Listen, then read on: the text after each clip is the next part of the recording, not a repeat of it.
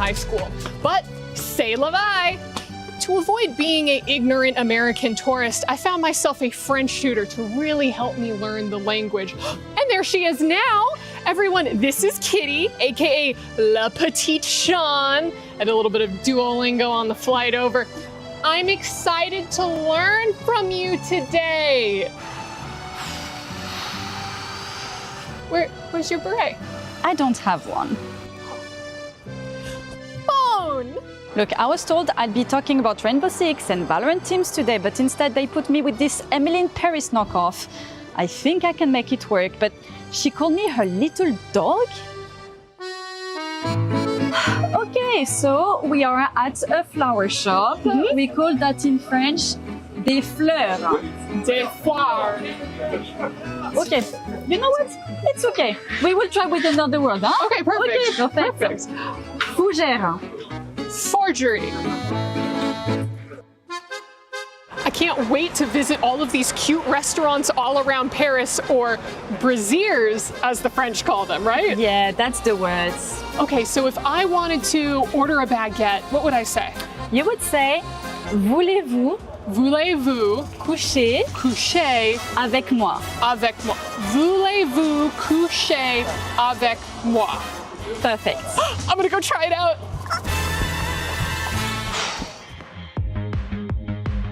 Ooh, this is really cute. How would I ask to try this on?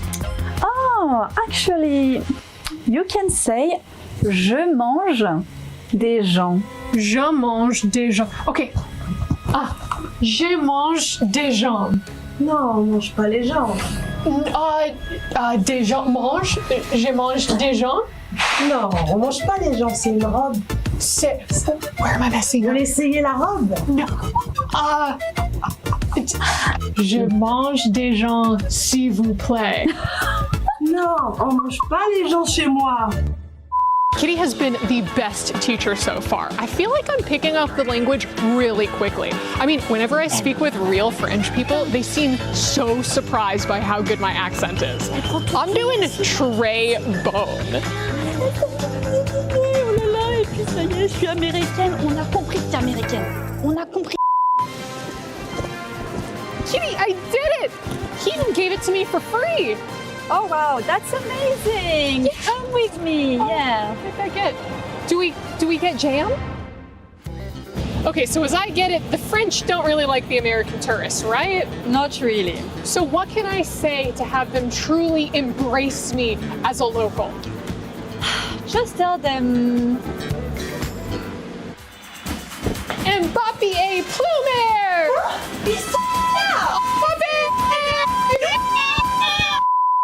Kitty, it worked! They've accepted me as one of their own!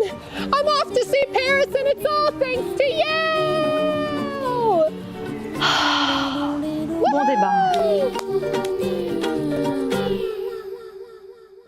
Welcome to Gdynia City, an activation right in the heart of the Esports World Cup. And let's be honest, you can't miss it. It is so bright, it looks incredible. This activation, we have VR, we have consoles, and we have simulators that you can take part in. It's so much fun. If you're going to the Esports World Cup in Paris, make sure you come down here. And my friend Luti is over here, my stunning co-host. How are you feeling? I'm into golf now because football is over for me. Oh dear, let's not talk about it anymore. Let's see how accurate you can be in this golf simulator. If there's one thing that I know, it is being a dad, gaming, and golf. And so this is my third one. Let's see your accuracy on this one. 82.3%. Luti, let's see if I can beat you. I hope for you. Okay, Barney, basically now it's your turn. And in life, you are doing two things. Hosting and playing golf. So hopefully you're gonna do better than me. I mean, you're not wrong. If I don't beat you, I'll be really upset. I'll probably have to quit golf forever. So we're just gonna have to wait and see. Here we go. It is your time. It is my time. Okay, that looks a little bit better than me, I have to say. Yeah, the sword goes back in the sheath at 90%. Barney Banks absolutely bringing this one home. It's okay. You can focus more on golf. I'll focus more on football for now. But for now, Lauren and Lace, it's your time. I hate football. Et on dansait au bout de la nuit, tu prendrais ma main, on serait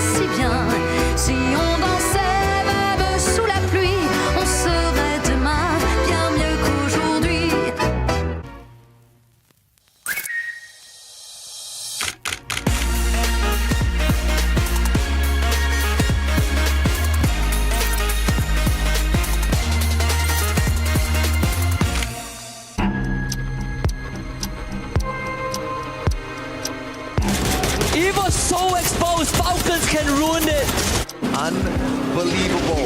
Focus! What we are seeing in front of us here right now. And the team to end it, Russia, with the final elimination. The Wonder Kid gets the job done. Just thinking about we're gonna lift the trophy together. I don't know, I don't think that much when that moment. That was my first international game, so that was quite easy for me to get the MVP, and yeah, very lovely. What made them strong in 2025 was the wonder kid called Russia. You know, he's been in the circuit for many years, and for many years he could not play on a stage like this because he was underage, their best sniper. And I think that was their secret sauce to success. If you look at him, he is the most humble kid you'll ever come across. You know, bright eyes. He never ever underestimates anyone. I think the most important thing is he wants to prove himself out there as well. And the moment he got the opportunity to do that, he did exactly that. Esports, this is the time to shine!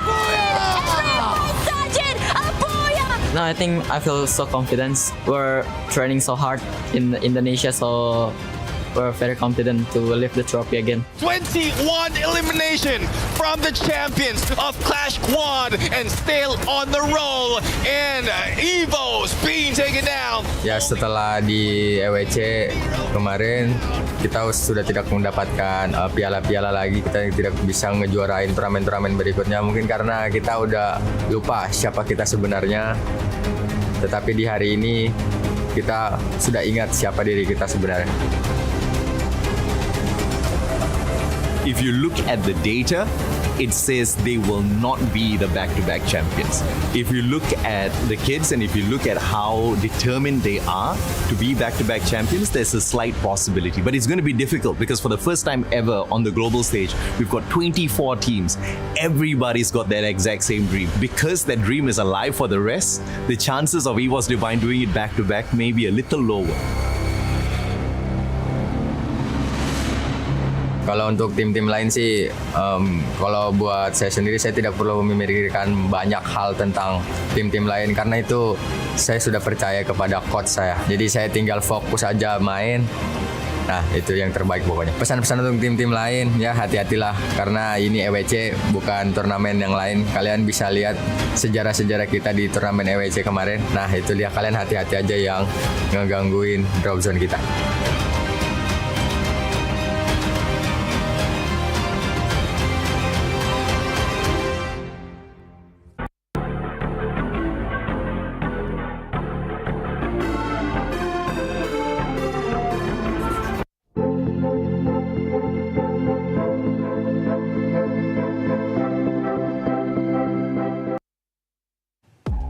Can you believe that Buriram United managed to get 3 booyahs yesterday? It's actually insane. I still can't believe it. That's pretty awesome.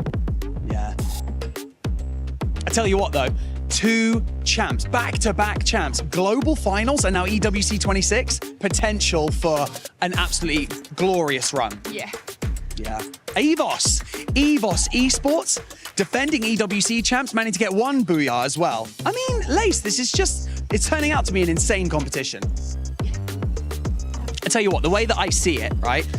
Team Apex Gaming have to come out of the gate swinging on day 2 of groups because they just need to do something, otherwise they're going to go out. Yeah. Yeah. You know what? I think ag.al are the most consistent team here. And to be honest with you as well, Gun Dynasty impressed everyone on day 1, didn't they? Is that a question? Nice. Welcome to day 2 of Free Fire at the Esports World Cup.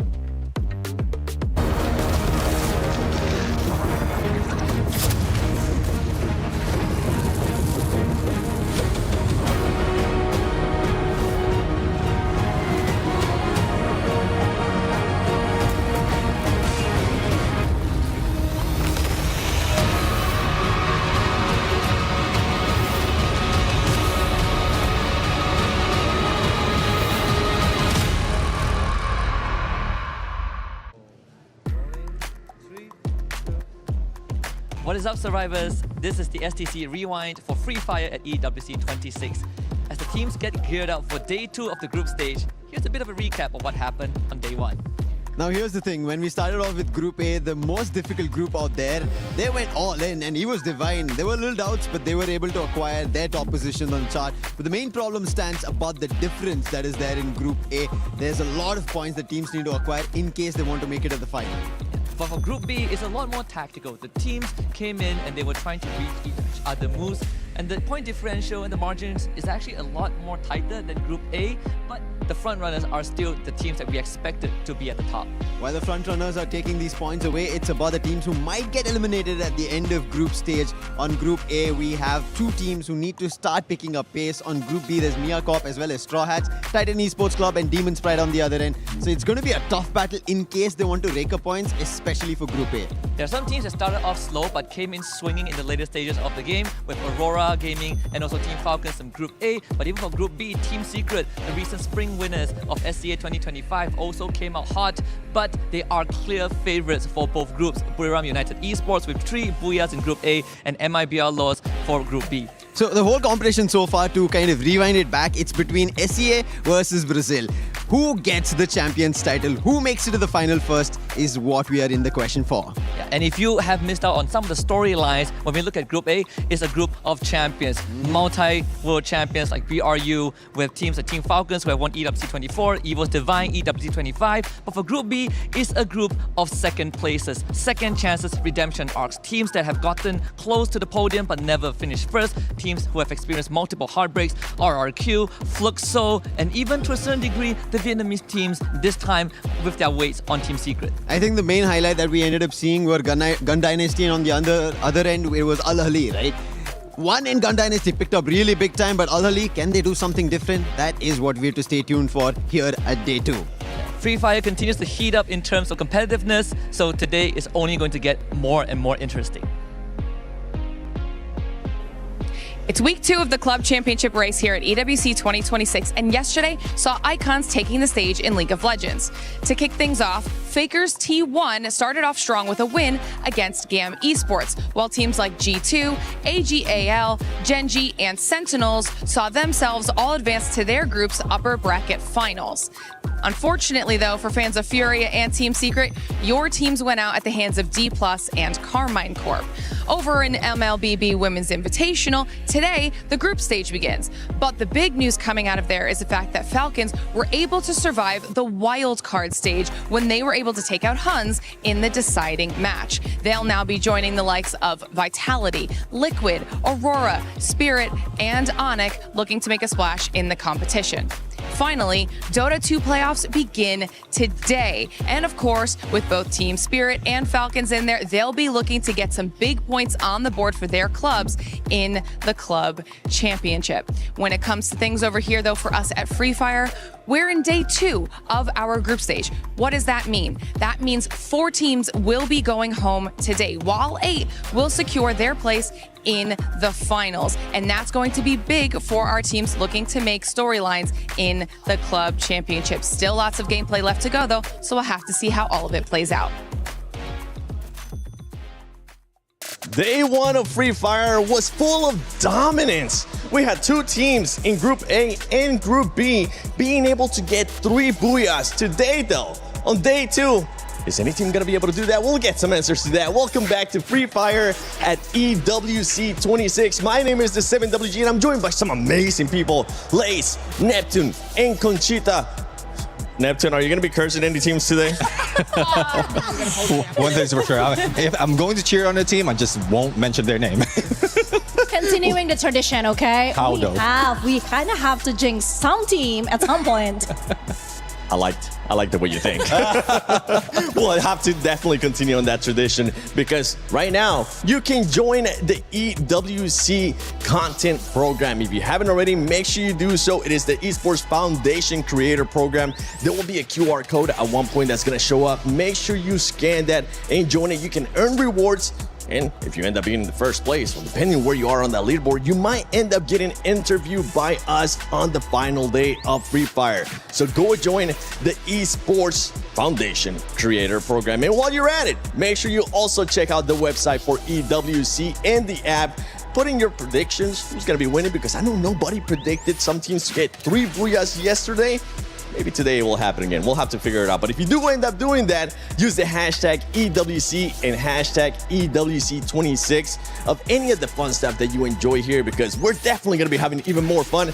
And as Conchita just said, we'll be cursing some teams at some point. Neptune won, because Neptune's going to be, we're going to be pretty much be What's Sherlock that team Holmes. again? No, Yeah, it's like, I don't know what that starts with an A, I think. Maybe not. Remember. Maybe not. Let's take a look at the overall for Group A, though, because this group, I mean, Buriram started off consistent. And just to remind everybody the way that this is going to end up working out at the end of the day, especially after this 6 matches for Group A, the top 4 will end up going to the finals where we will have champion rush. From 5th to 10, they'll end up going to survival, and the bottom 2, sadly, we're going to be crushing their keys. They're going to be going home, which, Conchita, I know you want to be here with us, but I feel like you really want to be down there crushing keys. You know, as an EWC newbie, it is so exciting for me to finally see the key crushing live, but also I'm devastated for anyone who has to be in that position. Okay, don't get me wrong. I'm not happy for that, but yeah, I'm excited. I mean, it's dangerous down there. I don't know if you know, last week we actually broke the handle and then all the keys just fell into its death. So yeah, I mean, you can have eyes on an absolute chaotic sequence of events. That's what I'm all about, I think. Well, let's take a look at the overall ranking that I was hinting at earlier. There you have it. Buriram United Esports with those 3 booyahs, 132 points. And from the top 4 teams that you're currently looking at, Neptune, I mean, Gun Dynasty, they're able to be consistent and be in 2nd place after 6 matches, even though they didn't get any booyahs. Yeah, I mean, it's more of consistency and placement points as well as getting those elimination. And look at how close they are on Buriram United Esports. It's just the position they're taking as well. And it's one thing that to know for Gun Dynasty, they are like the first time that we'll be in here and we didn't expect anything from them. So I guess low expectation is an element of surprise for the team right now, and they're just capitalizing on that. And some of the other squads that are very close to getting that threshold right. We have Loud in there in 5th place. We got Team Falcons as well. Lace, I know you want to talk about them. We're going to be talking about them even more later on, but they do have a gap to make up if they want to make it within those top 4. Yeah, you know, they got a lot of pressure and a lot of weight on their shoulders winning that club championship, 2 years in a row. So it's going to be, you know, just something that, I mean, you got to get that more mentality in and try and obviously overtake some of these heavy-hitting teams, but making that lead, you just want to try and get into that top 4. Yeah, well, hey, you know what? Since we're talking about Falcons, let's continue talking about Falcons, because this squad definitely needs to make sure they fully improve, right? Yeah, I mean, we saw it yesterday. They have a tough group consisting of like Evos, AGA, Gun Dynasty, and of course, Buriram United. Falcons finished yesterday, obviously, with the 89 points, 22 placement points, and 67 eliminations, but not a single booyah. We want to be seeing those today, Falcons. We will be seeing a lot of pressure on Fire, as he's like the only player remaining from the EWC Club Championship winning roster. So when we're talking about a pressure cooker, on Fire needs to bring it for the rest of the team. And, you know, they will need to lock in with consistency with both placement and elims if they want to be a part of that top 4 conversation, because I think they ended, about 26 points behind the top 4 cutoff. They're about 31 points ahead of Aurora. Sorry, Neptune. So they do have a significant gap to be able to get to that top 4 so they don't go to the survival stage. To be fair, though, I mean, first day was more about reading the game, adapting to each other's strategy. For some team, yes, they set the tone, they came out with a bang, but for some others, it's more like testing the waters, you know, seeing how everybody else is doing. And yeah, maybe today everything might get slightly better. They dipped the toe in. They need to jump in the water. Let's do it. It's kind of chilly. We're going to take our time. Yeah, I mean, it's warm waters of Paris, okay? Yeah. They're just dipping the toes, getting comfortable with things. You did mention about reading the game. Some of it are writing the game because they are consistent enough. Like elimination-wise, it's really difficult for the teams to get that, especially with how tough the teams are right now. But it's more position as well as rotation that they're working on to be able to make sure that they can get in the final circle. And not a lot of teams will be able to pull it off. They just need to be tactical, silent, and deadly at the same time. Oh, I like that. One team, I mean, that was able to do that yesterday especially, was one that you were actually hyping up, and you're kind of going on a trend here, and I like what you're doing, Conchita. And it was none other than RQ because that squad, you were saying they were going to start slow, right? They ended up picking it up. Yep. So it's kind of tying in with what you're saying. Hopefully, Team Falcons will be able to do that. But I think we need to focus right now on the second page. Aurora Gaming, we're just going to bypass you real quickly because I'm going to be looking at those bottom teams. Honestly, those bottom teams need to do something because, as I mentioned, the last two teams of this group will get their keys crushed. Yeah, Titan Esports Club and Demons Pride, 38 points and 30 points. That's quite brutal. I mean, Titan Esports just managed to secure 25 elimination points, whereas Demons Pride, 14 elimination points. Like I said yesterday, I stand on what I believe there is a total gap, an obvious gap that is happening between some of the teams that are included in the Group A. And I still think that it is the harder group compared to the other one. But I don't know, what do you think, Neptune? Well, I think there's a lot of things that can be done right here by these teams. It's not just consistency; it's playing it safe right now. Though from what we're seeing, elimination they're trying to catch up, but it's placement that they position-wise that they need to do right now. Going back to the basics, just finding final circle. Now, that's one thing that everyone is underestimating, and they need to go back that. Yeah, I mean, we saw it with just Paradox Gaming there. Like, I was watching sort of their playstyle throughout it, and they're getting placement. But the elims, it was like 22 and they've got 41 points. So they are managing to make it to the final circle. But as we saw on like a fair few maps, so is everybody else, because it is just them trying to solidify a spot within zone to then pick up more of those elimination points. But I feel like if they can kind of more take the elims at the start, then go and focus on their rotation, because they were just going straight to zone, which isn't sort of working out for them, being, you know what, bottom three. Yeah, So they're on the cusp. And you don't want to stay down there, because as it gets later into the matches, I mean, the pressure is going to start to build up too.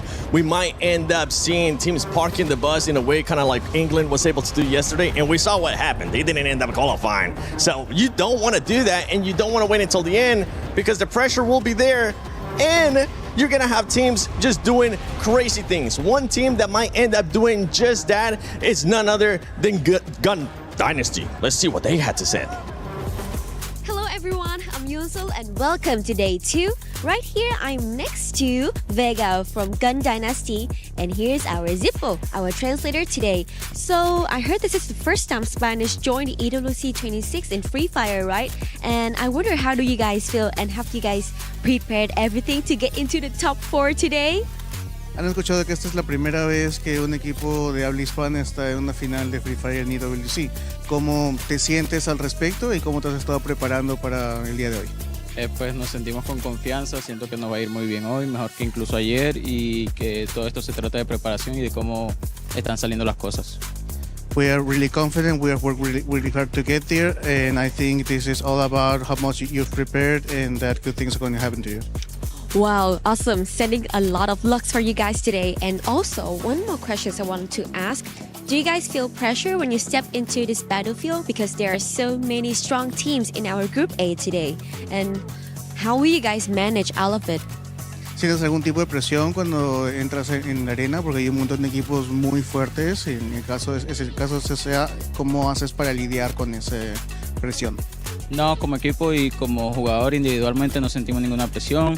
Sentimos que estamos jugando como si estuviésemos en casa, como si estuviésemos en un día cualquiera, y que esto se trata solamente de confianza en uno mismo. As a player and as a team, we don't feel any pressure at all. We feel like we're playing like at home, like it is any other day. So I think this is all about how much you believe in yourself. Oh my god, this is so great, because you know, when you play on a stage, it's really different from playing at home, right? But hearing his answer, it makes me feel so good about him. So thank you so much for your interview, and also thank you to our Zippo as well, and good luck to you today, Gun Dynasty. Thank you for your listening, and now let's explore more in EWC 26. Well, Gun Dynasty, we're expecting that same attitude today. Not being nervous, not feeling any pressure, because one team that didn't feel the pressure yesterday was none other than a reigning champions, Evos, and they started off hot. They were able to get a booyah on the second match, but I know today, for the PS5 story of the day, Evos, we want to see what they're going to be able to do. Yeah, of course, because if we go back to what happened on day one, the highest score EFOS had was in game 2, I think. They got 12 placement points and then 17 elimination points, and that was the best of EFOS, the best game that they showcased the whole day. And I think the teamwork between Russia and the other supports are working so much better towards the end. And this actually the thing that separates EFOS from RRQ, if I can say that. They do have the mentality to stay calm, to bounce back from the mistakes that they have, whereas RRQ usually takes a bit more time. It takes them a bit more time to be comfortable, to be okay with the mistakes that they did. And EFOS, that is definitely the reigning champion mentality that they have right there. It was a slow start, but then again, after a few bad calls, they finally started to climb up the ladder and continuously, consistently get the points that they needed. Yeah, and something to keep in mind too with this squad is that they are currently in 4th place, right? So I'm hoping that today they're not going to start feeling the pressure right off the bat. They showed yesterday what they were able to do at the start. Did you see them possibly crumbling since they're right there in the 4th place, going directly to the finals or going to survival? Actually, it's quite the opposite. I'm still pretty sure that EFOS has what it takes to go straight to the next stage without having to go through the survival stage. 111 points, 70 elimination points. That is quite big for EFOS. And I'm not saying that just because I'm Indonesian, obviously, but I do think they have what it takes. Again, it's a slow start, but I think that's where it's different, because when we see the way of the other teams are playing, the other Southeast Asian teams are playing, they came out very strong. Let's say Buriram United Esports, they bring out the big guns from the very get-go, but EFOS, they try to at least read the situations first. They try to be comfortable with it, and that's exactly what they did. They got better and better and better each game. One team, Neptune, that's going to be hunting them down, making sure that they get within those top 4 is going to be none other than Lao, the Brazilian squads. It's not just Southeast Asia here. Brazilian squads have been able to show up, and I know you're keeping a close eye on what Lao is going to be doing in regards to their game skills. Yeah, exactly. Especially now, you did point out EVOs with the numbers. Loud is now 4 points behind them. So there's a lot of things that they can do right now in this fight. But just to look up on what they did in Val, they're one of the teams who managed to bring in the A124 combination together with Oscar as well as Steffi. So with that alone, you can see the intention. They're not going aggressive. They're just playing it safe. And I guess with that, they're just, as you mentioned, testing water. So this is where they might switch it up to a more aggressive play when it comes to active skills as well as position-wise. But hopefully that will not be read by other teams. You know what? You cursed the team yesterday. Today, we're going to blast the team. Which team are we going to blast? I need a quick answer, though. Lace? Oh, my God. That's it, quick. Okay, Neptune. I need to go back to me. I kind of don't want to say anything. Oh, my God. Buriram? No, I'm just going to she's going to go with an Indonesian team. Okay, let's just play it safe here. Let us know in the comments below who you're going to be going for, because day 2 of Free Fire at EWC 26 starts now.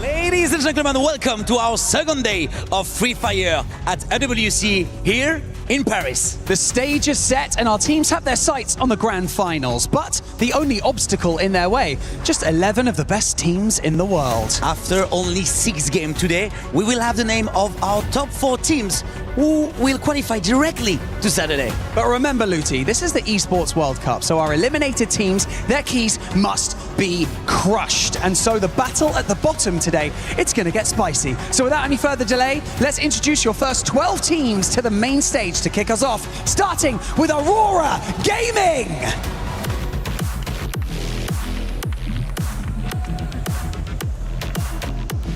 Team Apex Gaming.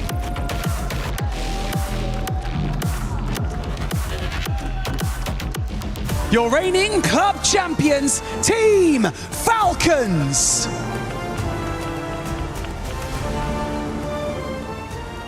ag.al.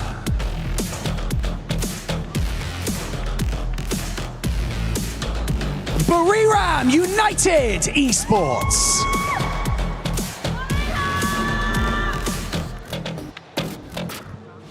Your defending champions of EWC, EWC Esports.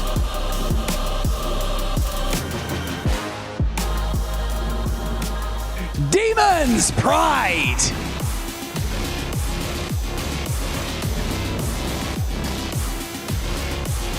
DRS Gaming.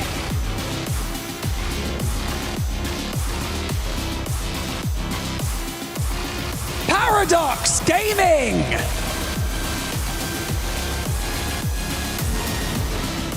Titan Esports Club.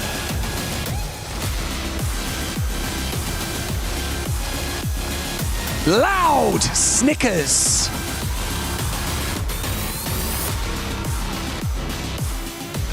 And finally, Gun Dynasty.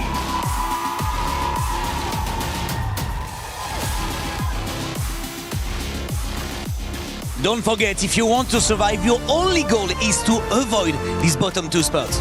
Words couldn't be truer. 12 teams enter the Gadia City grid, but only 10 will make it out alive. The stakes just got higher, so it is time to make your move. It is time for day 2 of Free Fire at the Esports World Cup.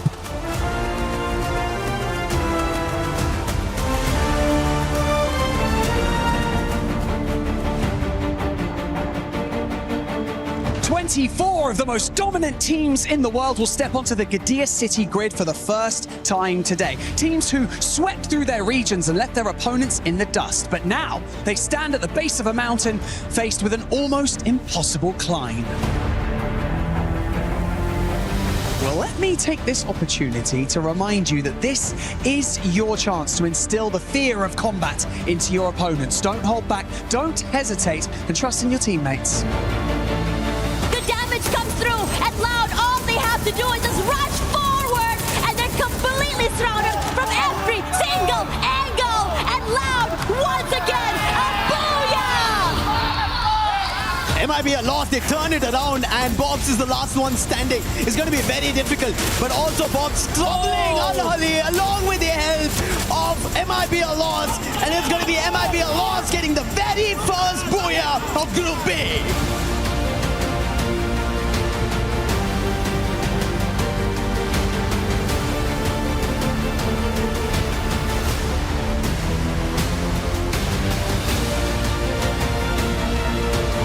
Looking for the final player, Kororo, looking for that recovery, and they will be denied as Buriram pulls away the third booyah of the day to take the #1 spot on the leaderboard.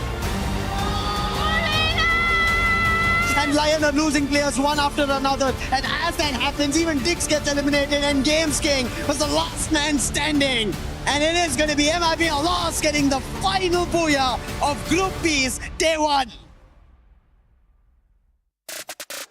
Ladies and gentlemen, welcome to Free Fire at Esports World Cup 26 here in Paris, France. And you know what day it is? It's day 2 of the group stage, which means that hopes will be crushed and dreams will continue to be built for the survivors. We have 12 teams from Group A, but only 10 will move on forward to either the survival stage or the grand finals, depending on their standings. My name is Husky, and I'm joined by Lucifer here with some 6-7 performances from some of these teams, but that's not the spot you want to be in. You want to be in the top 4 because you want to skip the survival stage, which means you skip 10 games. Exactly. It's going to be very crucial that you get yourself out of this grinder of a survival stage. Well, we say there are 10 games, but then those 10 games are not going to be easy at all because everybody's looking forward to another 4 slots tomorrow.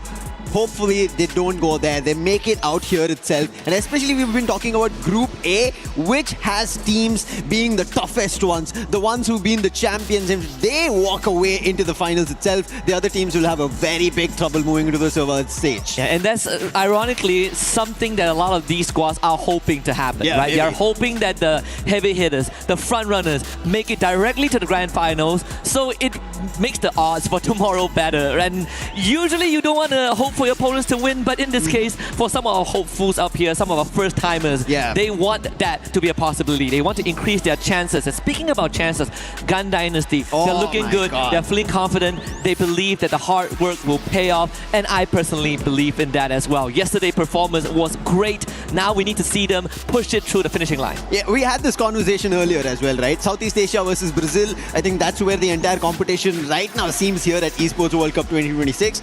But Gun Dynasty for Latin America, they're coming out of the mix, out of the blue, and nobody's able to read them. And especially for a player to tell that we're not at all feeling pressure. This is the usual stuff for us day in, day out.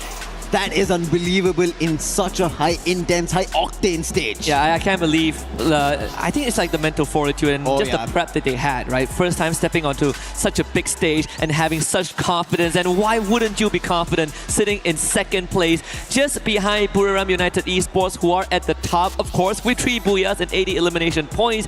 But if we take away that 3 booyah, Gun Dynasty isn't that far behind, right? They are only 3 eliminations behind Buriram United Esports, followed by ag.al, and then our defending champions on 25, which is Evos, Lao Snickers as well, with 2 booyahs under the bag. Team Falcons catching up in the later stages of Group A. The top 6 look incredibly strong, but then we see the separation between 6 and 7. Yeah, big difference around the 6 and 7. 58 points is where Aurora right now start off, and that's almost around a 30-point difference. This is not going to be an easy jump up, and that is the reason we've been talking about, like, yes, at the end of the day, we're going to be going to the Crusher to take away dreams.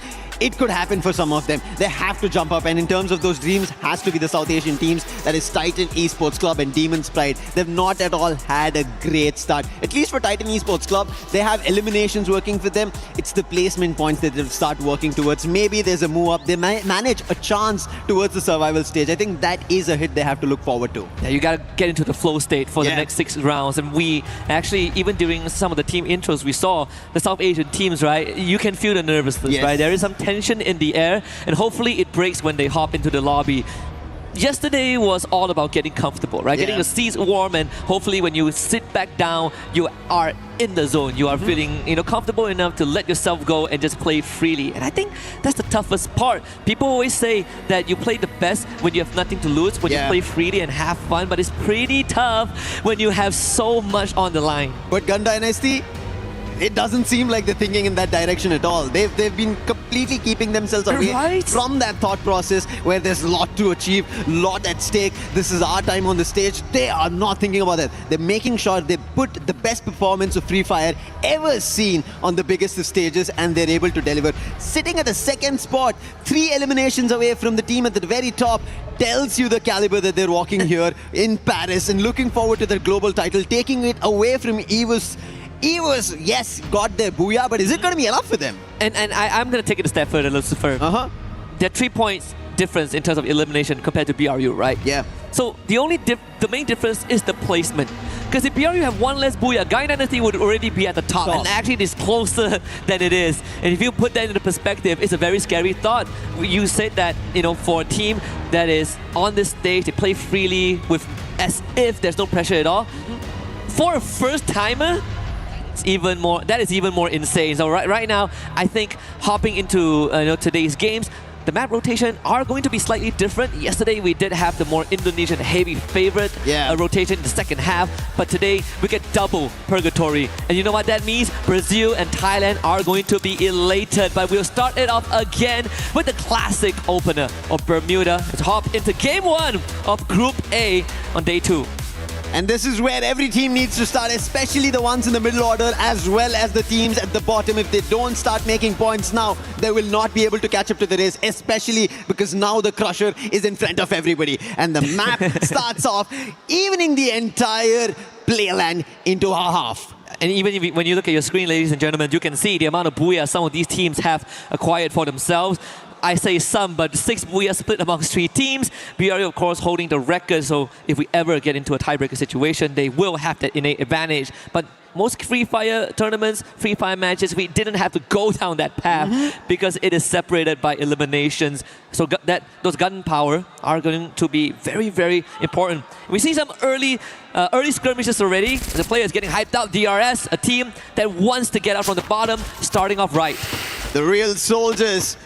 They've looked decent. I really like how they played. We were talking about them yesterday when we were sitting backstage and looking at their games. They start off well. They have their one-off games, and they did that yesterday as well. EVO's right now on a team that needs to get to the top spot. That is going to be Falcons. They're firing on them. Eliminations already, 3 totaled up. This tells you why they're the champs, why they're the defending ones right here on EWC. But now challenge coming in from Pina. He's already taken 1 down. Damage big time. And I think Abax is in big trouble. Glue walls help him out, and then running around the glue wall, he puts Pina down. Bailed out by the mini Uzi in the CQC.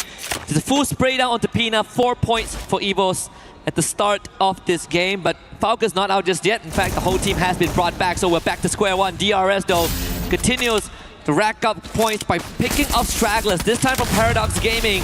And even Windy himself catching Alu out in the open, but again, the mini Uzi is the superior weapon.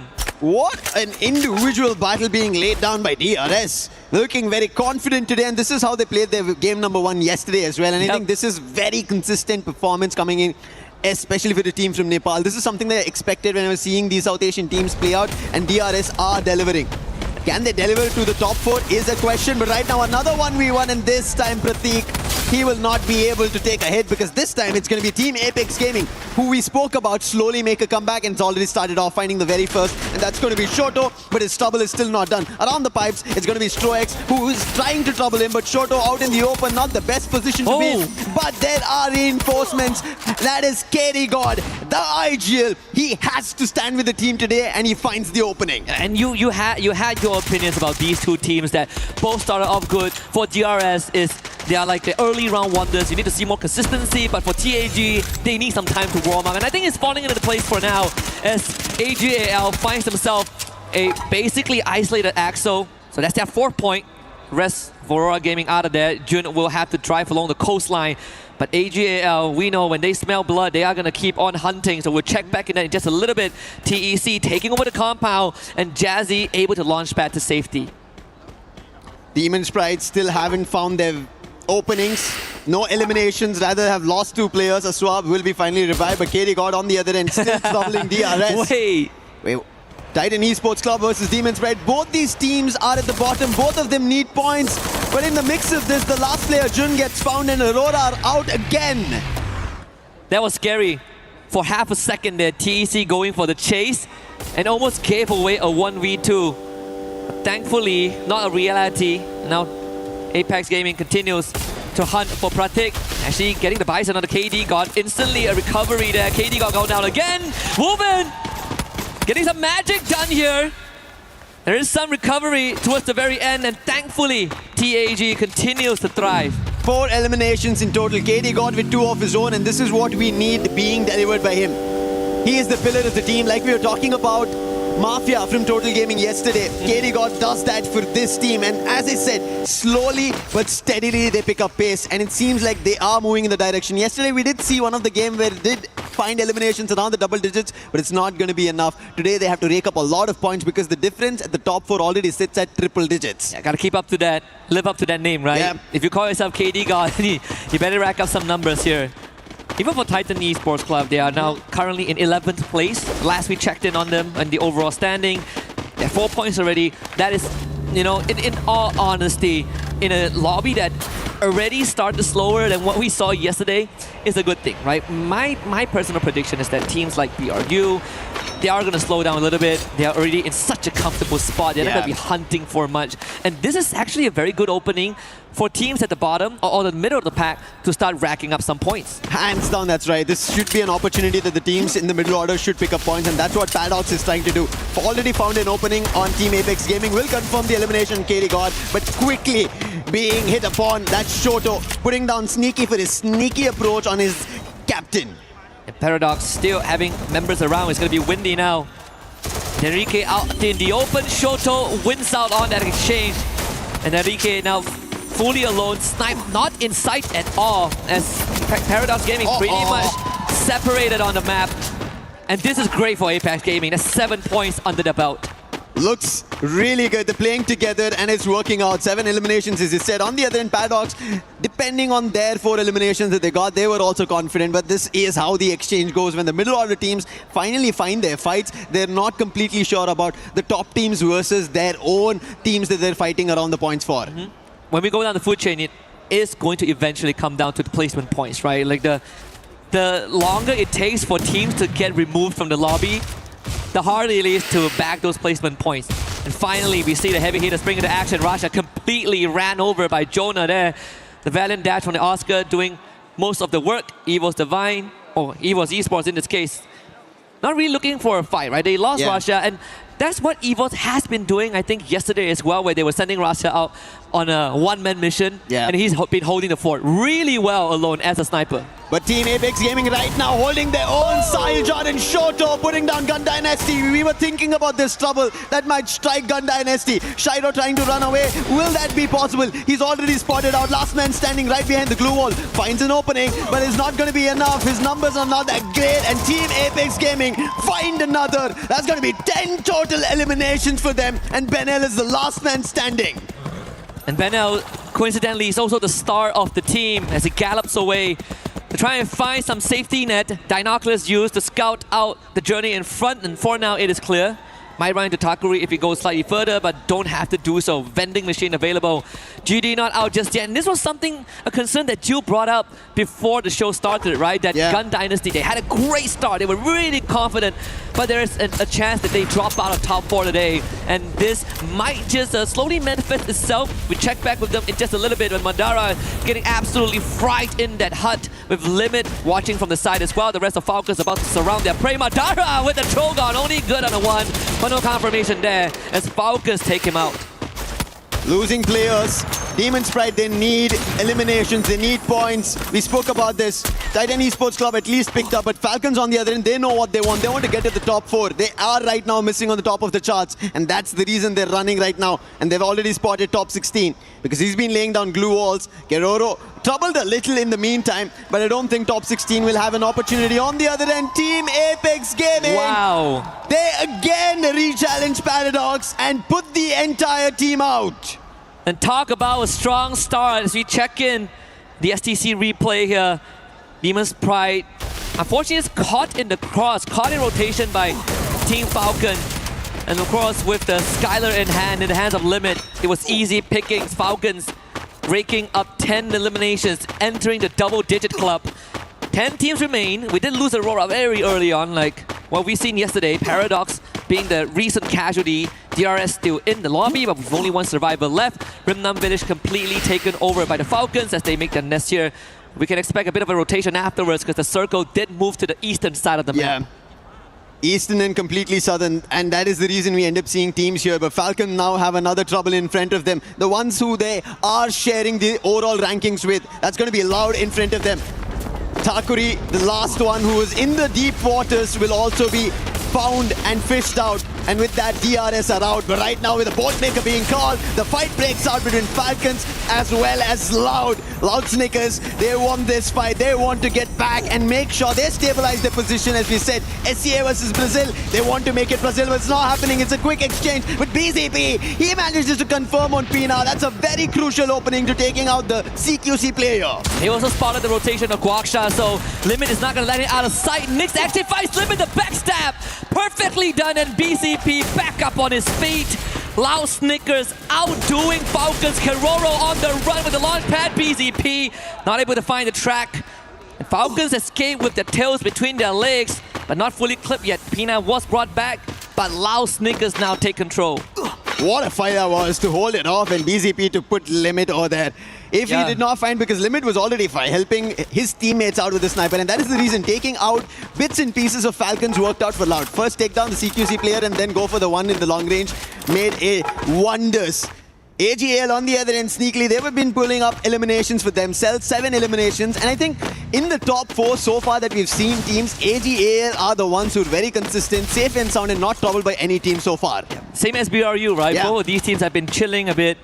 we say that they have been taking it slow, but then when you look at the eliminations, ag.al actually has 7 eliminations off screens, and most of it is just picking off stragglers and catching teams in rotation. But most of these teams, they were able to get those revives in, and this is why we still have 9 full squads, almost 9 full squads less for Demon's Pride. BRU now making their rotation just past Porte. A good chance that they run into GD again, who has been giving them some problems yesterday. Gun Dynasty yesterday has been a problem for their own. Hopefully they soon recover. But right now, Demon's Pride, they spot a problem in front of them. That's going to be loud. A quick run with a boost in the vehicle they took, and they take the compound right next to Demon's Pride. 3 players, Jazzy, Aswab and Madara, they have to figure an approach because Loud have been looking louder than ever here on day 2 for the top 4 spots. Absolutely. And it seems like Demon's Pride are thinking about standing their ground, but there could be intervention from EVOs who are right behind them, just silently watching this go down. We see the UAVs being sent out. And I think Lao Snickers are doing the good move. This is a very classic pincer, right? You surround the compound and suddenly whoever is in those buildings becomes the one that is trapped. DP are starting to feel that pressure. Yeah, today, I think Gun Dynasty, while they did not feel any of it yesterday, it is about qualifications. It's about keys at stake. It's about making it to the final. And right now, even Titan Esports Club on top of the silo start putting players down, doing the damage, and Evo's helping out over there. Unfortunate, one of the eliminations was stolen away, but they still have the eyes on the Falcons. The verticality has changed. Falcons are on the ground, whereas Titan Esports Club are on the roof right now. Yesterday we got very generous circles, but I think today things are going to only get worse. Look at the final circle. I mean, the circle's right out in the open, right? So if you are not good, if you are not comfortable with these CQCs out in the open, if you are slow in the decision making, that is going to be the difference maker. And I think it's a very good time to put our teams to the test.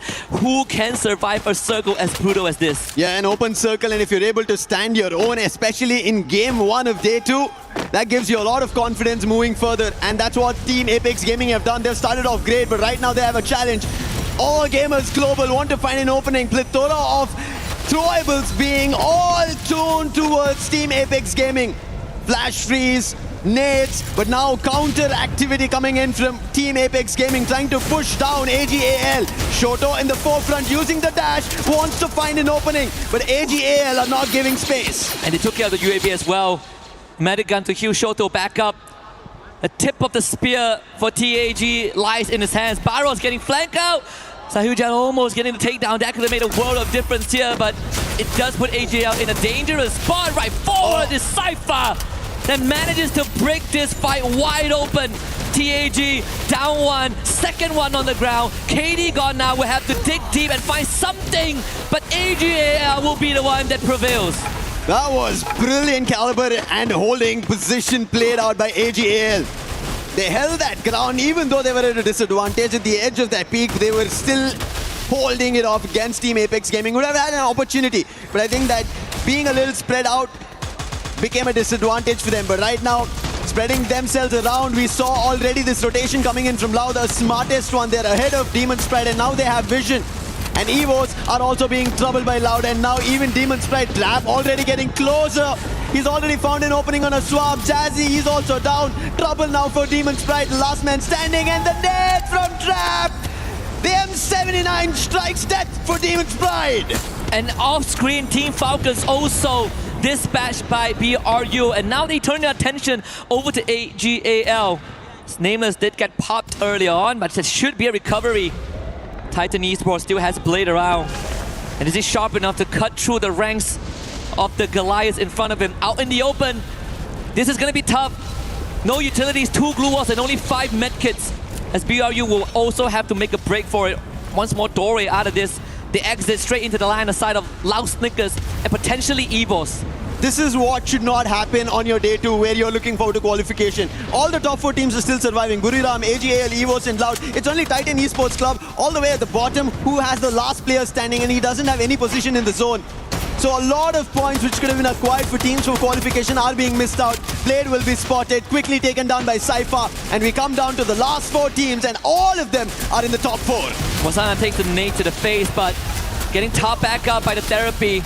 The support system always solid there. Get high, getting sniped by Cypher. But BRU focus on Loud Snickers, and that's a fatal mistake. As Loud Snickers and ag.al work hand in hand for the elimination, and now they turn on each other.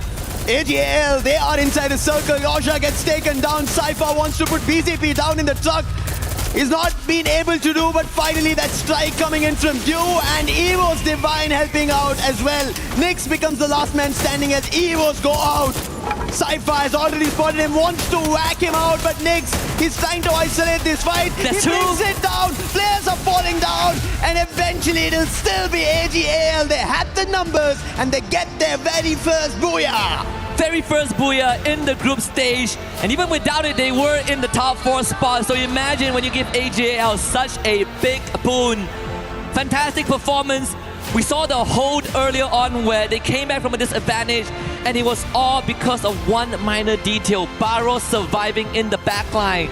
If you don't break the backbone of ag.al, they will break you instead, and that is exactly what was achieved.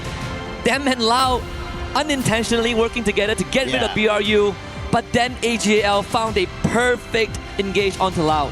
Yeah, I think there was an opportunity where Loud, if they had a chance to recover themselves after the fight, being at the edge of the zone, it could have been their booyah as well. They've already pulled so many yesterday. It could have been an added or third today. Yep.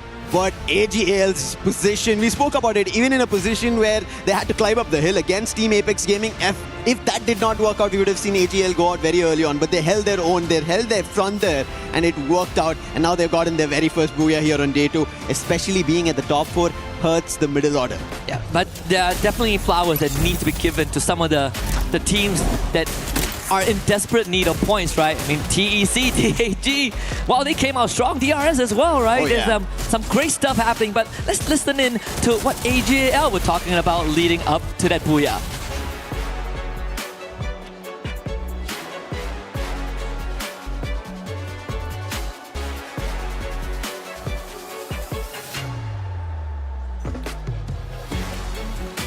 Again, another performance from ag.al that I think shook the opener of day 2, but I would say, right, this goes back to the potential of our secondary scenario. If this trend continues, then might as well let them go through. Let them go through, and we have some of the teams who are chasing for their qualification to grand finals play tomorrow. An extra 10 games, but I guess without these heavy hitters being a big threat, it makes the chances slightly better. It makes the chances slightly better if you think about the survival stage, but as you looked at the performance right now, the bottom dwellers, the last 2 who were there, even Titan Esports Club and Demon's Pride, they try to make it towards the top 6 teams, meaning they're acquiring placement points, they're getting eliminations, and they're trying to get themselves out of that elimination threat, meaning the middle order, now it's completely dicey. So you don't know who's going to get eliminated, so better be wary. Either you strike towards the top 4, or you don't know if you're going to get eliminated or not. Yeah, there's always that safety net, I believe, for any Free Fire competition, right? If I can't take that top spot and qualify, the bare minimum, I make it out alive to the next stage. And so if you can't aim for top 4, aim for top 10. But I'm not sure if it's going to be as easy as it sounds or as easy as we make it sound. Because look at Gun Dynasty, they were barely able to get 2 points in this game. That tells you day 1 and day 2 can be completely drastically different. It cannot replicate the same performance, and that's what even ag.al, to get their very first booyah, allowed to go out like that, tells you that teams are slowly, strategically planning their championship. They want their trophy, their key put on the shield. Yeah. What more impressively is how this group was a group of teams that basically they enter the boxing ring and they just start swinging, right? They're just filling their arms, they're trying to get some haymakers in, and then maybe after 6th round of just mindless brawling, they decided, okay, that kind of hurt a little bit. We got to slow down. And the teams that actually made it work are the front runners. ag.al, very patient. BRU, very patient. Loud Snickers, very patient. And patience paid off. Yep. Completely. The top 4 teams surviving till the very last, and also being the last 4 surviving teams, that patience, that holding game off, actually playing as survivors and knowing that they don't have a lot at stake to go out. Whereas Gun Dynasty, something that we were talking about, if they miss their performance today and if Falcons rise up the ranks, they might get pushed down. We already spoke, yes, they have high number of eliminations, but that's not gonna cascade and help them out to directly qualify if they don't put up a decent performance today. Yeah, I would say that they do have a safety net with the points they have, and let's see how much longer they can lay in that bed of roses. We're gonna let them lie down and rest for a little bit, as we will be right back with more Free Fire action. Play is in our DNA. Whenever we let it out, it becomes our superpower. Now imagine an entire city being built to supercharge it. Kadir City, powered by Play.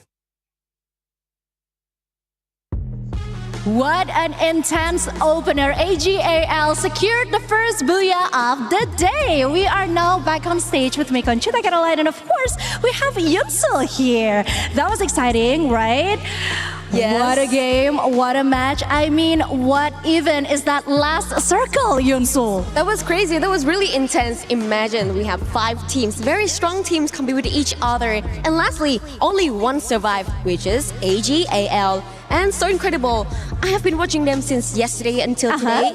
And finally, they got their booyah. I was waiting for that for the whole day. Yes, and what's amazing is that AG actually scored the highest elimination points the other day in one game, and that was the 5th game. They got 19 points. I'm pretty sure they were able to be doing that again today, hopefully. But seeing what we just saw in the first game, I think things are looking quite promising, right? Yes, from what I can see from yesterday, they have been playing very stable. Even though there is no booyah, but still, as you said, the elimination points was on point, on peak. They were doing so best, and today, finally, after game 1, they got 1 booyah. But still, the first ranking here is Buriram United Esports, which is 149 points for the first ranking. Well, this is our stage hit for the after game 1. Thank you, Conchita, and thank you for your listening. Let's head back to our casters.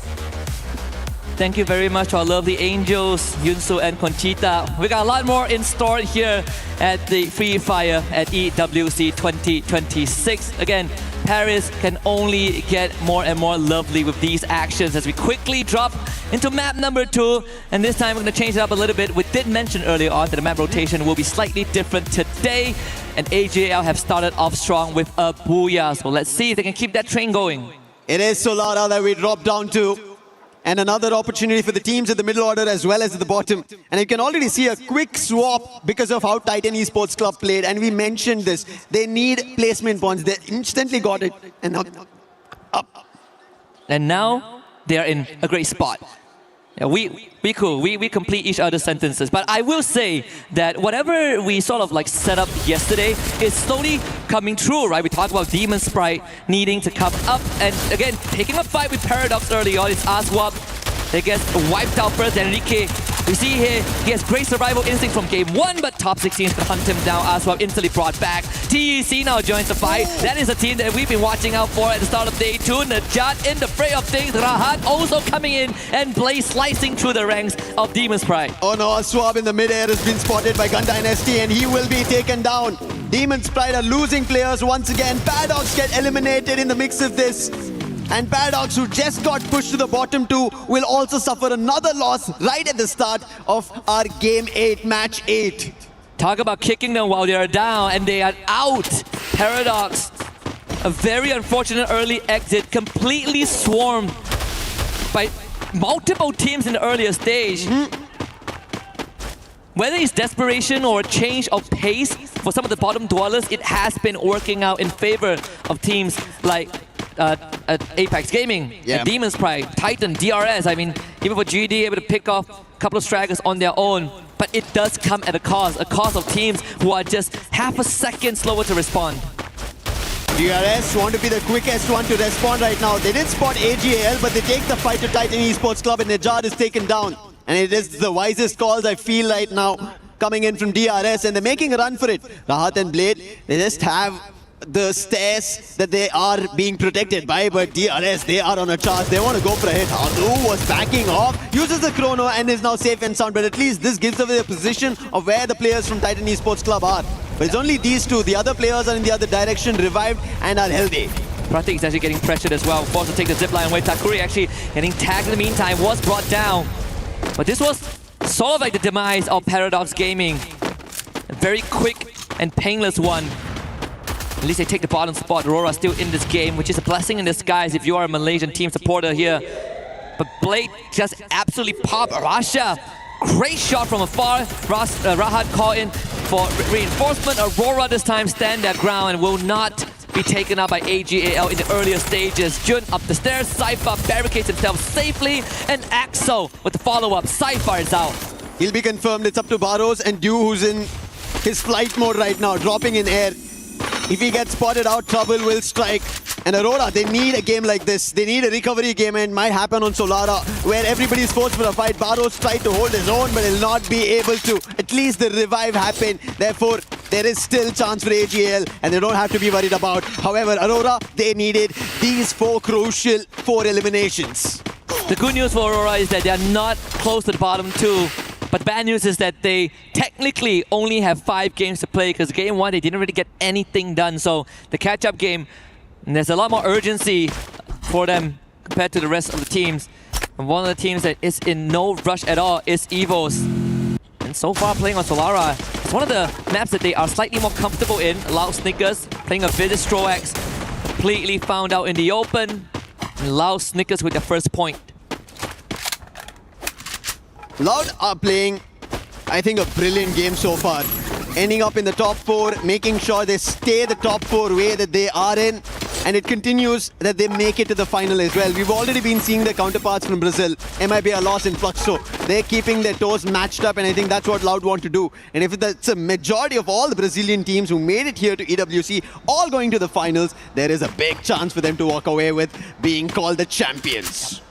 It's a lot of pressure also, because when we look at, even the, I want to say from the earlier days until now, you would expect teams from Thailand and Brazil, if they qualify to a tournament, they're expected to all make it to the grand finals.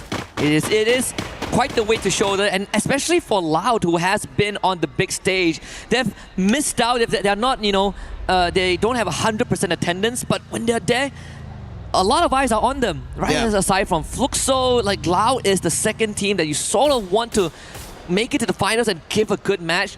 But it has always been so close. But Aurora also want to make that happen, and that's the reason this challenge happens. However, Jun's lost. That is Rasha coming in. No way! He puts Sue is also down. Confirmations. Aurora are losing players one after another. That's Rasha for you. He wants again. He was back in action. Aziel spotted. Aim God puts him down, and it's the Axel. Can he put the chopping block out of EVOS, or will he be found out? Damage done, HP lost, his position completely compromised. It's just a boulder, and the direction that he's running away, I don't see a vending machine to help, nor a team to help out.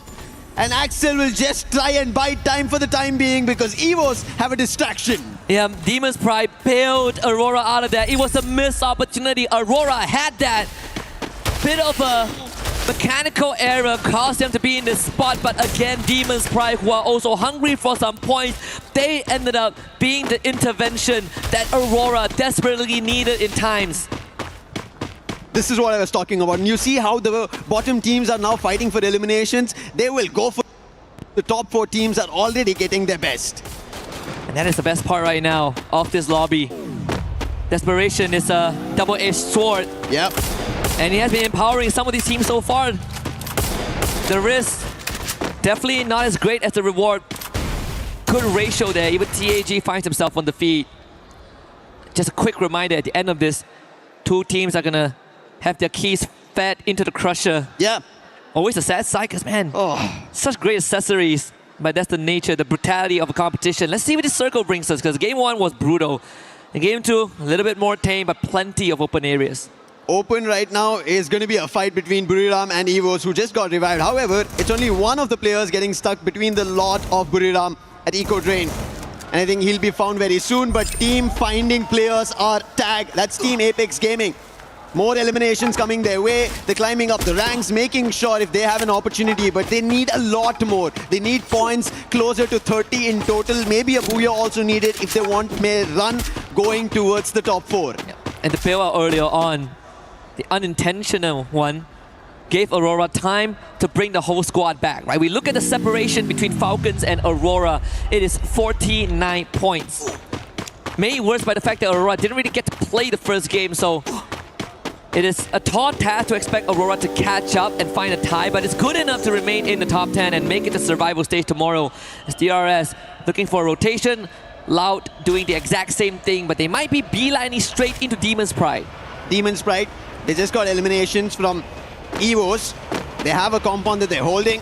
Looks to be a better game. Loud have just found their one here.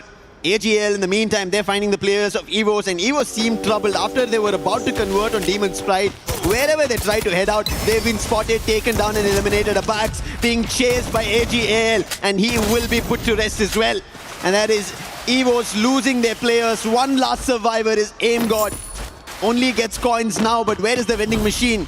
On one end there's Buriram, on the other end ag.al, and right in front now Demon's Pride as well as Loud going in for a fight, and it's going to be Loud putting Azwap down, and the entire squad within a whiff gets eliminated. A full blitz from Loud again. Their execution in these quick hits are so efficient. They make sure that the fight ends within 15 to 20 seconds so that there's time for them to recuperate if a second team does arrive, and it's something that has defined Loud's playstyle in competitive Free Fire. The Wonder Kid gets brought back, but that's the most that aim.god could do for the team, and right after that ag.al finds a pickoff. And it's the same situation that EVOs frequently find themselves in, playing the survival game. As of now, I think that's the mantra for them. They're unable to find a footing to just go for fights, and they've been just chased by teams. Put them down one after another, and DRS wanted to start out strong. The real soldiers using UAV to just get a grasp of information around. They spot another and they do destroy. Strox, he is the sniper. He's the one who finds a lot of value, but so far for DRS, at least today's start in game number 1 was decent, and out of that, Solara right now hasn't found much. And it's a team that is also a first timer on the EWC stage as well. Finally getting what people say they deserve over their counterpart back in the region. ag.al now facing off against BRU, the same face-off as round 1, but we might find an early ending as Jonah with a good hit on the deal. Saifa still pushing forward with support from his teammate Wasana though will win that fight, and this time BRU, they will show ag.al that once is enough. Barros is poking it out of there, but has to go into the blue with no coins at all. You could see how clever that fight was. They used the Steffi, no throwables that could have been dropped by the side of ag.al, went in for a 4-forward fight, guns all out, and Buriram had the better of it, and ag.al could do nothing of it. It's just very strategic play coming through, and this is what makes champions. And you mentioned Buriram, they want their cabinet with an EWC trophy, and this could be one of their opportunities. Yep, it's the final piece of the puzzle, and how poetic it is that the final piece of the puzzle is fitting the key into the plaque. It's going to be a lot of stories being completed. I think, again, for BRU, the whole world is waiting with bated breath for that to happen. Alu ends up stepping on a landmine, and that should be the end of DRS as Guasha finds Pratik. Point number 7, number 8 for the Brazilians. DRS, they'll just have to try and put up a fight, but unfortunately, not enough firepower in this case. Trap mentioned it's time for Brazil. It's time for Loud to get this trophy, and he is doing it for the team. Playing together, the last man makes a run, but how far can he run? Loud have another challenge. That's going to be Aurora this time. Back and forth. The compound was cleared by Loud. They took Demon's Pride out. DRS came for a challenge. They were pushed out, and now Aurora. Is the story going to be any different? Loud are going to just get eliminations after eliminations, and highest so far here on Solara, they're sitting at 9 in total. The property value of that compound is only going to keep on increasing with so much of visitations. KD God, with the help of Shoto, was able to take out Barros, and that spells the end for ag.al in game 2. 8 teams remain. Falcons still healthy. Sharu getting chased down. It's Gun Dynasty not really having the best of time, and Pina finds the 3rd point for his team. One last survivor from Gun Dynasty. That's the only one right now. But on the other end, Aurora. This real estate, as you already mentioned, it is just Loud's. They've written it down, they've cemented it, and it's going to go down ages, at least here on Solara. And they're at the dead center of the circle, so nobody's going to push them out. Maybe the circle itself decides to make a very hard shift, and then Loud would have to change the position. And even then, wow, they don't have to. But the circle, consistent with what we've requested, at least for today, give Lau a bit of a compound, but most of the safe zone is out in the open. Dinoculus is scanned now, so someone knows that Loud is in that compound with 12 eliminations to boot. BRU should show up on the radar any time now. I believe the Dinoculus, it's a good chance it came from EVOS or even TAG, who are now making their appearance. Can Loud hold back the third wave of challenges? Team Apex Gaming, they need these points more than Loud. The challenge has to be very critical on the hit. DRS were in the same compound, but Loud were able to turn it around. And yes, a little active in terms of their approach, going a little ham against Loud while there were landmines all across. And even right now, a Gatling gun being placed, the mini turret could be trouble. Riptide Rhythm on the other end coming in from Falcons to break the defenses of Buriram. Spotted out in the open was Jonah. He backs off with his teammates, making sure this fight instantly doesn't replicate to eliminations on either end. I mean, Team Apex Gaming a lot more patient. Something that I think is going to be the main difference maker between what we saw from Aurora, right? Well, a lot more in your face. Wanted to make more moves. Falcons also starting to feel a bit of that jitters. DRS planting themselves on the low ground as Ray out in the open will be picked up by Guaksha. So that's the 13th point for Lao Snickers. But the rest of EVOS, even if they get through Lao, they still have to do a DRS. Apex, what was that? That was a big surprise. Nobody expected him to be behind enemy lines. And Rasha being the distraction. And he's still firing. Abax gets another player from DRS, but they instantly put glue walls and stall that at least for the time being. Abax, can he find more? Rasha on the other end. These two players on two different directions trying to corner a team, and Rasha spots Falcons. Damage being done. Finds the knock. Can he find a confirmation? No, again, glue walls being blocked on any approach coming in from EVOS. And Rasha himself, 6 out of the 7 eliminations this game for his team. Him and Apex completely separated, and Trap will take care of his teammate. The Wonder Kid left to his own devices, and now the circle closes in. Even La will have to start evicting the compound. Riptide Rhythm goes absolutely wide there from TAG. So Falcons not really threatened, and they have such a good spot perched up on this boulder. It looked like it was going to be Loud earlier, but right as now, as you mentioned, yes, it is Falcons. They have the best position to hold every team off. The circle's about to close in the next 10 seconds, and also it's shifting. Teams better be ready for this. Wolverine gets taken down by Moshi. A very small slight angle where he found Wolverine down, but I think it should be an instant recovery. Not much to be worried about. But Team Apex Gaming, they have to put them down right here at the hut. But Buriram now decide to go challenge and get closer. Falcons trying to hit shots, but none of them connect, and Buriram make it safely. And the result between BRU and TAG comes down to how much can Falcons change the course of this battle.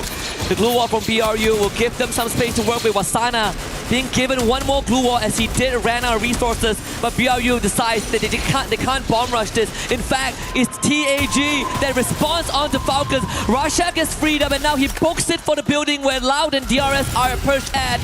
Launchpad being used as well. BRU now arrives on top of the roof. The reposition enabled by the chaos. BRU now in prime spot. However, Loud are taking away those eliminations, stealing it away. Damage being done by Buriram, but Loud, they are getting it all.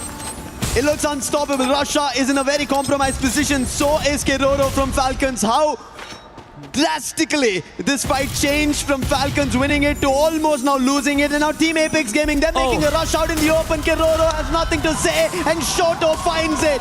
And right now we have the best 5 teams looking forward to points. Falcons are out of the race, and Team Apex Gaming now move to that prime position. They will have to relocate because the circle decides that that will be the case. EVOS eliminated down to top 4. And TAG ever so close. And so far they will be unbothered just for an instant, as DRS is going to be the one that faces resistance. Lau, attention put onto Captain Jonah. BRU under pressure. Wasana responds from long range. They need to keep Jonah alive, and Jonah is the anchor that cannot break, but Lau is putting on immense pressure by just rushing in. Aluk is taken now off screen by Trap, and BRU able to retreat to a safe space. TAG now needs to catch up. Just like how out in the open Buriram made their rotation, even Loud managed to, with a plethora of glue walls, lay down the land and they walk across. They're closer than ever. Team Apex Gaming in the meantime, just because Loud decided to rotate out earlier, now they have an opportunity. Jonah finds Takuri, the last one from DRS, and now Team Apex Gaming have an opportunity because Loud and Buriram are close together. However, Get High, he is shooting the players of Team Apex Gaming and not letting them slide down the hill. This is the final lap for Apex Gaming, and hold my hand, Lucifer, because we might be witnessing history here. The top 3 teams, 2 of the front runners still with the full squad left alive. But Team Apex Gaming have the high ground. They have couple of moments, couple of instances where the blue zone will make the difference, and TAG, they are in such a prime position to get this pickoff. Loud, they decided to make a rotation earlier than Buriram, but Buriram had the position and Loud are trapped because the zone's closing in. Glue wall's not working out. Kenny God finds the opening. And they do it here. TAG, the faster they get rid of Loud, the better they are for him. And Loud, you know that the Brazilians, they don't back down and they are ready to take that fight. The cluster would have been nice if it connected, but now Loud are out of vision and BRU into the fray. Team Apex Gaming, they have an advantage. Loud have a safe spot. BRU are out in the open. Riptide Rhythm.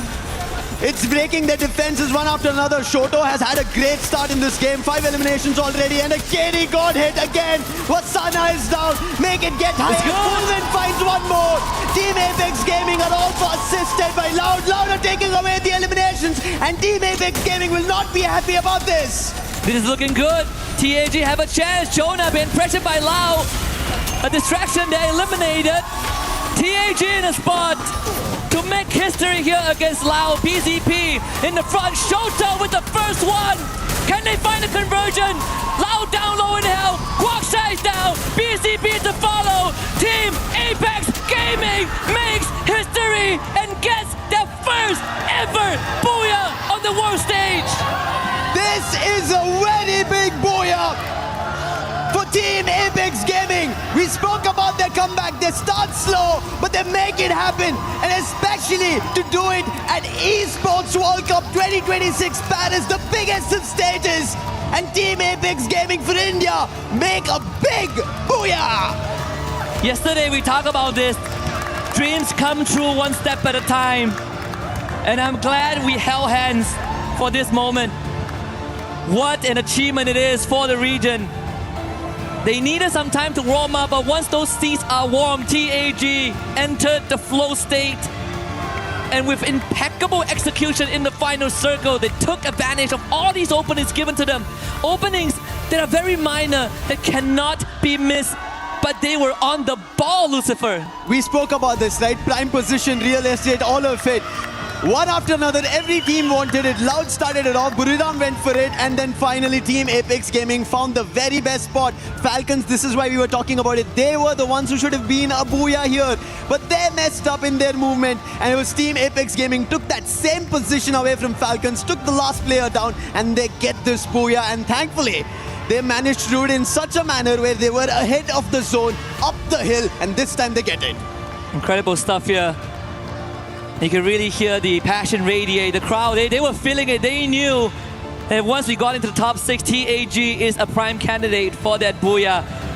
And this is what the Esports World Cup is all about, man. Unpredictability, the volatility, but this final sequence, TAG, I could rewatch this all day. All day, all long.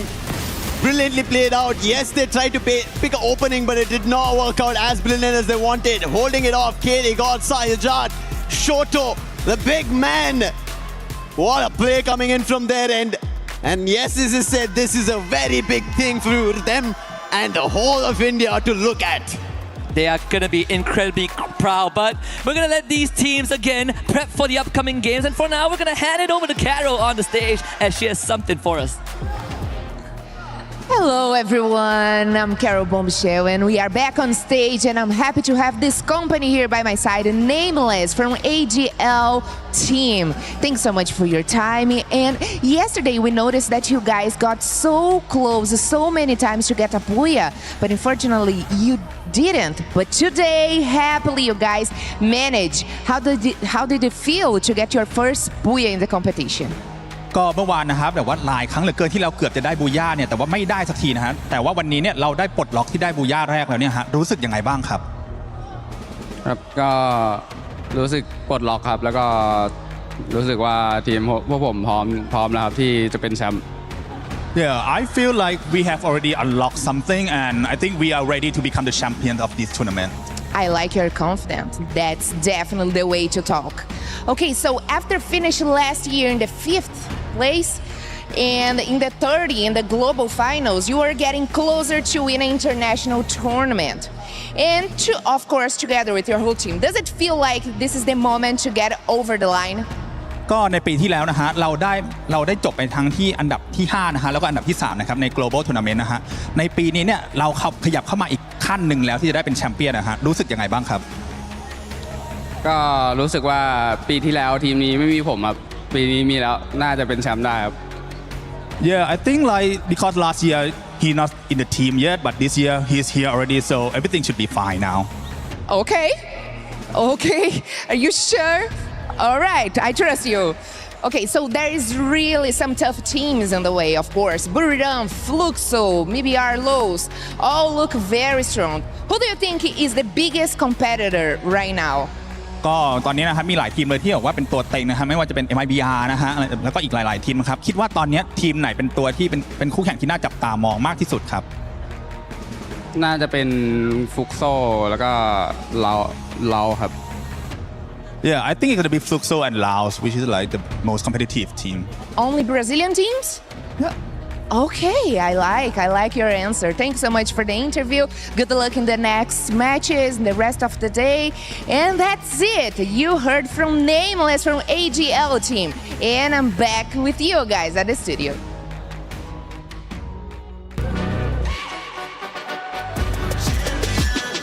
This ain't no regular thing. Came for the ring, you know what I mean. You see my name in the lights. Better get right, I'm champion.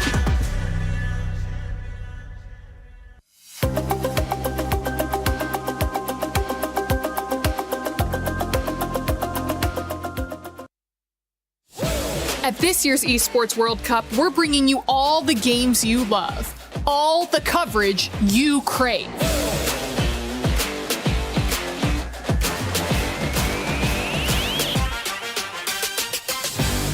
And for the first time ever, a completely unfiltered behind-the-scenes broadcast. And he absolutely destroys him. I don't think he ever saw that coming. That was incredible. This means you're getting the real coverage. I think that was with raw opinions. I'm just gonna have to say it. I think they have their heads up right now. They're just absolutely. Yes, from broadcasters who don't even know they're being recorded. They don't know they're being recorded? Oh, what do you mean? That is insane. What this? Nicole, I said, please, lactose free. I can't deal with this. All right, not Eva, here, we not gotta, now. We gotta look at this game. I'm sorry, is this a good idea? This is what we have. All you have to do is read the lines. They All right. the bed. They're absolutely the bed. I don't understand how this keeps getting allowed to take control of the space and nothing is done about it. We're gonna get fined. There's no way that this is gonna work. Don't worry about it. Don't worry about it. We do the thinking, okay?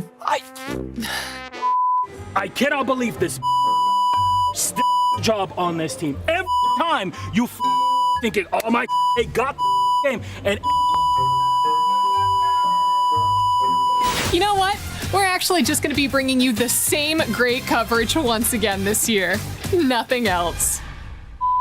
First KC fans try to sabotage me, now my own agent. I hope our reactions for that game were not recorded because there's a lot of stuff that we were saying that's not going to be able to be broadcasted.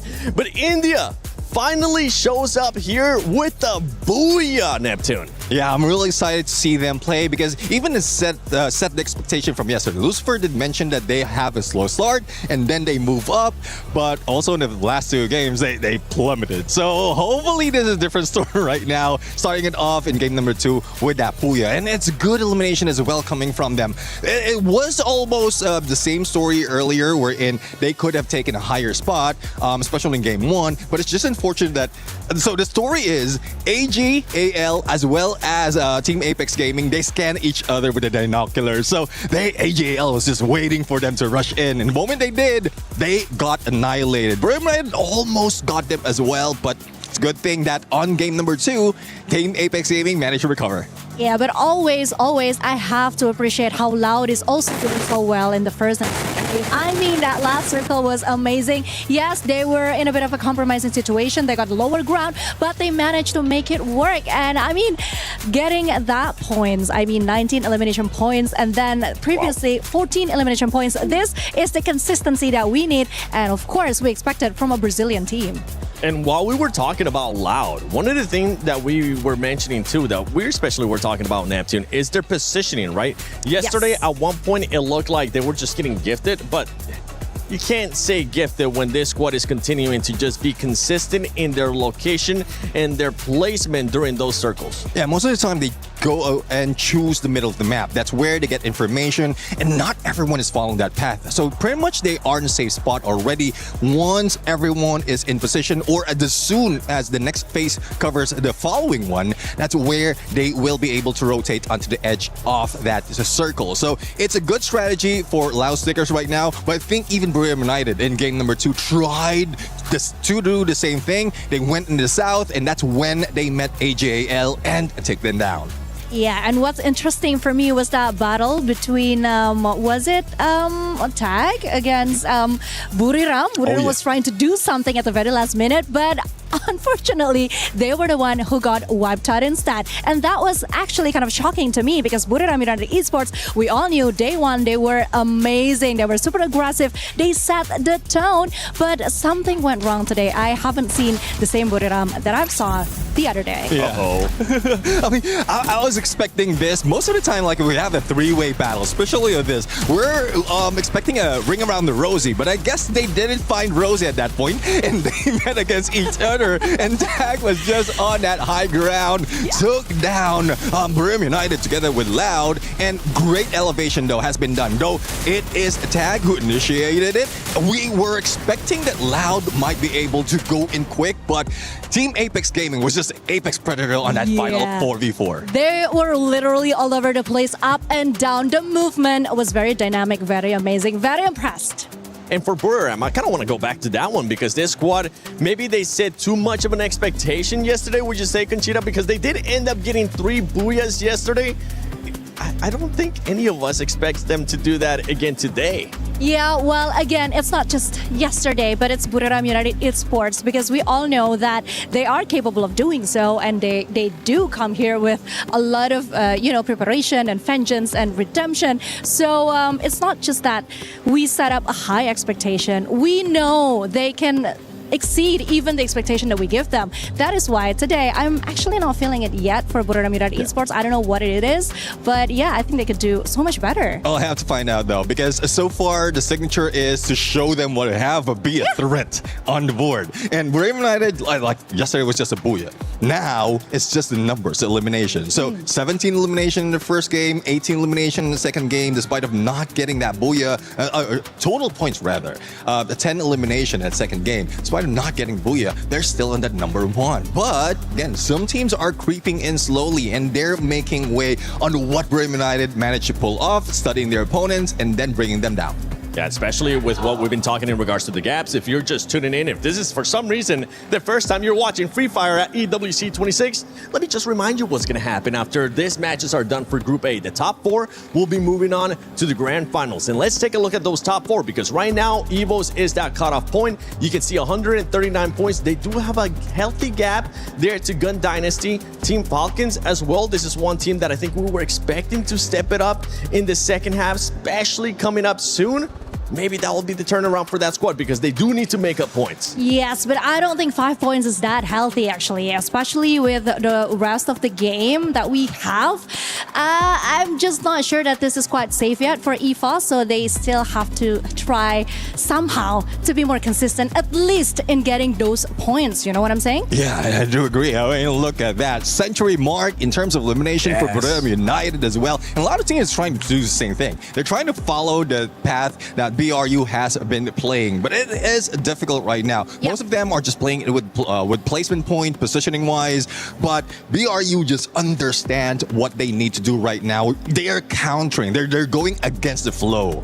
Yeah, but it's also getting ridiculously dangerous for Paradox Gaming. I mean, let's take a look at that. 48 points. They fell behind Titan Esports Club in just 2 games today. I mean, there's one thing about Paradox Gaming. Hopefully, they let go of the aggressive reign because I think that's where they're failing.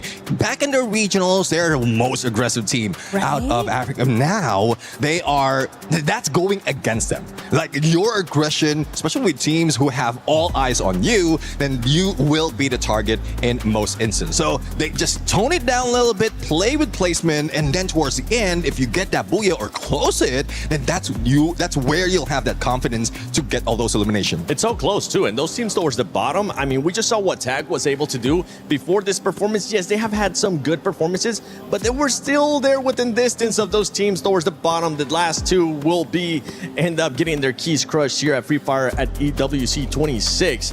Now, can they possibly get a booyah? That's what we're gonna be looking at, especially those teams towards the bottom, because they got absolutely nothing to lose. They know what's at stake, Conchita. Either they get a booyah or they go home. But one thing that I do realize today is something has shifted between all of the teams that are playing in the A group. Yesterday, it was all about aggressiveness. It was all about showing up, showing strength. But today, they are playing it a little bit more strategically. They are trying to be more consistent in terms of collecting elimination points instead of just, showing up with a bang. You gotta get those elimination points. Yeah. You wanna get that booyah. That's just what we're after. I mean, yesterday we even had a competition in regards to those booyahs, and we've been seeing the comments that you guys have been posting on social media. You guys actually heard us use that hashtag EWC, and if I'm not mistaken, we might be featuring some of your guys' stuff right now. I mean, trick to see which teams are gonna be biased towards. We're totally not biased whatsoever here on the desk. So not. We're supporting everyone. It's not like we want all the top teams to continue to do great and take that performance. But you can see it right there towards the bottom. X-Tuna says Trap is the best bomber in the world, Neptune. Yeah, I mean, let's see though, because there's a lot of bombers being in here. And this is something that we were talking in the background as well. Though there are a lot of chances of the M79 grenade launcher to be used, not a lot of them are pulling it off. And not even every team is putting in the Steffi to prevent all those grenades. So I hope that we see those great bombers right now being capitalized, because there's not so much of going against them. It wasn't just Lucifer having the confidence in TAG. The fans are out there with the confidence as well. Whether TAG will qualify, which by the way, right now they're looking like they will be qualifying to survival unless they continue to have some more booyahs. Then maybe we have a different narrative here. They will play like beasts today. But I so agree, because then again, this is the Esports World Cup. Of course, we have to play our best. We have to give the best mentality, the best performance. That is what we expect and nothing less. So yeah, that's exactly what we want from each and every single one of the team that is competing today. I love this prediction there towards the bottom. ag.al, Loud, or Evos. They didn't want to pick one. They're like, you know what? Let's throw 3 of the best teams out there from Group A and see which one actually ends up winning the championship. And I don't blame him, because right now there's so many teams being able to step up. We're looking at Demon Sprite on the screen. I know Pakistani fans were expecting a lot more out of this squad that is the champions from Pakistan. Can they possibly do it? That is the big question mark. What are we going to be looking for them to do different? I know we've been talking about the playing styles that we've been seeing out of their squads, maybe playing a little bit too passive, maybe being a little bit too aggressive. Neptune, what are you looking for Demon Sprite to do? Well, we know that for Demon Sprite in their region, they can be aggressive. They can be tactical as well. But again, there's a lot of teams who has read that already, who has been years ahead of them. So Demon Sprite just needs to stay in the edge right now. Use all the utilities that they have, especially those binocular skills. If they want to get a safe spot into the next phase or each phase of the circle, use those R-funds, use those binocular scans, so that at least you'll have a clear view of whether you're heading into danger or just in a safe spot. But that's only that. Not only that, there's also those launch pad that is available depending on the map or which map we're playing in. If I'm not mistaken, the next map would be in Kalahari. So this is where those hook guns will be important. Their entry and exit would be much quicker compared to just walking around or running around. Now, one of the teams that Demon Sprite is currently hunting down is none other than Titan Esports Club. Yep. Conchita, what do they need to do to make sure they don't get hunted down and end up on those bottom two? Of course. I mean, the trend that we've been seeing, not just from today, but the match day yesterday, is that you don't actually have to secure a booyah. You can just consistently earn placement points, that elimination points. So I think that should be the objective that Titan Esports Club is focusing right now, instead of trying to, get into a fight, a huge fight with any other team. Just try to make it more safe, more strategic, because I think if we're comparing skills and individuals, they do have what it takes to endure the game, Neptune. Yeah, exactly. I mean, Titan Esports Club, I think they need Blade to be as sharp as ever. It needs to be...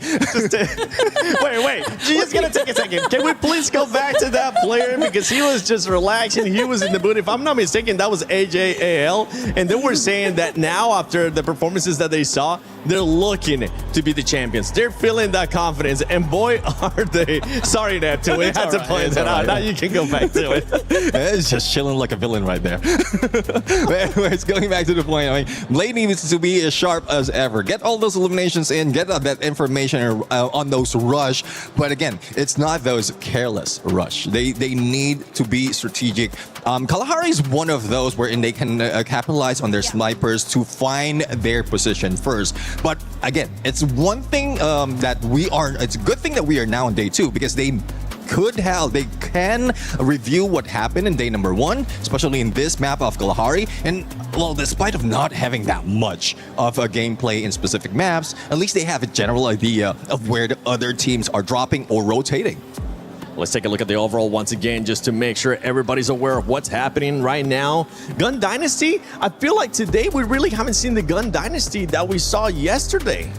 True, because not only they haven't secured a booyah, but the points that they keep on getting the other day, that is something that we haven't seen today. I think that is exactly the problem with the way that the other teams are playing. They're no more showing aggressiveness. They are playing it more smartly, and I think that kind of messed with Gun Dynasty's plan and strategy. Yeah. So it's time for them to adapt now, because actually they were one of the team that were very disruptive the other day. Now they are the ones who has to follow the rules, quote unquote. Yeah, exactly. I think the day number 1, they have that element of surprise. Yeah. Gun Dynasty just brought in the big gun dynasty. Ooh! See what you did there? Yeah. Well, it's his uncle in me. But anyways, going back. So they have that element of surprise. They were not caught off guard from yesterday. They have a lot of potential of elimination. But now, give these teams a day's rest, a day's chance of studying your opponent, and this is what you happen. Like, look at Gun Dynasty. They only got 4 or 2 points out of game number 1, and then only 6 points on game number 2. It's not looking good for them, but it's a good thing that they managed to stack it up from yesterday. And right now, with the team being in 5th place, they are about 15 points away from EVOs. EVOs did start off good in regards to some of the placements, but we haven't really seen the booyah out of EVOs at any point. Remember, these are the defending champions of EWC, especially for Free Fire. Can the pressure end up getting to EVOs? I think there's a possibility that, yes, the pressure is on. They are feeling it right now, because just the other day I had a conversation with some of the casters, and they do tell me that I think it's going to be very difficult for EVOS this time, just looking at how they're doing at the regional, how this year has been for them. But deep inside, I do believe that they know exactly what they're getting themselves into. I mean, we can actually see the maturity coming from some of the players, especially Russia. We saw how he did that one-man show thing, right, at the previous game. Yeah. He handled that really well. We didn't see him as a teenager. We saw him as this veteran that is just know exactly what to do and can handle any situation. So hopefully, if we're talking about pressure, as the reigning champion, they should have had that nailed down. But then again, I mean, if they're just reliant on Russia just ending it, that will be the situation over and over again. He's the last man standing. The rest of the squad will just be waiting to be revived if they can be revived. And that is getting tougher and tougher. One good story though for EWC is after that game number 2 from yesterday, they are getting double-digit points rather all throughout up until today. So that's the trajectory as well as the consistency that we're looking for. Booyah will capital them a little bit higher to make them secure the top 4. And for Team Falcons, you got to remember, for Team Falcons, they're currently in contention not just to be able to be the champions of Free Fire at the EWC 26, they're also in contention for the club championship. So they want to be able to get those points. They have won in the past here for Free Fire.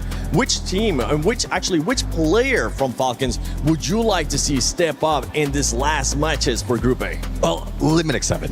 Limited 7 is one of the best snipers that we have in Southeast Asia. Team Falcons has been using him as a threshold when it comes to snipers. But it seems like he is being hampered right now. Again, this current meta is a meta of the snipers. The current update is the update for the snipers. And even Limited 7 is not stepping up. Only the other teams are the ones who's stepping up. So I don't know what strategy is in there, and we're not even seeing him in those close quarter combat. So hopefully he'll be able to step up, lead the squad, because we know the frontliners will be able to cover him. Yeah, for Falcons, I mean, we saw players yesterday being able to step up, and I'm hearing that we actually have an interview with the Falcons. So let's see what they had to say earlier in the day. Hello everyone! Right next to me is On Fire from Team Falcons, and I also have Kay for our Thai translator as well. Alright, hello On Fire. So this is our second day, and I think it's gonna be very pressure for Team Falcons because you guys must get into top 4. Have you guys prepared for anything?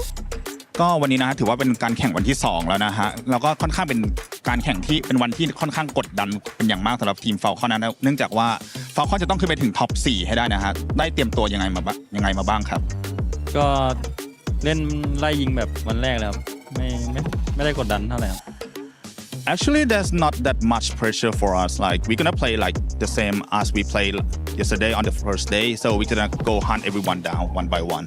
Okay, I understand his perspective, but overall, yesterday, we can see a lot of changes in the roster. So what happened? Are you guys trying to test as much as you guys can during the tournament so you guys can do your best at the finals day? ก็เข้าใจนะฮะว่าต้องการจะทำอะไรสักอย่างเมื่อวานนะแต่ว่าเนื่องจากว่าเมื่อวานเห็นมีการปรับแผนการเล่นค่อนข้างเยอะเลยอยากจะทราบว่าทีม Falcon ต้องการจะทดสอบอะไรบางอย่างหรือเปล่าฮะหรือว่ามีแผนอะไรอยู่ในใจไหมก็ไม่มีนะแค่บางคนยังน้องในทีมบางคนยังกดดันนะเล่นไม่ได้ก็เลยปรับเปลี่ยนกัน Actually, like it's just like some of the players in our team like are not get used to the playing on the stage yet, so it's a bit of pressure to that player. So, but everything gonna be fine. Oh, okay, I understand. Okay, so one more question On Fire. I heard this will be your last season in EWC 26, but also in Free Fire. I'm not sure, so I'm asking. So, do you feel any pressure, or do you feel happy when you're here in Paris? ก็อย่างที่ทราบกันนะฮะว่าปีนี้เนี่ยจะเป็นปีสุดท้ายของ Free Fire อาจจะหรือเปล่าก็ไม่มีใครทราบนะฮะแต่ว่าอยากถามว่ารู้สึกยังไงบ้างครับผมก็ก็อย่างที่ทราบกันหลายคนทราบกันนะฮะว่าปีนี้จะเป็นปีสุดท้ายแล้วของ Free Fire หรือเปล่าก็ไม่มีใครทราบได้นะฮะเราเลยอยากถามน้องออนไฟว่ารู้สึกยังไงบ้างครับก็จะทำให้ดีที่สุดครับไม่รู้ว่าจะมีอีกหรือเปล่าWell, as we have no idea, like no clue at all what's gonna happen to the Free Fire, we're gonna be here next year or not in EWC, but we're gonna try our best. Alright, thank you so much On Fire, and I'm really hoping that you guys can rock back today because yesterday was not kind of smooth for us, but who knows, today they can jump back really fast. Thank you On Fire and sending a lot of lucks to Team Falcons today, and thank you to Kay as well. Thank you for your listening, and now let's go around, shall we? I like that for us. Okay, we're not biased at all. We're just a little biased sometimes. See, I'm not the only one. You're not the only one. We're not the only one. Yeah, well, we'll see now. Well, I think it's time to see if Falcons maybe is going to end up getting a booyah. Let's send it over to Lucifer and Husky. Team Apex Gaming, after getting their booyah back home, their fans feel like this dream which was surreal is now come into play, come into action, and now that will rally everybody to look forward to making it to the finals. And with that, we start our match 9 here at Esports World Cup 2026 Paris. And it looks like Group A, which was supposed to be the group of death, is also becoming a little bit of a comeback for some of the teams to get out of the chopping block. There might be still some big separations between 6th and 7th spot. Falcons still being the gatekeeper there, but Team Apex Gaming has proven that those booyahs, they make a lot of difference. They shoot up to the 7th spot. But when we look at some individual stats, the Wonder Kid Rasha still tops the chart with the most eliminations at 36, Trap and Sci-Fi sharing 33 apiece, which means that these key players are always going to be the biggest difference makers, like what we've seen in the first 2 games. But now we head into Kalahari, and I'm looking at one team to take it back home, and I hope that that is going to be EVOS. You hope for EVOS, the fans hope for their favorite teams as a fight breaks out. Demon's Pride, they're still at the chopping block. They've not made their move. Paradox also the ones, and it seems like Enrique is in trouble. A bit of a tap dance there, Enrique. Still heading up for safety. Paradox. Are there any resistance? Jazzy has already chased down Enrique. So first blood achieved by Demon's Pride. Paradox with the instant revive. Madara with the chase down too. That's sneaky gone. 2 for Demon's Pride, but finally some clapback.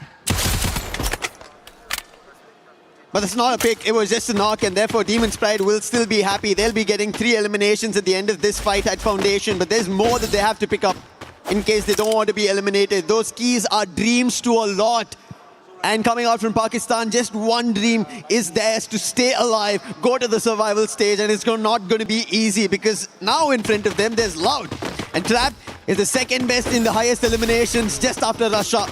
So it's going to be even more tougher. However, his teammates are not close by.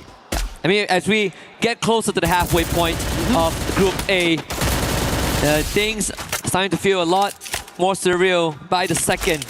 Especially like you said, the dreams, right? These dreams come at the cost of someone else's. Yep. EVOS, despite having more of a tougher game too, we did hear what Conchita said. The survival instinct of the Wonder Kid kept them alive for longer than they should have.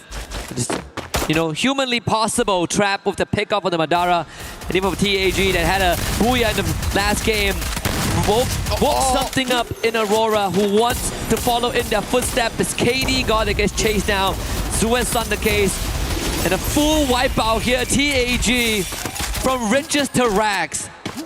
This is not the result they would have expected after getting a booyah instant wipeout, but Aurora also needs something to say for their fans. Out of Malaysia, it's not an easy run that they've had. They've not made it to many of these stages, and finally coming out, they want to make a wave, and they do it. Maybe Kalahari, even Neptune mentioned, the Hukam's coming in, the game is going to be faster, the Sniper's going to try and battle it out, and the CQC, it'll be undefendable. When we last checked in on the overall ranking, Gun Dynasty pushed out a top 4. Yeah. Currently sitting in 5th spot. First 2 games hasn't been kind, and it seems like it will only get worse as Benel hasn't really found anything. Same for Vegas. And in front of them is BRU, the worst possible entity to go up against in this case. ag.al dispatches of Paradox Gaming's members. Sneaky, he's also been spotted. It's going to be trouble. He's the last one. Is he close to the vending machine? He's making a run for it. I'm not sure how many coins he has. There you go. He has 1,100. So he should be able to bring back some of his teammates. But you can see ag.al, they're already a run. They do not want to let Sneaky survive. And Sneaky is just running across the compounds to figure out if he can dabble around, confuse the opponents. But it doesn't seem like it's happening. And very soon he will be found and Paradox will be put to an end. And that's already 3 teams removed from the lobby. And just at the timing of 4 minutes, Lau gets a full revive here, courtesy of Trap. Falcons actually running into Aurora as well, who earlier on got the wipeout. The previous Booyah team, which was Team Apex Gaming. And I mean, for Aurora, on a good day, the only thing that holds them back is that recklessness, right? That bloodlust sometimes causes them to kind of tunnel vision. EXO getting brought back, should be fine. In fact, it is a fair fight if Aurora gets into a 3v3 against Falcons. Karoro does get tagged by Zuez. And On Fire called in as reinforcement with the Trogon in hand. And Zuez will now have to take that fight on. Coming in close, but On Fire is the one that gets the chip damage in. Falcons with Gun Dynasty not having they should be there opening an opportunity. Zuez could have been taken down, but on fire quick on that glue wall. But finally his teammate is there. Kiroro answers. And that's going to be another added on elimination. The second coming in for them. But on the other end, Damage leader Trap has been besting rushers, youngsters, and he's still been leading the front. But finally Ray puts him down, not giving him enough chance right now, at least here on Kalahari. But we know the squad, they rally up quickly, they will get him back up. But on the other end, EVOS, after the first two unfortunate games that they've had, they would want to pick up points themselves as well, because they're the defending champions. They are now close to being pushed down if Falcons make it to the top 4. Absolutely, and even for Aurora, this is going to be a tough game because they are getting picked up by multiple teams and having to invest resources in their revive. Demon's Pride still in the last spot as of yet, found their 4-point. I think in this case, right, we've seen Demon's Pride in the first 2 games itself. It's not like they kind of went out on a whimper, right? They came in, they get a couple of eliminations. But I think it's about time we talk about the placements for them, because some of the first 2 lobbies, wipeouts didn't happen early on. It's not like Kalahari where we've already lost 3 teams, about to be potentially 4 as Lao are on their last legs. So that means that for Demon's Pride, sure, you're getting eliminations, but if we don't get that injection of placement, you are going to be in that bottom 2, because they have been racking up some digits. I really like that you brought the point of placement points, because it's going to now get crucial, especially if you're in the top 4. There is no in-between day before your grand finals, if you already make it to the finals. And especially at that time, your placement points count. You need to get closer to the champion rush condition, and if you don't, other teams will make it closer, and the Booyah seals the deal of that key and the shield finding a new home. Yeah, and it has happened across multiple regions. I mean, we look back at 2025 spring for SCA. It was Onyx that got that win when no one thought they would, right? We call it the Onyx incident. The same happened for the regional USA, where Mia Corp, not the favorite to win. Yeah. They got here because they got that Booyah. And that's where consistency matters the most. It really hits home the cliche saying, it's not how you start, it's how you finish. Exactly. You could have 200 points in the grand finals, but if a team that hits champion rush at 90 points gets the Booyah, they are going to be the champion, and you will only come in second for your efforts. I'm pretty sure nobody would want to take #2, because we know how devastating it is, especially that the champion can walk away with 3 keys that they would want to add on to their trophy while being crushed. And that is something that esports brings the rawness out of every player, every team. And that's the best part of it. It creates a system of rivalry that they want to again go for an achievement and take them down the next time. But for now, as they're here in the moment, they have to get it going. Quick pause that we have before we resume. Kalahari has already seen 3 teams out of the play, but Buriram, they are on top of it this time. They've been quick to get 7 eliminations. They would want to do a lot more, because every other team, they've been taking it away in the first 2 games that we witnessed, and especially at today's halfway mark for Group A here at Match 9, and after this, just 3 more games. And if anybody wants to get back on the race, make sure they're safe and sound. They need to deny the points to the top 4 teams. Yeah, and I think in the worst case scenario, if a team really has no more chance, and this is probably when we get into match 5 and 6 for day 2, you can play spoilers. Yeah. You can ruin the chances. Kick someone out of top 4. Force them to play 10 more games tomorrow. There's already Gun Dynasty who have missed their mark today. They've not been able to perform in the first 2. They're already the 5th spot. Falcons, they should have been the best ones to take that 4th spot away, but that's not happened yet. And I think the worst case right now, I mean, the situation gets worse for Gun Dynasty, right? Yeah. The first 2 rounds, middle of the pack, just gently pushed out of top 4 by Evo. I say gently, but there was more. There's a double-digit difference. They just got wiped out. Yeah. And I think our panel did say, our host, Barney and Luti did mention that during the team walk-ins that the team that, finishes top of the group, they get the privilege of operating the Crusher. Oh! It's 2 keys, but still, Yeah, those are 2 dreams. You hold the dreams in the palm of your hands. That's a lot. That's a lot as a responsibility, but at the same time, to see your chances just being crushed powdered down, and I don't think anybody would want it, but that's how Group A, that's how terrifying Group A has been since yesterday. And even Conchita mentioned this, right? Such a drastic change between Group A's performance on day 1 and day 2 of how teams have become tactical, strategic, thinking about their chances, thinking about the number of points they need, thinking about can they make it out and survive further. Yeah, and I do enjoy the effort of some of the teams, some of the unproven regions. We saw TAG, but we put Pakistan in the conversation, Demons Prior, Paradox from Africa, Titan Gaming as well, DRS, basically those at the bottom. Even Aurora, they're coming out a little bit more harder. They're coming out with more aggression and sure, double-edged sword, but they're getting the work done, right? This is some of the initiative that I think took them some time to get used to, but now when the tension breaks, you see Demons Pride coming out with a couple of eliminations and they need to patch that up with the placement points. I like that there is a little bit of a tension break also in this pause happening on stage. We ended up seeing the 6-7 and DRS. They have a total of 67 points. We were literally talking about this, right? Like, are we going to get an opportunity to be like, oh, this, BRU, they have 161 points, and then we moved down the list, and it was like, oh, DRS 6-7. Yeah, wish dreams do come true on this stage. Yeah, for us as well. Something that we wished for earlier, it happens. And it transcends generation. I think that is the best part. Right here. Of course, we are going to have it sorted out, and it's good that it's still in the first phase, right? I say in the first phase, we lost 3 teams. It's and Kalahari. And it's Kalahari. It's very brutal on Kalahari as the grapple guns come in. It's an open terrain. Everybody just has an eye on you, even if you run away. Because we could see, right, the run coming in from Paradox's Sneaky. He was trying to move away from ag.al as much as possible. Unfortunate, no vending machine. He was trying to confuse them, and it still did not work out because ag.al, there was nothing that Sneaky could hide on. Yeah. Buildings clearly seen, windows all open, and whenever Sneaky jumped around, they could even spot him and eventually close the distance and put him down. So that's going to happen throughout the game of Kalahari for every team. Yeah, I was making an observation, and I wonder if we call for Moshi, will he wake up? Sir, you still have a couple more games to go. So no nap time for you guys. As you can see, I mean, I think the wait is going to be the more nerve-wracking part for these teams, right? It's also a matter of like you get into the groove, things are going well, and then someone slams on the brake.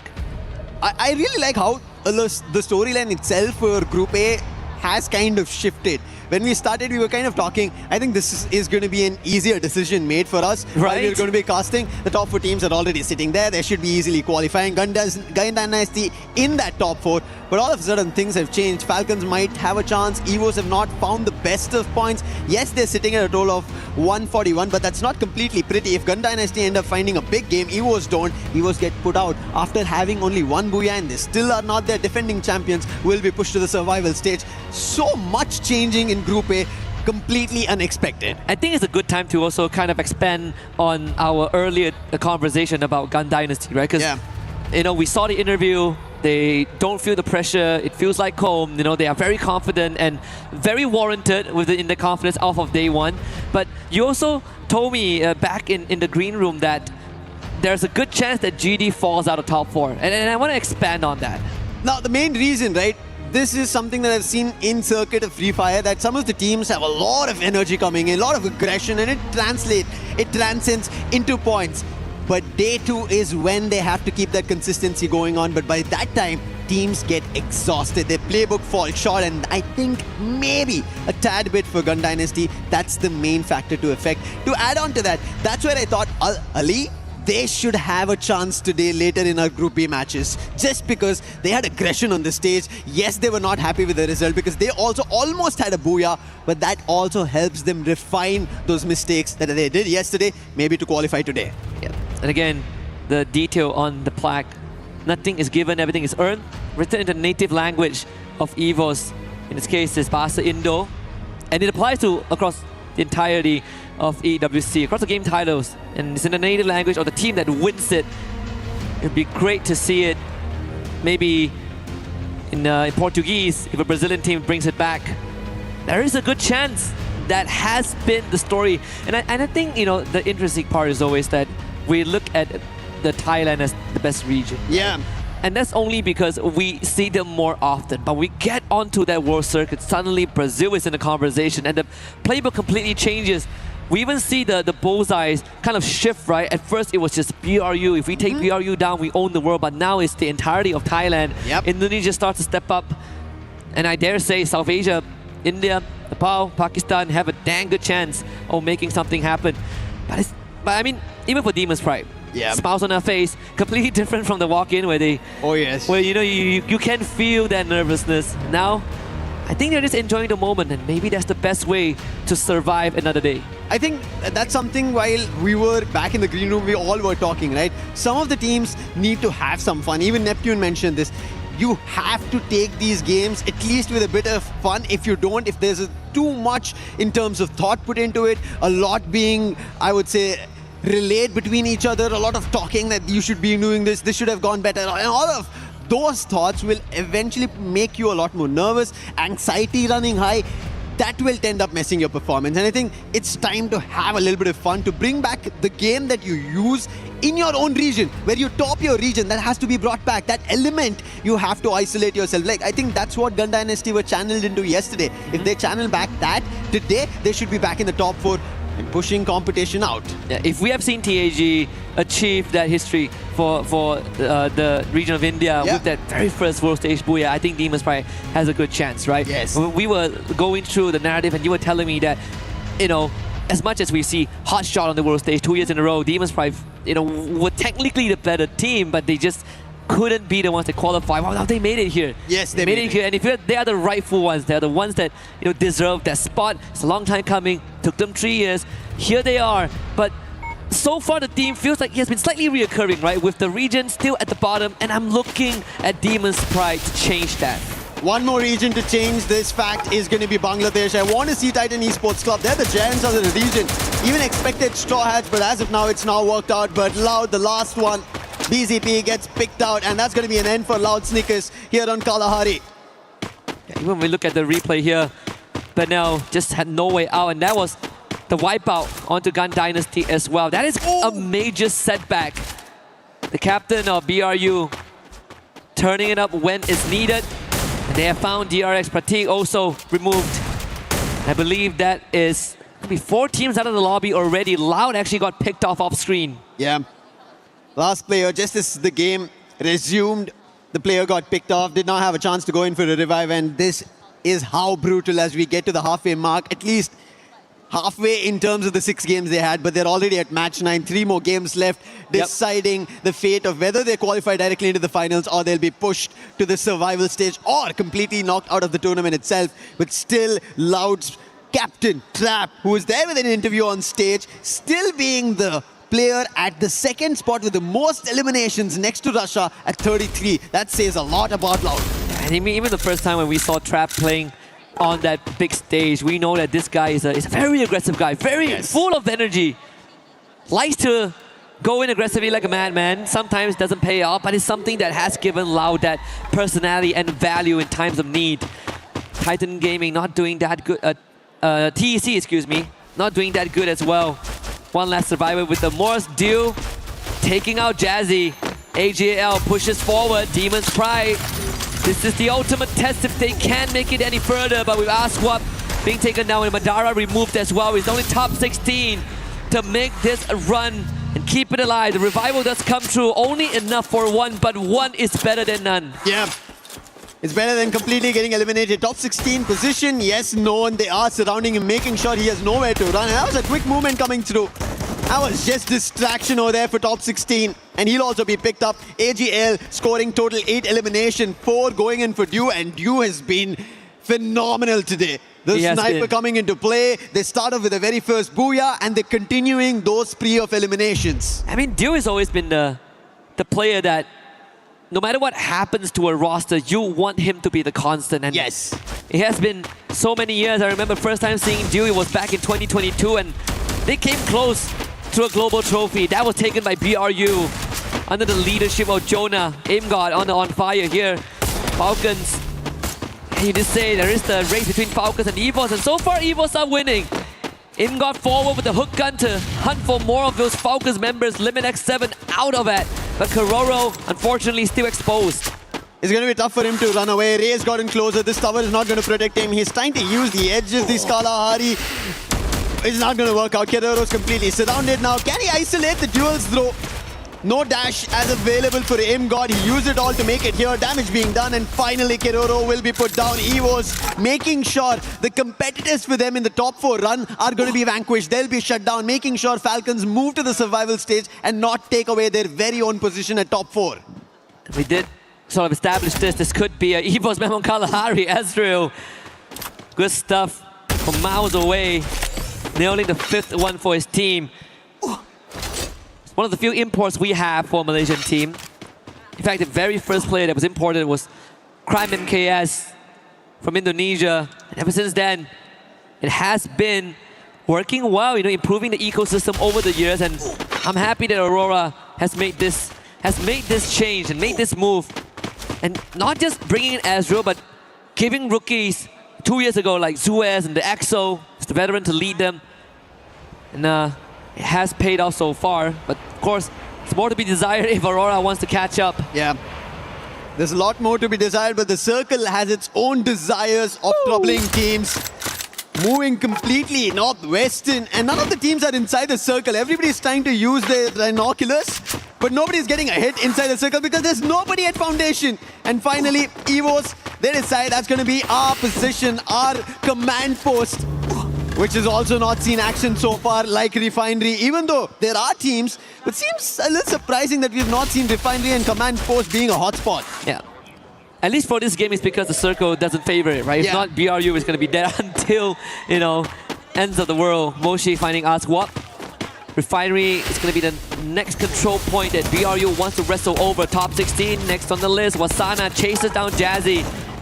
And unfortunately for Demon's Pride, they got out of a tough situation earlier on from ag.al's jaws, only to run into another Thai Titans. And now it's everyone for themselves. On the other end, it's going to be DRS trying to go in for a second chance. Titan Esports Club, they're about to lose their players. Blade is down. Seems like A is not going to be sharp enough today. Neptune mentioned he has to be for the team. But another loss for Titan Esports Club. Kutosh and Najat, they're way too far away, and DRS will be happy about these eliminations. And Titan Esports Club might have made it out of the chopping block for the time being, but it's not going to be enough. If Demon's Pride end up finding points, they might decide to rank up. 57 is where Titan Esports Club is sitting at. Demon's Pride is at 46. Paradox out of this game at least. So if Demon's Pride have an opportunity to score at least 8-9 points, they can instantly take the position away from Titan Esports Club. Or at least kick Paradox down to last place, which technically they've already accomplished. It's a scary thought, and if you add on top of that, if DRS starts getting some points, then we form the separation between them and the bottom three. And it's a scary thought if you are Titan Esports Club in this point of time. But I guess the blessing in disguise is that DP, they have been struggling quite a little bit in the hands of the Thais. BRU finding Blade again, who just got brought back. So the bottom dwellers are getting fed into the meat grinder. Buriram on the other end, they find Demon's Pride. We were just talking about them need points. Aswap gets eliminated. And if that continues, a lot more problem. It seems like Buriram are also spotting Titan Esports Club Rahat. That'll also be quickly picked up by Moshi. On the other end, Aurora on Falcons. Buriram finally going in for a full-on fight. Madara is the last one. He's behind a glue wall. Jonah has already called it. And the entire squad is rushing to him. And with him going down, that's the end for Demon's Pride. They wanted to rank up. They wanted to get eliminations. But it seems like Titan Esports Club, the worry at least on Kalahari, will die down. They have one more chance at least. Blessed by BRU. 17 eliminations and counting. Now it's the move to Foundation. At least to the western side of Foundation. You have Kororo planted right in the middle, but Falcons suffered some heavy damage. And in fact, Kororo is the only survivor, so they should be a non-factor if you are concerned about Team Falcons. TEC split up, which we did see, and Aurora on the radar as well. This is quite the clear path to push through. They have stragglers like members from TEC and Falcons to get a couple of free points. They could start with Rahat if they want. Buriram now a little trouble because ag.al have started to fire. Taken down the captain Jonah. On the other end, Aurora trying to hold off at the edge of the circle, but the circle will also start shifting as the zone is completely shrink. They'll only wait and try to see if they could spot somebody. In the meanwhile, at a distance, Boltmaker being spotted. That's going to be EVOS fighting for elimination. And EVOS, we spoke about them. They had the advantage inside the circle. They laid their foundation, but unfortunately, the circle did not allow it. It forced them. Abax will still be able to find Thakure is out. And now on Buriram as well, EVOS still firing, finding elimination and also helping out ag.al in the mix. And again, for the third game in a row, the circle forces everyone to go into the open as the ultimate test. ag.al on your screens, 11 eliminations, and the second one could be confirmed if they remove Ray, but Ray gets picked back up. Cypher instantly with a double up and putting immense pressure on the EVOS Divine, forcing those blue walls out. Rasha has already ran out of that. Defenses dwindling for EVOS. ag.al continuously displaying lead at them. Abax needs some help. ag.al finds another one. Everybody needs help right now, even DRS. Falcons, the last man, Keroro, gets taken down. That's the end for them. Aurora now trying to climb up, but it's going to be difficult. They don't have any vision above, no information, so running up is going to be difficult. And finally, EVOS do not allow that. With Axel going down, a lot more trouble strikes Aurora. And now EVOS also deciding to send off in the other direction because the zone is not in their favor. But before that, they will have to clear the position. They spotted two different teams, but they're only spotting the players. They don't know it's two different teams. And Titan Esports Club, that's going to be Blade getting taken down. Cypher from ag.al helping out in the mix. Azriel trying to back off, join his teammates. ag.al in the mix, making sure that EVOS don't survive. A rush up. He puts Azriel down, confirms, but it's going to be DRS stealing it away. Knocks from somebody, eliminations from somebody. But who is winning it? It is ag.al with EVOS together that smashed DRS out. And Jun just didn't know where to look. And that ends out in his death. Dew another sniper with the aim gun. And finally, the Wonder Kid has had enough. He comes back, shoots Dew down, and EVOS have a good chance. 4v3, they have the weaponry. Ray does get dropped by Nameless, and they make it even. Aim God down in health, Abax is down. Nameless putting everything into his hands, and he might be the one that drags them across the finishing line.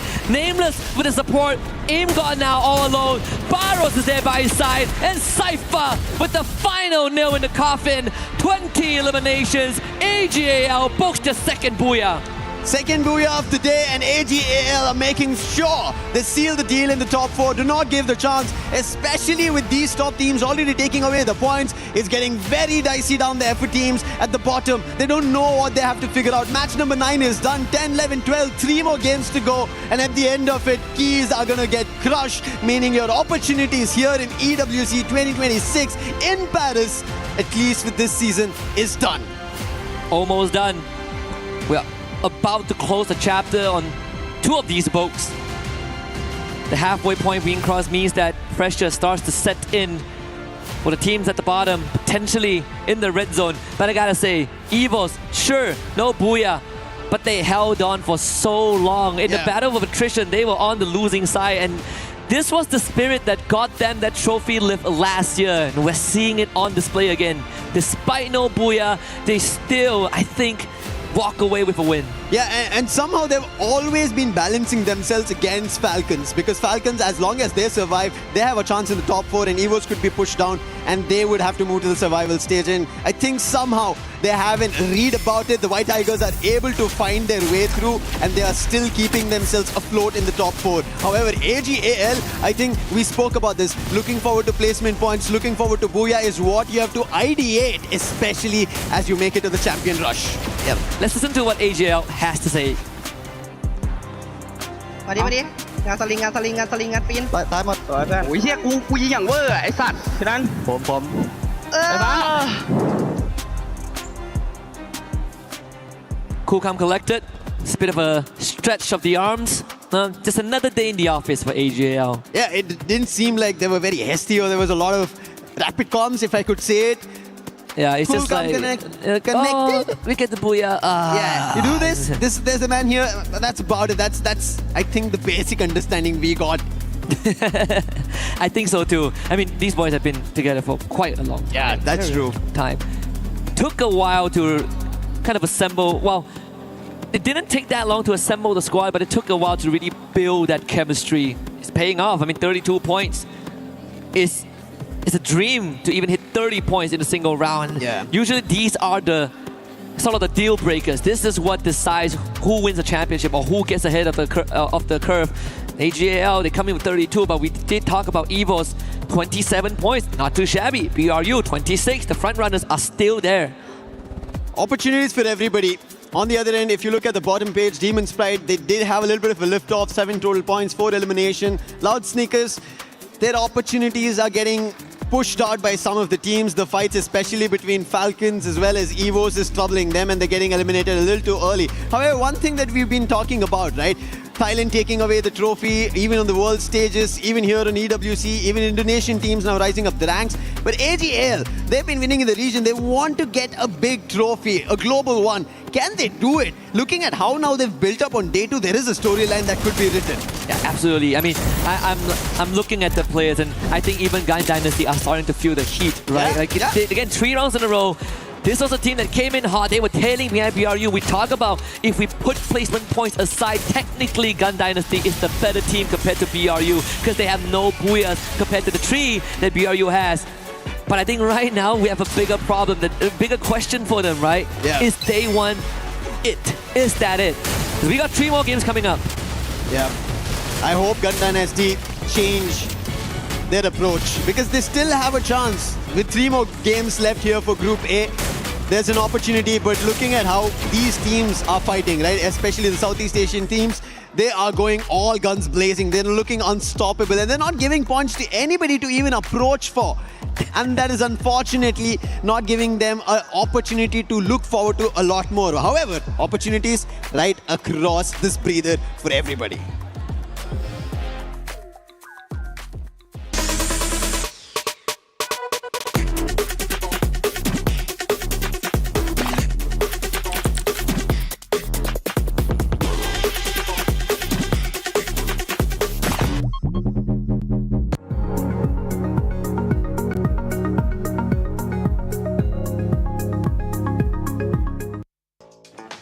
Barney and Ludi, we accept your challenge here in Kadia City at the Golf Predetermined Tournament. Lace and Glitter, we are going to challenge you and beat your score, but not without a prize. Yeah, you know, it feels like it might be a little bit rigged in favor for Barney, but I really want the prize Lace is talking about because we are going to get an EWC 2026 custom printed t-shirt with our name on it, or the name of the winner, really, you know.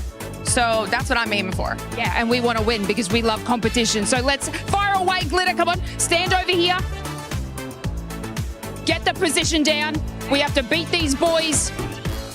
All right, looking great. Play golf. Ready? Okay, 9, 8, 7, 6. Don't be nervous. 5, 4, 3, 2. Got to beat the boys. All right, she's got some incredible form here, and all she needs to do is aim for the flag.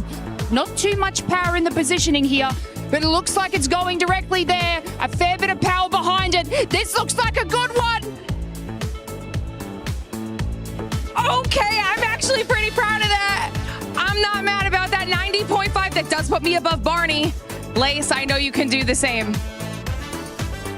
It does help to limber up a bit, you know? And the tips that I found is, you know, just ignore the audience, okay? Yep, not too much power, not too little power.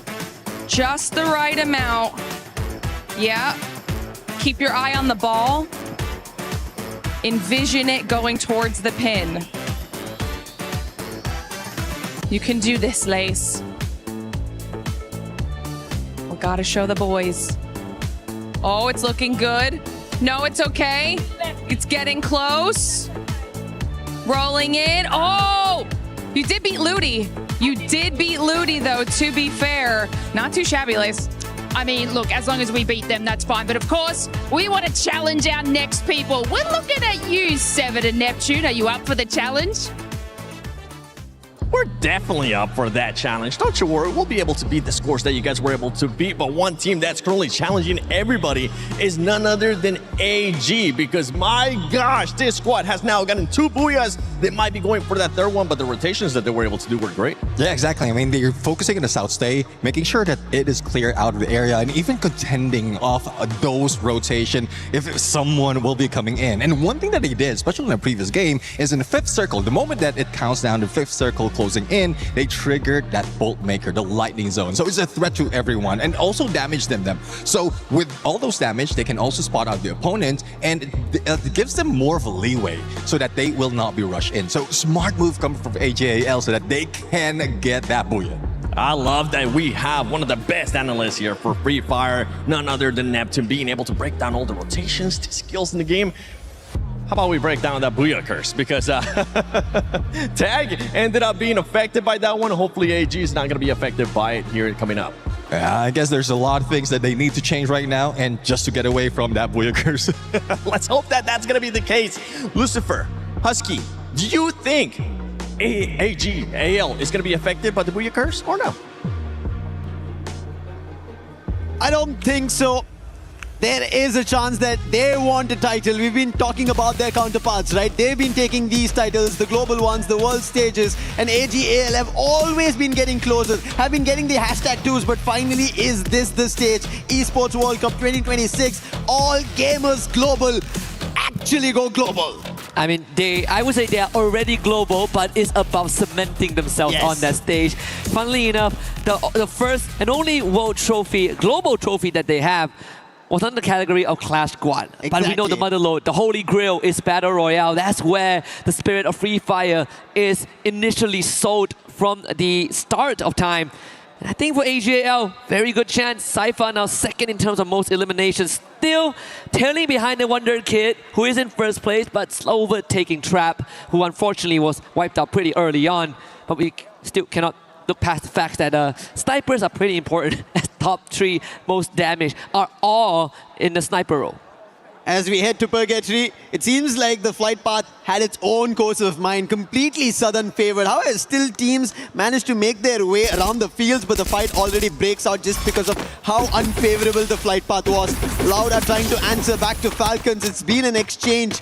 Trap will be able to get back next. So 2 eliminations for Falcons. And on the other end, we did end up seeing fights that Falcon want to now stand tall on against Loud, and Loud with those eliminations, as they managed to grab on one, can they find more? Gun Dynasty, they're against Demon's Pride, but as we see the feed as well, it seems like Team Apex Gaming are now, they're breaking their own curse. They found an opening against Aurora.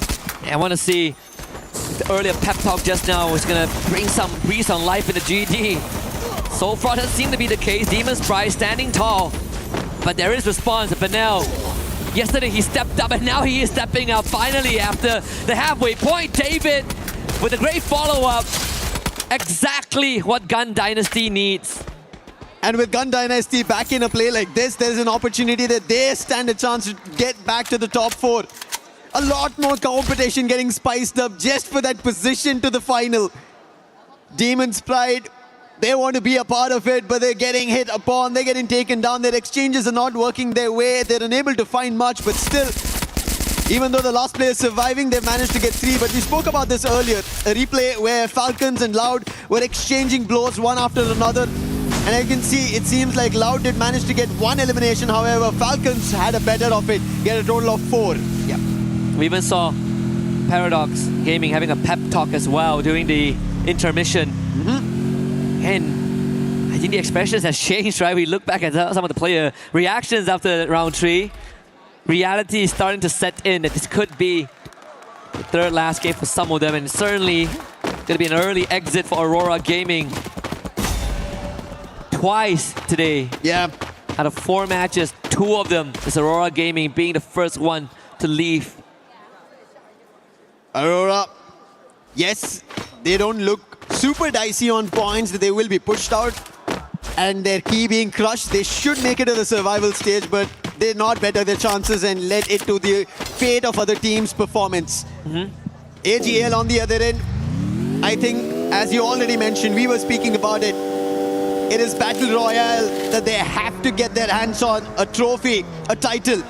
But Gun Dynasty's Benel, this player was a beast yesterday, and today finally now in this game gets to elimination. He did get the information across to Shairu, who's now stuck at Ski Lodge. And ag.al seem to be just chasing that one player who got stuck here, and Shairu will just try and buy time. There's nothing else that he can do.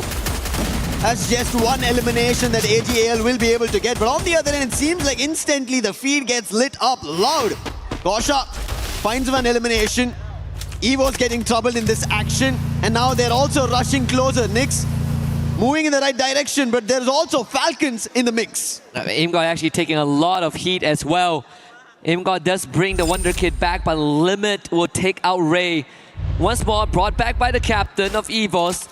This is what we've seen, at least at the Esports World Cup. EVOS willing to send the Wonder Kid out on an expedition, and he holds himself pretty well. Trap actually getting removed, so the attention onto EVOS now, diverted onto Falcon. Imgod tried to take advantage of that, but Pina was ready.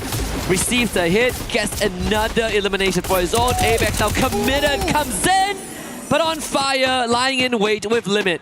That flash freeze almost looked like he would be able to find two. Abax, nice try over there, but quick recovery coming in from Limit. And even Neptune mentioned we have to see Limit X7 performing. Snipers have been the recent meta, and he has to step up for the team. We've not seen the best coming in from his end yet. And maybe Falcons rise up to that occasion. Even Yunsul, we saw her talking to the Falcons, and it seems like it's not yet working.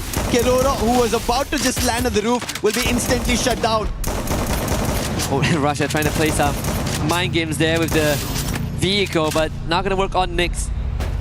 One of the top stars as well from Brazil. Him and Traps, in fact. That being said, we did see a bit of a stat there, but now 4 revives so far this game. Being the field medic and making sure that his team continuously stays alive in this match. It's a good chance that they run into loud Snickers. We'll have to see if GD have found something within them. So far, I mean, haven't really gotten much done this game. And we saw them get up to a good start, 3 eliminations, that's pretty much it. Now we need to see that conversion. We gotta go further. Disappointment and stress on Aurora Gaming's players' face too. That's the toughest part, honestly, sitting through the entire lobby if you exit early. But right now, when you talk about exits, it's been Paradox who've been suffering eliminations. They've been getting pushed out of every game. And Denrique, he's now getting chased by Barros. Spotted, launcher boot out, and instantly Denrique, he thought it's going to be the launcher, but it's going to be Dew on the other end. And we said the sharpshooter Dew today, he's been phenomenal. 2 eliminations of his own, and Paradox, everybody who are around the moat house will be forced off. Thankfully, it's not a wipe. They had a teammate across who will bring the whole squad back. Second win in this game. GD very split up. So far the circle has been ruthless, very merciless today. It seems like it's going to continue to be the case.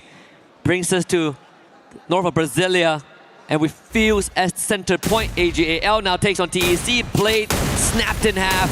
Rajat down to 10%, bleeding out as well. Knockdown is still with the delivery system, and this time up close and personal. Kudush trying to make a run from this, but he's walking right towards Team Apex Gaming. It's going to be difficult. Last man standing. If he doesn't survive this, it's going to be an end for Titan Esports Club. They chase towards making it towards the finals. If there is an opportunity, it has to be the survival stage. And somehow Kudush, in terms of his maneuvering, he's been able to cross between both Team Apex Gaming as well as All Gamers Global and survive for the time being. Gotta play for placements now. Kudush calming with the rest of his team. He does have coins. Now he needs that vending machine. Purgatory is one of the bigger maps we have. And that makes it very, very hard to navigate with no vehicles. And we're out alone in the cold. To make things worse, ag.al still prowling nearby. We look at the rotations. EVOS Esports, the very bottom. BRU still holding on to Quarry and Marble Works, which is their favorite spot on the western side of the map. The favorite drop spot, in fact. We should expect a rotation through Marble Works in just a little bit as Limit picks up Nyx again. During rotations, even Gun Dynasty right now, they picked up a total of 7 eliminations. Benel, while we saw him being the medic, he's also managed to get 5 eliminations of his own. That's how brilliant he is. And what a play coming in from Rahat here.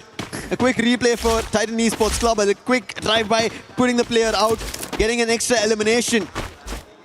Gun Dynasty, they have to find a lot more as such as we just witnessed. But on the other end, it seems like Team Apex Gaming were about to go for a fight, but they're stuck in between two teams. On one NVC, DRS, on the other, that's Demon's Pride. So it's a sandwich situation. They have to get out of it very soon. I think Paradox also switching it up. This is one of the few games that they are able to really not get into any altercations early on, which is something that they've been trying to avoid. DRS in the crosshairs of David. Yeah, these shots gotta be good. Gotta hit harder, gotta be a bit more sharper. Missed opportunity there for Gun Dynasty. But now having 6 out of the 8 eliminations for the team. TEC gets full revive. I think Gun Dynasty's next target is going to be on DRS. Look at this quick switch that they did. Went to the drop and then they told what was available and sent Benel out there to quickly grab and make their way back. Gun Dynasty seems like communication in this game is coming into play. The precision as well with Benel performing in such a manner. However, everybody is clustering right now. It's only one team who are out here in Purgatory. 11 still surviving. 10 minutes about to be on the clock. And even Falcons are entering into the close compounds. It's a lot of teams clustering one after another. And we'll also soon see a circle shift. Does it favor any of the teams? It does to those 3 teams we earlier pointed. The sandwich situation. DRS, Team Apex Gaming, and Demon's Pride. Even Gun Dynasty has a very good chance. In fact, I think TAG are in the toughest spot in the center. We just see a knockdown early on. Recovery shouldn't be an issue. BRU now see moving to TEC off screen. But I think even for DRS, they have a very good chance of holding back not just Gun Dynasty, causing some damage to Falcons and Evos if the rotation is right. So crucial rotations as we are getting closer to the last few games of Group A. Everybody's trying to bite time. Everybody's trying to bite their own play. Figure out what's the best approach. While we all were thinking at the start of the day, hey, top 4 teams, they will be safe and sound. They do not have to be worried about. They're slowly trying to get worried. Except for Buriram as well as All Gamers Global. Yeah, those two, I think, without a shadow of doubt, have already qualified for Saturday. But then they still want more. Can never get enough points. ag.al, double digits. 11 and counting. Dinoculus used scan towards the southeastern side. Or at least the north side of fields. Should be able to rotate there. There's a small compound to work with, but better yet, high ground advantage that puts them within range of proximity of Paradox Gaming. And I think the second Dinoculus have confirmed that. There is Falcons there though. And Falcons are already busy in a fight. That's going to be against Paradox. Windy already down. Sneaky trying to fend off. It doesn't work. He'll also be taken down. One last player. He is closer to the vending machine and he'll quickly strike the revive button. And Drendrike will be brought back. Snipe. With that happening, Falcons have an idea of where he is, and Snipe will be sniped out by Limit X7. Nice shot. And that's going to be the 5th elimination for Limit. And this is what Falcons needed. Every sniper out there performing, Limit had to do it. One of the rising stars a couple years ago. And since then, we know that Limit is special. Look at that. 2 more. No confirmation just yet. No utility dump. More than enough to cause a lot of issues there. Pressure onto ag.al. Can they continue to deliver? Pina now getting pushed. Sci-Fi in the forefront. Let's have the Cassie helping out.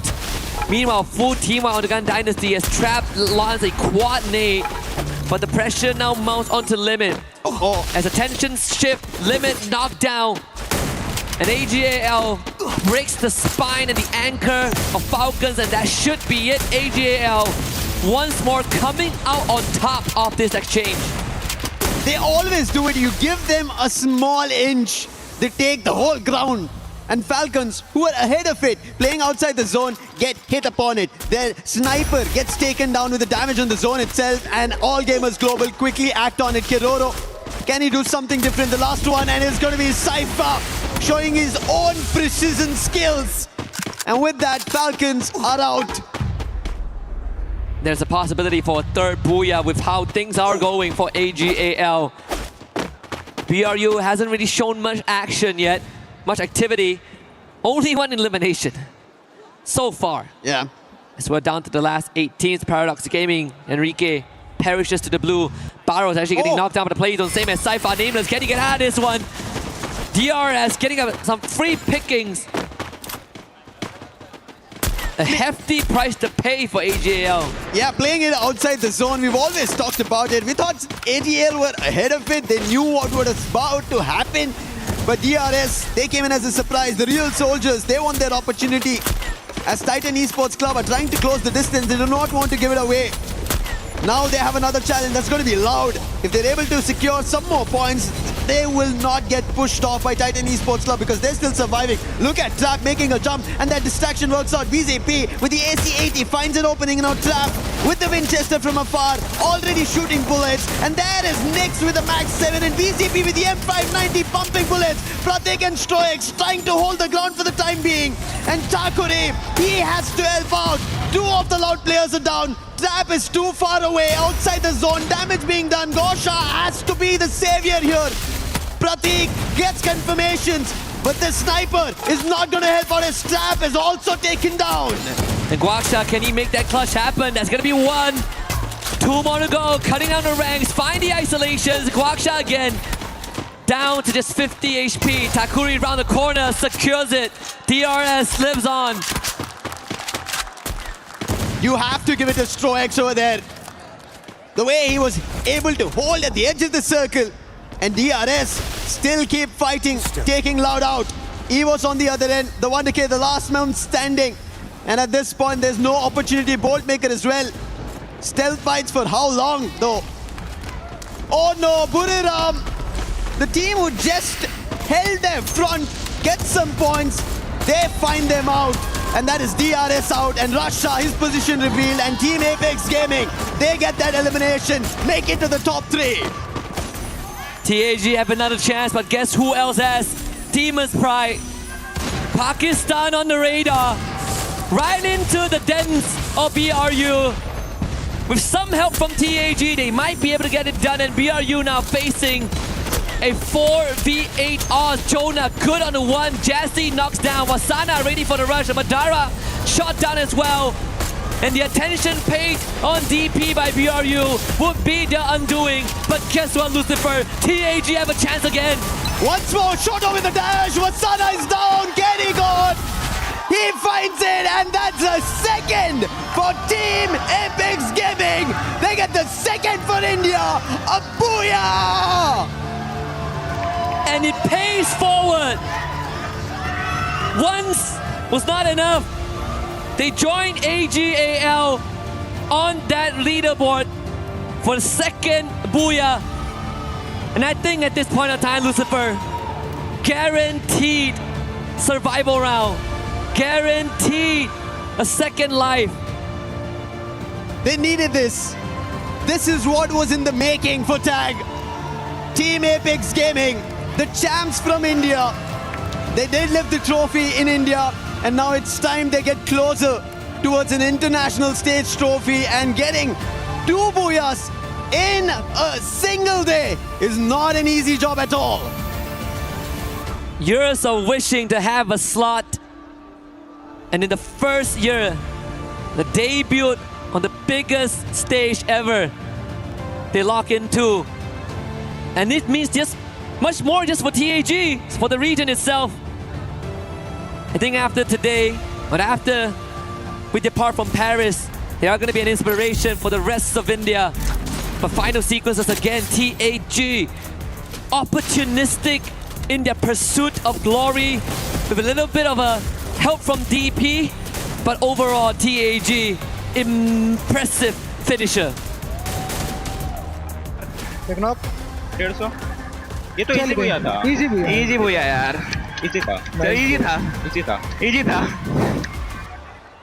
Just like we spoke about ag.al, right? Cool, calm and composed, and that's what Team Apex Gaming do here. It didn't look like they were rattled by it. They clearly positioned themselves ahead of the game, and as you can see, they said this was a booyah written for us. Yep.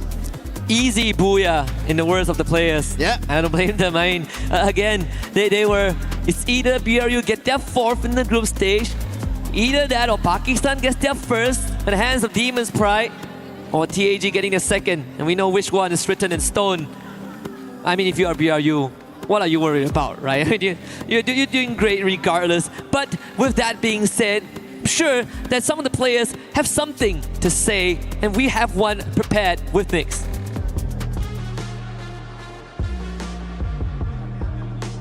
Are we in? Are we live? I believe we're live.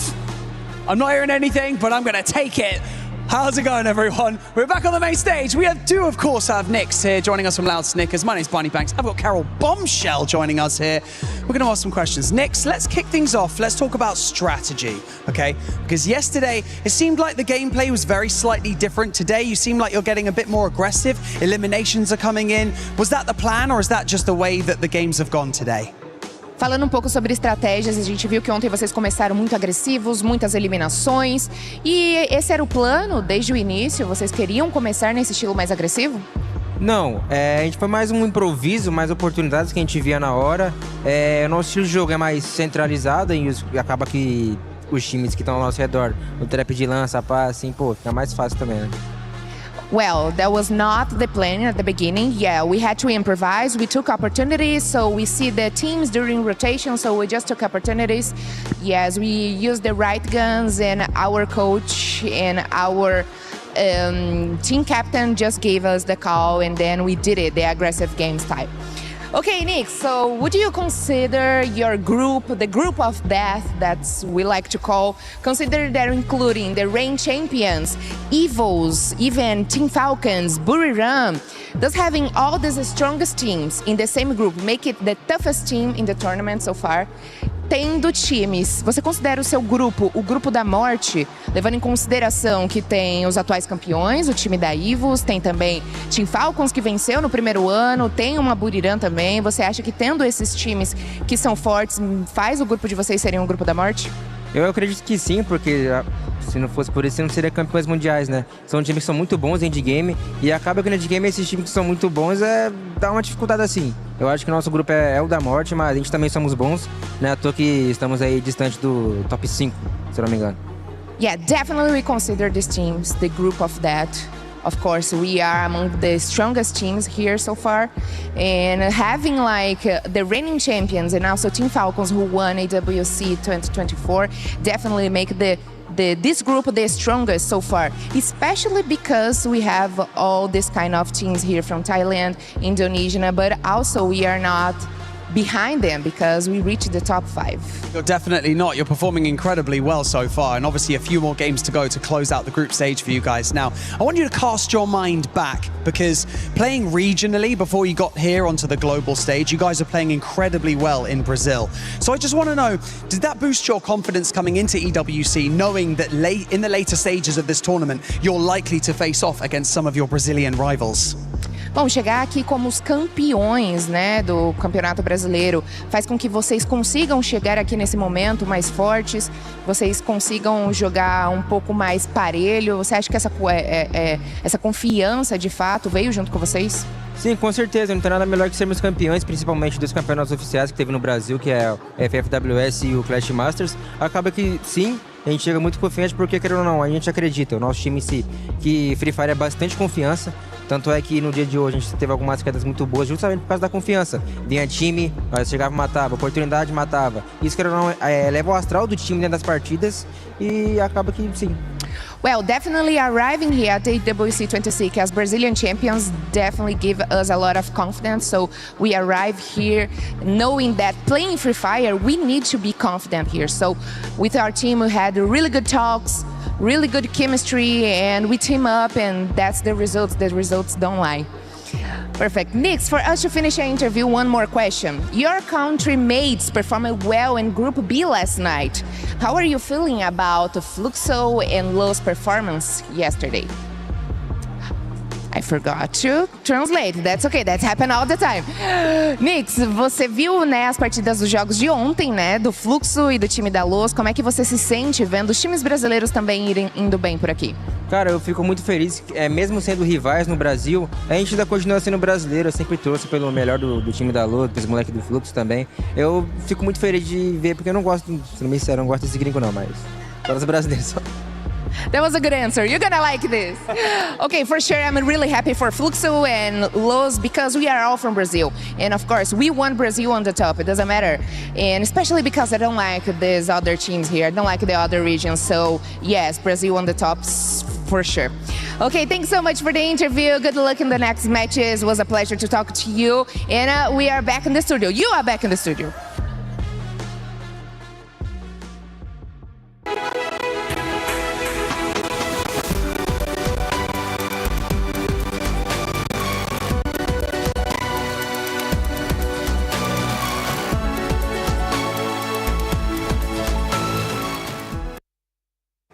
Bonjour, it's Yunsul, and right here I'm at our co-streamer place. Once again, we're meeting our famous character, ag.al, and of course, our super fan from Team Secret, Cyrus. Xin chào tất cả mọi người, thì hôm nay cũng là ngày thi đấu thứ hai của Free Fire EWC 26 rồi. Thì không biết là mình nói về ngày hôm qua một chút đi.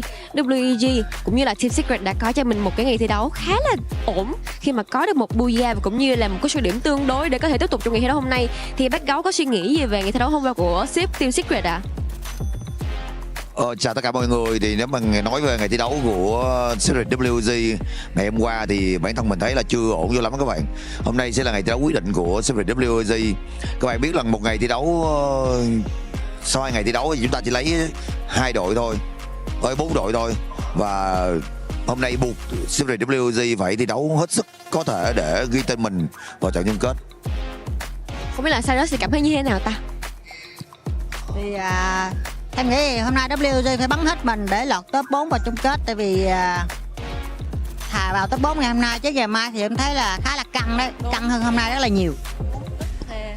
So as we can see from yesterday, WEG from ag.al said he doesn't feel that good, that well about Team Secret since they are doing just only a decent ranking in our group stage A, of course, but overall, he said that in today, we have to try our best, especially get into the top 4 as soon as possible. If not, getting into the group tomorrow would be a criminal to them. You know, it's going to be very difficult, very hard for them to compete. And of course, for our old teammates, here's Cyrus, our old teammates of Team Secret, also having the same discuss with ag.al that they have to try their best in order to get into top 4.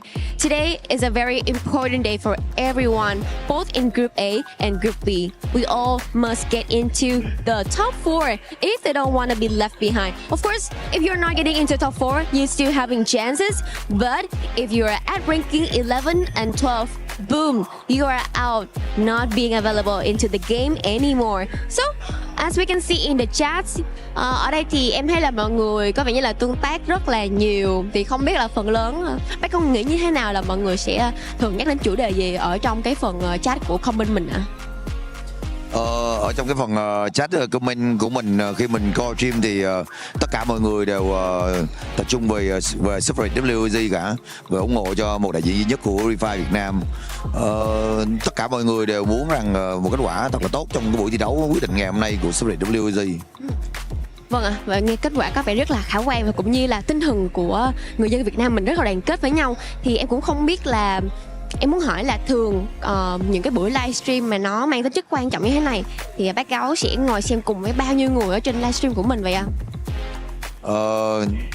Thật ra là vào những cái buổi livestream quan trọng như thế này thì xưa giờ mình chỉ xem một mình thôi, nhưng hôm nay thì có cậu em Cyrus của mình đi theo thì tất nhiên là có cậu ấy.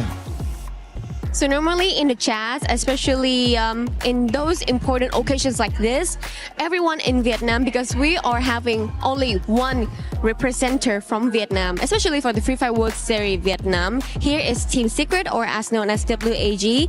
They are trying their best to support for their favorite team. Overall, as you can see, normally ag.al will only sit and watch the live stream alone. But today, of course, he has a very special company, whom is Cyrus. And overall, I can see normal his number is very impressive because For your information, ag.al is one of the most famous Free Fire streamer in Vietnam. Normally, as I can see, he will have around like 10k or 20k viewers at the same time watching the live stream with him and support the best for Team Secret or any Vietnam representer in the game and everyone in the game as well. So it's a very pleasure for everyone to be here with me so we can enjoy this very amazing atmosphere right here at EWC 26. Cảm ơn ag.al rất là nhiều. Vậy thì không biết là anh có lời nào cuối cùng muốn gửi đến cho tất cả các bạn khán giả tại Việt Nam cũng như là Team Secret của mình tại sân khấu không ạ? Mình mong rằng tất cả các bạn đang coi livestream ở trên toàn các kênh sóng của Free Fire Việt Nam sẽ cổ vũ hết mình cho Secret WG và đồng hành cùng họ hành trình này nha. So, here's one last thing I want to send to the viewers. Please continue to support for Team Secret and of course to all of the rest team at EWC 26 Free Fire at this time. Thank you so much for your cooperation in this interview and we will catch you guys later. Seven, the camera's on. Seven, wake up, Seven! Sorry about that. I was having deja vu. I was dreaming that AG and Tag won again. They did! They actually ended up doing it again. It actually happened! It's not your dream! Especially Tag getting off that booyah curse that we saw earlier from them. I mean, this squad has finally been able to step up considering that some of those top teams have been slowing down. And I'm looking at Falcons and Gun Dynasty. Well, it's really getting tough right now for Gun Dynasty because it seems like the 3 games, it's something, there's a lot more that they can do right now, but I think they might be able to catch up on the second half, but we'll have to find out though if they'll be able to pull it off. Yeah, I mean, Gun Dynasty in Groups Day 1, they actually have a 12.8 elimination average and 4.75 for placements. And guess what they've dropped down to for these matches? 1 for elimination and 3 for placement. Ooh. That is quite a significant sort of jump from yesterday's performance for Gun Dynasty. And then who is trailing on their tails? Team Falcons. And I mean, I did sort of touch on this at the earlier stages. They needed to have a little bit more of eliminations under their belt to be able to push themselves up into that top 4. And with their track record right now, I mean, they're doing it. Although they sort of fell out in 8th place in that last match, they did have about 14 eliminations as well. So this is like the consistency and the massive advance that Falcons needed to be able to keep themselves out of that survival stage. Yeah, I do agree. I mean, hopefully they keep up that consistency because there was one time when Team Falcons was hunted by Aurora Gaming. And it's tough. All right. Hopefully that doesn't affect Aurora Gaming. You just had to talk about Aurora Gaming somehow. I said I won't be saying the name once again. Anyways, Aurora Gaming was just like limited as he's trying to go for a revive. It's just unfortunate. They have to stay outside of the zone. Aurora Gaming can soak up full squad, and then the moment that one by one Team Falcons going for those revives, Aurora Gaming is capitalizing and shooting them down. But this is exactly what we expect to see from the EWC, right? Yep. Apex, they weren't so great yesterday, but today, 17 elimination points in just 1 game. That is so amazing. ag.al, 16 elimination points. It shows that the team that weren't performing so well yesterday are finally feeling the pressure, and being under that pressure lit the fire under their bottoms. So yeah, that's exactly what we're seeing today. Neptune gave him a nickname, Taggle. Because it's Tag and ag.al just winning. We came up with Taggle. And that's these all we got. are the improvements that we need to see, and we wanted to see from them. And we got to see those improvements because they might be listening to us. If I'm being completely honest. Lucifer yesterday, he was able to say Tag is gonna wake up in the second day. Lucifer, I see what you were doing. I'm wondering if you maybe went and told me, okay, you really need to make sure you wake up in the second day. I'm putting my credibility on this. But another squad that has been able to maybe listen to some of the stuff that we've been talking about has been none other than AG. Yeah, exactly. I mean, from earlier, we were talking about how well they are holding the south side of each circle, how they go rotation is just keeping them safe. And in the previous round, we saw them in the north. So the same strategy that they were able to pull off. And one thing is, like, even if you make that adjustment, it's not easy. But good thing that they have good snipers, good information getters, as well as those frontliners who keep those paths safe for them. So the rotation, either way, south or north, east or west, it doesn't matter for ag.al. Well, let's take a look at the overall ranking because we will have only 2 matches left of Group A. Buriram, congratulations, you have passed the 200-point mark. I think it's safe to say that all these 4 squads might end up going to the finals unless we see an absolute just crush of emotions, and Team Falcons doing amazing. Yeah, of course. I mean, seeing how ag.al right now has collected 199 points, we all know that ag.al is one of the strongest when it comes to Southeast Asia, but when it comes to the EWC, this is actually quite a surprise. I mean, Loud, EFOS, you guys better get focused, okay? Because what the hell is happening right now? I mean, even Team Falcons is trying to pick themselves up, even though it's not, maybe it's not working as much as they wanted it to be.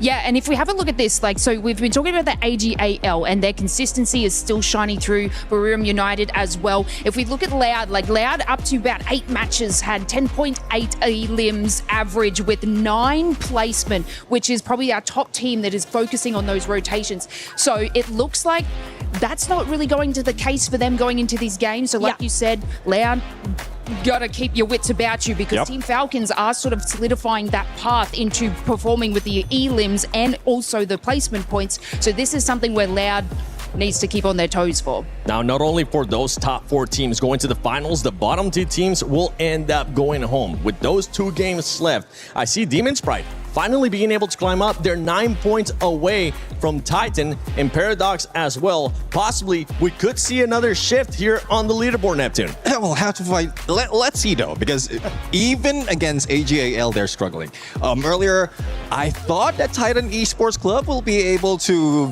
bring a fight against ag.al, but with Katush, the only one remaining in this point, on 1 point in that game, it was hard. It was difficult. Even with the Moors, he couldn't use that stealth bite to get away. He couldn't be stealthy enough to pull away from that engagement.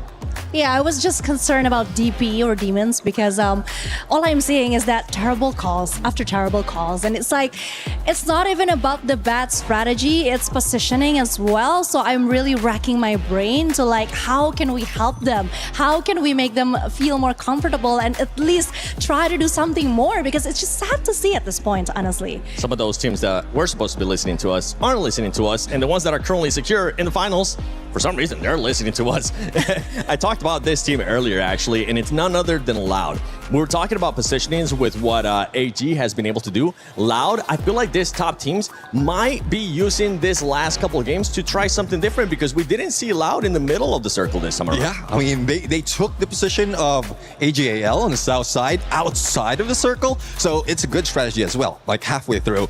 If you will be read out by the other teams, you will be anticipated by the other teams as well. So you will have to switch it up. You have to change your approach. Otherwise, you'll be targeted so much. And you did mention how critical it is for the top 4, or for them to get in the top 4 and secure it. Yeah, you can't sit in that top 4 and be like, oh, you know, my job is done here, because there are people tailing on you that also want that position as well. I mean, no one wants to go to the survival stage. They don't want to have to fight again. So this is where these next couple of games are going to be incredibly crucial for these teams. And, you know, we have been touching on, I think Buriram United, you're kind of safe. Like, that is an exceptional lead for them. But, I mean, mid-range of this leaderboard need to be able to be a little bit more cohesive and get those placement points on top of getting eliminations. Because, yeah, cool, you can make it into that final circle, but everybody else wants that same kind of action too. So we need to see obviously exceptional eliminations right at the start and a little bit more strategy to push themselves into that final zone and be able to secure a spot there.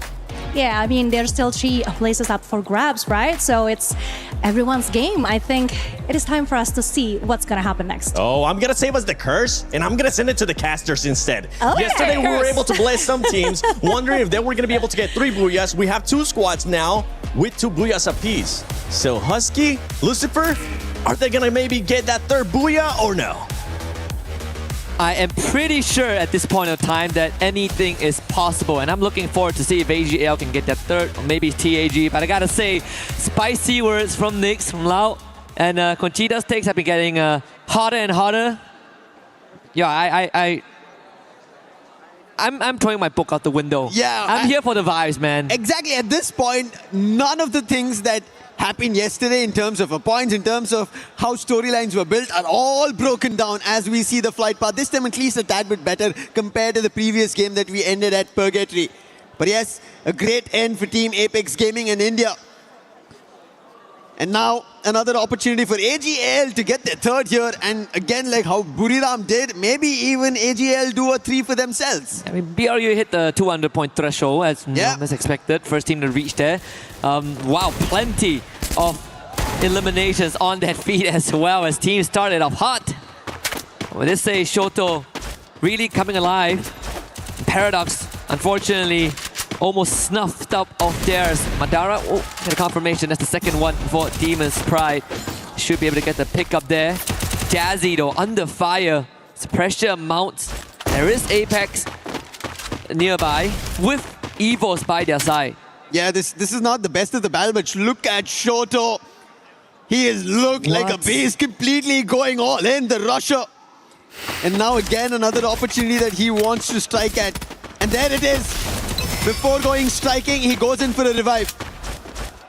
Abax quickly challenged by Demon's Pride. And Shoto going in for another revive. A couple of losses that they had. And Shoto gets all their players one after another back on their feet. Going and getting in. One last player left from Team Apex Gaming. And Shoto right now doing the magic to get the Apex back. And after an extended breather, suddenly this match 11 of Group A turned into the Wild West. They are still going. Top 16 needs assistance.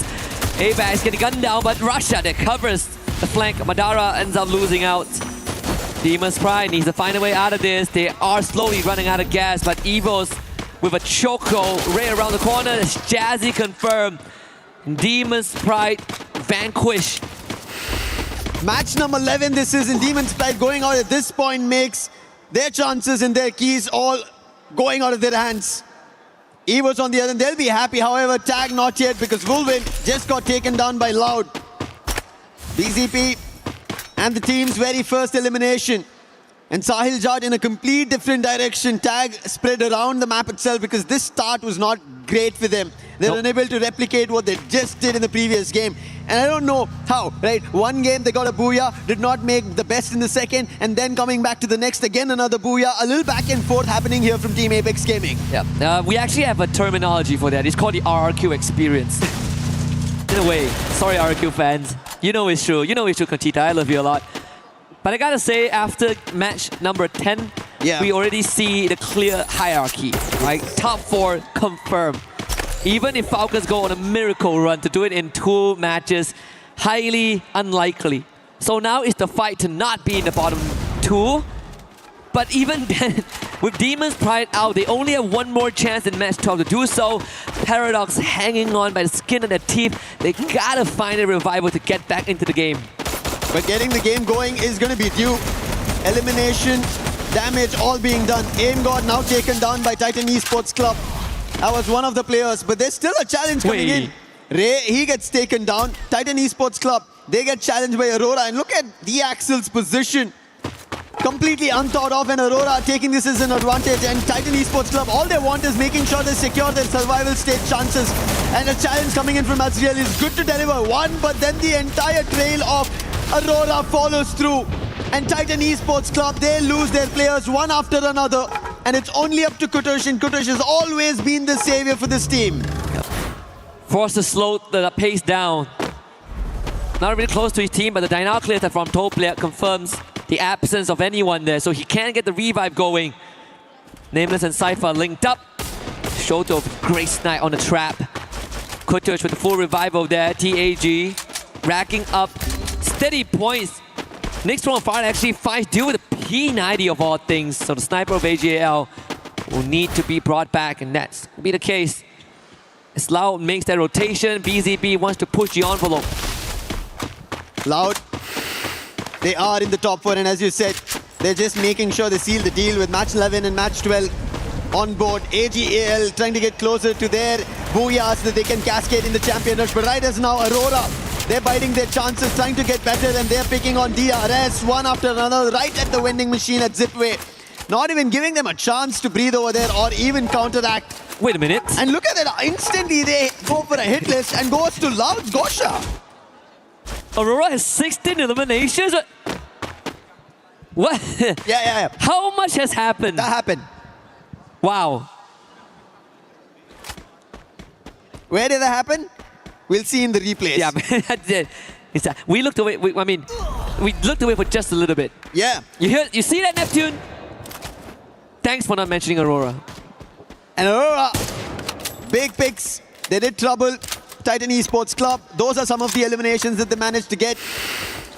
And right as now, being troubled is going to be Paradox. Falcons, in the meantime, they are trying to go in for a challenge. FGL being used to force on fire, not getting closer. Fire battling with fire, using a chrono, but not for long. And Zuez puts him down, and another back coming in. Aurora, 18 eliminations. It looks like Aurora are taking this chance as the top teams have decided to silence themselves, at least here on Next Era. Aurora are going all out. Another challenge, and Limit X7's positions compromised. Riptide in his defense, not great. Azriel tried to jump closer. Unfortunately, the landing was not that great, but what can Limit do? He's stuck in a very hard spot, surrounded by the entirety of Aurora. Missing, unfortunately, airballing the Riptide Rhythm is going to put him in a rough spot. I think Aurora really fueled by the early pickings that they've gotten. Now seems to looking to build themselves into an unstoppable fourth circle, move south. But if Aurora can clear out Limit from the area, they get such a stronghold in that area around Zipway.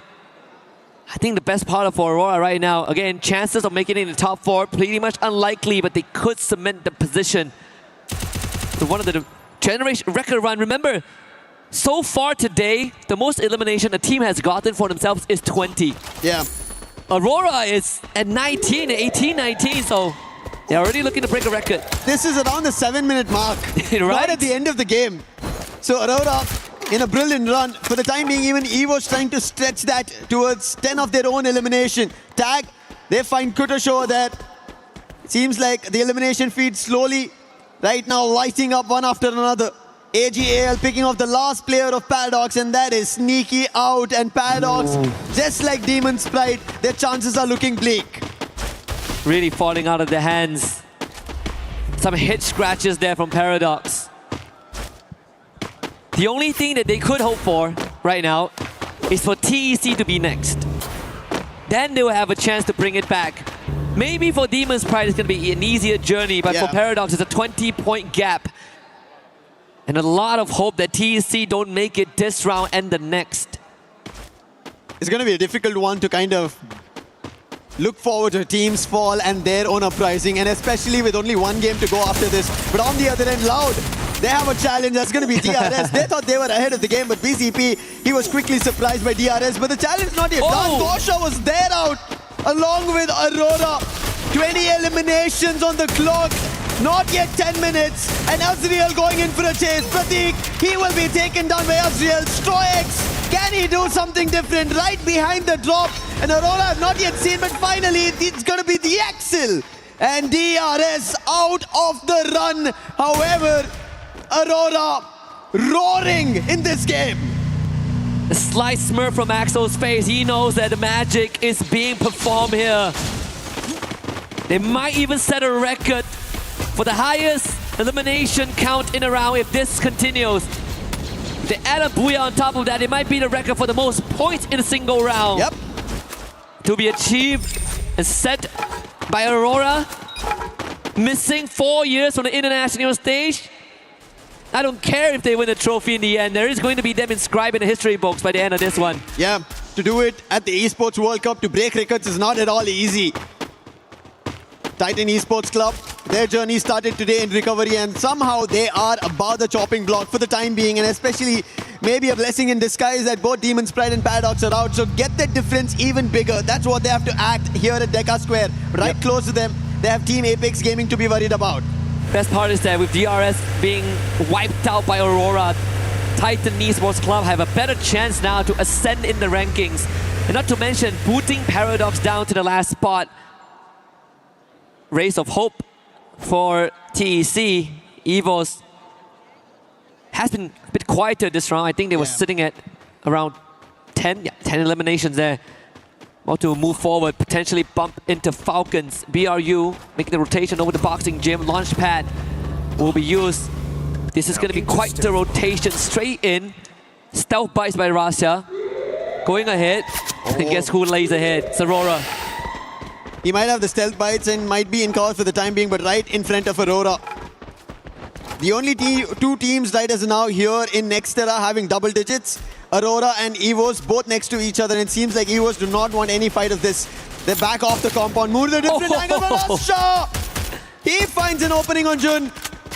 Do they continue this action? It seems like they're not yet, but that was a warning shot coming in from EVOS. Yep, indeed, Russia. Always the consistent figure in the team. Even in the darkest day of EVOS, Russia is the beacon of hope that you can lean your shoulder upon. Even yesterday we look back at EVOS' track record, right? Yeah. Russia is the one that enables everything. He's the one that lights the fuse and gives EVOS the second wind. Survivor and Dominator all packaged into one. It's going to be quite the standstill between them and Aurora. Maybe BRU will break the ice as they now make the presence into the circle. Every team getting closer, inching against everybody. 4 points for eliminations to be above and surviving, afloat. And I think right as in at least in Nextera, every team is safe and sound. Whether it be the top 4, the middle order, because the chopping block teams are already out. They are under threat of elimination. It almost seems like they've already been placed the guillotine here. Yeah. At the EWC's terms, the Crusher. This is silence just before an complete cascade of an action breaks out. Yep. Zones closing in. Falcons, a very big spread right at Deca Square. But with the binoculars being used, it gives an idea of a totality of the number of teams there. Either it came from Tag or it could be Titan. So it showed that there are 2 different teams holding in the major compound at the center of Deca Square. Yeah. Lau now makes their move. Hits the timing just right. With the circle centered around Aurora. Najat takes out BZP rotation. Lau has no way to retrieve him. Russia from the back one. Backside takes out Trap as well. Glue walls have to be used, but even for Guaksha, didn't really have much window to keep his team up. EVOS now being the difference maker. And that gives Aurora even more time to set up. TEC will have to move. But then there's Falcons lying in wait on fire. Shows it here! And it's a bait and switch with Limit following up. Blade just popped up and instantly, as you said, the setup coming in from Limit and now Titan Esports Club. They wanted to create a difference in the number of points they have, and Falcons have them surrounded. But on the other end, it is Team Apex Gaming. They decided to jump in, put Limit itself down, but Kiroro acts quickly. Volvin and Katie got her down. Sahilja trying to recover this. Shoto has to do something brilliant right as now. Falcons have him surrounded, cornered, zones closing, and Shoto is in deep troubles. However, there's a close vending machine, and Sahilja with Shoto will be able to get one of their players back up. And this could be an opportunity for TEC to take advantage of. Get a couple of knocks down, whittle down the members of Falcons and give themselves a chance to move on forward. Have to contend with Pina though with Kutas down. And they will have to get that revive going again. Every single second spent not rotating is going to be detrimental. BRU up with the monster truck. There is going to be pressure. Aurora, they gotta receive this hit. Can they overcome BRU? As they crash through, hops on top of the roof. Falcons wipes out the members of ag.al. ag.al going out. Aurora have a chance to make the biggest record here at EWC 26 in Free Fire. 22 eliminations. They died down after that 8-minute mark we were talking about. We're talking about chances dying out. Team Apex Gaming here in Nextera. They lose their chance out. However, still chances for Titan Esports Club to rake up points, but they're under the axe of the Axel. And Zue is also helping out, and that is going to be an end for Titan Esports Club. 24 in total eliminations coming in from Aurora. Buriram know this is happening, but that's happening right below them. Is there a change? BRU might be the only person that can, the only team that can stop this carnage from the Malaysians. Of course, with Azrael leading the charge as well. Axo onto Limit this time. Out into the open. Aurora not overheating this time. Get high. Removed from the equation. The clutch factor of BRU no longer in the conversation. And Aurora, new surge of confidence, new found hope, now takes on BRU, and they are on top of the roof. A fight between Loud as well as EVOS. But EVOS, they have the numbers. Loud don't have it. Riptide Rhythm coming in, trying to fend it off, but it goes towards Aurora. The axle's down, but they are quickly recovering. That's the best part, as you said, they are not overheating. Jun, he stepped out, quickly spotted multiple players and backed out. On the other end, Limit taking an advantage on Buriram out in the open.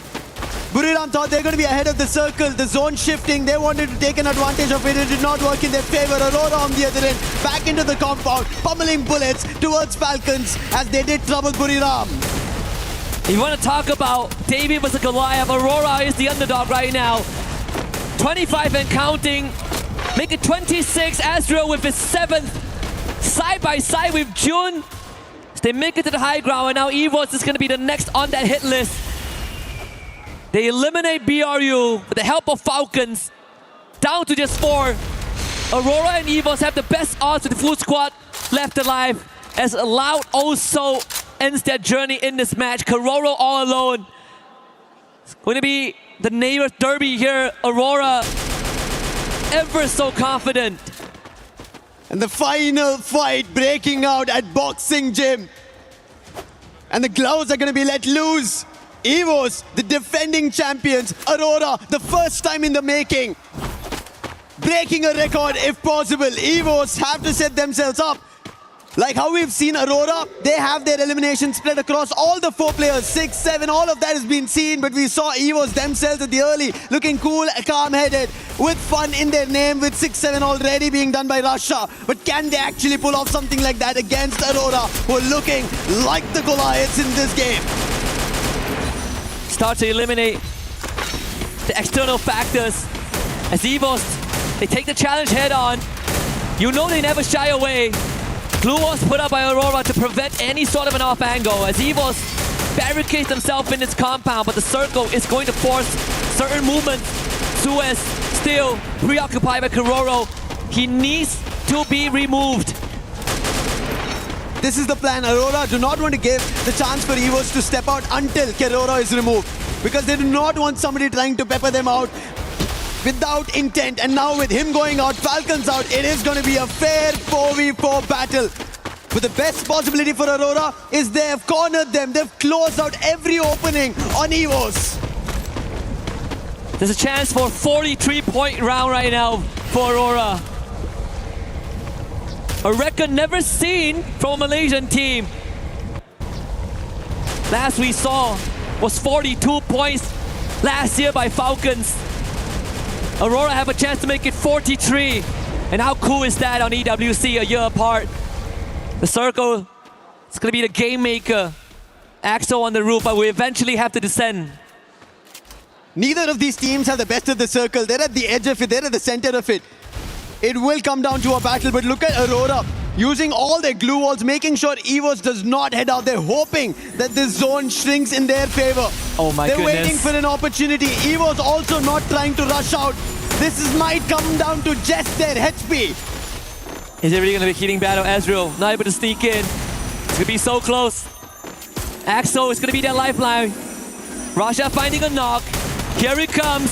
EVOS on the hunt. Ezreal with the knockdown here. But the lifeline is on top of the roof. Is Aurora. All hopes on the Axo. Can he outlast the odds? Aim God. Knocked down by the blue zone. Axo continuing to patch himself up. It's him and Apex. Who is going to outlast the system? Axo falls at the very end. And EVOS is the one that comes out on top.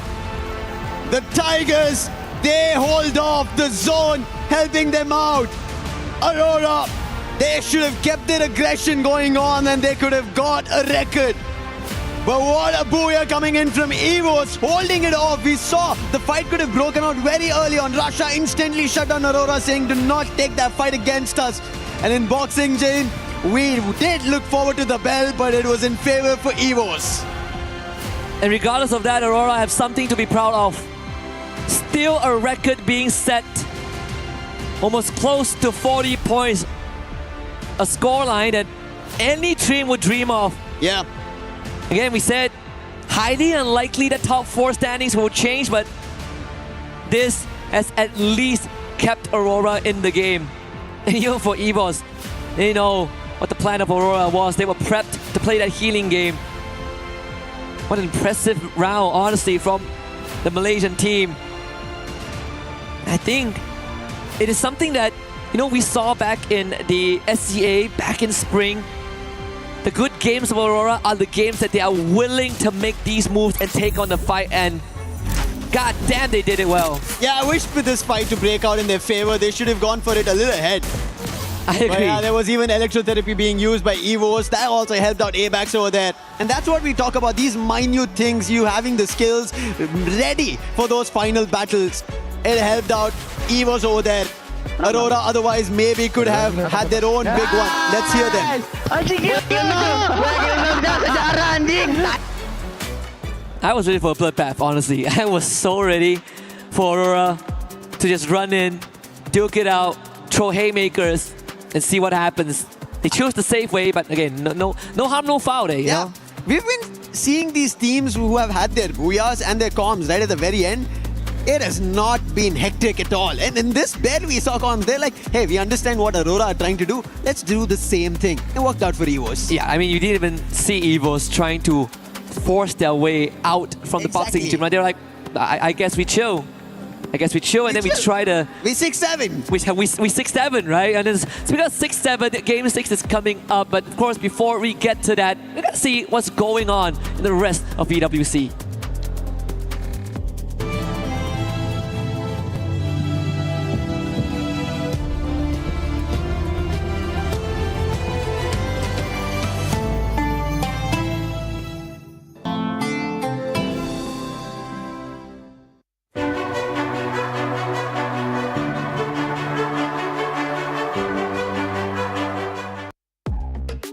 There's a machine. I don't really understand how to play or how to use it, so I'm gonna ask this man right here. Hello. So can you explain how can we use or play this? Because I really want to give a try. Yes. So it's easy. I will push the start button and you will have 5 seconds to prepare and it will start falling down. You will have to catch them all. So there are 10 in totals. And once you catch one, you can drop it on the floor. Wow, this game is gonna be very hard. It's about flexible testing. Okay. Let's see if I can do it or not.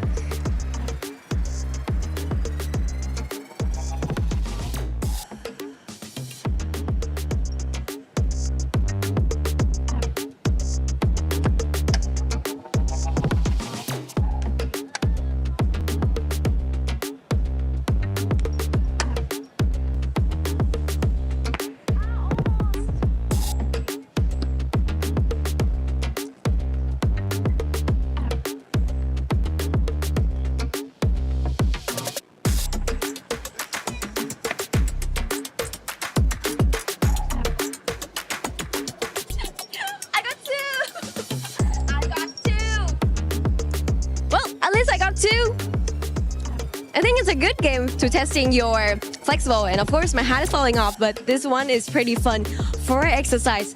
Let's move to the next one.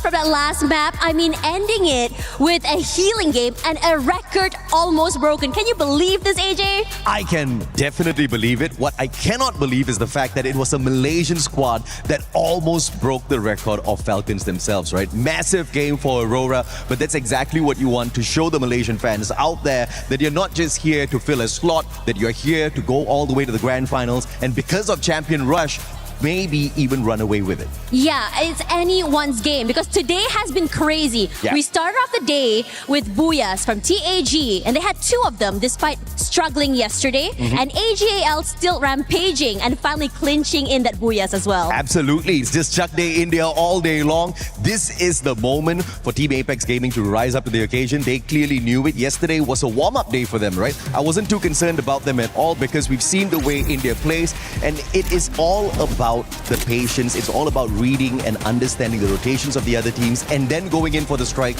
when you truly need to do so. And today is the day. Perhaps they might not get the early access into the grand finals, but what they will most definitely do is not get relegated today. Down at the bottom, Paradox as well as Demon Sprite, they are the ones who are in a little trouble. Yeah, it's looking really scary for them as well, especially as you know it is elimination day after all. You do not want to get dropped today. You either want to be at the very top all the way to finals, or you want to at least survive survive for survival stage. Absolutely, and obviously you want to get in there a tad bit earlier, but there is no harm whatsoever in playing that survival stage, right? You've got an extra 10 games to go through that also gives you a little bit of extra warm-up before you play the grand finals. But obviously the Super Titans want to get in there early, and Southeast Asia, as expected, finding dominance there. Now the surprising thing is Loud, even without a dominant run today, are still in the top 4.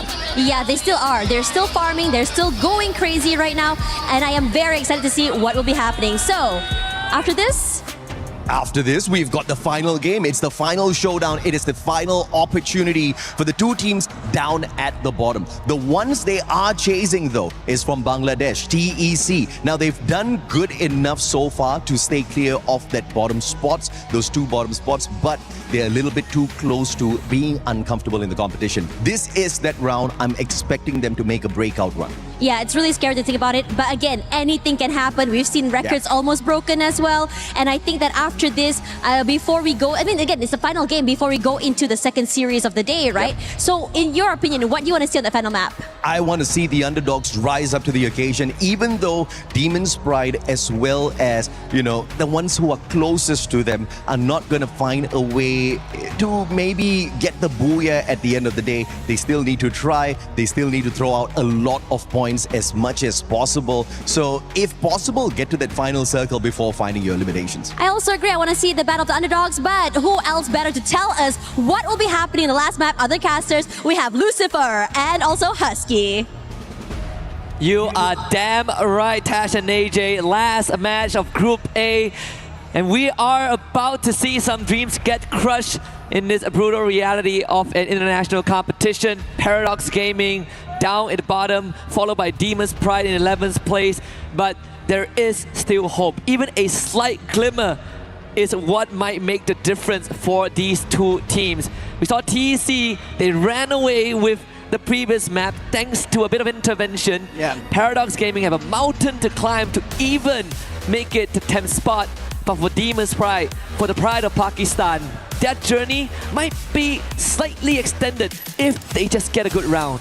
It needs to be the greatest of rounds for both Paradox and Demon's Pride, as this is the last game for Group A, match number 12. And it starts now with Paradox already taking a dive towards Moat House, but they have trouble. That's going to be DRS, not the great journey as they dive out very first. Sneaky, however, has taken a dive in the other direction, but very close is even Demon's Pride. Both the ones almost at the bottom, out of the race, are very close. This is unfortunate.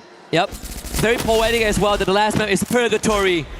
And can they survive Purgatory? Pratik making hope look a bit glim there. L2K doing the same. Then Enrique needs to be picked back up, but L2K needs to be able to hold the fort so far. Paradox down in numbers. DRS with 2 already. This is not looking great. Windy, he wants to do something, has a Vector on hand, but can he do something brilliant? Skill ready, but he doesn't even get to use a single bullet. And he gets taken down by Pratik, the P90 putting him down, but Sneaky. Thankfully, there was a revive, so he can go for this battle, but for how long can he do this? Paradox need to recover. They need to understand the stakes right now. That if they get eliminated so early, the result for sure is elimination. Not only that, you're also feeding points into the DRS machine. And that means, at least for this situation, it won't change much. But with Demon's Pride arriving, you gotta make something out of it. Aswa finding L2K, that makes it even worse for Paradox. Windy will bring him back. Finally, Sneaky getting the job done. Getting the first for Paradox. A step in the right direction. Strowax will want to find revenge. But Sneaky is doing his absolute best to stay alive. But Strowax pulls out the sight and ends Sneaky's streak. Madara now is gonna queue up and see if he can make something happen. Demon's Pride, they also need points. If it was Paradox and they were battling against them, that would have been extra points. But DRS, they're safe and sound. So battling with DRS could be trouble. And they've looked better so far in the entire journey of the 12 games that we've seen. Hope Demon's Pride are prepared for it. One thing for sure in the intention of moving towards Moat House is the fight is isolated. Whatever happens, you may be able to recover it. But can it work out? It doesn't. Both top 16 and Madara, they get taken out. And that does not look good at all. At least for Demon's Pride and Paradox, they're still in it. Still a chance. TAG On the other hand, not doing that well. Madara gets brought back. Gun Dynasty watching that top 4 slip away. Now we'll have to see if they can at least end on a high note. Doing like what Aurora did in the previous round. Almost 40 bomb. Shairu getting spotted out by Jun. That's half his health bar gone. Aurora, just before this, they had only Jun surviving, but thankfully got the whole team back up. So his life at this point, losing it out is okay. But on the other hand, as you did mention, going out with a bang is something that Gun Dynasty should expect and should replicate, because their top 4 chances are now gone. Unfortunate for them. The great run that they had on day 1 cannot do or say much here on day 2, because the Southeast Asia and Brazil, they went all out. And again, going in for a battle is going to be EVOS and ag.al. Not yet found an opening. Bullets being exchanged on either end. Dew now gets closer with his sniper. Can he find the opening? Yes, he does. It's going to be Ray getting taken down. Confirmation not yet there. Aim God running right across. Ray's confirmation will follow to Dew. And now Cypher following with A-Bags going down. ag.al looking better, but finally taking a hit on Dew. Now it gives a chance for EVOS to get back into the game. Aim God's gonna get surrounded as he revisits that area. The double back for ag.al paid off big time as they picked off the majority of EVOS and forcing them into that revive game. Dew doesn't even go down. None is lost on the side of ag.al as the feed continues to light up with some of the bottom teams. Stroax finding his 4th on the sneaky. Jazzy picked up by Get High. Things continue to develop in a negative way for Demon's Pride and Paradox. TAG needs to find a way to get woven back into action as Azrael also destroyed by Pina.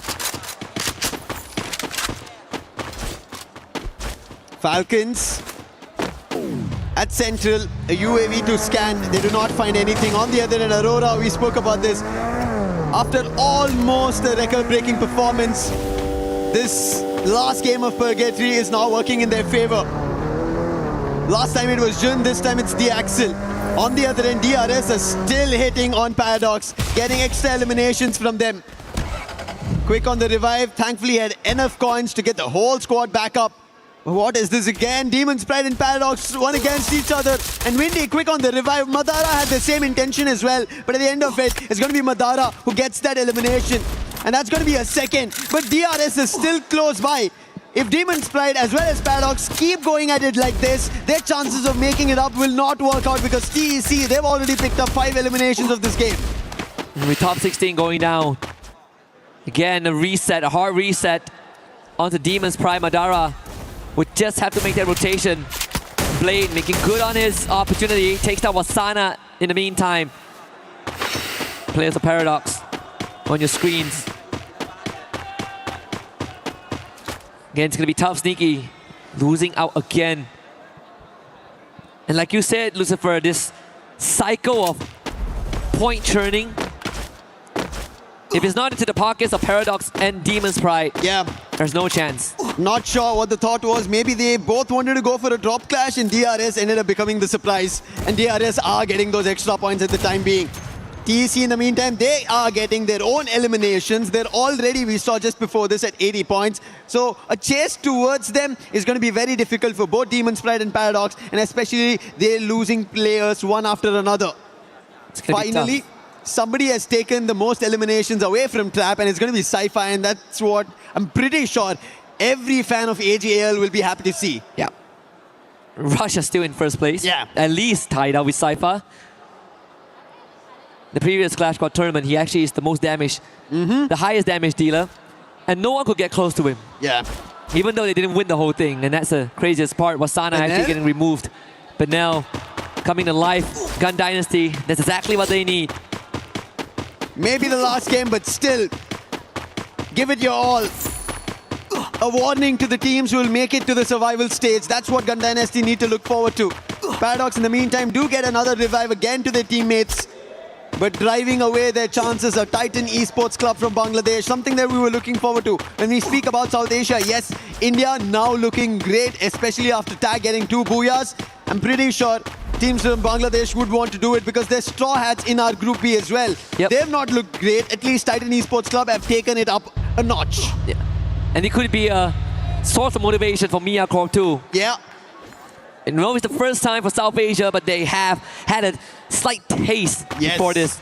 But for USA, absolute first time. Demon's Pride, unfortunately, the journey might have just ended here at the foothill of EWC 26. All eyes now on TEC and Paradox. 27 points to tie. The highest of mountains for Paradox to climb, but they're still in it. These are the numbers that we kind of talk about when teams need to get to champion rush. How far are they? How can they deny teams? But right as now, it's about staying alive. And that's going to be an even tougher task to dabble and work around.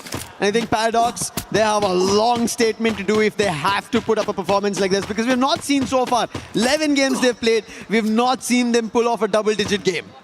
Yeah. It would be a lot more reassuring if TEC didn't also have 8 eliminations under the belt. Yeah. The break even. And that is going to only make things harder as more teams get removed.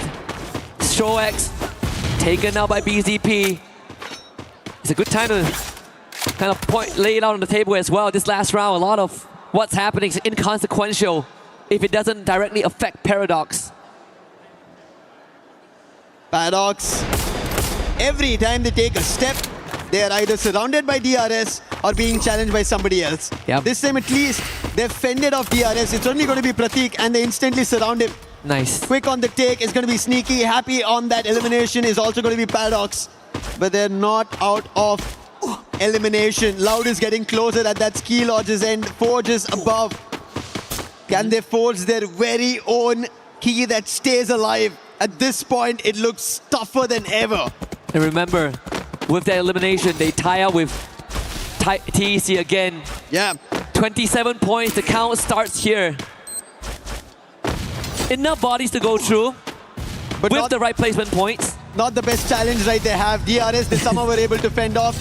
You can see Takuri did get the whole squad back, but look at Loud. This is how they challenge, going directly in. And Trap puts the player from Paradox down. Now Windy, he spots them from afar, thankfully. None of the players from Paradox were close by, and Loud did just get one and tried to back off, but now Nyx has spotted them. That will instantly tell Loud to go for the next fight. Yeah, forget about a hit and run. How about hit you straight? Again, Paradox sent on the run again. You look at the radar, Paradox actually have a good spot to not only get the revive, but reset again. But for Loud, they've already cemented their 4th spot. Really doesn't matter how this round turns out. Falcons, impossible to make it to grand finals. Will have to play for survival. Gun Dynasty continues to make a statement on the feed as well, taking out Pratik. Spinel is the one that breathes life into the team. BRU as well, finding a recovery. It's Gun Dynasty under the lightning zone, challenged by ag.al. And deal best Spinel. 2 shots looking for the second on David, but Cypher was close by. As David goes down, even Vega gets taken. This is ag.al looking forward to their run at that champion rush. And now Loud has a challenge right in front of them. Can they take them down? Damage already being done. Their Scour Fiber is not going to work out. Trap gets taken down. That's due for you. Due looking forward to another challenge with Nick. Trap getting confirmed. Cypher puts BZP down. Now Nick gets closer to Due in that CQC. It's going to be Nick delivering for Loud. He did say that only Brazil will prevail, but unfortunately ag.al will remind him that the true kings so far are still the ties, and Loud will have to take a bow now. Guaksha brings Trap back in. Another reset for Aurora, blowing all of that steam in the previous game and now sitting at no eliminations and a rough round ahead of them. Only 1 remaining survivor. Paradox back in action. BRU right in front of them. If Paradox can get through this hurdle, gotta start with the TAG. Which is the best fight for Paradox to pick? At this point, none. But they have to. If they want their chances at Esports World Cup 26, go to the survival stage right here in Paris. And Tag right now closed off. Instant dash coming through. Windy has to find the opening. It's going to be Shoto to turn it around, denying Paradox an opportunity. However, KD got been exchanged. That confirmation will not work through. Oh, they do actually. And Shoto trades it off with one of his own. Could have got a lot of words for Paradox, but bailed out by Windy with his life, with his dying breath. Enrique now with the challenge, absolutely decimated. Paradox down to 2, on their last legs, in front of TAG. L2K now removed. Shoto making sure that Paradox will breathe their last here. BRU now show up, and Sneaky out in the open. And that is all she wrote. Paradox Gaming breathes their last in Paris. They held that fight for far too long, holding it out here. And Buriram also got closer. Now even Loud. So Buriram, they are also at a disadvantage. They also need to decide to pick it up. And looking at the best spot is going to be Team Apex Gaming. In the meantime, as Paradox has gone out, the troubles for Titan Esports Club have vanished. They did lose a player, but I'm pretty sure the threat of somebody else raking up a lot of points is not something that they will be worried about. Najat is the last one. A nice hit coming in from Ray, denying Aurora and eliminating them. Evos, they use their binoculars. They spot 7 players. And that's going to be Loud, that's going to be Buriram, along with Close by Team Apex Gaming. Najat trying to time this perfectly. He's behind all the enemies who've already made it inside the circle, and I think Titan Esports Club are making sure no second chances left to anybody, that they still have points and they qualify, make it to the survival stage at least. Yep, they've done just enough for another 10 rounds tomorrow. So from this point onwards, there's no more consequences to whatever happens. But it'd be nice to get the booyah to add on to that record. And GD, they're doing the Aurora run, man, Lucifer. Yeah. 18 eliminations. They've gone big. Gun Dynasty now in a cluster though. Loud has spotted Najat, so for his survival it looks not that great. He should be picked off very soon. Team Apex Gaming, they've been holding in that tent for far too long. Their position was already compromised when Buriram made the entry, but Buriram, now they have an attention to pay to somebody else. That's going to be Gun Dynasty, but Gun Dynasty, before giving them any heat, they want to take a fight against Team Apex Gaming. But Team Apex Gaming, they've closed all the fronts. Just like how an entry was done by Paradox, no other team is getting an allowance like that. And now Gun Dynasty, they have more challenges in front of them as Evos walks up. And BRU is listening in closely, in a separate tent as well. Russia will have to spend some time to heal back up. The medic gun speeds up the process. Loud taking care of Nurja. The Titan Esports Club are writing their last. But again, just enough to make it to tomorrow. But Loud now have distance, great angles to intervene in this 4-way fight happening right in front of them. Last 5 teams, out of which only one team has all their 4 players surviving. That's going to be Evos. Sahil Jad, Shairu did blow open in a place to enter the doorway, but it did not work out. Sahil Jad was holding it off. BZP on the other end is spotting the entirety of Gun Dynasty. The chrono for the time being, will it save him? He gets into this own monster truck that was brought by Gun Dynasty and trying to hold it off. David on the other end trying to use his own guns to put the player down. It doesn't work out. One by one, players from Loud get taken down, and Gun Dynasty get eliminations raked up. Hit it to 21. They tried to save David, but the blue zone hurt too much. Attempted Grand Theft Auto by Loud. Punish. In the loss of GD, Russia getting tagged from afar. Benel and Shiru, both going big. Circle closing in less than 10. Evos now on the aggression. Inching closer and closer to a GD. This is great for BRU and TAG, and I believe we've seen this before earlier today. Just like what Evos ended up doing on day 1, instantly showing why they're the defending champions. Now they're closer to one more for themselves. However, Gun Dynasty, they do not want to give them a chance. They want to make sure this last game, everybody gets to know their name once again, just like they made it on day 1. Chrono being used, Evos get closer, damage being done, and that chrono will protect Gun Dynasty for the time being. The circle is moving, BRU calls dips on that. Team Apex Gaming staying behind, but the last 2 times they did that, they won the round. Yeah. But this time, they have one lesser member. They don't have KD God with him.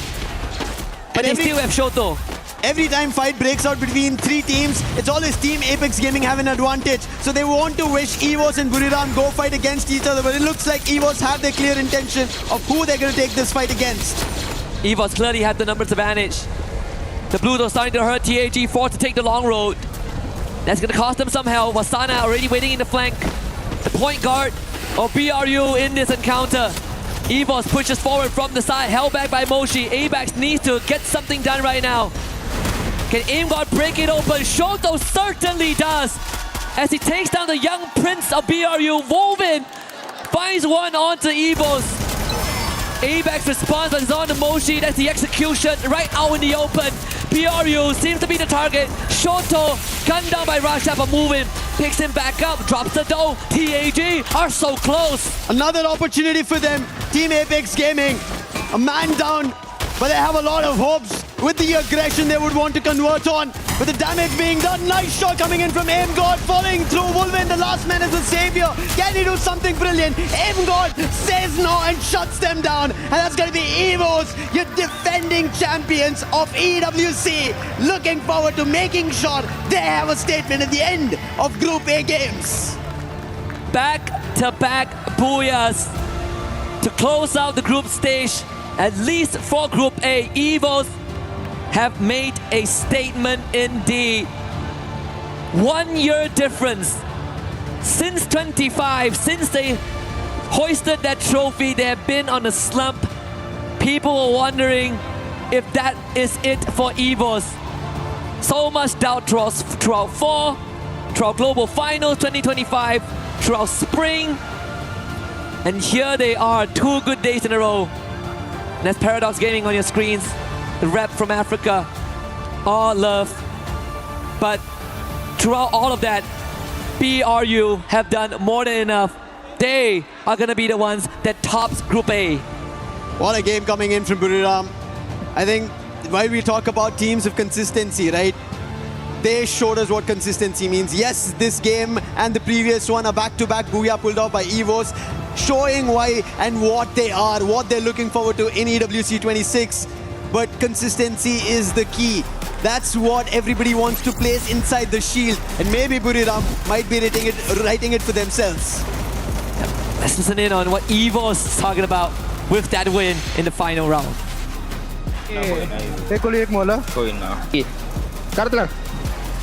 Wow! Boya lagi itu dia. Boya anjing. Itu dia. Akhirnya nge-kill dia akhirnya. AimGod standing up before the fight even ends, but hey, it's set in stone. Even though EVOS, they got that back-to-back booyah, but again, Buriram United Esports done more than enough to be at the top of the group, and you know what that means, Lucifer. Yeah, they're gonna pull the trigger. They will. 2 keys will be crushed. And for AimGod to stand up like that, he knew what was happening. He had taken 2 of the players of tag down, so he knew his teammates in a 3v1 will pull it off. And it eventually did work out. EVOS, but you can see at the biggest of stages, this is how the part and parcel of competition is. Paradox, they're happy on one end that they were able to make it to such a big stage, represent their region, and put a performance that they could deliver on. And on the other end, Demon's Pride, this was their very first time from their region, and they wanted to make sure they put up a big performance. They tried their best, but the level of Group A being the toughest did trouble them. Yep. Of course, the Latam fans here in full force, and that's just a fraction of it. I mean, for Africa, it's the first time for the region, but for Pakistan, it's not the first year. Yeah. And that's the contrast that we see on the stage right now. They can still walk back with their heads held high because they have done more than enough to showcase their best on the world stage, and I'm pretty sure there's more to come. There is a lot. That's what we look forward to from every team whenever they step up on a stage like this. And this is how we love to see things like this. But on stage, we have Barney ready. Let's send it to him. Well, an exciting day in Group A has now come to a close. 6 teams have secured a spot in the survival stage. 4 have made it through to the grand finals directly, and 2 are gonna go home. And so that's what we're here to do right now. But first, I'm gonna have a little interview with Buriram United Esports, because what a dominant day. Okay, let's set the scene, okay? Let's go back in time, your journey to this point. World champions in 2025.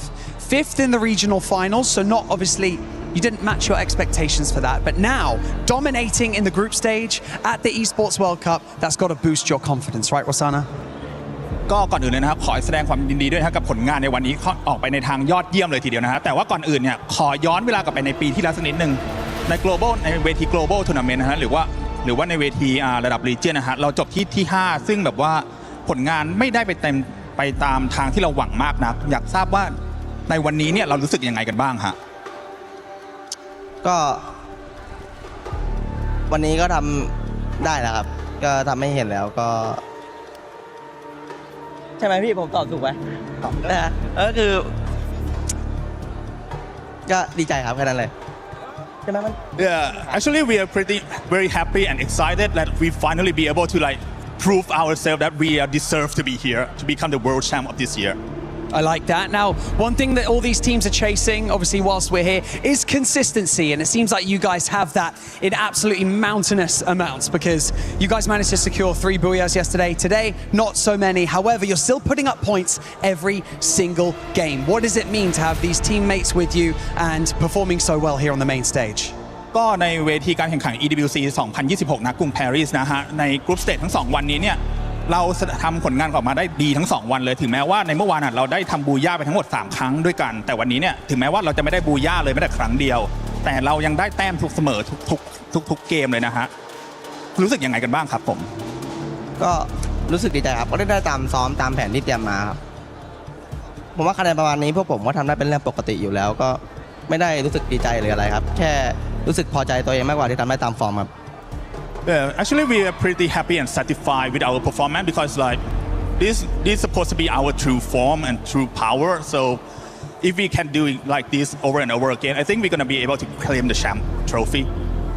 I like to hear that. I like the confidence. It's good. Now, gentlemen, it's time to join me. Come on, walk with me. This right here, this is called the Crusher. And as you can imagine, we're going to crush some hopes, going to crush some dreams, and crush some keys. Like I'll remind you, we have 2 teams who have been eliminated from the competition. They need to have their keys crushed. And so, we're going to start things off. Would you like to press this button? กดปุ่มเลยครับ It's going to open up. It's going to reveal the teeth. It looks menacing. Let's be honest. We're going to crush these keys. Okay, Wasana, would you like to gently pull on this lever and send them home? Is there anything you would like to say to your teams before we crush them?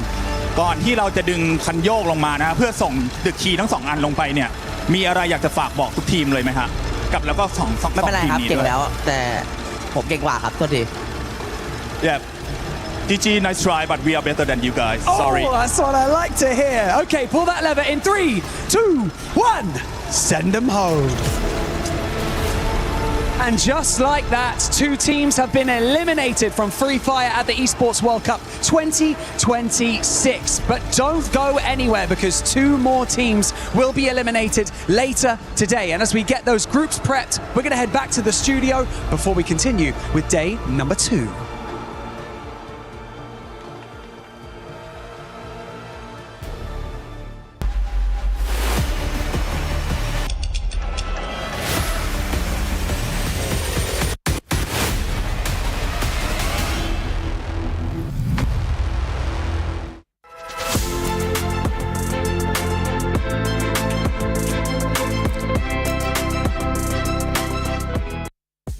Now, something that really hits close to home, and one of the things that we cherish the most here at the Esports World Cup, is support for our players on the main stage. And one of the most incredible things is, of course, when families, fathers, sons, brothers, mothers are here to cheer for their children and for their siblings on the main stage. It truly is amazing. I've got Shailesh here joining me, Shoto's father from Team Apex Gaming. Shailesh, tell me what it's like being a dad. I'm a dad. I have a 4-year-old son. What is it like to cheer for your son on the main stage at an event like this? It's great to cheer for your son, especially if he's an 18-year-old son and who is doing something which I don't understand. So you can imagine it's very difficult to cheer for him. But once he won the Indian Championships, before that I was a tough opponent of his. I used to refuse and deny him whatever he asked for. But after he won that, I knew he was passionate about this game. So you can imagine I've got 4 other family members with me. I have spent so much money to come here to support him. So that says it all. Now I am one of his biggest fans. I love that. We managed to convert you to being a fan of esports. That's brilliant. Madhvi, What is it like being here? As a mum, I think that one of the most important things is to teach your children to chase their dreams, right? And now Shoto is chasing his. How does that feel? It's a proud moment for me as a mother. He's playing very well, enjoying. He's playing incredibly well, especially today. After yesterday, okay? Yesterday was a struggle, an uphill battle. Today they're playing so well. Yeah, tell me how it feels. Yeah, I think 2 games is quite the progress, I would say, because I think yesterday it was kind of a struggle for almost every single player in their team. But finally they have proved themselves and made a great comeback, which I'm sure a lot of people, even in our home country, India, are proud of. I love it. Shoto's family is going to be happy because Tag is going to survival stage. As we saw the first keys being crushed here for Free Fire at EWC 26, none other than Demon Pride and PDX, but we'll talk about that later because we're going to be talking about the teams that are in the top 4 and will be going to the finals. One of them, Buriram. Very consistent 2 days. Yeah, consistent as heck, but it seemed like they did run out a little bit of speed from day number 1. I felt day number 1 was explosive for them, and it felt like today they're maybe in power saving mode, but after all, they're still up there in the lead. Do they really need to rush a little bit more? Yeah, absolutely. I think Loud was on power saving mode as well. They didn't really need to do much. They were just being very consistent, very average games, and they still remained up in the top. But what's interesting is Gun Dynasty kind of slowing things down today, intentionally or unintentionally. Unfortunately for them, Loud has taken away their spot in the top 4 already. They get to move on into the grand finals. But more importantly, it was the storyline of who's at the bottom. And Titan Esports Club, TEC, many doubters out there. Of course, tons of supporters as well. They have managed to save themselves from relegation. Just barely. It feels like just barely, because at the beginning of the day, I mean, throughout the day too, that squad was just there in contention, doing enough to what it took to keep them away from those bottom 2. But the way you were talking about Gun Dynasty, that's a team that slowed down in a big way. Yeah. Lace, boy, did they slow down in another squad that was kind of able to bring it back up as we see the top 4 teams that will be moving on to the grand finals was Falcons.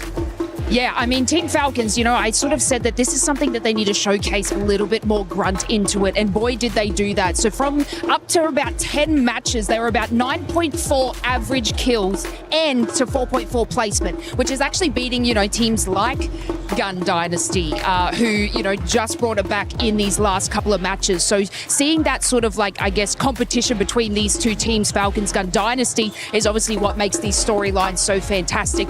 Clearly not enough to make it into that top 4 we saw in that final circle. It was like looking good for these teams, and then somewhere along the lines, you know, they came in from the eastern side. I know, like, I think it was Loud holding the eastern corner there for quite some time in the position. So it was very difficult for Team Falcons and obviously Gun Dynasty to sort of get that fruition and get those extra placement points that they needed to push them up to that top 4. But look, if we're looking into like survival kind of matches here, this is an excellent feat from them. So I'm pretty keen to see like what happens with like the next group and how these guys will go in contention with that. But like a great, obviously, you know, I guess team effort from Team Falcons for them today. Indeed. They need to find a way to get those booyahs, because as you saw there in the top 4, it was just squads that were able to get booyahs. Apex Gaming, I mean, we saw what one of the players' families was saying there, happy with their performance. A little bit too late from what we saw in the first day, but a great bounce back for this squad going into survival and taking some momentum with them. Yeah, it's crazy seeing this team, if you think about it. Yesterday, fairly quiet. Now coming in today, I think coming in really hot. And I think it's really good as well, because day 1 is more of like icebreaker day. Everyone's just trying to get a feel of each other as well, as right? Yeah. But another team I really want to talk about as well is Aurora. Yeah. Because coming into this, I would say that around Neptune. True. They were a team.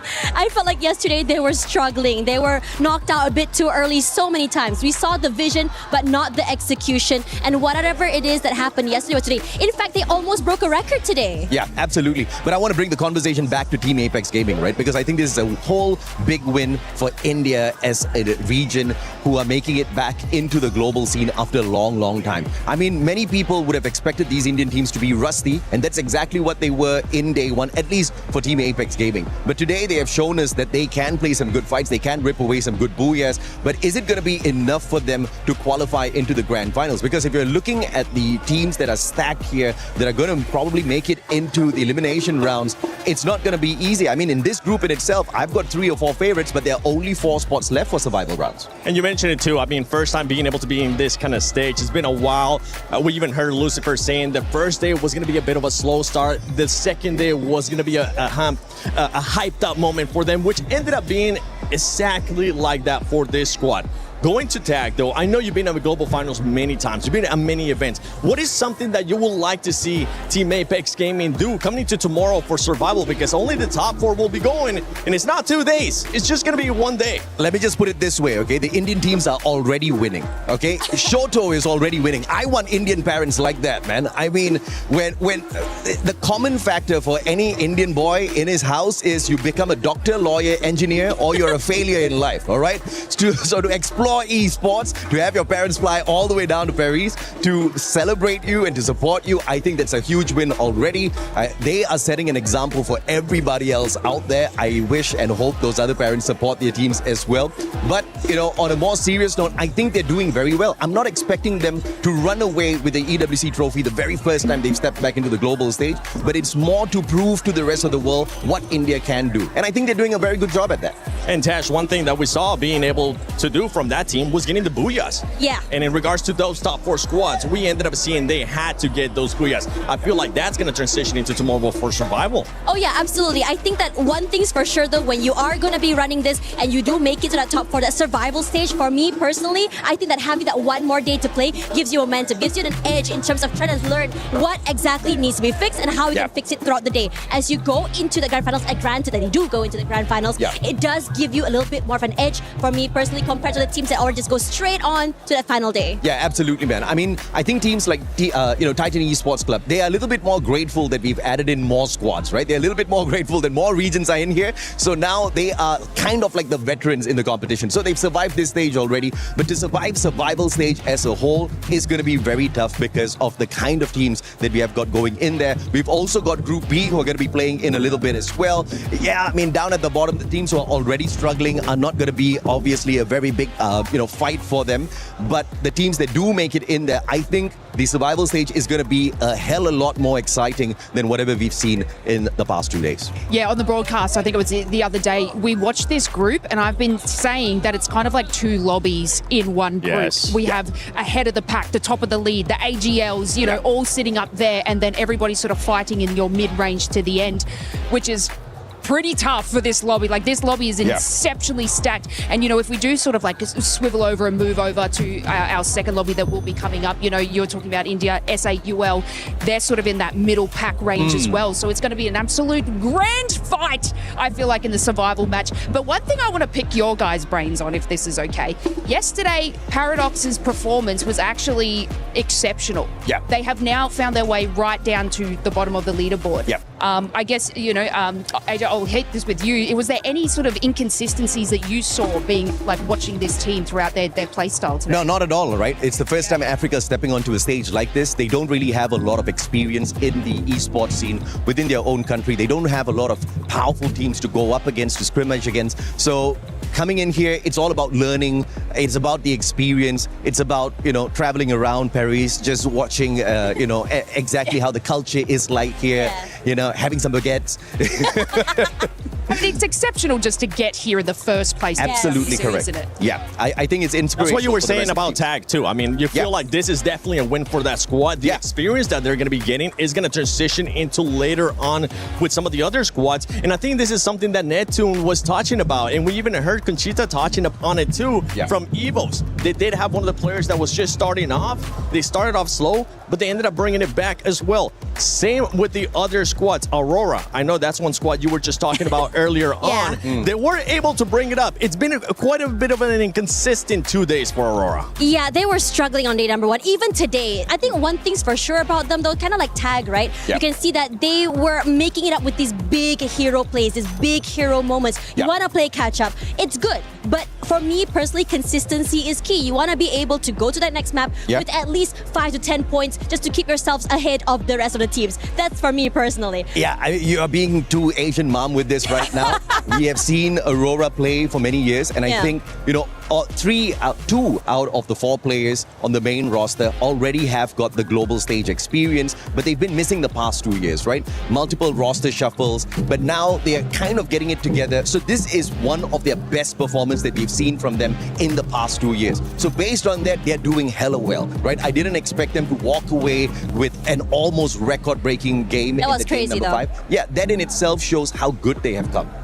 Great momentum too that they're going to be able to take that into survival. And that's the thing though, you can be consistent here when we're talking about groups just to make it to survival, but it is going to be a bit of a level up, a big level up when we end up moving to survival, because the top 4, that's all you get. After that, it's not just 2 teams that are going to be going home, it is going to be the rest of the teams that are going to be going home that are not in those top 4. So going into survival, I know, by the way, there's amazing people that have joined us, Tash, Bunny, AJ, and Lace, especially you two. You guys are going to get a chance to cast that Group B. We'll get a chance to break down Group B with the other squad, but I want to just pick their brain. Who is somebody that you're going to be keeping a close eye on coming up in Group B? Man, I am not keeping my eyes on anyone, right? That's the beauty about shoutcasting a battle royale. Anything goes, anything happens. Like from what we've seen already in Group A, teams that kind of didn't really do all that too well yesterday, even Titan Esports, they weren't having a fantastic run yesterday. Today is where they showed us what they're truly capable of, right? And that's exactly what I'm expecting to see. Teams who were not doing too great yesterday to step it up. Teams who are doing great, maybe, you know, take a little bit of a pause, just like what Loud did, just like what Buriram did. Don't get too crazy with it. Yeah, I think for me personally, I mean, I did dig a little bit with Carol about the Brazilian, I think, scene, right? Yeah. And she was telling me, like, in the regular season for Brazil, one thing's for sure, the Fluxo was known as the... Boogeyman? Yeah, the boogeyman, right? Yeah. They were the ones that goes for back-to-back booyahs coming forward. But now, in this tournament, they are the ones that are just farming eliminations. Yeah. So they've changed up the way they play. And I agree with you. You really cannot tell what's going to be happening. And I'm so excited to be part of this with you, AJ. Likewise, Dash, right? And, you know, speaking about Fluxo, I am not too worried about them at all. That's the team that we are definitely going to see at the Grand Finals. I'll be shocked if we don't see Fluxo in the Grand Finals. I mean, right? let me give you my little opinion here on the end, guys, because I shouted it from the rooftops right at the top. We need to look at Team Secret, guys, okay? I have placed them as my underdog, all right? The video with underdog! Yes, and if we saw from there, like, obviously, groups from yesterday, shaky start, but then they pulled out these Bazingas just to skyrocket up the leaderboard. So, you know, I don't want to jinx them. I know we're all about jinxing, unfortunately, but this is going to be one team that needs to obviously make this happen. Yeah. And I'm going Team Secret. I mean, this group has been just talking about when we went to Group A, it was pretty much Southeast Asia. When we went to Group B, it was none other than Brazil. You can hear the crowd in the background. You can hear them getting hyped up. And for everybody currently watching at home, don't forget, support your local team. Get into Free Fire. Make sure you support your local team, whichever one it might be. You can be biased. It's okay. We try not to be biased here, but sometimes it ends up happening. We'll be getting ready for Group B, but we do have an amazing video with Mia.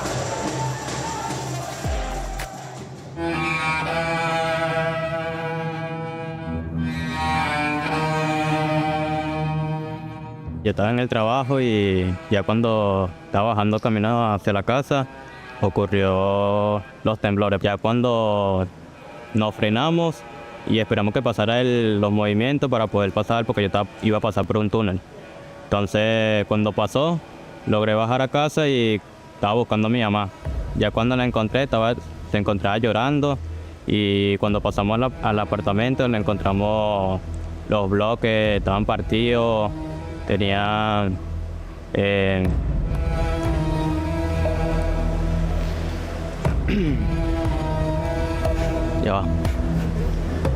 ya de ahí salimos del apartamento porque no era habitable. Ya estaba partido, estaba botando el agua, pasaron muchas cosas. De ahí estábamos esperando reunirnos con la familia para poder llegar hacia donde nuestra abuela, que allá era un poquito más habitable.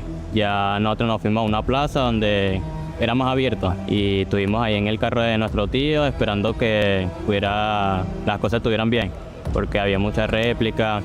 En un momento nosotros estábamos en la plaza y yo estaba logrando contactarme con el equipo, pero no podía porque no había señal, no había luz, como durante 2 días. Entonces nosotros esperamos los 2 días, nos acostamos en la camioneta, en el carro, y ya cuando llegó la luz pude contactarme con el equipo.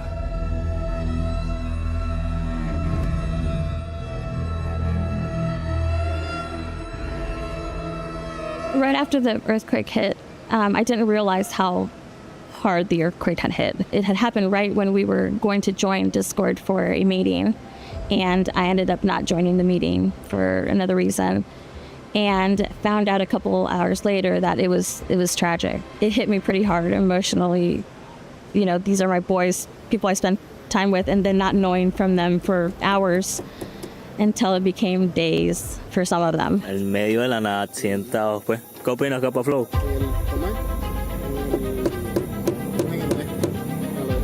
Feo porque nosotros teníamos pensado ir desde el aeropuerto de Caracas, que me tía. Ya teníamos todo planeado, todo bien, pero hubieron rumores que las carreteras se habían dañado por el terremoto y así. Entonces varias gente nos dio opciones, ejemplo, que nos podíamos ir por Medellín, y así fue lo que hicimos, pero fue por Medellín. After we knew that we were going to attend EWC, I already had a relationship with the mothers. So they knew my name. They always heard me on Discord when I spoke to them. And one of the things that I told them and I promised them was that I was going to take that trip with them from Venezuela directly here, and that they would never be away from me, that they were going to be with me the whole time. And the minute I found out that I wasn't going to be able to travel with them from Venezuela, it just broke my heart. And I try to make it as transparent, as much communication. I tried to inform the mothers. Up to now, we have a WhatsApp group that they're constantly receiving pictures. They're constantly getting updates from me, and they know that I've been trying my best to keep them updated. Lo más difícil del viaje fue separarme de mi familia. El proceso de tomar la decisión fue hablarlo con mi familia, porque no estábamos seguros si ellos me querían dejar ir, porque como había muchas réplicas y estamos en familia, no nos queríamos separar.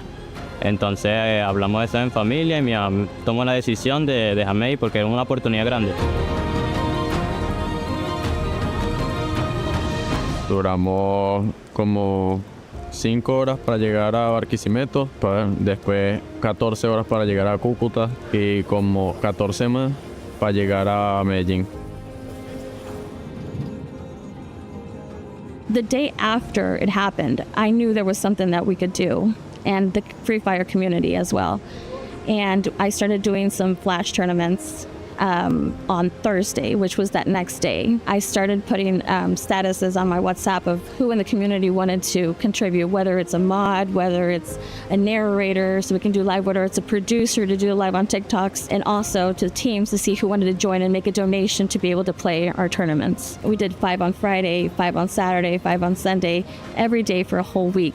The tournament, I named it as Manos Unidas, which means United Hands, which also contributes back to, our logo, which is a logo of a picture of my hands.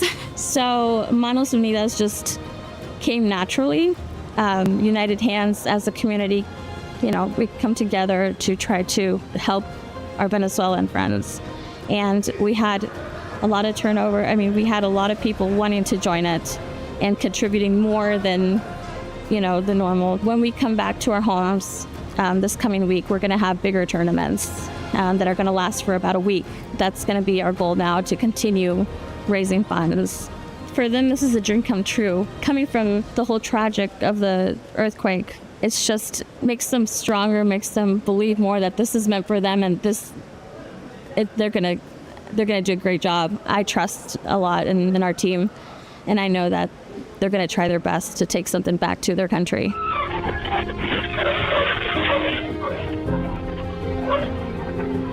Pues que todo es un sacrificio, que sigan su sueño y así, que nosotros pues aquí vamos a demostrar y así.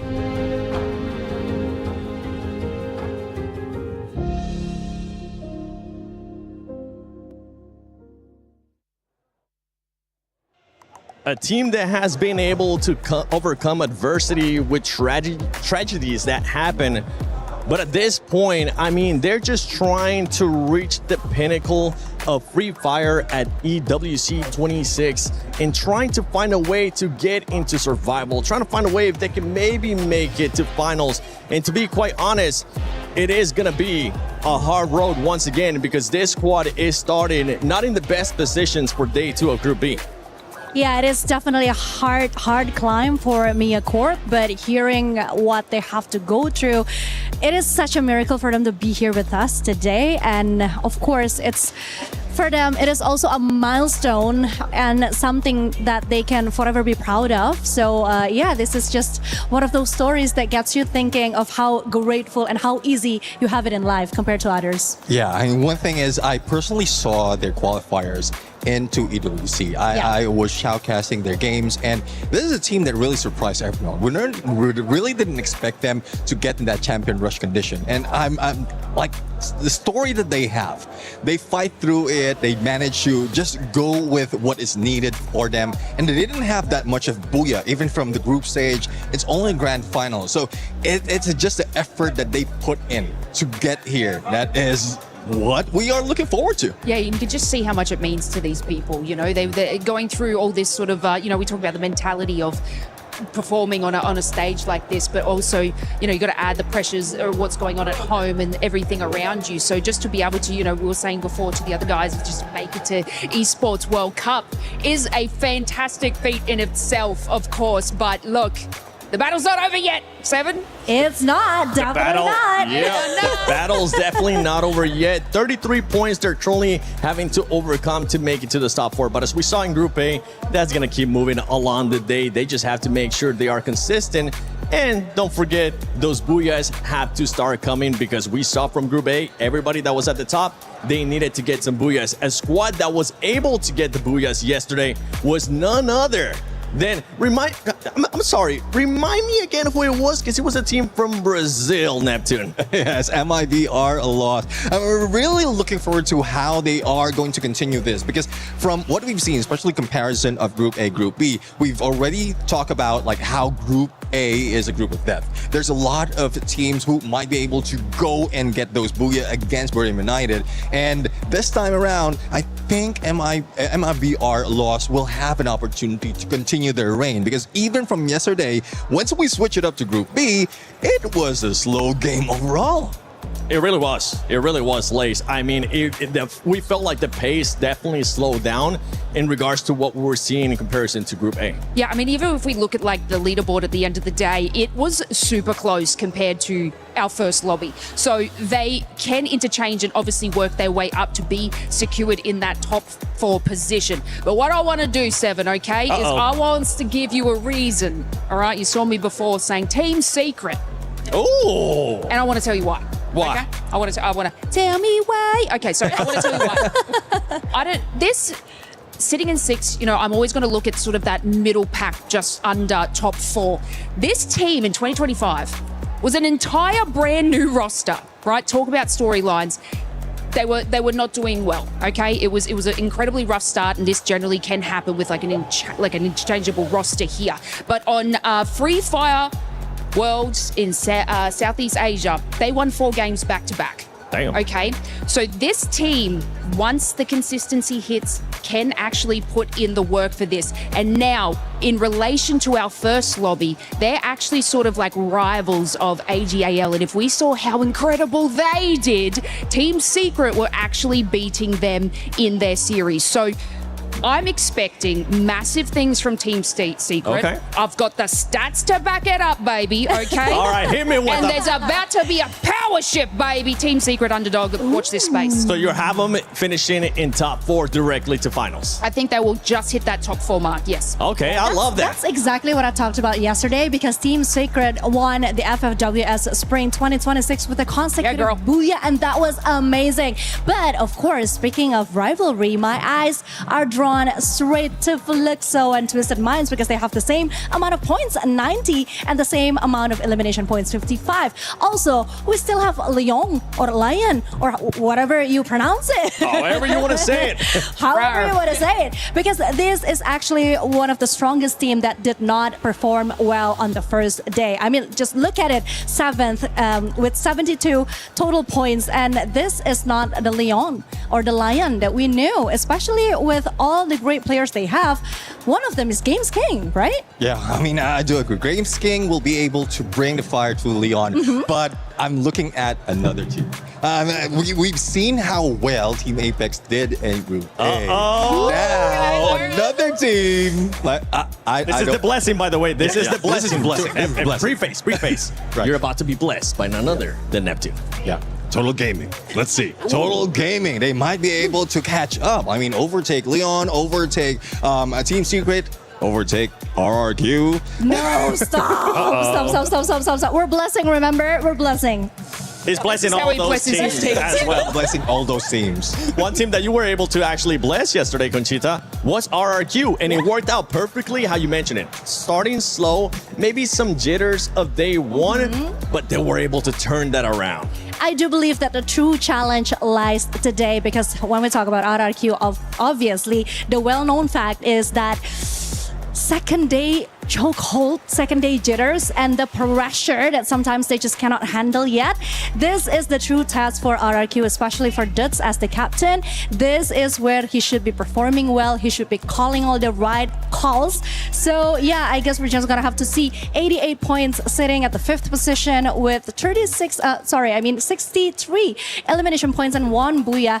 It's looking quite promising, but if I'm talking about the Indonesian team, of course, I am super proud once again to see how Vitality has been performing and has been doing so good in this group, Neptune. I want to say Vitality. With that voice, right? Yeah. The new strategy ended up working out for that squad, and hopefully will continue today, right? Because remind everybody that might have not been here yesterday, it's okay, we'll let it slide now that you're here with us. What was the new strat? Yeah, my strategy of going for double snipes. We've seen that from Southeast Asia. We thought that they are going to let go of that because even Brim United, we're seeing them trying to do the same thing. But out of that, they just capitalize on it. They can easily switch up to, especially for those who are just adjusting the sniper, they can easily switch up to sniper, mid guy, or frontliner. So that's what I'm loving about Team Vitality right now. Yep. And again, going back to Chris Joe, like the mindset of the coach, it's just so much of things that we might expect from Team Vitality. And they might be able to start hot right away instead of what we were able to see yesterday. One team that's looking to get some booyahs is Fluxo because their fans are behind us. And if I'm not mistaken, I think I see, is that Barney and Carol? What are you guys doing here? Oh, here we go. We are here with the Fluxo W7M. Incredible fans. It really is amazing. Oh, Sal Cinelli joining me here. Tell us about traveling here with these guys and, you know, what this team means to you in this competition. My family, I can explain how important Fluxo is for me. And it's really amazing to be here because my first time traveling abroad and with the organization, it's like living a dream and it's so perfect. I love it. We can't hear you, unfortunately, so I'm going to pass this. I'm going to use this. Talk to me again about this being the first time that you've traveled outside of the country and what it's like to travel with all of these guys to support your favorite team. Yeah, it's abroad, and I truly love. It's like we are really family. I love Fluxo. Fluxo is my family, and make me start doing live stream just because of the organization. So all that I am is because Fluxo. Sal Cinelli exists because of the Fluxo. So it's awesome to be here, and I know that everyone has the same feeling. I love that. I'm going to take this mic back off you because we've got to learn some of these chants because they're absolutely incredible. Go on, let's go, Carol. Definitely. Amoroso. Okay, so yesterday we talked a lot about your travel here. It's probably the first time of most people here getting out of Brazil. And you guys share with me incredible stories. But I want to know if you guys have prepared any kind of song for this moment here. Cara, preparamos algo muito da hora para PWC para aproveitar bastante esse evento. Trouxemos várias bandeiras, inclusive uma música nova. Então, eu quero impressionar vocês. Okay, so basically they have prepared a special song for this moment. They create a special song for EWC and even they bought a huge flag. So they are gonna show us the flag and teach us the new song. Come on guys, I'm with you, let's go! Ei, Spotify, puxa aí, tô aqui na EWC, que é a música da EWC, puxa aí. Bora. EWC song, let's go! Vai. Puxa aí, puxa aí. Oh, I love this. Oh, this is good. E o meu fluxo vai vencer. E o meu fluxo vai vencer. MD vai deitar. MD vai deitar. O Portezinho vai ruxar. O Portezinho vai ruxar. Chama aí o Luquingue. Chama aí o Luquingue. Chama aí o Luquingue. Chama aí o Luquingue. O Gil é muito bom. O Gil é muito bom. Pops vem pra ser campeão. Pops vem pra ser campeão. Brox completa a seleção. Brox completa a seleção. Chama aí o Bentinho! Chama aí o Bentinho! Chama aí o Bentinho! O Fluxo vai ser campeão! O Fluxo vai ser campeão! Blocks are absolutely popping off on the main stage and we love it. For now, we're going to head back over to the studio and we're going to head down to the main stage to kickstart the second part of Group B, Day 2. There we go. Oh yeah, let's go, Fluxo. Oh, I got distracted. We're back on us. Okay, Fluxo. I see you with the energy right there. Let's go. Let's go, Lace. This is a squad that, as I mentioned earlier, they're going to be looking to get their first booyahs. And it was none other than their Brazilian brothers actually stopping them from getting those booyahs, Neptune. Yeah, I do agree. I mean, well, it has been said already. Despite of not getting booyahs, they're still taking the top of course. So it really doesn't matter at this moment. As long as they can get to the top 4, then it's okay. No booyah, no problem for the moment. No, I want to see some booyahs out of them. Imagine how if they're crazy right now, if they're being loud right now. The Fluxo crowd, Gachita, it's gonna go crazy. I know, but that's exactly what I'm waiting for actually, Seven, because we have Buriram and ag.al in Group A, but we also have Lost and Fluxo in Group A, and that's gonna be interesting. All right, well, it's time for Group B, Free Fire at EWC 26. Let's get started. 6 more games to go. And half of our players now know their fate, while the other half is ready now on this Giria City Ride. That is right. 2 teams have now been eliminated from the competition, so the tension just got a little bit thicker because the consequences just became real. Indeed, Barney, there is no room for error anymore. With only 6 games left, it's crucial to hit the ground running Day 2s now. Look, expect insane plays, expect heartbreaks, but above all, expect absolute chaos. And so, with that being said, it's time to introduce your next 12 teams to the main stage to fight for survival, starting with the Mia Corp.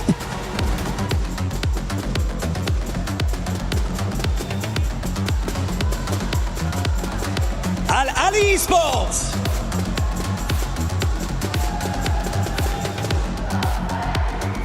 Team RRQ.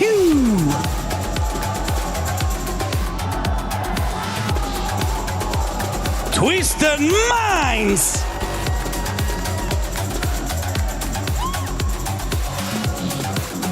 Team Secret.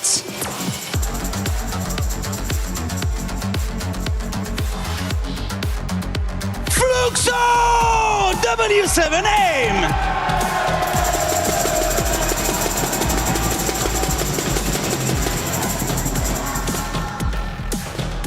Total Gaming Esports IQ.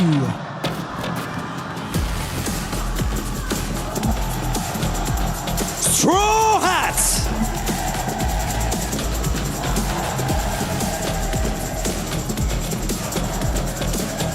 Lion.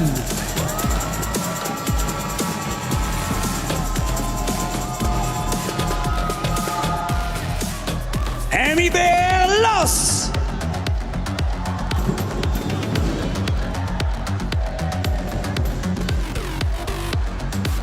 SA ag.al Esports.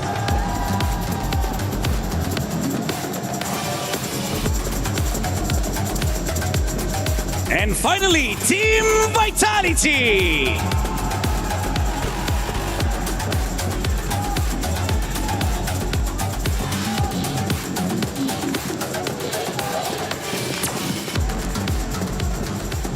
Here we are, our Group B is ready. Anything can still happen, and no one is really safe. We've got $1 million on the line, the survival stage around the corner, and our grand finals reserved for just the most elite teams. And so with that being said, it's time to close out the group stage of Free Fire at the Esports World Cup.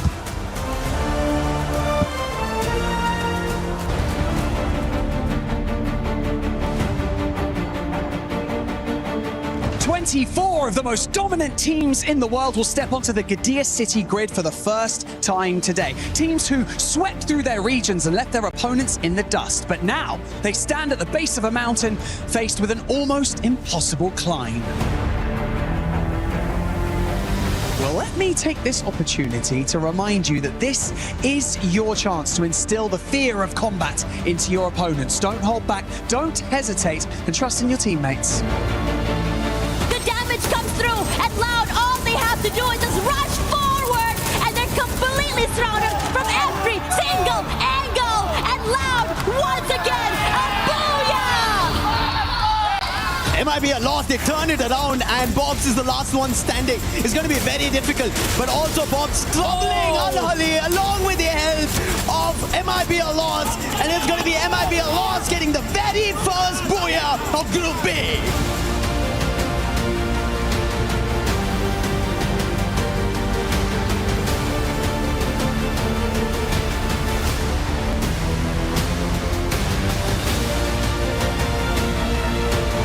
Looking for the final player, Kororo, looking for that recovery, and they will be denied as Burina pulls away the third booyah of the day to take the #1 spot on the leaderboard. And Lion are losing players one after another, and as that happens, even Dix gets eliminated, and Games King was the last man standing. And it is going to be mibr.los getting the final booyah of Group B's Day 1. Our eyes on the teams who are in the top 4 slots as well as the bottom 2. Today is the chance for early qualifiers. Today is an unfortunate moment of heartbreak for 2 teams who will get to go on a little bit of a holiday here in Paris before they fly back home. But who is it going to be? Mia Corp Straw Hats down at the bottom, and SHUL a little bit too dangerously close to them. Yeah, because today is anyone's game. Oh, yeah. Game 1, or at least Group A, was a story where any team could still make it big and survive. And I'm wondering if Group B will tell us the same story. Yesterday, Loss went huge. 3 booyahs, ending the day strong. And I'm pretty sure that every other team in this group as well want to replicate that. Yeah, absolutely. And obviously, it is a situation where mibr.los, wanted to control the situation, but also wanted to find out exactly what they can do in a lobby like this. They've already proven themselves yesterday. I'm expecting them to have a little bit of a slower day today. I'm expecting the teams who are down in the mid part of the battle instead to really show us exactly what they've got. Obviously, it's the fight to squeeze themselves into the top 4. Even if mibr kind of sleeps on us, giving us average games back to back, I don't think they're going to be at risk of getting kicked out of the top 4. Absolutely. I think one thing's for sure though, everyone wants to maintain that top 2 slot. Yeah. After all, again, you get that holiday, you get that direct slot to that finals. Yeah. And on top of that as well, you mentioned just now during the desk, right, about how hard it would be to be playing through that survival stage. It's going to be hard, it's going to be lethal, and most importantly, it's going to be mind-bogglingly stressful. Yeah, absolutely, because we have got the best of the best from around the world. We've only got the 4 slots. I guess a little bit of a blessing as you take these Super Titans out of the race. Now you get to go up against teams who are maybe just a tad bit better than you, right? Because you're taking out the teams who are down at the very bottom, so no easy picking. I think it's going to be ruthless. It is going to be very challenging for the teams to maintain consistency when we get into the survival stage. But of course, beyond all of that, if any teams do manage to show us a constant streak throughout throughout those 10 games. I mean, color me surprised for sure, but I'm looking forward to a situation like that. What's going to be the fate of the Indian teams? Now, we saw the support for Shoto. He's got his family members here, but for the rest of the Indian squads, I hope they are not going to be depending on the support, but they're going to be depending on all that they have conversed, all that they have prepared for before reaching this stage, because there's still a lot to prove, and more importantly, you got to save yourselves from Miyakop as well as Straw Hats, who are sure as hell going to be looking to climb up the leaderboard today. Yeah, and I think what's really important as well is that day one is the day that you get a feel of everything. You have an idea, you learn from your mistakes. You have that few hours before coming into today to really fix up your mistakes, whether it be changing your drop spots, whether it be figuring out which teams you'd rather go head to head with. And that is why, it's really scary today. Definitely, I think the heat is up. Everyone's playing a little bit more faster compared to cautious compared to yesterday, at least from Group A, that what we've seen. I wouldn't be surprised to see it here too in Group B. Absolutely. Fluxo, the potential of them going all out today, I really don't see it, right? Because at the end of the day, this is a team that usually flies under the radar, and when it's definitely needed at the finals, that's exactly when they show you what they're truly capable of. That being said though, 2 years back to back, they haven't been able to grab that trophy. Not only were they not able to grab the trophy, they were nowhere close to walking away with the trophy here at the Esports World Cup for Free Fire. So perhaps they want to change their tactic up a tad bit this time round. They're currently sitting in the 3rd spot, not too far away from mibr.los. I feel like one game can allow them to catch up. 2 games should allow them to overtake mibr.los. But that is, of course, a question. Is mibr going to allow such a thing to happen today as well? Yeah, because yesterday they were on a streak. They were taking advantage of the fact that everyone is going to be cautious. It was very high-risk play, but it worked out very well in their favor. And now today, after hearing about what's happening in Brazil, right? Them in the regular season, how they were the boogeymen, how they were always back-to-back-to-backing when it comes to those booyahs. Can they bring that happening here today? Because definitely they had changed their strats from yesterday till today, but that is why things get really interesting, because definitely all eyes are on this top 2. I'm sure no way in hell do they want to go into survival stage when they have the capability of making it into the top 2. Yeah, and shout out to Chris Joe as well. Vitality has been whooping some butt out there on the battlefield. Who would have expected Vitality to do even better than their Brick Brothers RRQ, who yesterday did manage to walk away with 1 booyah to their name, but not in the top 4 just yet. Vitality, on the other hand, are doing better than Fluxo as well as Twisted Minds. This is a big factor. I feel like they definitely need the confidence boost. Seeing Vitality make that early access into the grand finals is definitely going to be fantastic for them. We've got the RRQ fans out here versus the Fluxo fans as well. Who can be louder? Who will have these smiles on their faces by the end of these 6 games? And also, most importantly, who will be silenced by the end of the day as well? I'm really curious to see who it's going to be. But we all know who's the loudest of RRQ. Conchita in the backstage. She was screaming for them. I highly doubt Conchita only screams for RRQ. That woman is unbiased. She wants to scream for everyone, but she sees the potential in the kingdom of RRQ. But I have to tell you, the Fluxo fans are a tad bit more lively, right? I want to see that exact same energy from the opposite end as well. RRQ, y'all need to stand up. Y'all need to make some noise, baby. Y'all need to yell, that's for sure. Give your energy to your favorite team as we go into this game. Oh, they're starting to dance here. There we go. That's the energy. More energy, RRQ. More energy. Yeah, I want to hear them sing. I mean, we hear a lot of the Fluxo chants, right? Yeah, so I need to hear them start singing, start yelling, because they do have a chant, by the way. Yeah, absolutely. I mean, we're eventually going to hear it.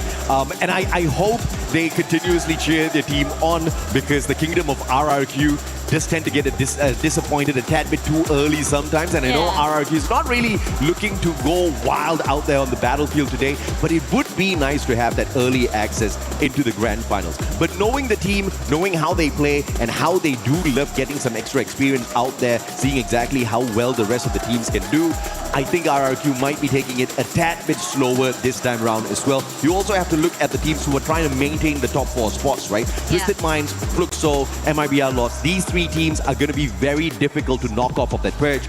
the closest ones that RRQ understands in terms of rotation, in terms of their play style, is going to be Vitality. So maybe some infighting. Maybe we're going to find a little bit of a battle between the two Indonesian squads out there. Yeah, Conchita said that's a term for that in Bahasa Indonesia. Perang serumpun, she says. All right. Yeah, so that is something that I wouldn't be surprised to see as well. I do agree with you. The rotation is going to be happening. They can go for that as well. And I also really am excited to see if any of the bottom teams could actually just really surprise us as well. I think Total Gaming Esports as well didn't really have the best of days yesterday. Maybe a reset today would be something. I mean, you talked about how this is the first year that India has made it into the big stage as well, right? You want to get back after a long time, Yeah, after a long time. Now, you want to get experience. You want to really get into the groove of things. It's so different playing from the Indian stage to a global stage with so many different play styles out there in the open, and they've definitely learned something from yesterday. Tough lessons were learned yesterday for sure. I think ag.al Total Gaming, ag.al Esports, they have a very heavy burden on their shoulders, because if you look at the size of the fan base in India, expecting them to perform, it's absolutely stressing, right? Some of the other teams who don't really have a huge support back at home, they've got nothing to lose. They've got nothing to worry about. Not many people judging them out there. Every mistake that the Indian teams make, on the other hand, you're going to see some harsh comments on YouTube. You're going to see some harsh posts later on. So they need to avoid that. But of course, they need to play for themselves. This is something that they've been working for the past few years. And this is where you really have to go all out. Everything's on the table. But even if they do not do that, I am not going to be tickled by it at all. As long as they avoid the bottom two spots. Because I do want to see more from the Indian squads. So having them at the survival stage, I think I'm going to be quite happy about it. Yeah, I think I'm also very excited to see this as well as we go into this later. I think one thing's for sure though, when you talk about so many of these teams, compared to say Group A, which means I would say a cutthroat group, Group B I think is something a little bit more anyone can be making anything happen, right? So that is where we really have to be paying attention. Yeah, absolutely right. If you look at whether or not Group A truly was cutthroat, yeah, you've got so many Titans in there, you see a lot of eliminations, but because you don't have as many Titans in here in Group B, you're back to an even playing field. So it's not any easier in Group B at the moment for survival. You're still going up against world-class squads out here. But of course, this is game number 1, ladies and gentlemen, boys and girls, as we hop on into Bermuda. The flight path is going to be dictating quite a number of things, and the first one's going to be who's out of the flight first. It's mibr.los, RRQ, as well as Team Secret. And Team Secret's another team that we definitely have to talk about. This team, the current kings of Southeast Asia, and some may argue Southeast Asia might just be one of the toughest lobbies out there. Yeah, I agree with you. I think, when we talked about that as well, I think a lot of our fingers were pointed toward that Group A, right? We saw what happened from Buram United.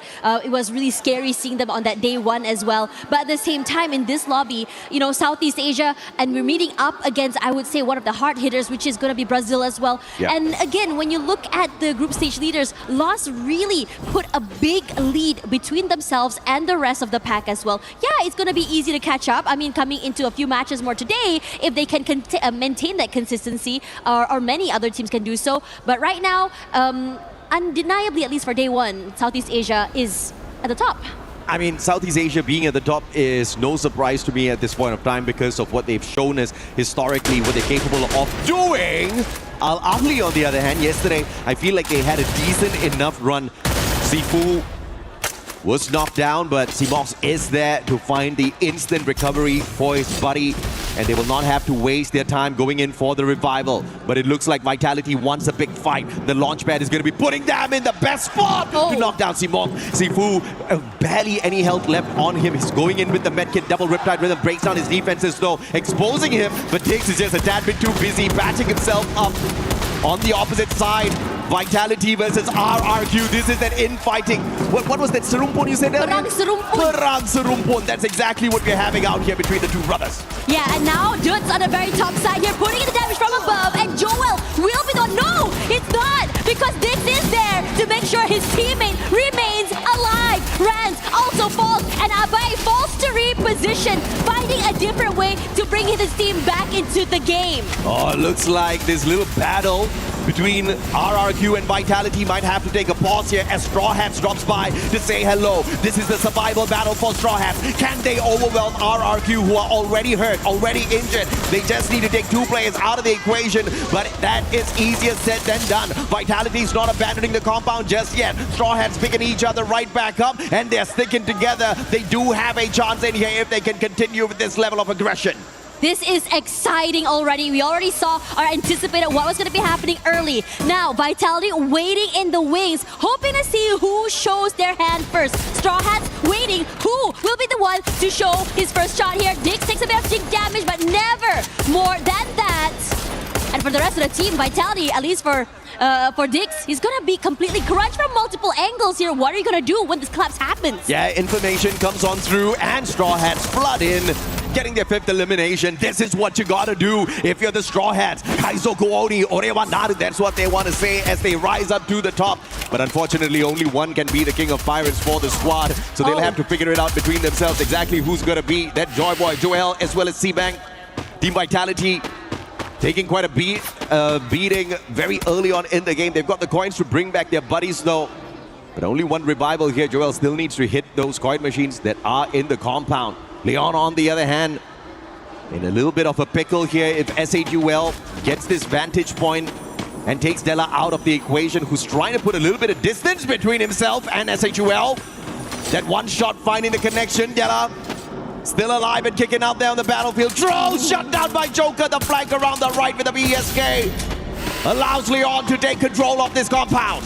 Yeah, crazy stuff coming from him as well. And it was almost like he was really undetected throughout the entire moment this was happening. SAUL not going to be reacting off this though. They're just going to be chilling and waiting and biding for time as time goes. And I'm really curious to see what's happening on this side because Huang has been already knocked out by Nyx here, by Mia. And this is another team that is really trying their best to keep themselves still in the game. Leon, yesterday, they had no placement points off of Bermuda and 5 eliminations. So they have to be really careful to not make that same mistake here. Once again, Straw Hats continues to pop up. This time, SAGUL loses yet another player to the Straw Hats.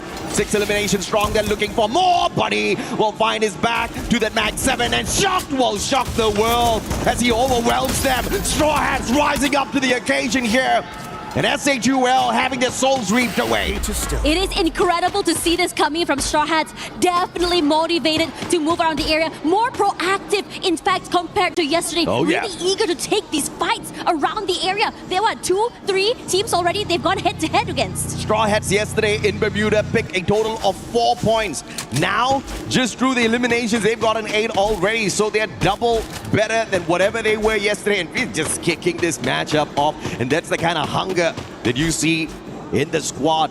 How much more can they deliver on this battlefield? They need to keep their confidence at an all-time high, and clearly this first game helping them do exactly that. But if you are Straw Hats, you definitely want to calm down a tad bit and focus on those circles, focus on your rotations a tad bit more as well. You don't really want to be playing your luck with too many of these early engagements.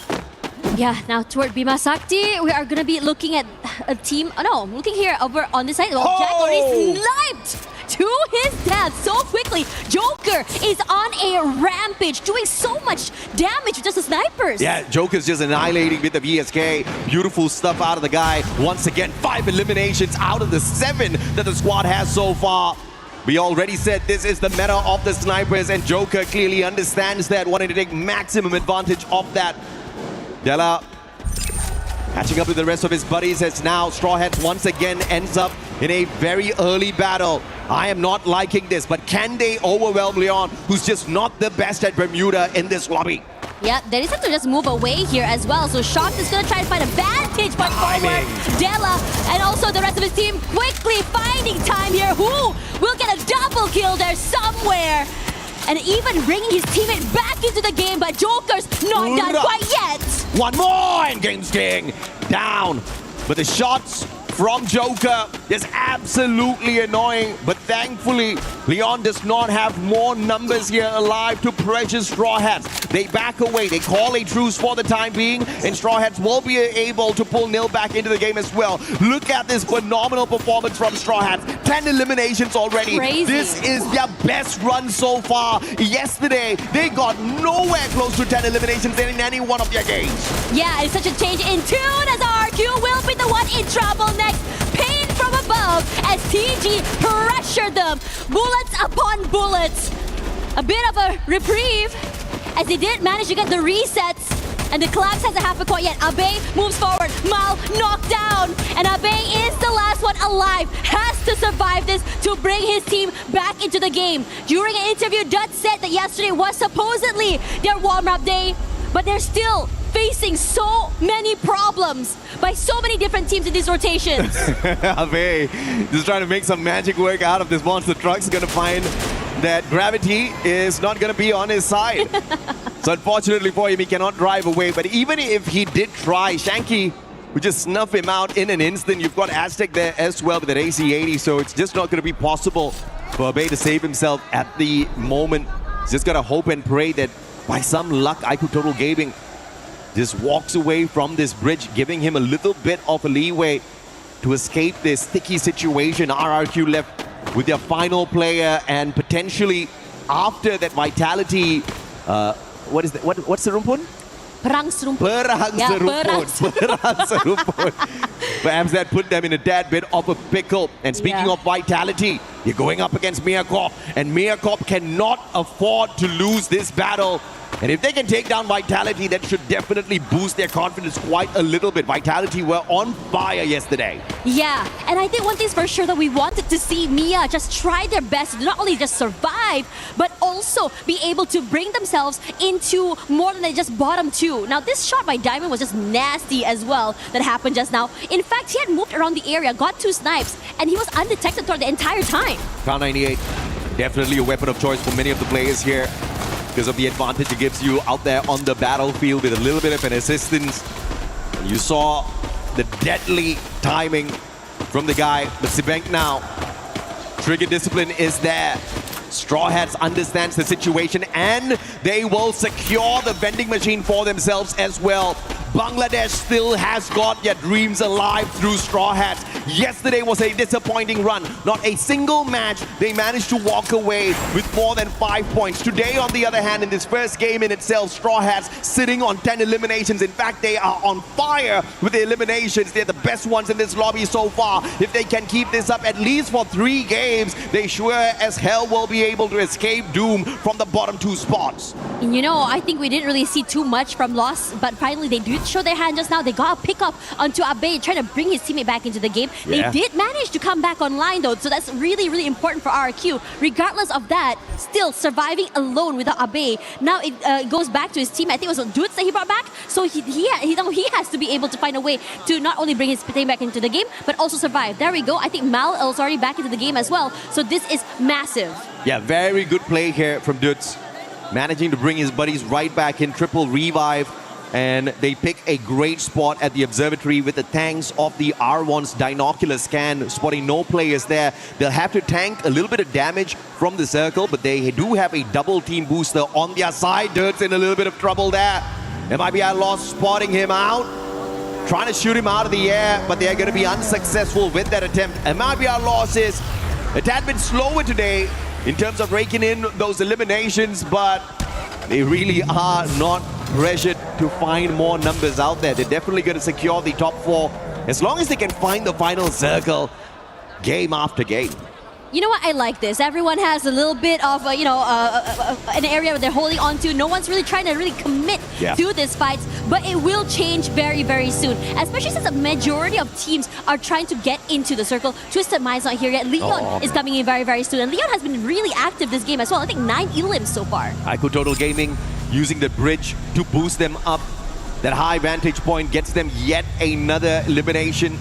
That's what you need if you're from the Indian squad. You just want to be farming these points one after the other. And speaking of farming, mibr.los needs to do that exact same thing. Show us what you've shown us already in USA. Show us what you've shown us in terms of your capability of finding that final circle. Leon, just like Straw Hats, doing so much better today with their positioning.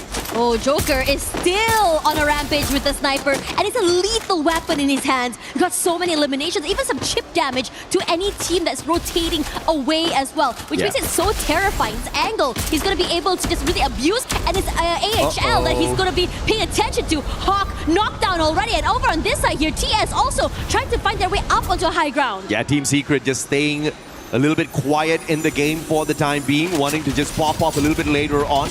And because they have been quiet, nobody has really taken away the resources that they've been collecting from the very start of the match. That's going to be making Team Secret a dangerous squad within that final circle. And we know they are definitely capable of annihilating many squads out there. Jack out in the open, a very daring position for him to be holding on to. Leon's going to be losing 2 players. Make that 3 as Joker gets shot out as well. Games King, it's the final one alive here for Leon. Al-Ahli, can you take advantage? They might be able to. And he's far, far away from any vending machine, and Al-Ahli won't be able to find one extra point unless Games King with the valiant dash does a double on them. 1v2, like the troll under the bridge, eliminates Al-Ahli Esports. We were just talking about Team Secret just now, and now Anshan and the rest of the team are in trouble. Gio rushes forward, and now knocked down by Bobs. They were very much ready for it. Fluxo is now here. Bobs barely alive. But somehow TS will be a team to pull themselves forward, but not for long, because Loss is close by. mibr.los just taking advantage of that situation, but now it's a battle between SHUL as well as Loss. Round 1, knocking Jack down to the ground and taking him out of the equation. Noor's out as well. ag.al Gaming, what can you do up against RRQ? They've already built up the solid walls on top of that monster truck just to keep the Indonesian monsters away from them, and Twisted Minds will land right behind. And this is that Riptide rhythm out of nowhere, courtesy of Vitality, courtesy of Straw Hats with some shots as well. And it looks like Twisted Minds is not going to be as lucky as they take the fight straight up to RRQ. But X-Bossy lighting up the battlefield, kicking RRQ out of the lobby. It is insane seeing how Twisted Minds just rush forward, destroy RRQ, who were sandwiched between these two teams. Now TG gonna way forward here, gonna take this fight head on against Twisted Minds. The rest of the team forced forward here. TG barely alive, surviving for that time being. But now with so many teams pressuring them, Aztec takes a lot of damage already. But they're doing their best, just really lock themselves in behind all those glue walls. Yeah, ag.al Gaming has lost a ton of glue walls already in the battle. They need to take Twisted Minds out of the equation, loot them up so that they can continue to play this all the way down to the very end. But mibr.los closing in the distance, tossing out those nades as well. And the God Nade gets a double for them. Rigby with the double, and he goes in for the annihilation. And just like that, ag.al Gaming out of the equation. Twisted Minds up against mibr.los. What can Southeast Asia do against the racing Brazilians? Well, Diamond's already knocked down already and forced to move away. They have to go for this reset. Teammate brought back into the game, but the timing from Loss is too much to deal with. They're fast and they're furious. Knocked down already, but still have to worry about the rest of the team below, because General knocked down, Diamond still alive. Rigby should have no problem bringing General back into the game. Yeah, recovery is there. A cheeky nade here from Diamond. Can he get one? Round 1. It's all up to Rigby, and Rigby, an absolute solid player for mibr.los in this lobby. 8 eliminations for him alone, and he was definitely cracking it as the Grenadio of the squad. But now trying to get off of that bridge is going to be a tad bit tough for Loss. SHUL Esports out as well, but placement points wise, they do manage to work away with something decent here. mibr.los out. As mentioned, the pressure from the circle just a tad bit too much, but Leon hanging on for their dear lives. A huge improvement from yesterday at Bermuda. Yeah, Vitality still healthy right now, knows where Games King is, and despite his best efforts, will be knocked down as well. A valiant effort by Leon, despite Games King being alone. That 1v2 win plus the multi-frags that he got before going out is insane. This is what I talked about. This is what I said on the stage. Today, what we expect is the teams at the very bottom to make it into that final circle. Eliminations or not, I don't care, but this is what we want to see. Straw Hats and mibr.los showing us that they've got the fight in them. They take each other on, and Bangladesh shuts down mibr.los, booking an appointment with Vitality. Vitality wants to go for more. Who? No, already nil as well. The jump shots are good. Koja on a rampage, and they are chasing for the final member of Straw Hats. Team Wipeout, and a booyah for Vitality to start off their day. Vitality. At one point, they used to be known as the Falcon Hunters, and they were just purely disruptors of the lobby. No one expected them to dominate. We just expected that element of disruption out of them. But now, you can't expect them to walk away from lobbies consistently. Yesterday, they showed us that consistency. But I want to take the attention away from Vitality and their booyah. They already got a lot of praises from the casters yesterday. Today, the ones that deserve the praises is Mia Corp as well as Straw Hats. The absolute determination to stay alive, and Straw Hats actually walking away with 10 eliminations and surviving long enough to get into that final circle shows you that hunger. So SHUL, Ali, they better watch out because the two from the bottom are looking to rise up. Yeah, both SH and Mia making it to that top 3 as well, raking in a lot of points as well coming into this one. So the race is on right now because again, it can be anyone's game. Everyone was thinking the bottom 2 might not be able to come back today, and they are showing us otherwise. Eliminations coming in from SH as well as the tenacity to survive by Mia is something to be praised. And even then, we're seeing so many teams even individually pop off. Leon Joker just now was going crazy. I believe also Games King was able to not only win a 1v2, but before going down to Vitality, he got 5 eliminations. Absolutely. But of course, we got to bring the conversation back to Vitality at a certain point as well. Chris Joe, the main reason why these guys turned from disruptors into absolute monsters out here on the battlefield. He has certainly guided them well to the top. But can they stay at the top? Can they hold on to those top 4 spots and find the early qualifier into the grand finals is going to be a big question, because the move that Vitality pulled off in the final battle sequence was exactly what got them the booyah. They did not wait for Straw Hats to complete their battle first before taking advantage. They were already taking shots at them, whatever angles that they could find, trying to weaken the Straw Hats crew, and then with the proactive rush to take them out of the equation as well. This is a huge improvement from Vitality, and that is what the other teams need to fear. The fact that they've got a coach that is absolutely brilliant to tell them exactly what they need to fix. If you look at what Vitality did at Bermuda yesterday, just 4 placement points, 5 eliminations. They had a rough run in the first game of the day, but today they twist that around. But they have to make sure as well that they don't run out of gas because they are stepping on that pedal a tad bit too much. Now, Dash and I are going to take a tad bit of a breather. We'll be back with you in a bit. Human body was built to move, not trapped at a desk in one singular posture for 12 hours a day. It's time your chair evolved. This is Secret Lab Titan Evo. Ergonomically engineered for you, gamers, hybrid workers, artists, backing your every move. He thinks he can come in here and play my game. He knows nothing. Let's go! Tyler 1, you're done. Raw energy. Blow the house down. How do we do yesterday? How was your mental after yesterday? Oh, so we are going to try to do our best today. So we have all the hopes and trust that we are going to make very good than yesterday, so we are positive today. So obviously, new day, you're saying that you were able to reset a little bit and you feel like you'll have a much better performance today? Yeah, we are going to do better than yesterday. What has it been like working with your team here at EWC and competing on the stage? I mean, we are going to be like try a lot of bad things together, and be here today is like a good feeling that we are all together and can be here competing with a lot of teams. Well, I know that there's definitely a lot of people pulling for you guys as well. So obviously this is a quick chat, but thank you for taking the time to talk and best of luck today. Thank you.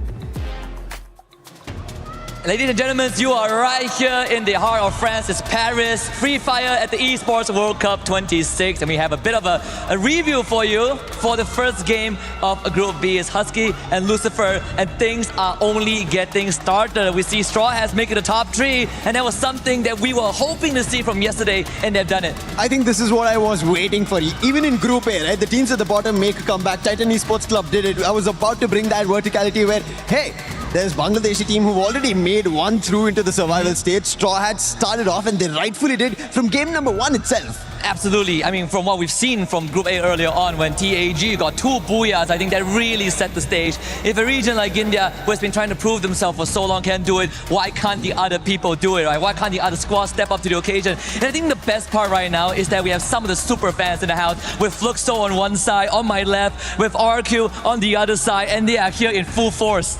I think this is what we needed, especially Group B. We were with the vibe yesterday, casting on the desk, but right now here, I can even feel it better. And I know this is going to be added on pressure for the players itself, especially a couple of early losses. RRQ, again, a similar stretch of what happened yesterday is being replicated today as well. I hope it changes for them. Yeah, and when we look at the standings, you can kind of see the separation, right? The first thing that comes to mind, mibr.los, still the front runners, still the head of the pack. It really feels like no one can overtake them. Even in games that they don't get the booyah, they are still the predator, the apex predator. But I think you have to add it on to Team Vitality. They're picking up the pace. They understand, yes, mibr.los are taking it away, but Team Vitality bringing it out, matching up with pace, toe-to-toe is what they're looking forward to, because they also be at the top 4, they make it to the final. Yeah, and I think at the end of the day, Team Vitality, RQ, the Indonesians, they have plenty of fans here, even though we saw RQ super fans in droves, but I can assure you, Team Vitality is also on the support list, right? Because again, we talk about second places, heartbreaks, the super fans of the teams that have known heartbreak the most are actually here, and through the highs and lows, they have been with them. I think in this game, there's one more team that we have to talk about. It's going to be Twisted Minds. Yes, sir. Yesterday, later in games, they started to make a comeback, but right now, they did put up a good performance. Unfortunate that mibr.los ended up taking a head-on fight right at the bridge. If it did change out, I think maybe Twisted Minds also had an opportunity for a booyah. Yeah, I want to try something, right? Since we have the super fans here. RQ fans, you see me? Yes, RQ fans. Kita cuba ya. Kita chant RQ, okay? Viva! Viva! Viva! Yeah, that's the spirit. You got the Fluxo people on your side. Fluxo, do I even need to start, or is it going to be your drums? Can we hear it for Fluxo? That's the spirit of Free Fire. We love it so much. And this will only continue to electrify the arena as long as the games are going. We know that there's a lot of expectations. That we're going to see Fluxo, we're going to see RQ, either in the survival stage or in the grand finals. And this rivalry has extended beyond boundaries. Well, that's it from us on the stage. I'm pretty sure the casters are ready to bring us more Free Fire action. Oh yeah, we're very, very ready. And the whole crowd, this arena is shaking right now from the noise, from the sounds, from the fans as well. Whether it be RQ, whether it be Fluxo, everyone is ready to see who makes it into the next stage. Absolutely. Now, yesterday, I have to say it was not the best run for Leon, right? But today, when they opened up Bermuda, I have to say this has been their best performance so far, hands down. 12 eliminations, 7 placement points, a total of 19 for them to match up to their performance at Nextera. And this is exactly what you need if you want to show that you are well prepped for the grand finals. Is it going to be enough for them to squeeze themselves into the top 4? If they keep up this performance, that's definitely going to be the case. Yeah, now coming into this one as well, when you talk about, just for Leon, just about so many of the teams, we talked just now a bit about what to see at the bottom of the brackets, right? Yeah. And now suddenly everything's shifted. What we thought we knew about all these teams yesterday has changed. Mia looks different day and night. Even Straw Hats starting off very, very strong. Yeah. If you had missed map 1, please go back and look at it because it's crazy. Yeah, from being nowhere close to making a break away from that bottom 2 spots, they picked up 22 points. And I'm talking about Straw Hats. That is phenomenal. Yesterday, throughout the whole day, we saw Straw Hats pick up, I think about 24 points in totality out of 6 games. So to pick up 22 from just one match shows you that they are a very different squad today. You cannot underestimate them. You cannot count them out of the race just yet. But mibr, I have seen better from this squad within their own region. I'm still... I'm unfortunately going to be Asian parenting them at this point of time. I'm expecting more, although they got into that final circle earlier. More consistency for sure. As we hop on into game number 2, this is going to be that battle at Solara. Yeah, Solara was very, very interesting yesterday as well. It was, I think one thing's for sure though, we saw a lot of not only just moments where people were like moving away and running away, but we are seeing on top of the rail fights, chases as well around the map, and it's going to be very exciting. Now, we saw a bit of a glimpse of what we could see from SH as well as Mia. I am wondering to see whether or not this momentum will continue into this map. Yeah, absolutely. Straw Hats down at the aquarium, but they have to be really careful.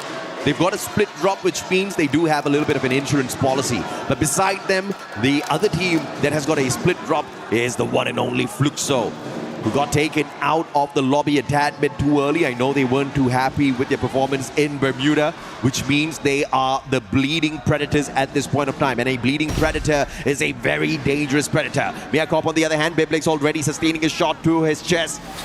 But they do manage to quickly reposition off of those slide rails, looking to find a little bit of extra loot here at Riders Club. mibr.los up against Twisted Minds though in a very early encounter earlier, and Rigby taken out early, but of course the team's not really going to suffer bringing him back. That's just one. But ag.al Gaming could just be taken down here by a good performing Leon. Games King down on the ground. Della for the instant pickup, and they want to put on that pressure. Shanky backing away, all alone now. Games King with the Mag 7 will take him out instantly. And this is trouble time. ag.al Gaming left with one final survivor, but Mafia buying an insurance policy back for the squad. That one revival is going to keep them in for a little while more. I think it's super exciting to see this happening because we were talking about how Lion just now was having such a great game. They were very aggressive. Hold that thought, shocked. Instant kill, headshot. Eliminating Abai so quickly. But now he is in trouble since all eyes are on him. Yeah, Rand's looking for a little bit of revenge shot, but great defense there with a double glue wall. Medkit's going to come in handy at this point of time. We'll catch up with Straw Hats later as we spot out the players on the side of Vitality doing battle with Twisted Minds. 2 eliminations in hand already for Twisted Minds, and they're looking to take this out of the equation. The Indonesian player, Valiant Dash, breaks down his defenses, and the Bass with a sliver of health cannot sustain as Joel from behind the glue wall hits him with the M82B. Yeah, he's keeping his teammate alive as well. All eyes, and he's definitely noted jump as well. A lot of damage onto him, but cannot keep him alive and deny that point because Diamond is close by as well. He's going to try for more. Diamond's going to go in for the rush here. Gets tagged up by Joel. He's got the car 98, so Diamond can't mess around. M82B will find the access behind the glue wall as well. Diamond in a lot of trouble here. Joel with the advantage, and Koja with the flag. The VSK puts the guy down. And Twisted Minds will understand that they're not messing around with a small squad here. Vitality, do you go for the wipe? But there's Shanky interfering in the battle, and that forces the reposition out of Vitality. Yeah, they do not want to deal with this too early as well, but great work coming from them. They have so many high grounds and angles held to be able to trade off one another. But meanwhile, for AHL, all eyes on the Fluxo side. They want to take this fight, but Fluxo, and you know how they play, they don't want to take this fight too early, putting a bit of space between each other. Let's see what will ag.al do here up against one of the biggest monsters you can come across. The one and only Fluxo. Not powerful just because they've got a huge fan base behind them. They've got a huge fan base behind them because of what they can do out here in a lobby like this. Sifu tagged out, Butch is in, walking in, Valiant Dash breaks down the defenses, but could not go in for that instant shot. Sifu looking for that recovery and gets his own blue wall broken down here, but the backup from GU and the Cord will give him the advantage, and Butch is in, follows up with the M590 shot. ag.al now in a lot of trouble. As Remind quickly tries to back away, Car 98 in hand, but there's nowhere to run. Fluxo's on the hunt. Yeah, and you know that while they are chasing, they are almost like a boa constrictor who does not want to let go of the prey. Shots to Remind, but he's managing to stay alive for the time being. But Bob's heavy on that pursuit. The Bobs should be able to find this elimination here, Remind. Outside, Bobs with the Woodpecker. Not finding the shots on connection, and Remind actually manages to scurry away.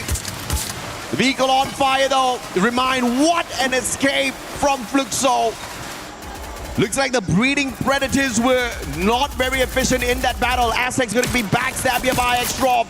And what a play, still Straw Hats on another level, keeping the dream alive for Bangladesh once again. Oh yeah, you can definitely tell that they're riding off that high and momentum from map 1. We questioned it whether or not it will continue, and they definitely came into today with a game plan. Now, a reminder for yesterday, when we were on Solara, Team Secret had a booyah with 31 points, but we haven't seen too much from them from map 1 and in this game as well yet, so far. Absolutely, yeah. Titan Esports, they survived Group A, the group of death many people called it. But TEC showing everyone that they are capable of getting into the grand finals. But of course, if you look at where they sat on the overall leaderboard, it's going to be quite a bit of struggle. So more is going to be needed out of them. But if they play anything like what Straw Hats is showing us out there on the lobby, they're going to see Bangladesh in the grand finals for sure. Leon, on the other hand, on the hunt. Al Ahly, Hawk. But the Hawk's not up in the air. It's wounded. It's on the ground. It's running away. And birds should be flying. Unfortunately, Hawk can't do that all alone as he's hunted by a pack of lions. Yeah, they're very hungry as well. They love to keep these fights. They don't want to let it go. There we go. That's the first shot onto Hawk. That's a lot of damage done. Joker juking away, trying to stay healthy. And you know this guy, once he lands his shot, is very nasty. And there we go. It's Games King that finds Hawk in the end. That's a double kill for him. Yeah, beautiful play. Hawk at least tried his very best, had the Skylar on him. Riptide Rhythm finding the connection, but of course Joker just dodged that bullet perfectly, saw a little bit of natural cover with the compound and made good use of that. If you look at the most eliminations, man, mibr.los still on fire, even though we didn't see a massive game from them at Bermuda. They still walked away with the 14 eliminations, and Yago's just topping the charts with the damage as well. Yeah, that circle hard shift to the right as well, with ag.al being so comfortable in that middle area. And this is where things get super interesting, how the fights are going to be happening and how many teams will be eyeing that compound. Absolutely. Now, the next circle will move towards ag.al as well as mibr.los. Both of these teams will stay silent for the time being. But now, Team Secret up against Fluxo. The shot onto Dekui. He needs to recover. Wang Am on the other hand. M60 in hand, already enhanced with the hammer. Looking for the reposition as well. Flanking towards the left. He does have the thrill of battle in hand, but he could just be the distraction here for Team Secret so that the rest of these players can get into position. RRQ looking for a straw hat, and they find who? That's not a question, that's a statement. Abe waiting in the wings as well here. Knows that close by you also see Twisted Minds as well. Could overextend this. Move forward. It's here. Diamond takes quite a bit of damage from that corner here. Judge is putting a lot of pressure onto him. Forced to move away. Forced out into the open. His teammates managing to rotate across. Dude's close by here. A jump shot forward means Diamond cannot survive longer and will be able to secure that point. As expected, Fluxo really not going all out just yet. The Boogeyman still choosing to fly under the radar. They've already gotten taken out. No placement points in this game. Barely any eliminations from their side. Twisted Minds on the other hand, still on the hunt. Ma'al, AWM in hand. Exposi does not know. Oh, he didn't check him. Ma'al, trigger discipline is there. He has the Morse. Both of them outside the circle. Exposi runs. Still does not check his corners. Still does not see him. How in the world? There is Ma'al, no way. the ninja. Without the stealth bites, he's still stealthy. Yeah, that's just one corner unseen, survives, and the ability to be able to prolong RRQ's run on this map. When they said keep your head down, I never knew it would work like that. No, for real though, it worked out so well in their favor. And now we're going to be looking here at Vitality that's already repositioned themselves quite in the middle of the map as well. Yeah. And these early rotators would have a bit of an advantage in terms of positioning. Exposi needs to check his eyes, bro. Man. And Ma'al, that's the luckiest camp I've ever seen. He was hoping and praying he doesn't get spotted. I was so sure he'd be seen just now, especially to that large, big area that he was crossing. Yeah, Expo was just too busy. He had a mission on his mind. He's like, we are out in the blue. We're tanking a tad bit of damage here. We need to look for the next circle because it's going to move yet again. And mibr.los just lucked out big time, and RRQ gets to have a little bit of fun there at Funfair, catching up with each other. But Twisted Minds just tied to RRQ fatally. IQ Total Gaming, on the other hand, unfortunately for them, they've been taken out of the equation a tad bit too early. It's definitely going to be a long journey for them to squeeze themselves into the top 4. But as long as they can keep themselves away from the bottom 2, I think India can rest easy. Oh, yeah. Abe waiting here, Twisted Minds. Diamond already knocked out so early there. Abe now positions noted, still wants to go for that hunt. Jump will be seen, breaks that with a valiant dash, but able to put the glue wall down for that second time. The Bass knocked down, and now it's a 2v1. His teammate's already back in the game as well, so the crunch is here. And Abe, a quad, instantly doing damage to so many members of Twisted Minds. Come on, PLS1, show us what you got with that sniper. AWM time, baby. Exposy driving away, trying to juke. But the God lights the vehicle up in fire, and PLS1 with the AWM takes him out of the vehicle and the lobby. Unfortunate for Twisted Minds. RRQ did not show them the same courtesy Exposy showed mibr.los. Oh yeah. Now CMOX is in trouble as the rest of the Lions look to go for the hunt. Finds him in the corner. The Valiant Dash breaks it in the end. He's so quick to take him out of the game. Well, PLS1 stole that one away. Beautiful play! And Gabez King gets knocked down as well. The AWM from PLS1. Team Secret has got a nasty sniper on their side. And Jacquard's dealing with that instantly with the M82B. But of course, the recovery should be easy for Team Secret. We move on over to Vitality up against SHUL. I think this is a little bit of a peace treaty between them. They're not going to find the engagement between each other just yet. Looking to play it safe for the next circle. Yeah. Southern side here in control of the Lions. Well, meanwhile, close by, we also have Team Secret. I think they definitely had their eyes onto the members of RRQ here. Yeah. And meanwhile, for the Straw Hats, well, surviving this long and still at the very top of the lobby, it is terrifying seeing this team activated on the second day. Absolutely. Can we see yet another Bangladeshi squad survive the group stage? Unbelievable survival play from TEC. Titan Esports just showing everyone that the dream can be kept alive, and Straw Hats again, early game, 10 eliminations already. Yesterday, man, they were just down in the dumps, but today, Straw Hats just showing us they're awakening their conquerors hockey. This is knocking everyone out without even bumping into them. You just will have to find your way around the Straw Hats, because if you let them run away with this, I think they're going to be dominating the lobby eventually. Team Secret, 7 eliminations in hand. And PLS1 on fire earlier, but he slowed things down a tad bit here. They need to look for a way to get into the next circle, and RRQ stands in their way. Yeah, they put a lot of damage and pressure toward this team as well. The fact that the Loss is not able to really do anything either says a lot about how much space as well as power RRQ has. And speaking of power right now, Team Secret on a rampage, looking for this fight against the Lions. Not able to take up too much space. Kept out of the zone thanks to all of these blue walls. Leon, what can they do? A little bit of a panic here because the circle's looking for them. Getting the damage in. Team Secret is trying to gatekeep Leon. RRQ, Straw Hats on the way, Bangladesh. Looking to sneak away the points as the third party. Y'all better wrap up your act right now, Straw Hat says, because we will not have a choice. Whoa, RRQ! God, nade from the master Grenadier dudes himself. Beautifully done, and they had so many close calls in the beginning of the game, and they're looking to keep so many of these teams out here. Team Secret in trouble. The Lions taking in so much pressure from RRQ as well. Della knocked down and trying to be able to bring it brought back into the game, not able to do so.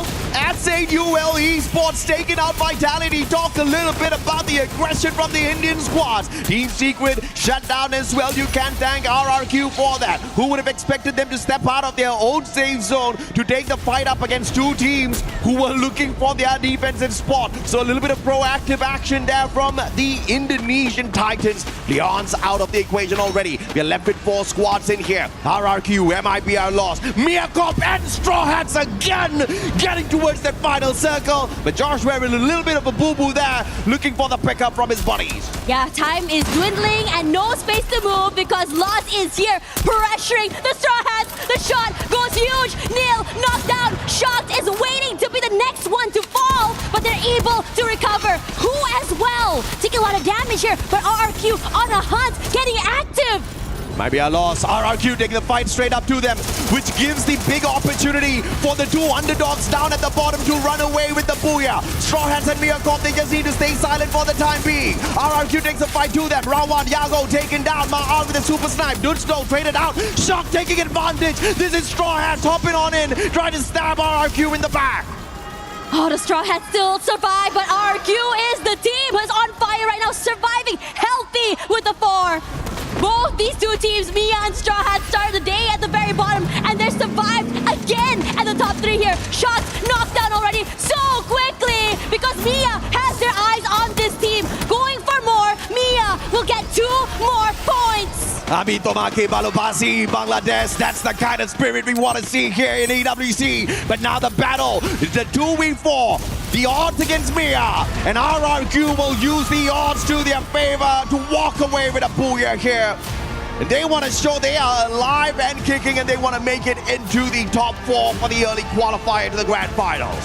Oh man, RRQ had so many close calls with one player left alive, whether it be Abe, and whether it be Duds, and somehow still being able to bring the whole squad back into the game, recover, and get that booyah is insane work. Yeah, after a bad run at Bermuda on this game 1 for day 2, RRQ shows that they definitely can step it up. And Solara, not necessarily their best map out there, but they have shown that they have got that veteran experience, and a little bit of the circle, a little bit of the action on the battlefield favored them in multiple of those situations. Ma'al could have gotten taken out a tad bit too early, and the recovery could have been delayed a little further for the side of RRQ. But thank goodness Exposi did not check his corner in that particular sequence. Gave us a few entertaining moments. But RRQ making it back, like you said, almost annihilated on that recovery, still met back with Twisted Minds, took them out of the equation, got to that final circle, and if they were not proactive, they would have gotten taken out a tad bit earlier already. But Dudes with the master grenade onto the Team Secret players, because Team Secret was in the best spot to shut down RRQ. It was honestly crazy being able to see that, and I'm curious to see what exactly the comms were in that fight in particular, because it must have been huge knowing where the nade happened and they just go all the way till the end. Kalau kiri satu, Ayo. Kena, kalau kiri. Sisain belakangnya. Nice. Man, Dudes is just a monster with those grenades. The accuracy, the timing, he cooks it up so well like a chef, and when he serves it, the dish is absolutely deadly.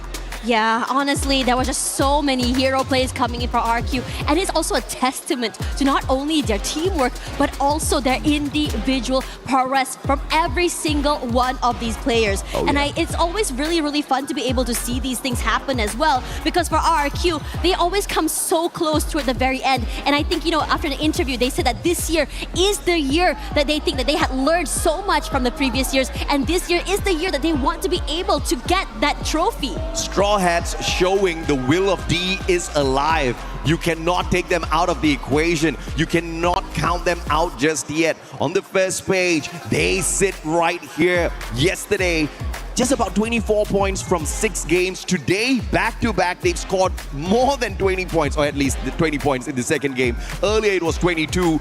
44 in just 2 matches. Straw Hats is just showing us a very different version of themselves. I hope they can keep this up. This is going to show the rest of the world of Free Fire that the dream can always stay alive as long as you make those plays. But of course, on the second page, your Team Vitality getting knocked out a tad bit too early alongside mibr.los as well as Twisted Minds. Yeah, and I think that in this situation, there's a possibility that you're not expecting some of these teams to really go activated on day number 2. Yeah. Vitality did try to survive, but they got overwhelmed from so many different teams as well. We saw Dix getting knocked out so quickly, so many times, and separated from the rest of his teammates. I think in this situation, Vitality need to find a way to not only survive as a team, but how they approach fights. And I think awareness might be something they want to pick up as well. Yeah, absolutely. Straw Hats, unfortunately, they have to make sure that they don't hold on to such angles in the future because their feet exposed, no glue walls to protect themselves. Many teams found that to be that weak point of the squad,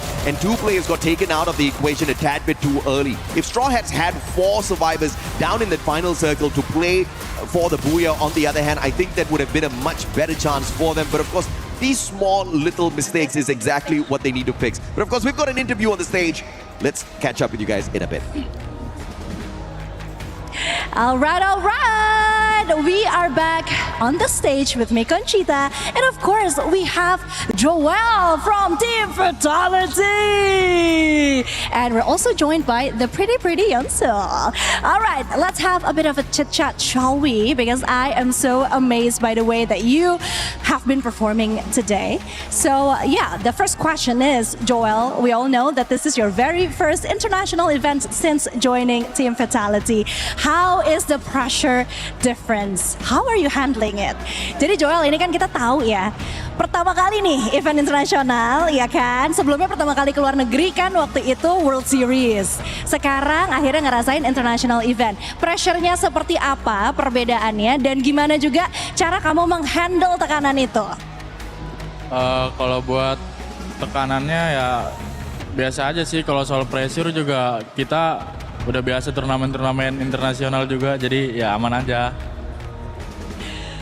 That is such a nice answer. So basically what he said is that, what pressure? I'm not feeling pressured at all. I'm just being myself, calm and collected, because this is something that we're not new to. This is something that I've trained myself to, and I'm just ready for anything basically, because I don't see any pressure coming from any of the other team.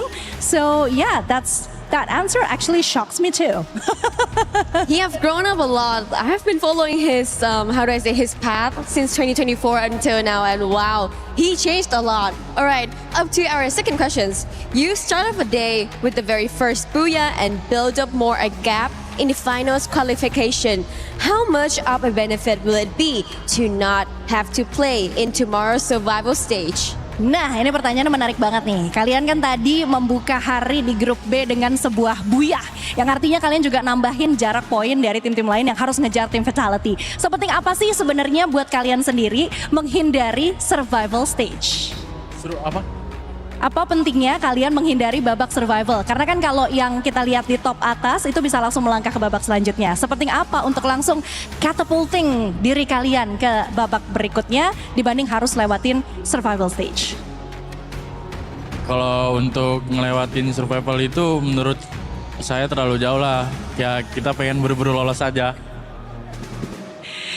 Well, a very short answer and a very confident answer. Well, we don't want to waste our time. We just want to make it quick. We just want to make it to the next stage and not go through the survival stage because, again, it is a waste of our time. All right. Show us more. Yeah. We would love to see more from you guys. Yeah, I hope he can back up this answer seriously. Okay, so last question. We've seen a lot of teams start slowly this event. How important it is for you to show your best game in the group stage and build confidence heading deeper into the competition. Ini kan kita lihat beberapa tim tuh memulai perjalanan mereka agak sedikit slow nih. Apalagi kalau kita bicara di grup B gitu kan. Sementara kalian agak sedikit berbeda. Sebenarnya seberapa penting sih buat kalian tampil agresif dan tampil langsung meledak gitu di group stage dibandingkan dengan tampil konsisten memasuki babak-babak berikutnya di kompetisi yang sebenarnya bisa dibilang ini kan jatuhnya kayak maraton ya, bukan lomba lari cepat gitu. Situasional aja sih, kalau emang kita lagi pengen agresif ya kita agresif, cuman kalau kita pengen defense. nggak ada penting-pentingnya juga, biasa aja. So of course, what he's saying is that, well, the teammates are also complaining behind you because of his answers. But basically what he said is that, well, it is important to play great, to perform well. But then again, when it comes to being aggressive, when it comes to getting as much points as possible, it is very strategic. It's something that they will adjust according to the gameplay. So yeah, right now they're just trying to give up their best and showing the best performance that they could. Awesome. At least we can see all of the Indonesian teams are on fire right now. They're keeping the track, getting more booyahs on today at Group B. Well, thank you, Conchita, for the translating. And of course, congratulate you as well for the first game, getting the booyah, Joel. And also, I hope that everyone will keep this fire and spirit and play the best in the next game. Thank you for your listening and stay tuned, get hydrated, and wait more from us.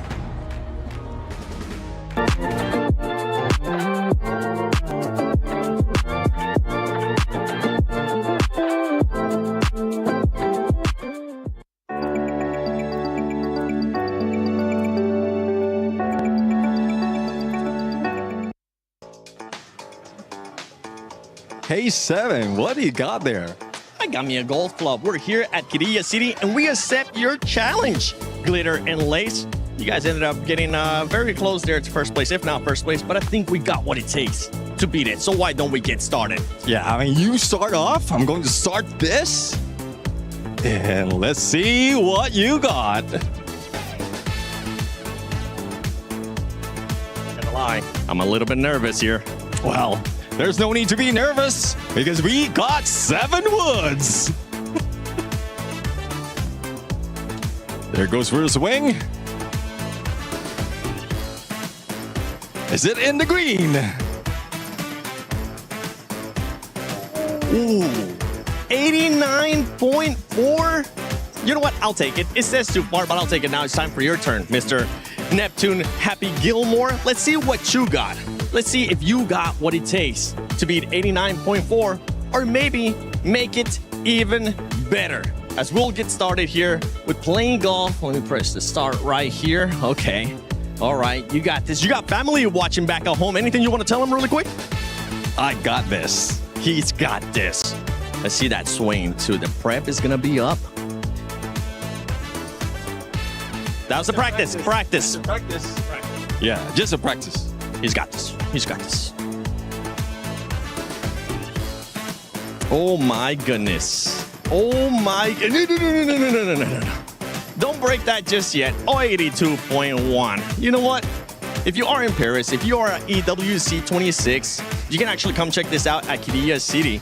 But for this one right now, I mean, I think it's actually time we challenge somebody. Yeah, let's go. Let's do this. So you know what? Husky, Lucifer, let's see if you got what it takes to beat our score. Hello everyone, it's Carol Bombshell again. I'm happy to be back here on stage close to Fluxo's crowd, Fluxo's fan. And I'm also happy to be here with the 2 influencers for Fluxo. I got Raja and Ale Mazy here with me. They have been done such a great job with the Fluxo's crowd. And I want to know, Raja, what's the feeling to be back here at the EWC with your team now? I'm really happy to be here today. I love EWC. It's just the best tournament ever, and it's really good to see my team playing, and they are doing really well, and we're about to win this tomorrow.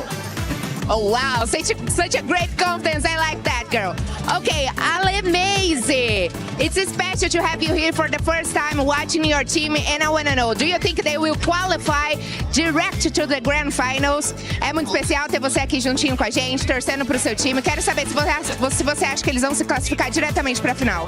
Com certeza, vai dar tudo certo se Deus quiser. Hoje a gente vai sair com essa classificação. E é isso, gente, vai dar certo sim. Segue o fluxo que os meninos estão preparados. E a torcida aqui tá preparada demais para essa festa. Of course, they will make it to the Grand Finals today, okay? So we are very happy to be here. We are very glad to support our team. And we're gonna see each one of you cheering for Fluxo in the Grand Finals. And follow the flow! Thank you! We book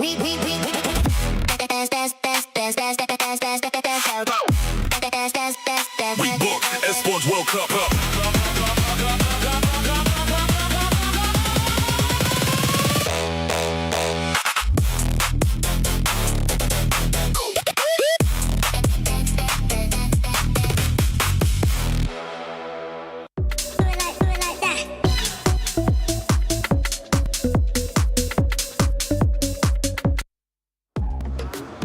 Neptune's swing was a little bit off. But don't worry about it, because hopefully Fluxo will be able to come back. But actually, Fluxo hasn't been performing that well. Sorry, Carol, don't worry. We'll get a chance to talk about that. By the way, Carol, Bombshell, Neptune, and Lace with us. But to recap the first 2 games of Group B, Vitality. Yeah, I mean, definitely. Vitality has been great from yesterday. Now they are dominating. And it's not only them. I mean, even RQ did manage to get that booyah. So there's just a lot of hopes right now that's coming from the team. And the climb for the top 4 is just getting easier and easier. Even for the interview coming from Joel, I think like he's just too confident that they will be getting there quite soon. Well, let's talk about that actually, because that confidence, it's good to see, Lace, but sometimes we've been seeing maybe too much confidence come back and bite you in the you-know-what.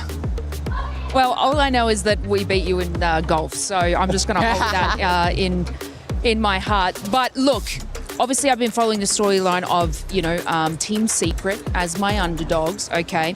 So in that position, they were in that southeastern corner there with Bayside, and it looked like that they were going to, have a nice little easy rotation in. And I think this is probably why we've brought Carol up here, but they managed to get a team wipe on Fluxo down in that corner of Bayside.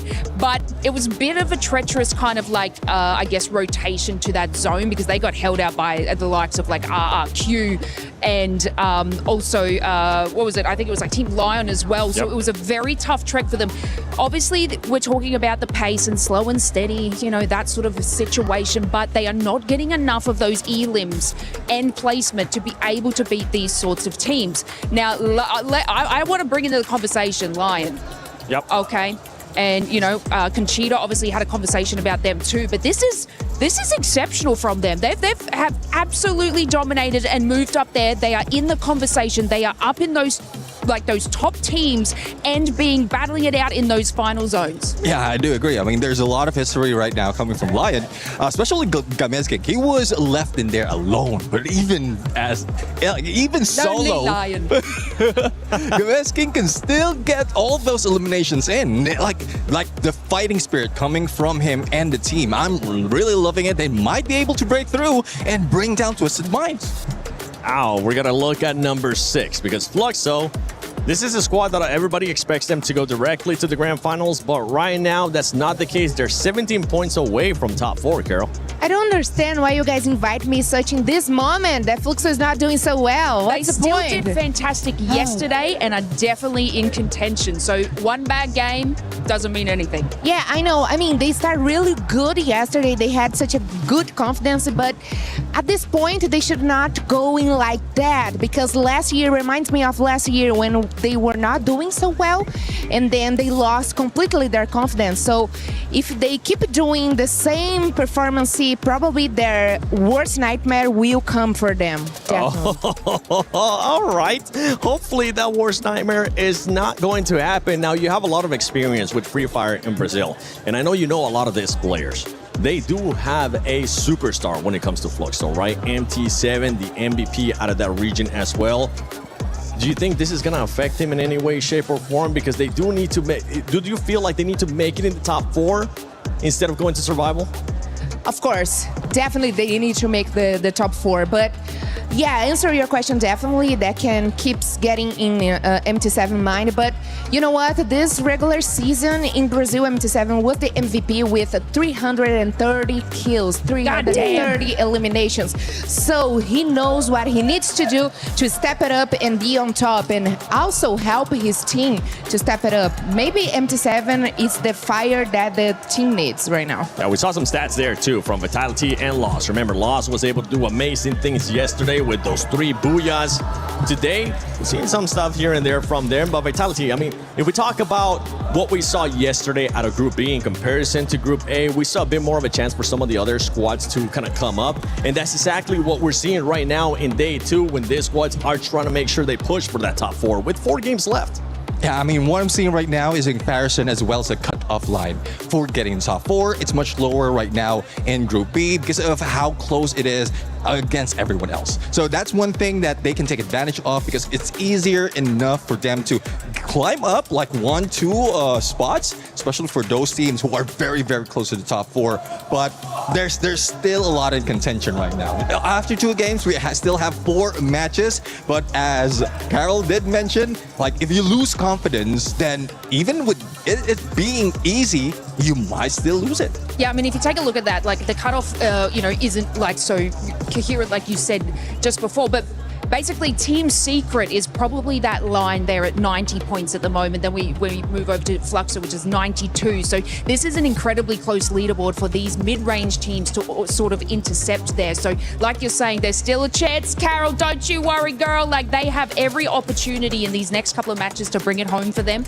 but it is incredibly close. So let's hope that, we can get the Fluxo spirit here a little bit higher and they can, definitely rile them up and get them some more eliminations. You know what, girl? I really hope Fluxo makes to the grand finals, but right now we already got loud, so we already have Brazil in the grand finals, and that's good. And talk a little bit more about LOS. LOS, it's good to see them. I mean, of course, yesterday they were the best team for Group B, but it's good to see them still keeping their regularity here. So I think maybe this is one of their secret. They are really good to keep their game regular.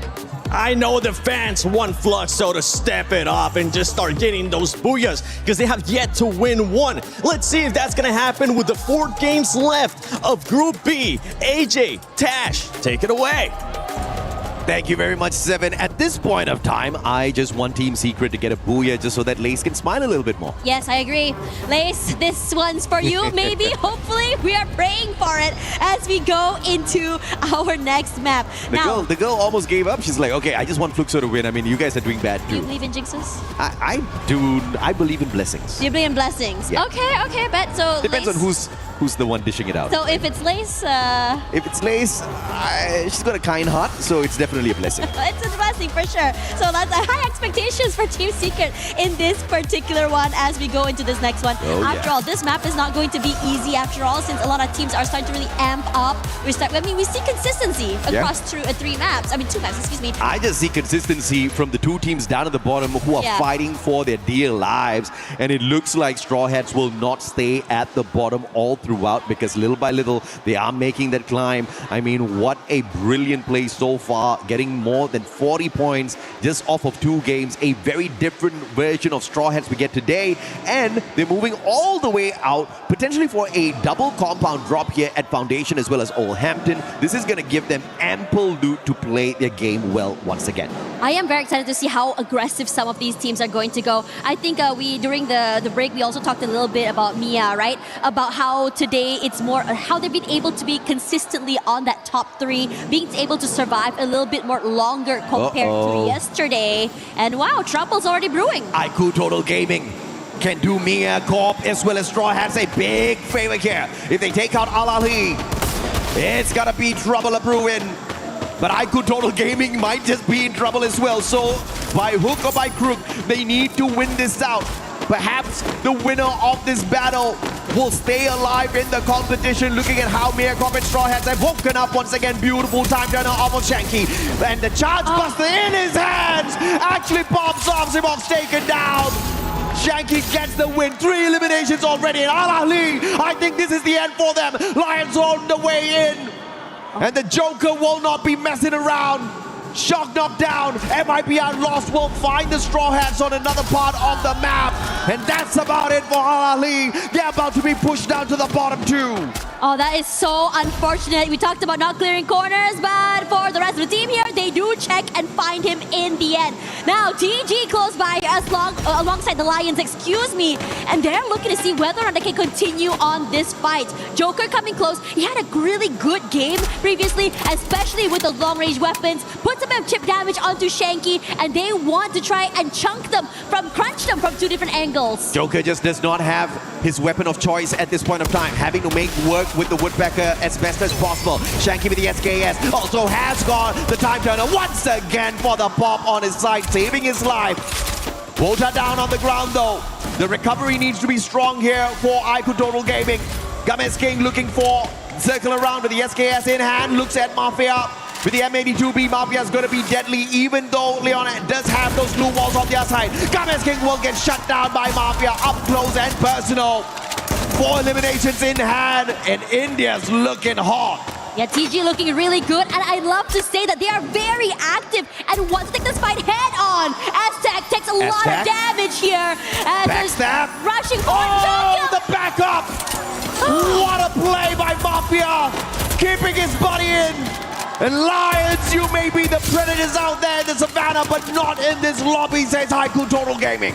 Crazy work coming from them as well. This proactivity and aggression is just something else. That isolated 1v1 somehow working so well in their favor. Jew up on top. Looking deadly. SKS. And Noor manages to pull off a quick finger, beautiful on the revive, brings Troll back in before getting knocked down to the ground. Man had barely any HP on him, and he was timing that perfectly, and he executed that revival perfect. And SHUL will be able to thank him a tad bit more later on by reviving him. Obviously, the boys are going to be taking him out of the equation in a tad bit here. mibr.los, Kappa. It's the ice grenade to weaken him a tad bit here. 2v1, but Kappa will stand no chance.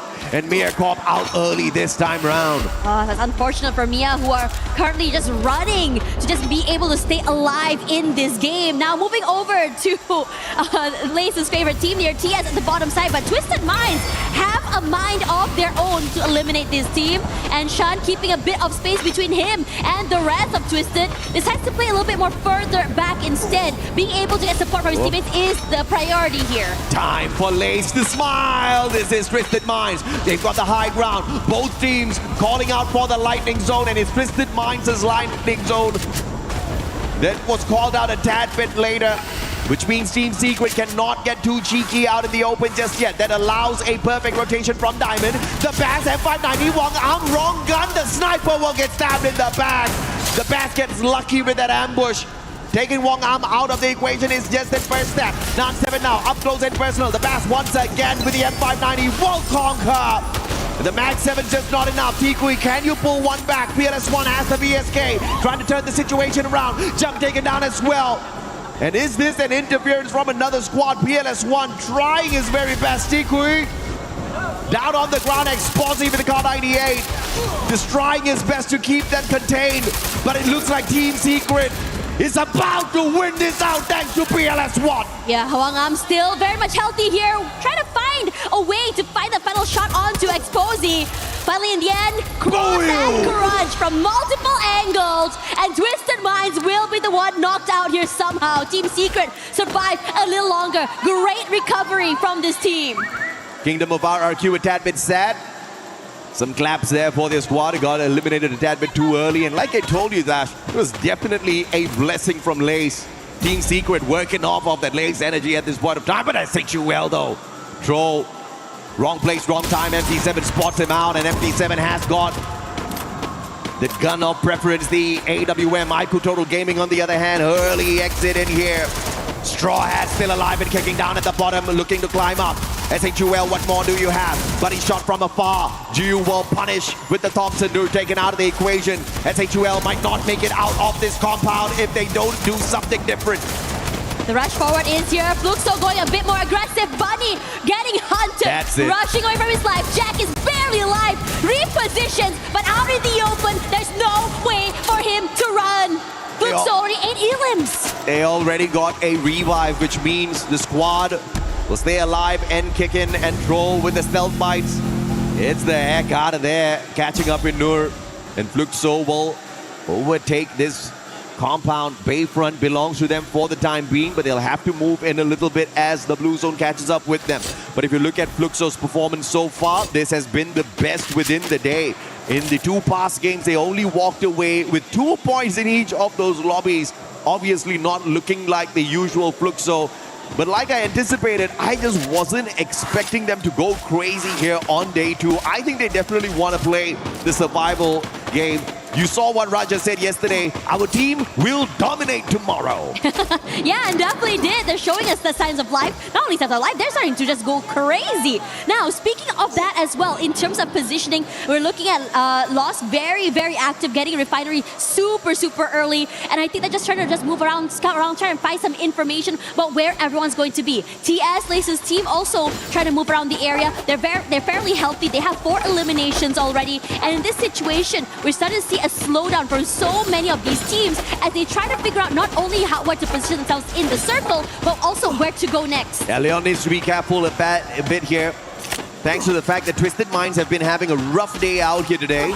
They've been able to catch up and now overtake them on the leaderboard, but not through points just yet. They need one more point to equalize. But of course, if they can find the final circle for themselves, overtaking Twisted Minds will be a no-brainer, and I think that'll be a huge success for the organization. Can you imagine seeing Leon make it into the grand finals a tad bit earlier than expected? There we go. The reposition coming in from ag.al as well. Team Secret. Well, it looks like they're not going to be getting far enough. ag.al, though, no elimination so far there. Yeah, in this situation, again, the slowdown is here. Foundation very, very open for ag.al, just really hunker down, bide their time. Close by to Team Vitality, though, if they do decide they want to go take this fight, but have to be wary of Fluxo as well. We've seen how much damage they can do with those long-range weapons, and it's scary. The drums of liberation courtesy of Fluxo, but I think it's charging up Joy Boy on the side of these Straw Hats. Let's see exactly who it will be that unleashes their Gear 5 on the competition in a tad bit. 2 games back-to-back. Straw Hats have been phenomenal. But can they keep this streak up for themselves? Spending a tad bit of time outside the circle. 5 boosts activated off of those team boosters. Need a tad bit more coins before they can purchase the 6th one. Vitality keeping an eye on the rotation of Team Secret. It might be our loss making their way in, as well as Fluxo and squad sits pretty, waiting for the next contenders. This next circle is definitely going to be bringing a tad bit of chaos in here, because we are running out of space to play, and Fluxo will have to make that run out of their defensive space. I have to say, Made in Brazil lost really good with the reposition. They were hanging around Refinery and decided to move off that area. And now they're prime zone in the middle of the area. And it should go head-to-head up against Team Secret, I feel. I mean, Team Secret does have a bit of that high ground to play with. But in terms of firepower, I would say Lost still a bit better in terms of speed and positioning.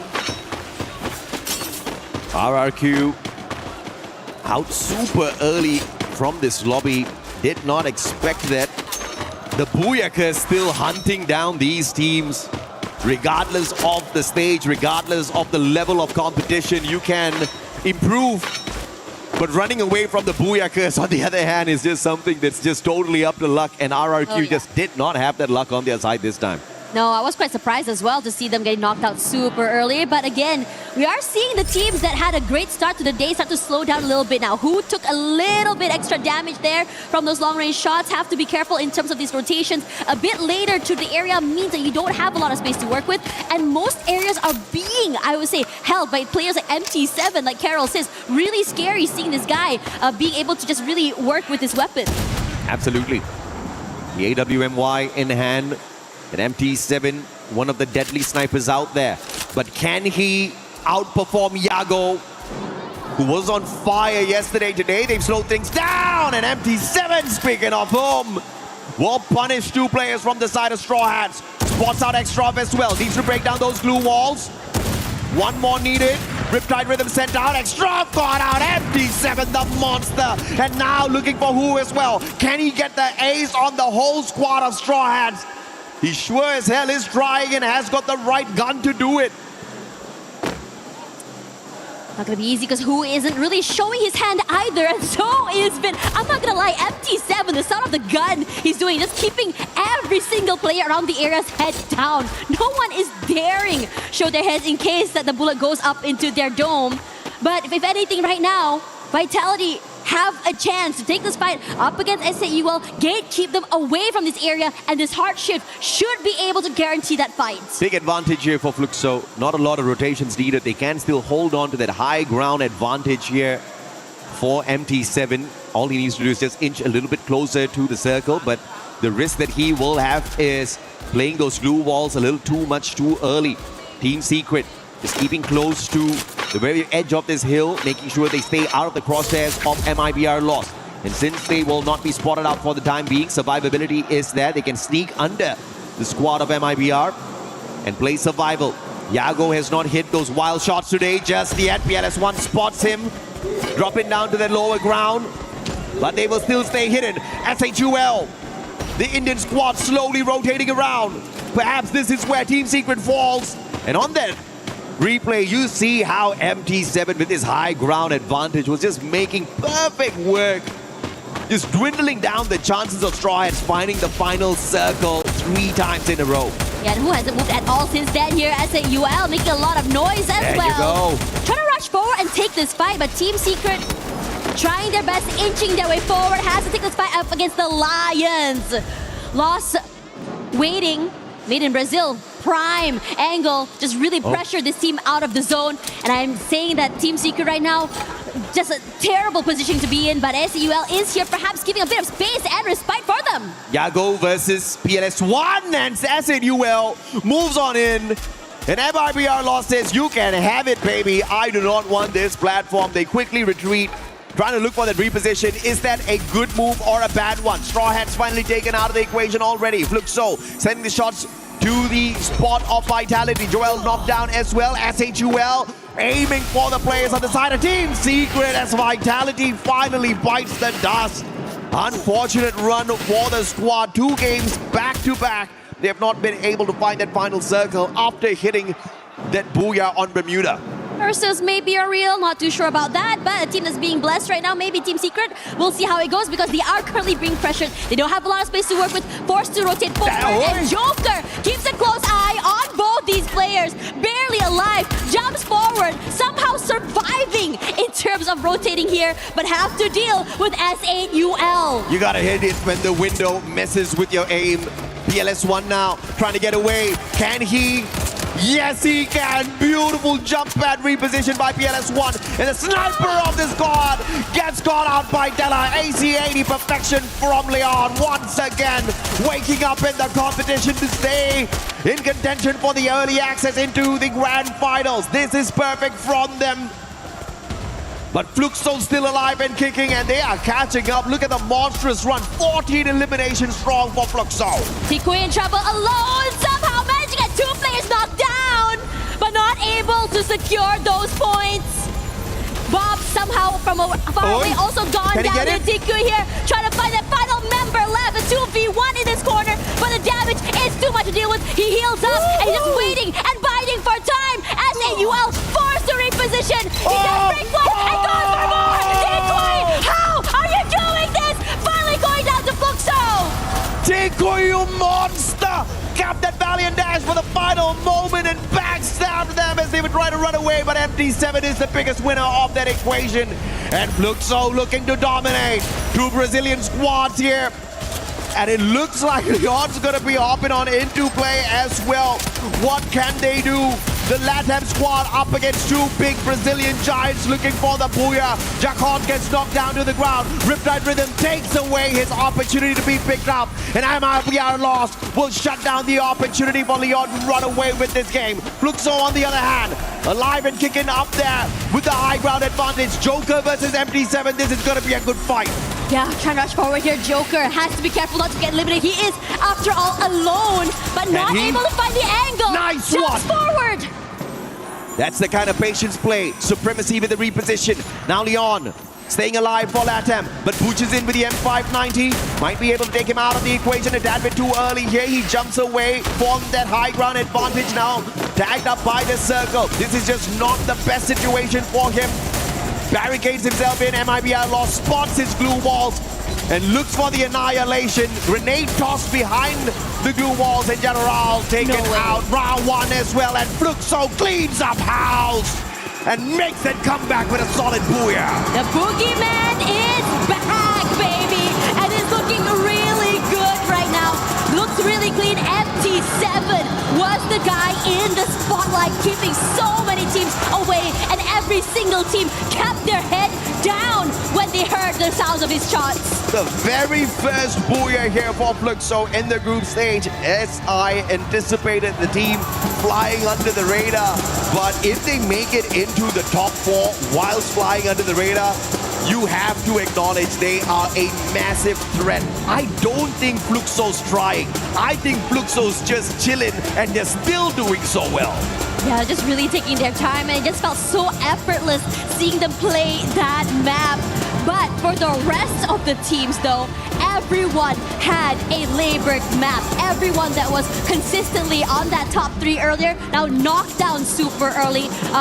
As the Straw Hats weren't very comfortable. Mia wasn't very comfortable. RRQ got knocked out early as well.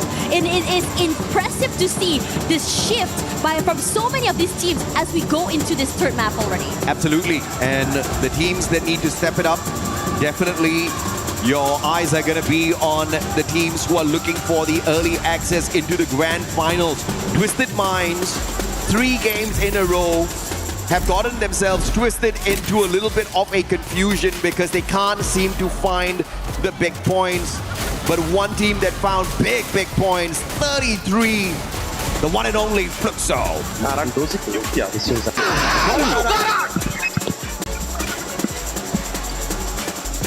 Yeah, they are so hyped, just so you can really hear them really bring in that energy for their games today. We talked about them not trying, but they are definitely excited to just really bring this up the ante and the heat.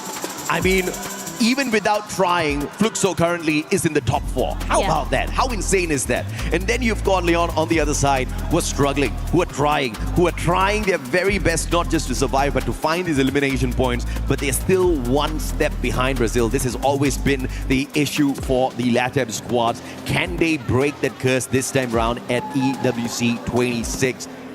As Fluxo rises to the top again after struggling in the past 2 games. Bermuda and Solara gave them a total of 4 points in totality, but they obviously have made up for those weak showing with this third map at Kalahari. Yeah, it's looking really good, and I think this is where, not only are you going to be worried for the bottom teams, but also for the possibility of maintaining that top 2. Yesterday, it felt like Made in Brazil loss was just so comfortable, so far ahead of the teams, right? Currently now they're at 168 points. Vitality and the rest of the squad have a 20-point deficit compared to the rest of them. But if this continues, we might see a shift in toward the finals. This time, Straw Hats only managing to sneak away 4 points from this lobby. Mia Corp, on the other hand, way too early of an exit. I'm sure they wanted more, but eventually the momentum that they started the day off with dwindles down. Can they work that back up?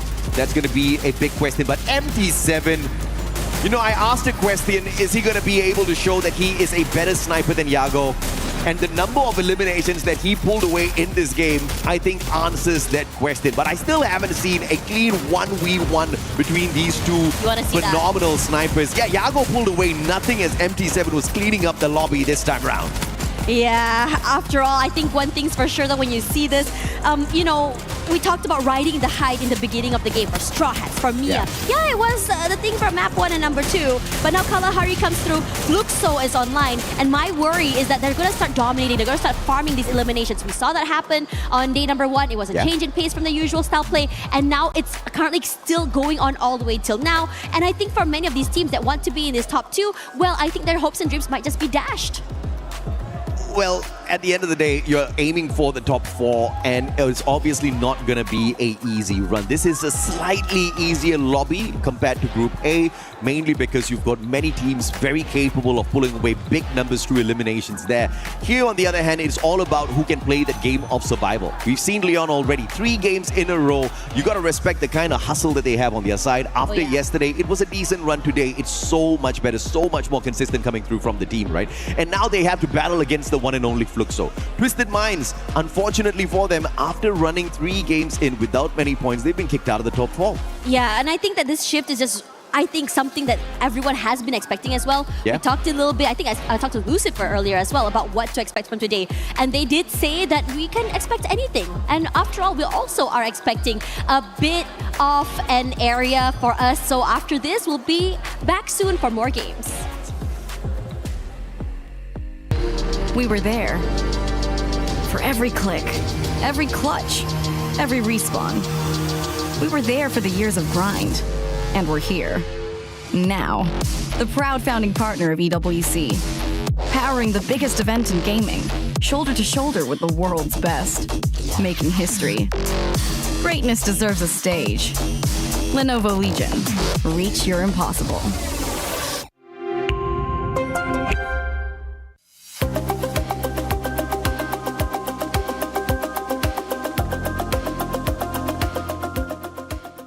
He can come in here and play my game. He knows nothing. Let's go! Tyler 1, you're done.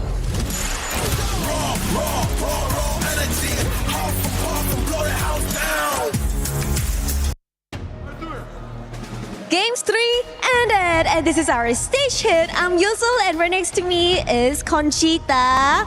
And of course, hey, let's talk about my team today. I am so proud of them. Did you guys see the Gui in that moment with his gun M9590? And then after that, even he's alone, but he still got his 2 eliminations. Of course, you're gonna talk about your team. I mean, Yoon, so let's not forget who gets the booyah. Hello, it's Fluxo's first ever booyah. I know it is a little bit unexpected to see them only getting the booyah on the second day. But then again, hey, it's Fluxo. They're in no rush, no desperation. They have that level of calm that finally show us what Fluxo really is made of. And MT7, I mean, that shot from high up, that was so amazing, and it shows the power that they truly have and why they are one of the strongest, biggest team from Brazil. I agree, MT7 is one of the best sniper that Brazil has ever born. And of course, let's talk about our games. Only 3 games left too, and the last top 4 will go straight to the finals. Currently,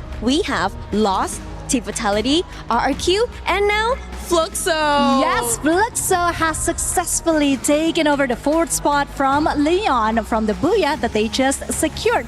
And what is even more amazing is the fact that they collected 21 elimination points in just 1 game. Now this is what I want to see, because this is what was missing yesterday. Going against LOS, I do feel like there is some brotherly rivalry going on between these two. But boy, oh boy, I am so proud to see Fluxo claiming the throne and claiming the booyah finally today. Well, finally today we can see Fluxo got the booyah, and they're hoping for more because you can see the crowd. It's so crazy. I really love them. The energy here and the heat, it just keep making hot even though here is really cold, you know? And let's talk about our top 11 and top 12. What do you think about them?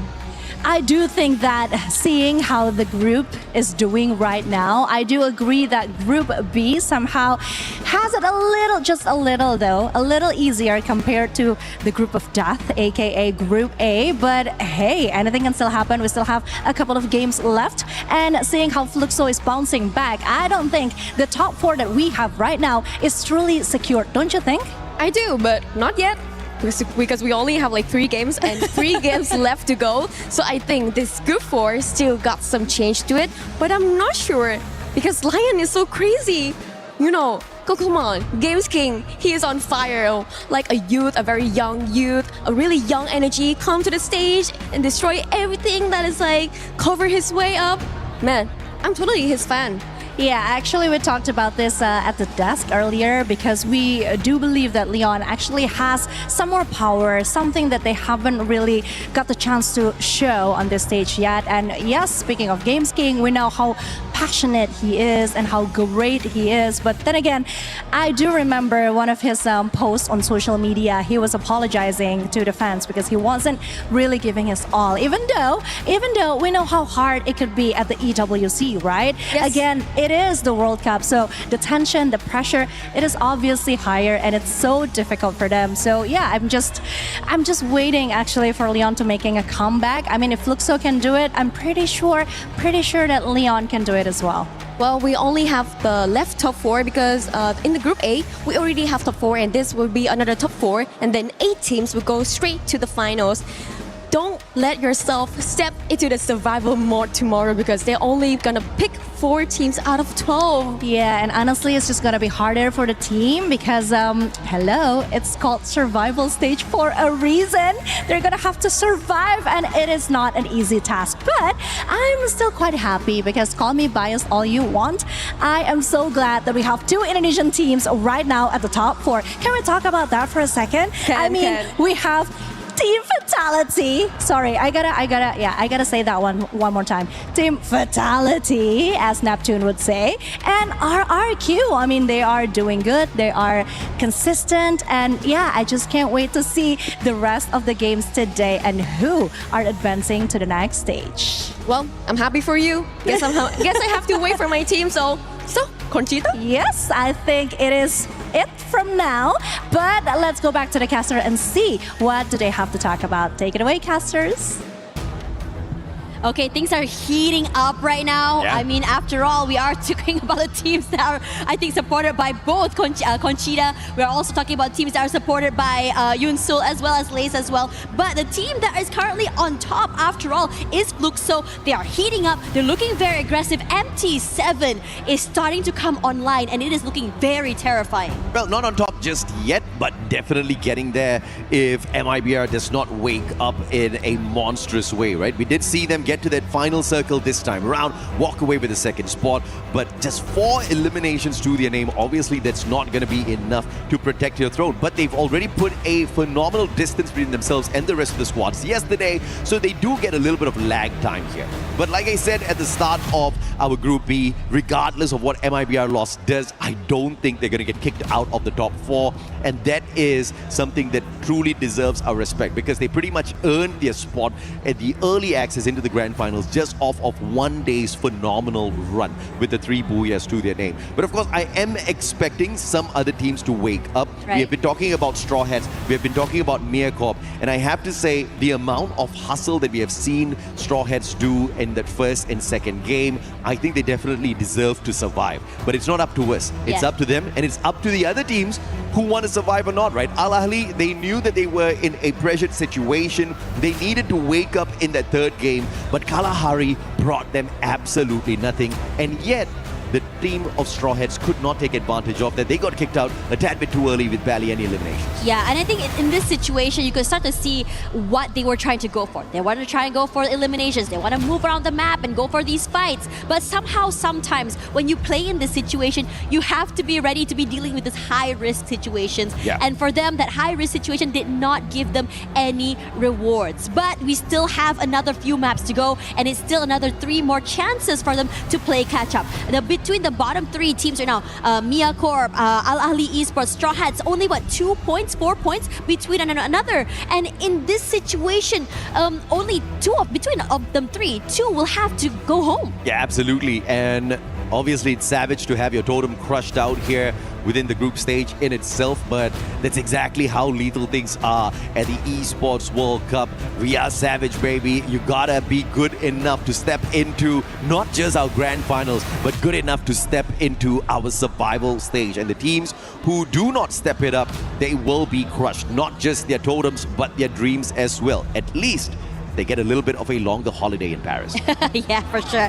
And I think in this situation, right, I mean, for those that are not going on holiday, you play another extra day, you have to go, you have the stress to try and survive today, you have to survive again tomorrow to be able to go to that grand final. Regardless, the next map is now here. I am curious to see how things are going to go today. Are teams going to just change up things? Are they going to be able to just go very aggressive, just start to farm up those eliminations? Or are we going to be seeing a more passive approach for some of these teams as well? Because after all today, I mean, the interview just now we had Joel, they said that they are playing very dynamically based on how exactly the rotations and the circles go, and they don't want to just go aggressive the whole way. I say wow because you have more words than what Joel gave in that interview. I mean, Yeah. the guy was barely giving us any answers, but you got to love the fact that he was cool, calm, collected. He was confident. He was like, yeah, we're just doing what we always do. We're going out there, we're kicking some good butt. But this time, they'll have to watch out, though, because if they don't start stepping it up, they might have their spot ripped away. Leon is way too close. Although they do have about a 20-point gap up at the top in that second spot, Vitality cannot let their guard down. We have got 3 more maps to go, and anything can happen in these 3 games. Leon's going to be dropping straight up into Brasilia, and this is going to be very close to the Indian squad. ag.al Gaming, they have to find a way to make sure they don't get caught up in terms of survival only, right? Because let's say in the final 3 games, mibr.los, Al Ahly, Straw Hats, they wake up, ag.al Gaming is going to be on the chopping block. Oh yeah, for real as well. Now coming into this, I like the fact that, you saw Koja get that first pick already, and he's going for a nice separated, I would say, play compared to the rest of his team here. Could just keep ag.al busy for the time being. And now Koja getting his 1 pick off already means that he's going to be able to just rendezvous with his teammate, or he could go to Brasilia, get a bit of a vantage point, an idea what's going on, wait out the initial fights, and then third party. Oh, the drums have started. The drums of liberation that woke up Fluxo in that game number 3. Nice shot. But ag.al Gaming, Riptide Rhythm, perfect combo for Mafia. The VSK will not find elimination, but Water follows it up with a P90. The knock from afar, Mafia taken down. Hax has got the VSS with the rate of fire and the damage to keep the numbers equal here. And it looks like Leon's not going to be stepping away from that battle. But Della, with a tiny mistake there with the ice grenade, puts himself out of the equation. Aztec gets knocked out by Joker. Joker holding the squad of Leon together. And he has to find some way to get out of this sticky situation alongside Hax. Yeah, Hax should be able to get out of there, I think, fairly safely. TG doesn't look like they're going to be putting in that chase as we go toward Twisted Minds here. They have an idea toward where Mia is going to be. Dry Tech takes a lot of damage quickly and so far away before even the Bass was able to just really fully push forward there. That's 1 more point in the bag. But for the rest of the team here, they've already vacated the area. They got nothing to do this early fight. Well, Twisted Minds want their top 4 spots back. But what's the odds that we get 3 Southeast Asian teams qualifying from Group B as well? I think that's too much. 2 is a lot already. It is a lot. I agree with you. I mean, this is the Esports World Cup. We want to see some diversity and representation from so many different countries if we can. And Shanky already knocked down Al Ahly Esports here, showing a bit more aggression and a little bit more, I would say, proactivity, because Wota is going to be shot out of the sky. Takes a bit of chip damage, but able to get away with his life. Al Ahly stepping it up as well. They understand exactly what's at stake here. The totems and their hopes being crushed. ag.al Gaming. Out of the pan into the fire potentially. Wota making sure he lets go off the zip line. It just hit that U-turn a tad bit here. Because moving on forth was just not going to have any bit of advantage for him whatsoever. Would have got it taken out of the equation there early. Mafia crawling around looking for more coins. Rigby will find RRQ's dudes. And the battle between mibr.los and RRQ breaking off right now. Vitality is going to find themselves a victim as well in mibr.corp. And mibr.corp getting crushed. Not just their players, but their hopes as well. They need to step it up. They need to pull those revives back in. You really want to be able to do that as well. Vitality want to make up for their early exit in that previous map. And as we move over here, Noor out in the open, in trouble. There's only so much time before that glue wall goes down here. The Bass will be pressured, but it doesn't stop him from trying to reposition himself away. But he is, after all, the one being pressured and get kept away from that zone. Jump rushes forward here to Who. Somehow the other end gets knocked down. Straw Hats getting involved in this battle, but it's supposed to be between Twisted Minds and sh.ul. We don't even spot out the players on the side of Straw Hats, but they're trading blows with Twisted Minds, and that pulls the attention of the Thai squad a tad bit too long. And sh.ul, they take advantage of that situation. Jump's gonna get overwhelmed here. Twisted Minds might not see the early access into the grand finals if this continues to happen, but Diamond's just keeping the team alive. In fact, going in here with the revive one after the other. Twisted Minds right back in here as a full squad, but scrambled on the battlefield. Yeah, we're starting to see like a slowdown, at least for some of these fights. They come through, they go away, they go and revive the whole team once again here. The Lions have been hanging out in this area for quite some time. I mean, yeah, we see those little skirmishes that they go and ahead and have, but never really full commits onto fights. And they definitely do not want to go and overextend and chase a bit too early either. The lack of information about crossfires and where other teams might be is just, the question marks is just a bit too much for them to deal with. Straw Hats, 3 eliminations already. They are off to a fantastic start. But Al Ahly keeping themselves alive and kicking, making sure they don't get kicked out of the competition too early. The focus, for me personally, is definitely on the lower side of this leaderboard. Who gets their totems crushed today? We've got 3 more games to go for them to save themselves from annihilation. And Miyakop's just one of those 3 who are desperately trying to stay alive. Those revives have been solid for the time being. SHUL, on the other hand, 90 points on the leaderboard. But 3 games can really change the state of this Indian squad. ag.al Gaming, a little bit of a civil war between the Indian teams. And SHUL will be allowed to survive a little bit longer by the looks of it. I am very excited to see how it's going on toward this southern side of the map there. RRQ and mibr.los has been kind of hanging around there for quite some time, but never a full commit quite yet. Maybe you see pickoffs, but never really a situation where they want to go on a full 4v4. And we see some pressure coming in from Team Vitality as well. Team Secret taking the bridge, crossing over. 1 into play. A little bit of interference between the battle of 2 titans, mibr.los as well as RRQ. You better wrap this up quick because Team Secret wants to party. Abe with the Mag 7 gets the knock, but PLS1! The shots from afar take the sniper of mibr out of the equation first. ag.al as well as round 7. Desperately trying to look for survival. Ma'al, can he find the angle as General scurries towards the compound to find the vending machine? 700 coins in his pocket, he can afford 1 revive. But can he get there? Wangam says, hell no! As mibr loses their 3rd player, and Team Secret the biggest winner of the battle at Central. They had such good timing getting into the area as well. Finding General, adding another 1 point to the board for them as well. Full control of the side. Now Fluxo is coming close into the area, and this is interesting. On 7, he's going out surfing. Boy's got his priorities right. He's trying to find the rotation outside the circle. Battle between SHUL and Twisted Minds. Not looking too good for the Indian squad. But they still do have some viability here. No, stabbed in the back by Diamond, but he pulls off a double revive before being annihilated with that VSK up close and personal, which keeps the hopes and dreams of SHUL pulling more points in this lobby alive. Here we go. Definitely heard the sounds of the rotations coming in here. Fluxo close by, but over on this side, the Lions are starting to just find the members of the Al Ahly squad. Moves away into a corner, but cannot break into the compound quite yet here. Hax is close, jumps forward, decides to move away. Oh, can they get away? Al Ahly will allow them to back away. Just too afraid to go all out in that battle because they understand the 3 past games where they have tried, they have been snuffed out, and they just chose the safer route this time round. Team Secret up against Fluxo on the other hand. Who's going to be the mighty one? PLS1 up against Yago. Here comes the weight as well, trying to find a perfect angle and opportunity to strike. MT7, apologies. Yago's going to be pissed. I left the team a long time ago. I'm not going back there, Pistachio. Wangam backing away. PLS1 understands that the lightning zone is not one that you mess around with.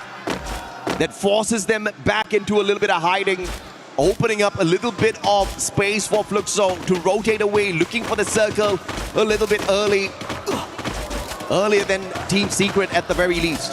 And this is a great situation because they are closer. They can also pressure Team Secret since they do have to find a different way to get into the zone. And they do just that. Instead of going for a full-on fight up against Fluxo, they're going to rotate toward that southern side there. That bridge is, I think, right from the cross either as well, excuse me. As we look at the rest of Team Secret here, have a bit of a top-up as well for their supplies, but Fluxo already close to the zone, and it's curiously enough, this fight against Vitality is about to get really hot after this. I'm sure they definitely have a launch pad here, so they're not too worried about the position outside the safe zone at this point of time. Probably going to be laying it out at the beach and taking a quick jump in. Those binoculars need to be used first. Yago brings back two of his buddies on the side of mibr.los. And the hope is not lost just yet for them to hold on to the #1 spot by the time we bring Group B to an end. Purgatory is a huge map, and that's why you've seen a lot of these touch-and-go eliminations coming on through. And we're almost back to a full lobby as we approach the 12-minute mark. Can't believe that everyone is still all so healthy as we come into this stage of the game. Usually it's so hectic. A full-on fights happening, and Fluxo catching the members of TG, rotating into the area. TG nothing to do with this. Decides to just move away, not really paying attention to Fluxo, focusing more on the repositions.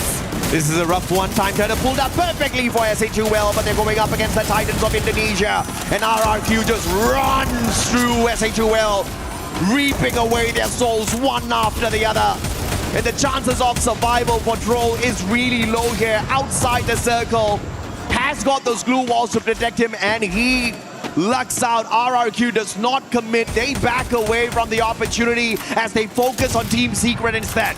Yeah, and this is huge because Team Secret is currently not only outside the zone, but also pressured. Vehicle option taken out as well. The rotation is going to be annoying. And Troll, despite being able to stay alive for quite some time, not able to do so for time being because Fluxo now is in trouble. Koja. Vitality is just really pressuring them. Bunzin knocked down. Koja wants to rush forward here. Kept alive by the glue walls for the time being here. But Bobs once more rushes forward. Koja, huge from Bunzin. Take them out of the way. Koja will be traded out quickly. And Joel as well from ag.al Esports somewhere in the fray. Wow, beautiful play by Diggs there. He made sure Butchizin does not get picked up. And now as these two teams are a tad bit busy with each other, mibr.los looking to take advantage of the situation. Team Secret in the area as well. Los focusing to take their players out. Secret can't jump into a full-on battle just yet. Now 7 picks right back up as SAUL Esports finally bows out of the lobby. Jiu making sure Wang Arm's not going to get picked up in that situation, but it is Team Secret that has the advantage with the zone here. They're looking to gatekeep Fluxo.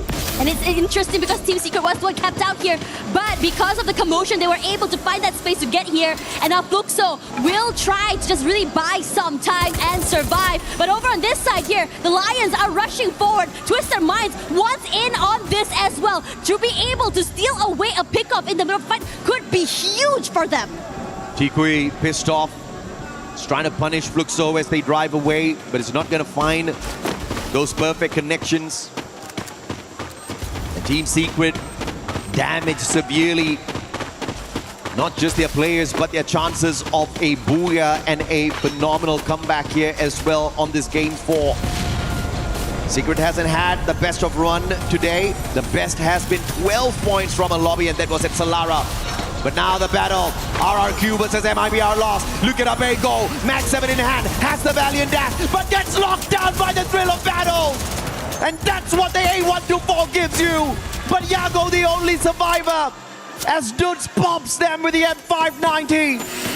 And the sniper can't do much but to disengage and look for a vehicle, to look for a vending machine. But Team Secret bows out before mibr.los gets taken out. Crazy work, RRQ able to come back into the game as well. Yago needs to be able to survive longer. That's it. But the pressure coming in from the rest of the RRQ squad is just too much to deal with. And they're eliminated. Remind sneaking that point away for the squad. Every single sneaky point is going to make a big difference for ag.al. Not just to survive, but to make sure they keep their hopes alive within themselves. Who knocked down to the ground. MD7 sharp shot straight to the head. Riptide Rhythm's going to be breaking down the defenses, opening up the house here for Fluxo as well. But they refuse to step on in. Mia caught right behind the squad, so Straw Hats can't go anywhere. Stuck between a rock and a hard place. And Mia can take advantage, but it is the Straw Hats that turns things around. Bobs catches out a player from the side of Mia as well. And it is Mia Corp that gets annihilated instead of the Straw Hats. Clearly, you cannot cage a cornered animal because Straw Hat now decides to move forward here. Track Stop already knocked down here as Fluxo tries to find a away into the zone. They're gate capped. They don't have any space either, but they can buy their time. Hoping to see who exactly will be crossing paths here. Twisted Minds should be able to get backstep onto TG, but at the same time here, Fluxo goes head-to-head against Al Ahly Esports. Man, Al Ahly, Remind is going to be the playmaker here. Put up another grenade, baby. The M79 making magic work for Al Ahly. 3 Fluxo members taken down, make that 4. And reminding everyone that Al Ahly's no easy picking. As TJ rushes forward here, that's not a space to work with. But the ones to go down here is not going to be them, because Twisted Minds completely annihilate this team. Lions cannot survive, hunted by the Twisted Minds. A lot of space to work with, and now SH waiting the wings, who almost knocked out but survives a little bit longer as Sek is just waiting and biting for time. But who falls? The efforts were from Twisted Minds, but the winners of that battle were the Straw Hats, who sneaked away those points from them. But that's all they're going to be able to eat off of the efforts of Twisted Minds as they personally take the Straw Hats out of the equation. But a valiant effort for the Bangladeshi squad to find the final circle. Al Ahly, on the other hand, with the survival gameplay, will no longer be able to pull away points as they get tortured in the hands of Twisted Minds, looking for their comeback match. And this is it. One more player to shut down, to walk away with a massive booyah for Thailand. Waiting in the wings here. There we go. And always it's going to be them. Incredible work coming in from Twisted Minds, just completely collapsing. Looking good. A lot of respect given as well to really cinch up that game. Damn, what a play. What a comeback. Twisted Minds in the past 2 games, they had an accumulated 10-pointer. 7 from Solara, 3 from Kalahari. But they definitely broke away from their unlucky streak here at Purgatory, making sure to farm on anyone they spotted out there. Straw Hats did eat off of their plate quite a little bit. And that does not result in a super monstrous round for Twisted Minds, but they didn't need it. They already had a ton of eliminations on their side, and it looks like the hopes of making the early qualifier for Twisted Minds might not be over just yet. But it is exciting. It is absolutely exciting because they flunked out in the first 3 games. The rest of the teams have managed to catch up. Fluxo has caught up, Leon has caught up, and they are all now so close to each other at the top of the leaderboard. But from down the bottom, Straw Hats as well as Al Ahly making a great run this time in this Purgatory map. Yeah, we're starting to see them really come online. Aggressive as heck as well. We saw a lot of movement coming in from both these teams. Yeah. And I have to say, Mia was just so interesting just now. They were in a situation that they should have won that fight, but somehow Straw Hats being able to turn around the game. Regardless, Fluxo currently waiting on the stage. Let's see what they have to say. Hello everyone, we are back on stage here and I'm happy to be here with my colleague, Barney. Thanks so much for joining us on this interview, MT7. And actually, I want to hear Fluxo scream! Such great support for you, MT7, definitely.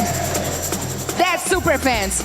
Okay, so yesterday you guys had such a great, amazing debut here. Was so nice to watch you guys, even though you guys didn't get a booyah. But today you had a slow start. What went wrong those first couple of games? Ontem vocês conseguiram fazer uma estreia muito boa, mesmo que vocês não tenham conseguido um booyah. Porém, hoje vocês começaram um pouco mais devagar. O que aconteceu nos primeiros jogos que acabou dando algumas coisas erradas? Bom, a gente teve alguns erros coletivos nossos. Então, acho que foi por isso que a gente começou jogando mal. Depois a gente saiu para conversar. E conversamos legal, apontamos erros para consertar e acabamos consertando para a terceira queda e consegui meu booyah. Okay, so actually it was some mistakes that each one of us did, like the whole group, the whole team. After that, we team up again, we talked with the coach, and we decided to fix some little mistakes that we were doing, and that's why we got a booyah, because we could finally step it up.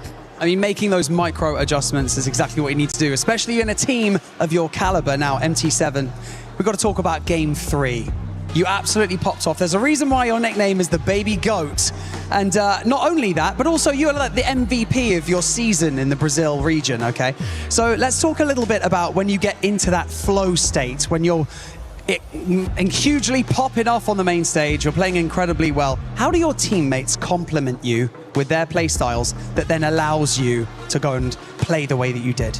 Obviamente que no jogo 3 a gente pôde ver muito mais do MT7, a gente viu que você conseguiu de fato ter uma performance muito melhor e é por isso também que você é conhecido no Brasil como Baby Goat, você foi o MVP da fase regular do Free Fire e a gente gostaria de saber como é que o time consegue também acompanhar você em todas as eliminações, como é que o time consegue ajudar o MT7 a sobressair no jogo.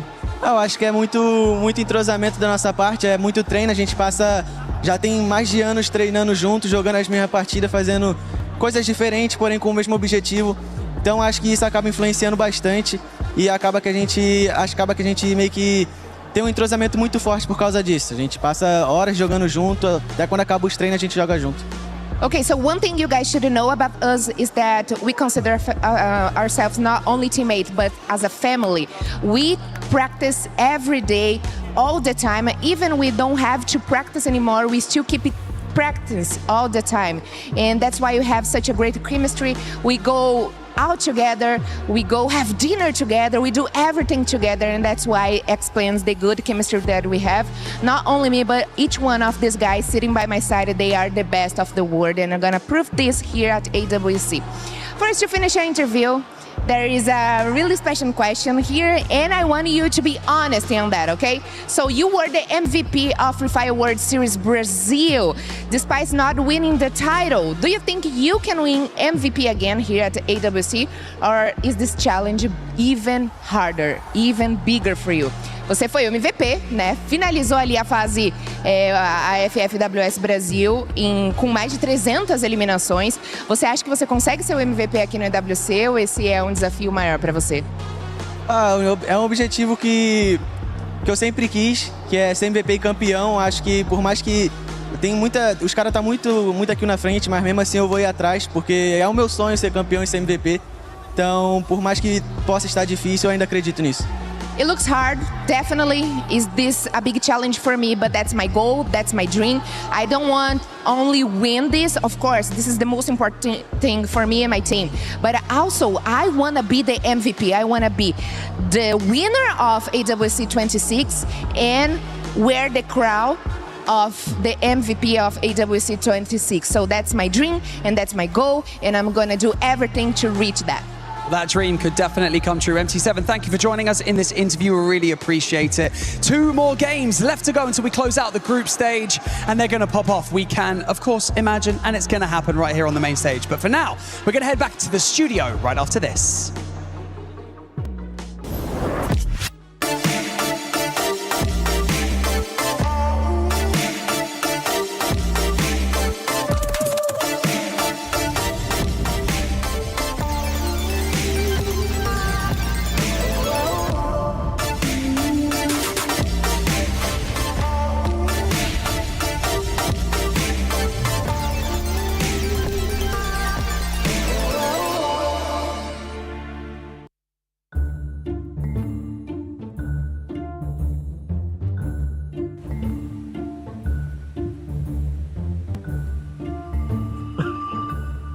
Montanha, mano. Torre Eiffel. Escada. Viver. Escada. Torre Eiffel. Buia. Buia. Eu acertei primeiro. Vai puxando o VAR. Pode pra frente não, cara. Eu não posso. Procurando. Macaco. Que isso? Mas esse aqui tá muito difícil, essa. Hoje, cara. Quantas letras?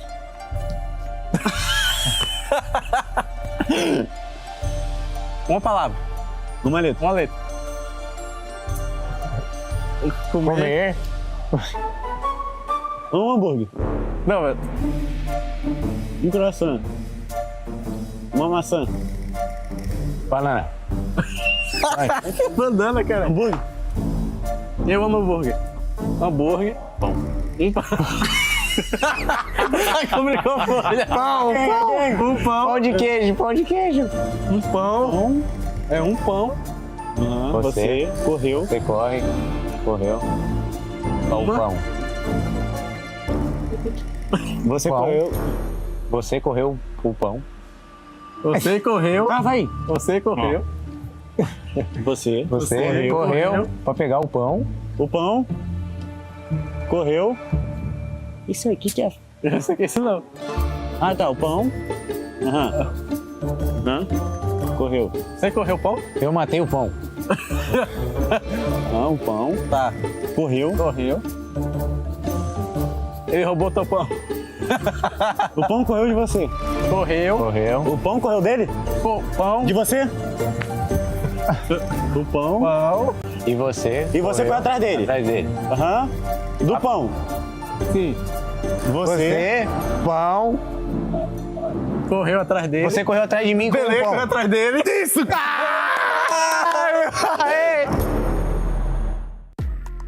Okay, mibr.los.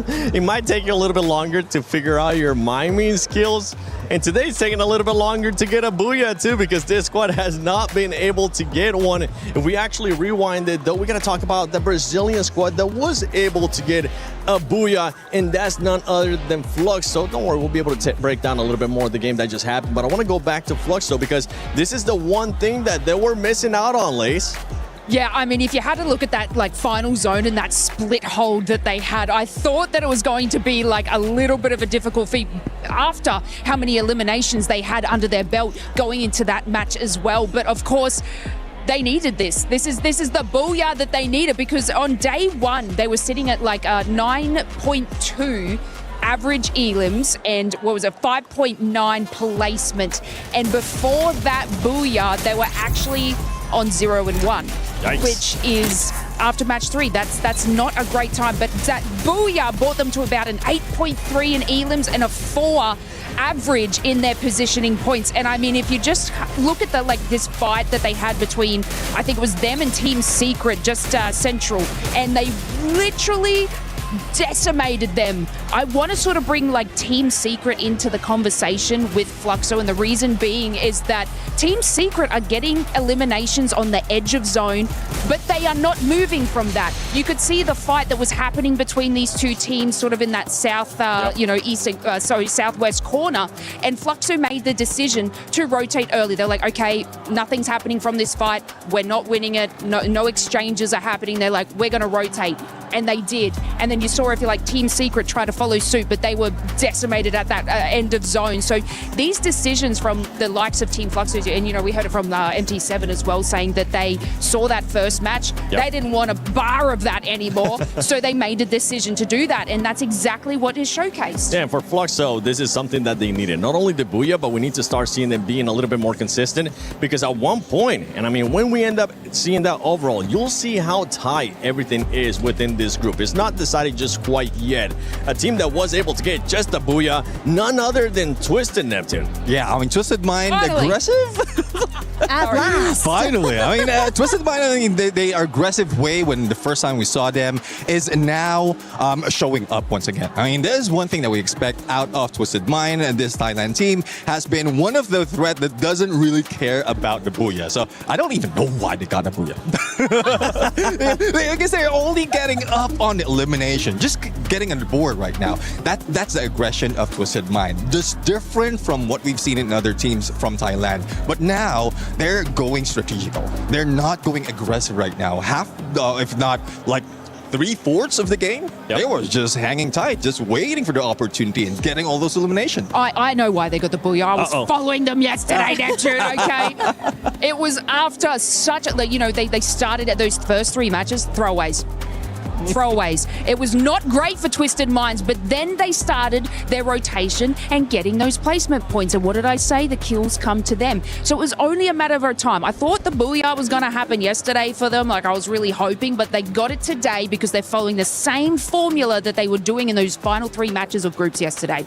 A team that's putting gotta pick up my themselves there. cards. Yeah, I was about to say, you just I threw need them them, back. bro. There goes all your notes over Don't there litter. on the floor. Don't litter, I will pick it up ladies. after production, I promise. Now, Conchita, actually going to some of the Indonesian teams as we'll see the overall ranking here. Yeah. You can see Team RRQ right now in 4th place, but they're being followed by Fluxo. Yes, it is not safe at all. I mean, just by looking at what Twisted Minds just did in the game that we have just finished, they sneakily crept up to the 2nd position, and that was supposed to be the safe zone for Team Fatality. I mean, by the way that they're playing today, the consistency that they've been showing, apparently it is still not enough. And if we're talking about RRQ, like I said before, this is the true test that they need to face. Are they ready to really be clutch about this couple of last games? Because if we're talking about them, again, this is where they usually shakes, and I would really hate to see that happening again.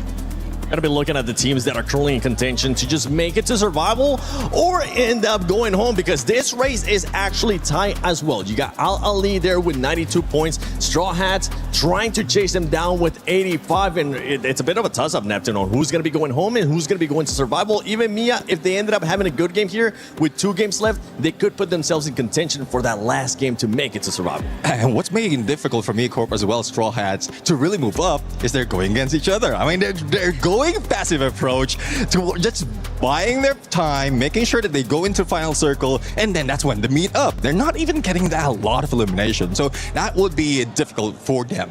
And we also saw on that last match in Purgatory, we're in Al-Ali. They was practicing that backstage, by the way, guys. Al-Ali. It's the same voice making a comeback. The Neptune special. Oh yeah. I mean, M79 coming from Remind. That grenade launcher was just deadly, and he timed it well. Everyone's in a compound, everyone is one space, and he just wrecked them with that M79 grenade launcher.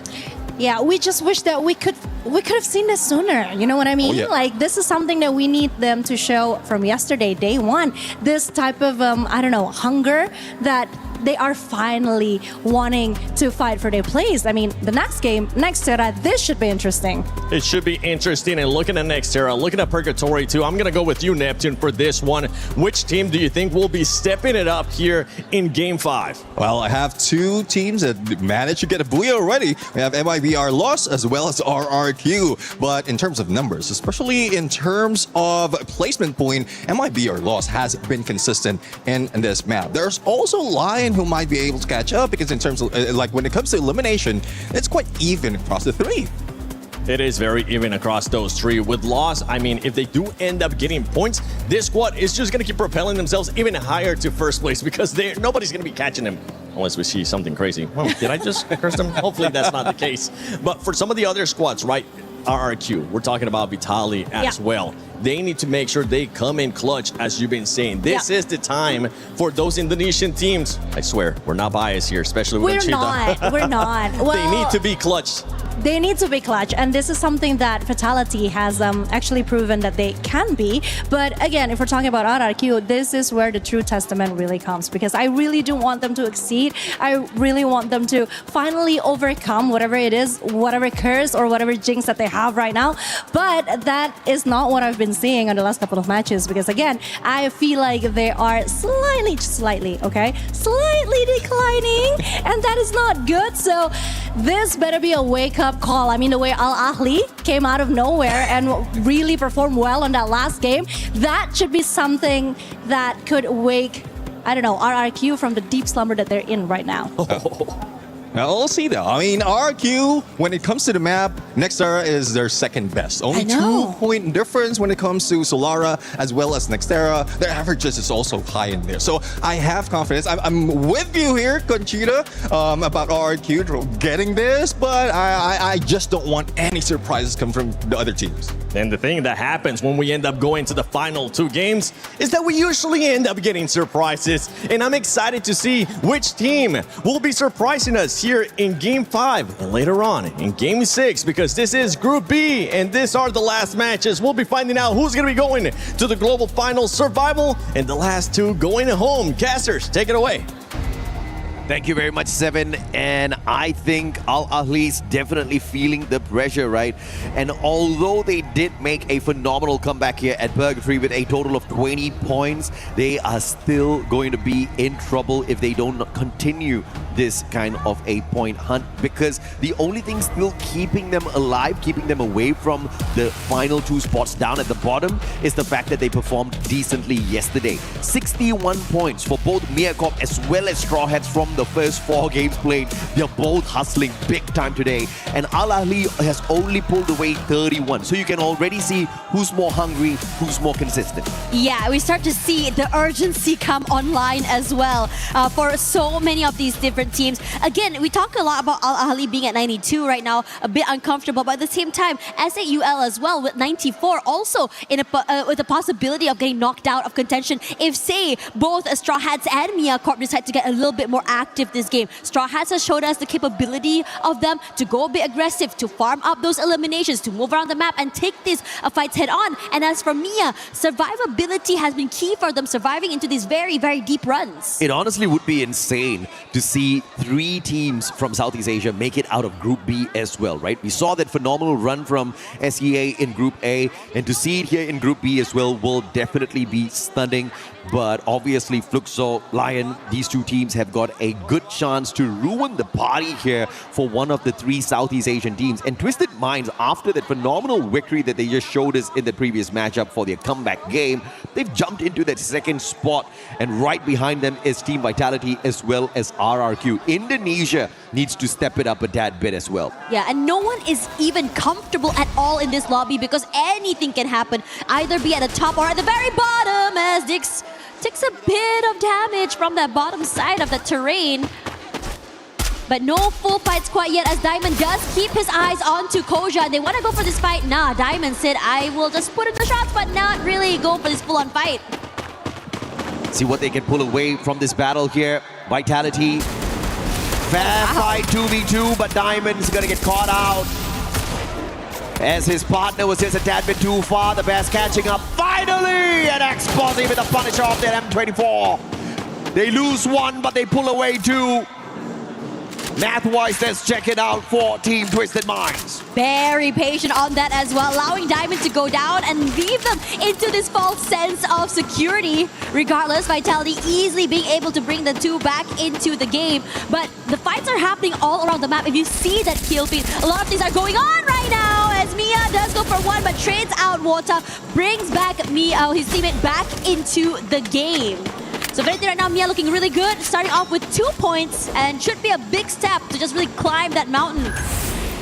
iQOO Total Gaming's not at risk of being relegated here based on how they've performed so far. But they can't let their guard down. Anything can happen in Nextera and Purgatory. If they literally pull away nothing from these games, then perhaps that relegation might just be a possibility. Obviously, they don't want that for themselves. They just need to put up an average performance, and that should be good enough to get them into our survival stage. A lot of rotations coming in for so many of these teams here. mibr just now holding on the area, also being able to be chucked down there by the Twisted Minds player. But for now, for the rest of Twisted Minds here, very, very healthy and happy in Fartopia. Meanwhile, for Team Secret here, want to take this fight against mibr. They weren't able to get a few eliminations earlier onto this team, but the rest of mibr hunkering down, taking their time as well, hoping that they'll get discovered by the rest of the team. As Nyx puts in a bit more pressure toward Anshan 7. None of the damage actually clipping onto him, allowing him to be repositioned for not so long. Hwang Am tries to do something and even trades out his teammate, looking really good, which Biblix tries to come forward and try to do something to make it happen. Not happening. The crossfire from Team Secret looking solid. But PLS1 now knocked down. Twisted Minds might just drop by to say hello. mibr.los bumping into Straw Hats at the wrong time, wrong spot. Kappa all alone. Straw Hats looking for the hunt. The vending machine camped at by Shock. And Kappa's not going to be able to get there. Oh, a sliver of El Kappa! Allowed to bring in the revive, and mibr.los will survive a little longer. Right in the nick of time, as Nyx finally finally back into that game. Just need to survive. As for SAUL, TG had been hunting them for quite some time. Water waiting for his teammates to be able to just move in together with him, so that he's not able to give him this isolated 1v1s. Don't even need it. So quick with that Valiant dash. Beautiful stuff from Water. Feeling a bit thirsty now. Miacorp! Ay, ay, ay. Out way too early here. Not looking good for the team that qualified through the Free Fire World Series USA. Team Secret versus Twisted Minds this time round. Will the Vietnamese squad be able to wake up and shake down Twisted Minds after their phenomenal game earlier on? Valiant Dash missed by Baz, but it still fights Not7, who could not get away in time. And the backstab is perfect. Twisted Minds dismantling Team Secret.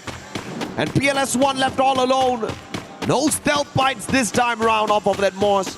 It's got the Skylar, but the Skylar's not going to be useful for survival. But he is going to luck out. Twisted Minds not close enough to take him out of the equation just yet. ag.al Gaming, on the other hand, bumping into mibr.los. And this could just be a huge loss for the Indian squad if they don't manage to wiggle out of this water. Beautiful Valiant dash to stay alive for a little bit, but Ra17 with the Winchester clips him. Shanky's now going to be spotted out as well, and he's going to hold the fort as the distraction for ag.al Gaming as Mafia scurries away to revive the rest of the team members. Yep. Should be so quick, so I think hard for him to be able to find that last final elimination. Perfectly done. Now, Made in Brazil already with 5 eliminations so quickly into the game. So we just see them get active on the map here as the Straw Hats now shocked, now knocked down by the Lions. But still 2 more members to stay alive for the time being, but not for long as Hax quick to find Nil. Barely alive right now. Tries to keep the wall up for him to have a bit more space to work with. Oh, man. But not too much. The pressure is just too much to deal with. There's a double kill elimination already. Yeah, Gamis King is finding that angle towards the right. Taking out the player from the side of Straw Hats. And they are absolutely broke on their revival run here. So it's going to be a rough one for the Bangladeshi squad. They'll have to catch up with them in a little bit. The binoculars used here by the Lions as they are trying to snuff out the squad that they were just engaging with, the one and only Straw Hats. Binoculars finds nothing, but if they continue on this pathway, they are going to bump into them eventually, and the Straw Hats are scrambled on the battlefield at this point of time. And this is the quick revive, the Bass with the Valiant dash. Not really breaking down those glue walls to find the advantage, but Nan7 just got caught out. Wrong place, wrong time, could not get away. Oh. And Twisted Minds did a number on their Vitality. On the other hand, is going to get caught out here by Al-Ali. Yeah, taking a lot of damage, but Ali also well being able to take the Hawk back into the game. Numbers advantage with RRQ decides to join in on this fight. Ran steals away 1 member of Vitality here. Seamox as well taken, despite the valiant efforts of this team, and RRQ is the one that is reaping the benefits. Absolutely. Say full max 7! And Diggs just ran straight into that one. But how much can you walk away with Al-Ali? Without RQ here as well. Survival is going to be close to impossible. They find Sifu. They put him down 6 feet under. And Al-Ali is out super early. Seeing a lot of these teams getting knocked out super quick and super fast. In RQ, this time around, timing is just so good, so aggressive as well. Not allowing any of these teams to recover from any of these fights. SAUL as well will be joining in on that lobby. Things are getting really hectic as the pressure mounts. We are running out of maps after all as we hit the end of the day. 5 eliminations strong for RRQ, who wants to make sure they find the access into the grand finals as early as possible. Allowing the rest of the regions to fight against each other. Southeast Asia is looking to take a break tomorrow. I wonder what they'll do with the extra free day, as they can just sit back and watch those rotations, do a lot of homework, see those drop spots, and cherry pick who they want to punish with a couple of hot drops on the grand finals day. It's a big advantage if you can skip over the survival stage. MT7 still very happy and healthy there, being able to just go for these long range pickoffs. As for the rest of the team here, Straw Hats, who able to just really survive for the time being, but this three-way crunch from 3 different angles, I'm not too sure how long he can survive this. Maybe hopefully steal away a pickoff, not happening. Quick to just take down the glue wall and just finally going down to General. It's not the right strategy here for Straw Hats as they just scrambled on the battlefield, but I understand as well, right? Because both the players just looking for those coin machines, trying their best to revive their downed members. But that has kept them scrambled continuously. And without the support of each other, the rest of the squads are going to have a field day running across them, picking up easy points one after the other. Luck is still keeping them in the race. Those Straw Hats have got one final survivor tasked with reviving the rest of his team members. Let's see if or not Nil will be able to pull that off for the squad. Looking over toward the southern side here, Twisted Minds and Lost as well is about to get super hectic there as the rotations are happening. RQ looking very comfortable just over toward the Deca Square. They have compounds in their control. But as for the rest of the Straw Hats, survivability is going to be a problem. So does General, gets knocked down here. The Bats leading the charge early in this fight. And it's looking very, very terrible for this team. The Bats knocked down, stolen away. 11 eliminations already for Twisted Minds here as Lost tries their best to keep themselves in this game. Barely alive, knocked down there. Rahone tries to find a different angle to work with. Not able to do so. Finally find one in the end. No, it's Diamond with the long range pickups to really just knock them out of this map. Absolutely dominant battle from the Thai squad. Twisted Minds twisting mibr.los inside out on that fight, and Team Secret using the high ground vantage point to take down a player from the side of IQ Total Gaming. The pickup is instantaneous. No doubt at all, they definitely have a Tiba on their side and they will drive out of the confines, and Team Secret will not be able to continuously punish the squad. Great rotation by the Indian squad to disengage. Fluxo looking to just really wrestle away this compound from RQ. But kept at bay for the time being thanks to these glue walls. Decides to find a different way into the area instead. Want nothing to do with it, but Twisted Minds are here as well. Nil just got shot out of the equation here. The reason why Straw Hats are still alive and kicking in this lobby is because of him. A phenomenal triple revival.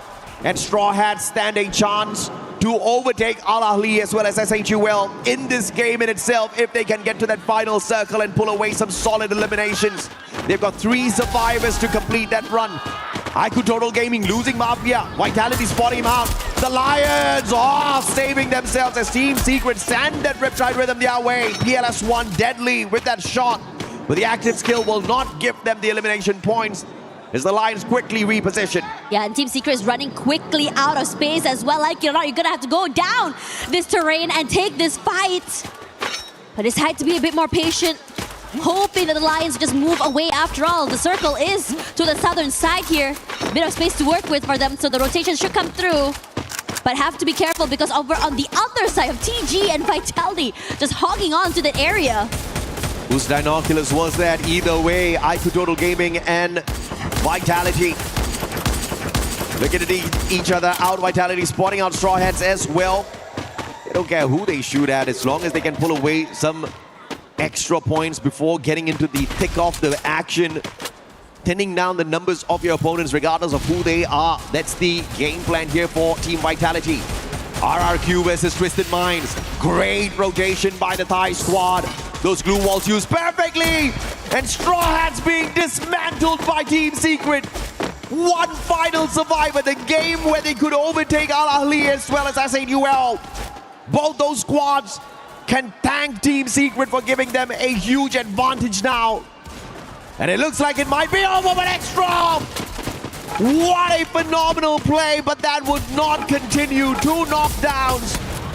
But he's eliminated from the lobby before he can find the confirmation. And IQ Total Gaming faces the same fate as well.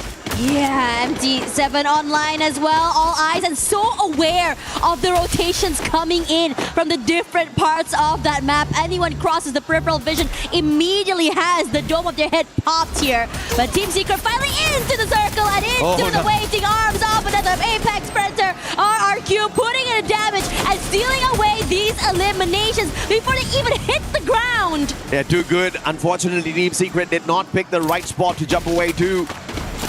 But shot out of the air and annihilated by two squads through those shots. Twisted Minds looking to make a back-to-back super bomber of games. Stitched together Purgatory and Nextera. Can they go for the back-to-back Booyah after avoiding the Booyah like a plague, focusing just purely on eliminations on the first 8 games they played through 2 days? Southeast Asia looking for the dominance, but Brazil and LATAM still having some representation here. The Lions as well as Fluxo both have got great defensive spots. But the Lions are going to be pressured here with the movement of this circle. Waiting in the wings, buying some time. You can hear a lot of pressure coming through from both these teams with MT7 opening it up onto the Lions. Della knocked down as well as Twisted Minds decided to just chunk down all of the members of the Lions as well.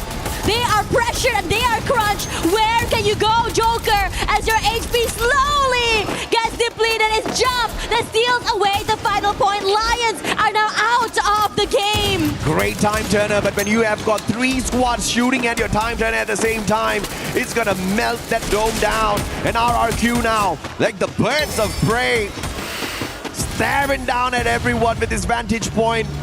And a smart play executed by Twisted Minds. They quickly run below them to take away the angles from RRQ. So that vantage point is not going to give them a very big advantage. But if Twisted Minds continues to make this very early rotation, maybe they can take advantage. And then Riptide Rhythm breaking down the defenses. And a crucial glue wall flurry from Twisted Minds to keep themselves safe. Yeah, somehow despite all that pressure, they're still unmoved, undeterred, and just repositions themselves onto the other side. And they rally back. A bit of damage onto Ma'al, barely alive, even a nade to come through. Make it 2!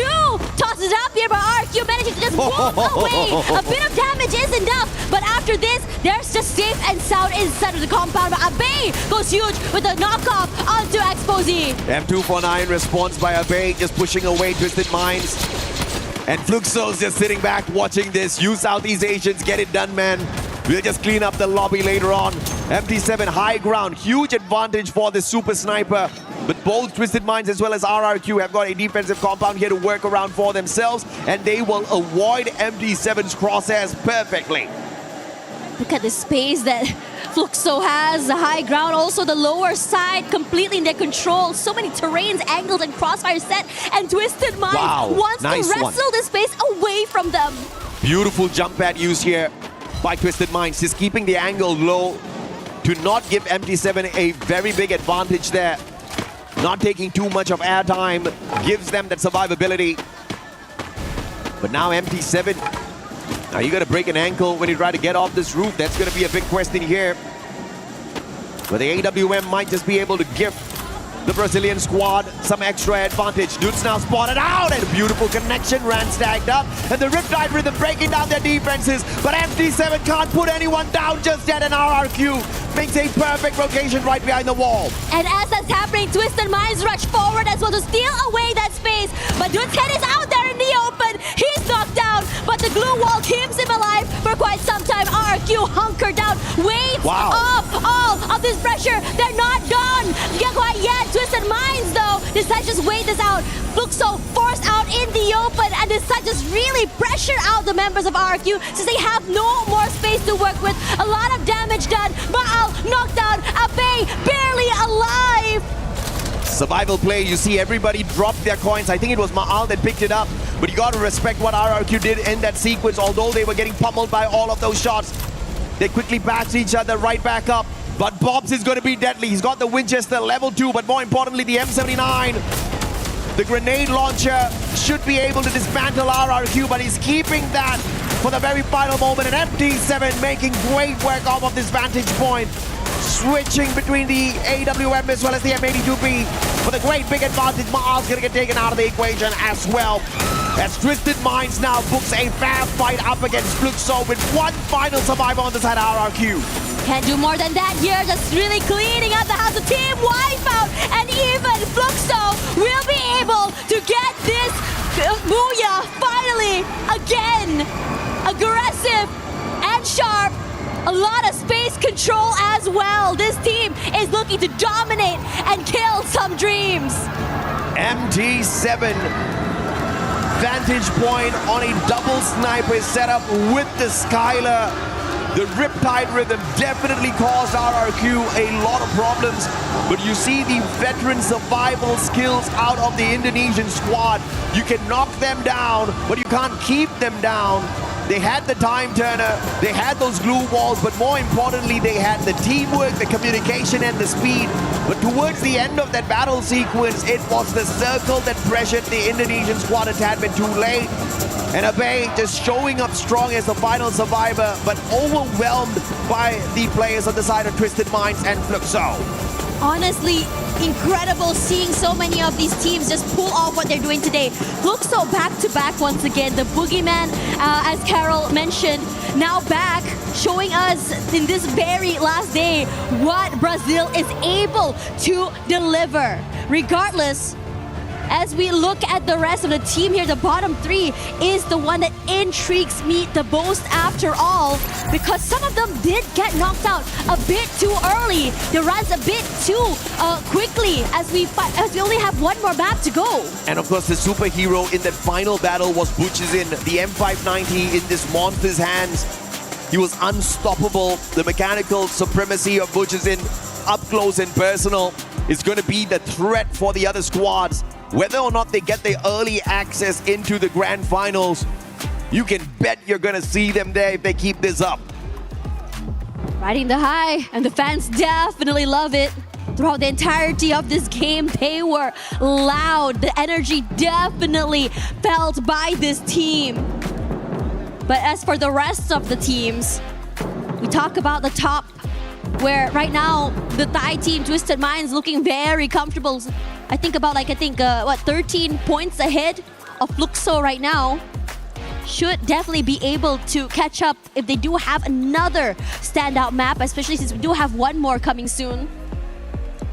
This battle sequence definitely should push Vitality out of the top four, but we will see exactly where they stand as we catch up with you guys in a minute. Play is in our DNA. Whenever we let it out, it becomes our superpower. Now imagine an entire city being built to supercharge it. Kadir City, powered by Play. Well, my God, if that didn't get you pumped, then I don't know what will. It's Lace and Neptune here to bring you that match recap. And my God, Fluxo. Holy moly, I consider me impressed there. Not only did they have that height position, Neptune, but they managed to get so many eliminations within that final zone. Yeah, I mean, it's just difficult to get away from that. We've seen Twisted Mind, we've seen RRQ try to get close to them, but the elevation, especially with MT7, it's just difficult to tag him. And with the zones pushing them in, forcing them in, they couldn't even get an angle to snipe him down. I mean, and when you have like Twisted Minds and their rotation that they had to go through, it kind of looked like they might have been the next one out. But Fluxo, having that eyes on top of RRQ is something that, Twisted Minds are probably like, thank you, because they were able to position themselves into that. But obviously we want to talk about those sorts of teams in that mid-range there and who might be going to have to work a little bit harder in this next game. And of course, Lion, we want to sit in that top 4 position.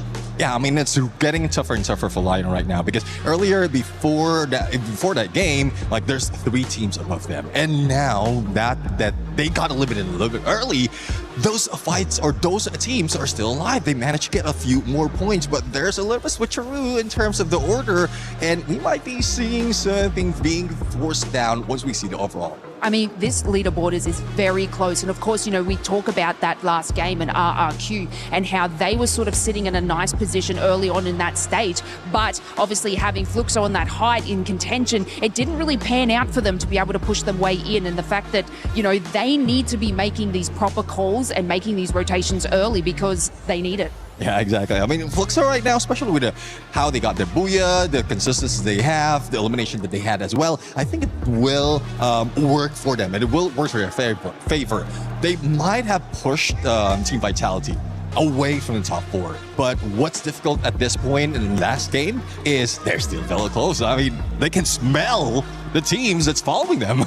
Yeah, and we got to look at these sort of top 4 bubbles, but I do want to draw your attention maybe down to the bottom of the leaderboard with Straw Hats, because I mean, a couple of the teams that were going out, I think it was AHL, we're looking at the SAULs being knocked out early in those matches, may have paved the way for Straw Hats to sort of move up and get out of those bottom 2 eliminations, but was it enough, Neptune? I don't think it's enough. I mean, it's very, very close, especially with performance at Al Ali. They had managed to pull off the match before that. So that's already a huge run that Straw Hats need to do. And who did eliminate them? It's Team Fluxo. So it's getting tougher and tougher for those at the bottom too. It's just unfortunate as well that even MediaCorp couldn't get a point or a few more than points, and that's enough to catch up to Straw Hats. And it's just unfortunate that they keep beating up against each other. Wherein they should have been splitting away from the rest of the squad, trying to keep it safe, final circle. But if that's the same intention for everyone, then eventually you end up meeting. Yeah, and I mean, if we have a look at like MIA, missing in action or what is happening there, obviously they are sort of going in that bottom spot, but I don't believe that they're going to have enough run in this last game to push them out of that bottom 2. I mean, unless they pull off some sort of crazy action like Fluxo with these eliminations, but it looks like, it's going to be a little bit difficult for them to be able to just get out of those elimination spots so deeply down. But of course, I'm always an optimistic Neptune. I'm always like, someone could do something crazy here. Might not happen for MIA, but for Straw Hats, it could be something where they can bop them out of that bottom 2. And I mean, we're rearing and ready to go for match number 6. Let's find out exactly where these teams are going to hit. Casters, take it away. Wow, you can see how loud the RQ fans are down there, AJ. It's dangerously close. Dash up at the top, down at the bottom. You can count these points up at the top with just one hand. Down at the bottom, you may need 2, but it's still under double digits. MediaCorp can still make it, but they need to have a breakout run this time around, and they need to hope and pray that either Al Ali or SHUL does not get any points from this lobby whatsoever. Straw Hats as well have that exact same opportunity. We saw an explosive start from them today, but in the first 5 games, it was mainly recovery from their inability to pick up those massive points yesterday, and they've done well. Recovery has been perfect, and now it's all equal down at the bottom. 4 teams fighting to not end up down at the very bottom. You're talking about SHUL from India, you're talking about Al Ahly, you're talking about Straw Hats, you're talking about MediaCorp, and up at the top, it's still a question whether or not we're gonna get 3 Southeast Asian teams find the early qualifier out of Group B, because mibr.los, obviously they've guaranteed a spot here for Brazil, but Fluxo slowly but surely bringing out the beast mode within them. 98 eliminations so far in their group stage run, and I don't think they're done just yet. No, they are definitely a team that really wants to ride off that high as well. But I have to say, looking at Twisted Minds and how they've been able to really activate throughout the second half of the day is just really, really scary. I mean, these are teams that just not only super aggressive early, but also active, moving around the map, and it's always intentional how they're rotating, how they want to take these fights, and most importantly, the timing on when they enter these fights as well. There's so many fights that between these 2 teams are happening, any 2 teams are happening, that somehow a third party comes in and just completely dominate as well, and they get so much of the rewards from the weakened teams. Absolutely. Can see all of the comments coming on through. Everybody setting their wishes to the teams out there, and let's check this out. Group B is more diverse. I mean, Lucky is even here on the EWC stage being highlighted. This guy is a super fan for sure in the world of Free Fire esports. But of course, MediaCorp, they showed us a lot out of FFWS USA, but here they just haven't shown us what we have been looking out for their side. They have always been very proficient at finding that final circle, but this time, somehow their rotations just keep getting cut off. it's really hard to really pinpoint where exactly the rotation is going to be happening, since everyone is just so proactive and moving around the map as well. And I think in this situation, I think just now Lace talked a little bit about the middle side of the brackets, right? I mean, we talked a little bit about the Lions that I think had a great start to the day, but started to struggle toward the end. Vitality started off really, really hot, and they just weren't able to really secure some fights as well to really be able to secure, their positioning on the top side of that ladder. And as things get super interesting here, top two, maybe we might have an answer as well, but at the same time, it's getting more and more aggressive, more and more competitive between many of these teams. If anything as well, we heard Des talk a little bit about Team Secret, but they weren't able to have the most stable of fights, even recoveries as well, despite their best efforts. Yeah, I think it's safe to say Team Secret is not going to find the early access to the grand finals. They're going to have to play survival. And I just pity the rest of the teams because Team Secret is savage when you really push them to the edge, where they've got their backs to the wall. They don't have any other way out of it. They'll fight you for it, and they most probably will walk away with a victory as well, knowing them. Let's not forget, they became the kings of Southeast Asia recently with 4 magnificent back-to-back booyahs. Nobody saw that coming. Everybody was shocked. But for them, they were cool, calm, collected. They saw that all the way. They knew exactly what they could do. But for me, it's not about what's happening around the mid part of the bracket. It's all about who gets the early access into our grand finals and who survives the crushing blow. Down at the bottom 2 spots will get taken out of the equation. Is it going to be mibr.los, Straw Hats, or will Al-Ahli as well as ag.al Esports get pushed down to the bottom? This one game, the final match of Group B, will tell us exactly what their fates are going to be like. Here comes a drop, and things are getting interesting. The crowd definitely has their breath baited right now to see who makes it all the way to the grand finals and who will be going home right now. We start to see an early drop coming in from Fluxo. And as for the rest of the teams here just dropping through, TG as well as Lions dropping side by side. These early fights are going to be super excited to see who makes it out alive. Man, this is not the kind of hot drop you want if you are ag.al Gaming. But then again, how much of risk do they run here? Even if they do get eliminated early, I feel like they have started off the day fairly fine. They've done enough to stay in the competition to make sure relegation is not a danger. They'll have to see. But the super hot drop between the two teams down at the bottom, it's not going to be helping their cases at all. I cannot take a pick. I love them both equally. mibr.los, Straw Hats, who survives this deadly encounter? It's mibr.los with the big advantage here off of that vending machine. Yeah, SH with who knocked down as well. They do not have numbers advantage, and Shocked really hoping to equalize. The sprays are there, but only chip damage is around as the rest of Mia looks to collapse. Not able to get close enough quite yet here as Shocked still tries to buy some time. But as for the rest of the team, not happening. Shocked will be the next one to fall. His teammate tries to follow through. Nil able to find one in exchange, but not able to secure that point. And it's looking very, very terrifying for SH. ag.al hearing the gunshots. They want a piece of this. Can they rip away the lives of the side of mibr.los? That was a valiant effort there from the players on the side of Straw Hats, because they kept one guy in there, 2 people in there, to just hold mibr.los back, distract them. There's one final survivor left the compound to play those revivals. And mibr.los, they look for those points on Straw Hats, but it looks like Karma is going to catch up fairly quick here as ag.al dawns upon them.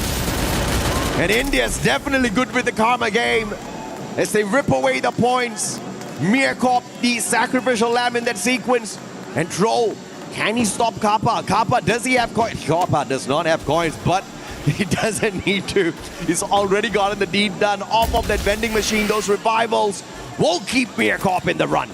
Spots Noor out here, but not able to really take this 1v1.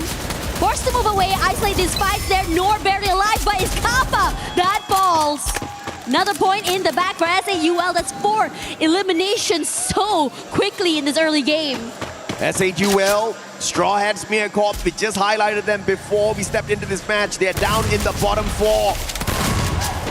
Any way those points go, they're going to be crucial points. To dare shoot that horse, I tell you, Vitality. There you go. Good job. They quickly disengage. Shocked is going to get run over here.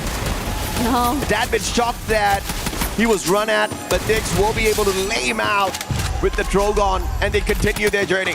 Yeah, Vitality really taking this step by step in this situation, but Remind also getting one more pick off while everything is going on here. The rotation from Vitality will cross paths against SH, who is back into the game, steals away one more to his aim. Dix falls, immediately brought to the game, and even taking down Kyong. This guy, you do not mess with him. So proficient is going to be one and one more to the bag. As Biflix also will join in onto his elimination count. Their backs up against the wall, but Straw Hat's not giving up just yet. Who pulls a triple to survive those encounters? And 2 Titans on the side of Vitality snuffed out with the Max 7. Catches up with Nil, showing us a little bit of a drift as well. But Straw Hats are split up on the battlefield. They need to regroup. Al-Ahli, on the other hand, spotting out the Lions out. And it looks like they want to hunt themselves some predators. Mind waiting here, being pressured somewhat, but very undeterred, being able to just really get a rendezvous once again with his teammates. As the rest of Lions weren't able to get any pickups from there, they too decide to just move away from the area, perhaps looking for a better area to just really hold on to as the circle shifts. mibr.los just pulled in a triple revival. I wonder what happened to them. Who bumped into the monstrous Brazilians who are currently topping the leaderboard of Group B to bring them down to such state.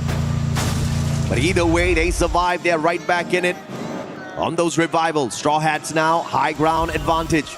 Eagle has to be abandoned. No sniper in the hands of Nil. They miss an opportunity of getting an extra elimination off of the squad. Now 4 on their side. Straw Hats definitely looking confident this time round. With 90 points on the leaderboard, 4 points behind Al-Ahli. They'll need to stay alive, they'll need to pull away a lot more if they want to make sure their totems and dreams don't get crushed.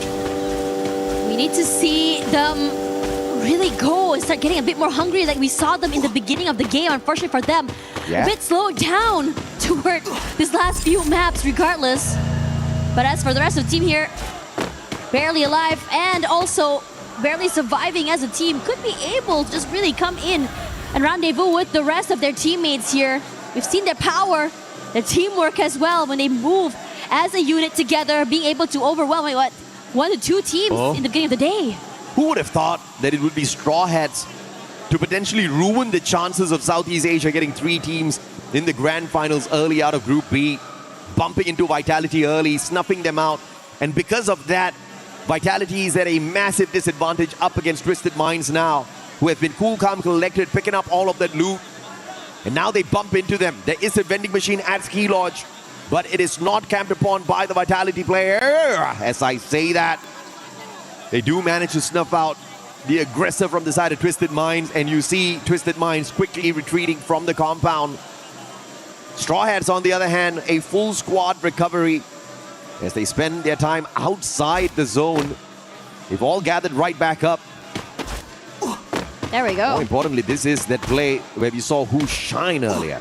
Yeah, really good coming in from Who as well. And I feel like in so many of these, I would say, rounds as well, I mean, Who has been such a big standout for Straw Hats, just really kind of rally the team and just get them super aggressive into today. Multiple, I think, multi-frags he was able to pick off. Team Secret, do you pop off in this game, or do you just chill and not show up strong at all and keep whatever you can show for the survival stage? Regardless of how you slice it, Team Secret is not going to find that early access, and they're not going to get relegated too far away from the bottom, too far away from the top. Team Secret in limbo right now, but I think that is intentional from the Vietnamese squad. They really just take their time, Nice shot coming in, runs in there. A lot of damage onto Rahone. But for the rest of the team here, they're just really being super cautious. They don't want to go into this full fight quite yet. Made in Brazil.los decides to just really find a different angle, a different area into the zone. They're on the hunt though. ag.al Gaming with a survivor outside the circle, trying to see if he can survive the whole Brazilian squad from annihilating him and causing the squad a little bit more points, more coins. Shanky brings Aztec back in. The play's looking solid, but S8UL cannot rest on their laurels just yet. As you can see, if Straw Hats catch up, if Al-Ali gets to that final circle with decent eliminations, S8UL, they'll be on the chopping block. Oh yeah. This circle shift toward the southern side, it doesn't make it easier for many of these northern side teams either. TG still very far out there in the wild. A lot of late rotations coming in. There's a lot of caution. But at the same time, when you are coming into the zone this late, you just have to be so wary when you're rotating. We saw so many long-range snipes from teams that are already so comfortable having these areas, these zones, these high grounds fully in their control. MD7 with some wild snipes, and this is definitely one of the slower games of the day, and it's courtesy of Purgatory. You've got a lot of compounds to rotate around, to focus on the loot, avoid engagements. Those vehicles are littered all around for you to quickly reposition. And that has resulted in many of these teams still surviving, but if you have too many survive to the next circle, all of chaos will break loose. As regardless of whoever you focus on, you can sure as hell bet either your knocks are going to get stolen away or somebody else is going to end up shooting at you. Because as we approach the 11-minute mark, we have a full stacked lobby. Starting to feel very reminiscent of that previous map as well, right? With Which the map? only team, five, where only one player had been knocked out here. Now these rotations come through as well, as Twisted Minds should be able to come through, and this full 4-on-4 is happening. The Lions taking a lot of damage. Mia on the side that was winning for a second there, but will turn the tides around. Game King knocked out Hacks as well. Oh no! Al-Ali spoiling the party here for mibr from afar. But the Lions, one final survivor. Joker has to abandon mission. He will not continue to pressure mibr. But Al-Ali with the sneaky shots from across, calling out the lightning zone as well on mibr.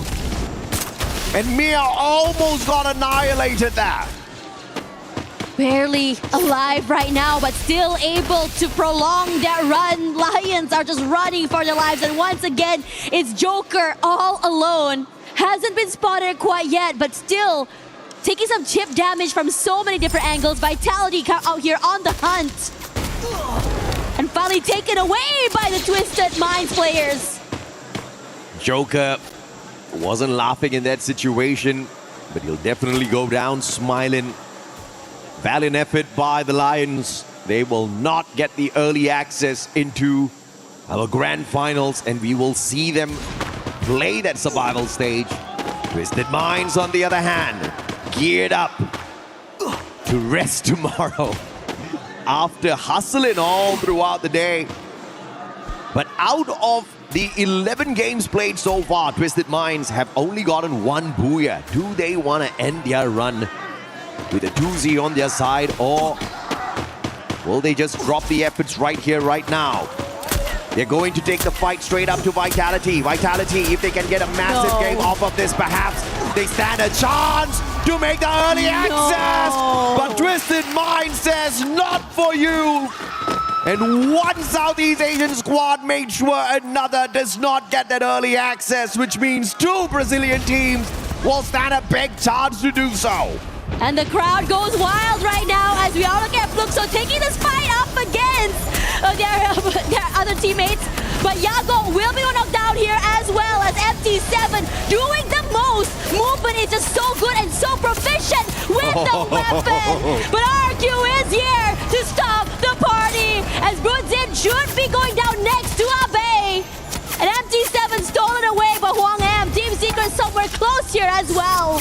It's always a party when Southeast Asia gets involved in a battle. And RRQ, the biggest winner. Then Miyako out way too early. They were down at the very bottom. And I think we can confirm that yeah, Totem is not gonna survive that crusher. Bobs for the desperate revival. RRQ on fire. Oh, knocked down by the circle. Al-Ali! Earning off of RRQ. A base gonna get snuffed out of the air. But that's the warning shot that will keep the rest of the RRQ players using the jump pad. Yeah, a bit too aggressive and a little bit too overzealous there. Punished so quickly, but at the very least, you do still have two more members, that Duts and Rans, still alive and in the game, but forced to go for a bigger rotation into the zone. Oh, Straw Hats, are you actually doing it? They're punishing Twisted Minds. But their pickup was instantaneous. The best, though, a sliver of health left on him. Taken out of the equation, but Al-Ali farming Twisted Mind from the opposite end.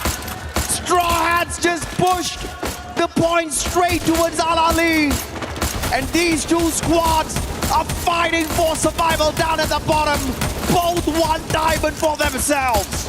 And they cannot move at all. He peeks out and immediately he will be knocked down here. But the zone is not in their favor at all. But this high ground should give them a bit of advantage, but aware that ag.al is close by. And now Al-Ali Esports just decides to wait in the wings. No space, no HP. Will India help out their buddies this time round? IQ Total Gaming Mafia doing a number on the Al-Ali players. C-Mox can only depend on his medkits at this point of time. RRQ, not much of a chance to walk away with a booyah. And Dudes shut down by Mafia. But Al-Ali, the C-Mox goes down right here, right now. The potential of Straw Hats surviving the crusher. This potential of Bangladesh having two teams play in the survival stage tomorrow is gonna stay alive.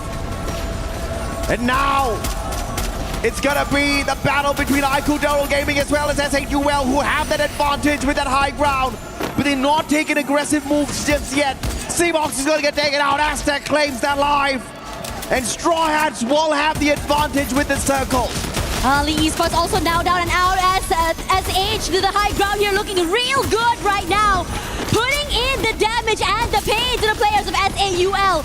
But they decide to chase up against TG instead. Their backs out there in the open. But Shanky puts a bit of save space toward them as well. Nil top side and their crunch. TG, where are you gonna go here? SH awaits and so does ag.al. Bunny steals away their first knockdown, and so does the rest. Waterfalls, so does Aztec. And eliminated already here is TG. They desperately need this. Can they do it? Bangladesh, they get it done. Ami Tomaki Paramasi, Bangladesh, you all can rejoice. Both the teams have successfully survived the group stage. From the bottom all the way to the very top. Night and day, yesterday and today, this team show us what it looks like to climb from the bottom. The upward hill is not too high. Nothing is too high for them to climb. But damn, it was difficult to take Pickens down at the bottom. Al-Ali, they tried, they struggled, and you saw the fight in them in this final game. They gave their all just like the Straw Hats. But sometimes luck comes into play.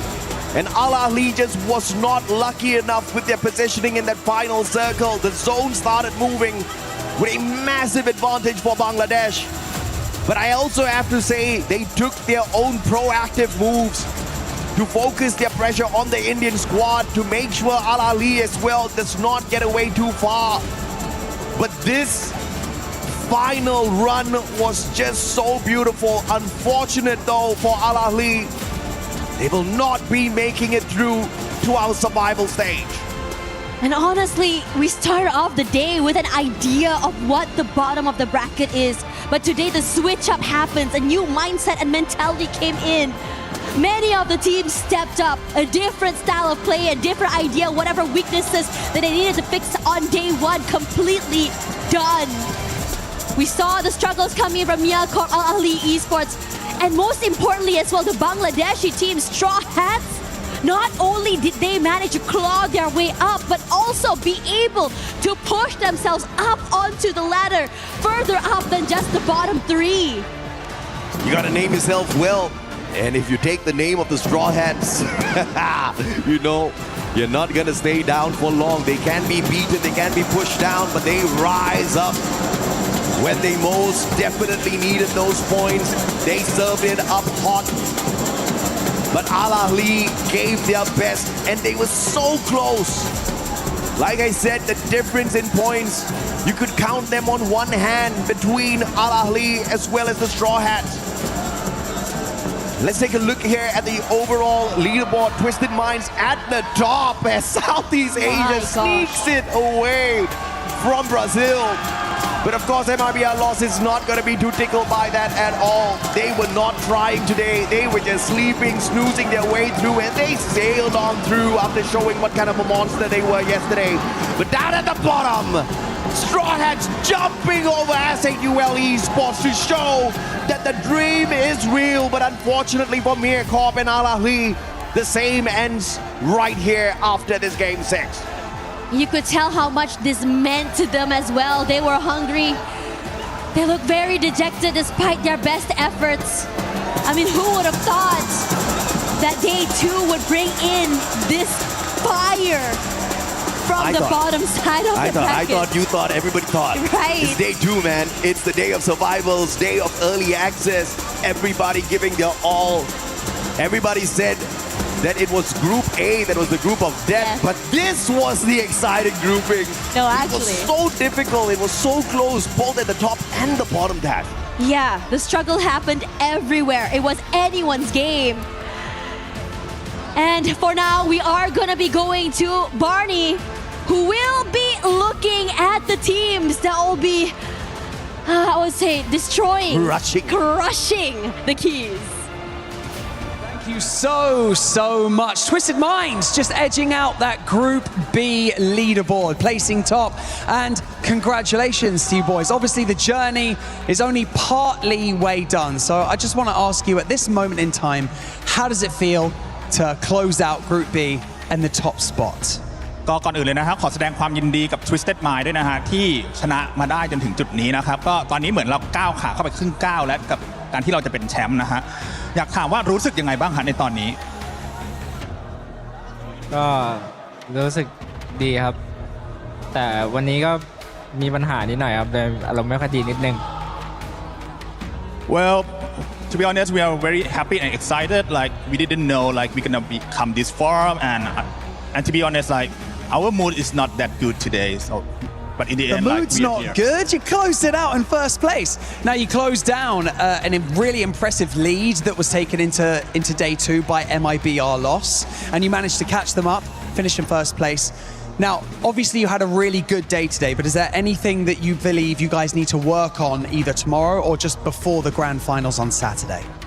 ก็เมื่อวานนะฮะเราเหมือนกับว่าเราจะโดน mibr.los เนี่ยฮะบอกว่านำขึ้นไปใช่ไหมฮะแต่วันนี้เนี่ยเราก็คัมแบ็กกลับมาได้เนี่ยฮะตอนนี้เนี่ยเราคิดว่าเราจะทำอะไรต่อไปบ้างฮะหรือว่าเราจะเตรียมตัวยังไงกันบ้างกับรอบแกรนด์ไฟนอลฮะครับก็เดี๋ยวจะกลับไปทำแผนครับแล้วก็ปั่นจักรยานไปหอไอเฟลครับ So after this one we're gonna go back and revise all the plan again, and after that we're gonna ride a bike to the Eiffel Tower. Nice, a bit of culture. I like that. Okay, gentlemen, follow me. Let's go this way because as you placed first in your group, you get to crush the 2 keys from your group. Okay, so let's do this the right way. Okay, firstly, can one of you press the button and open up the crusher?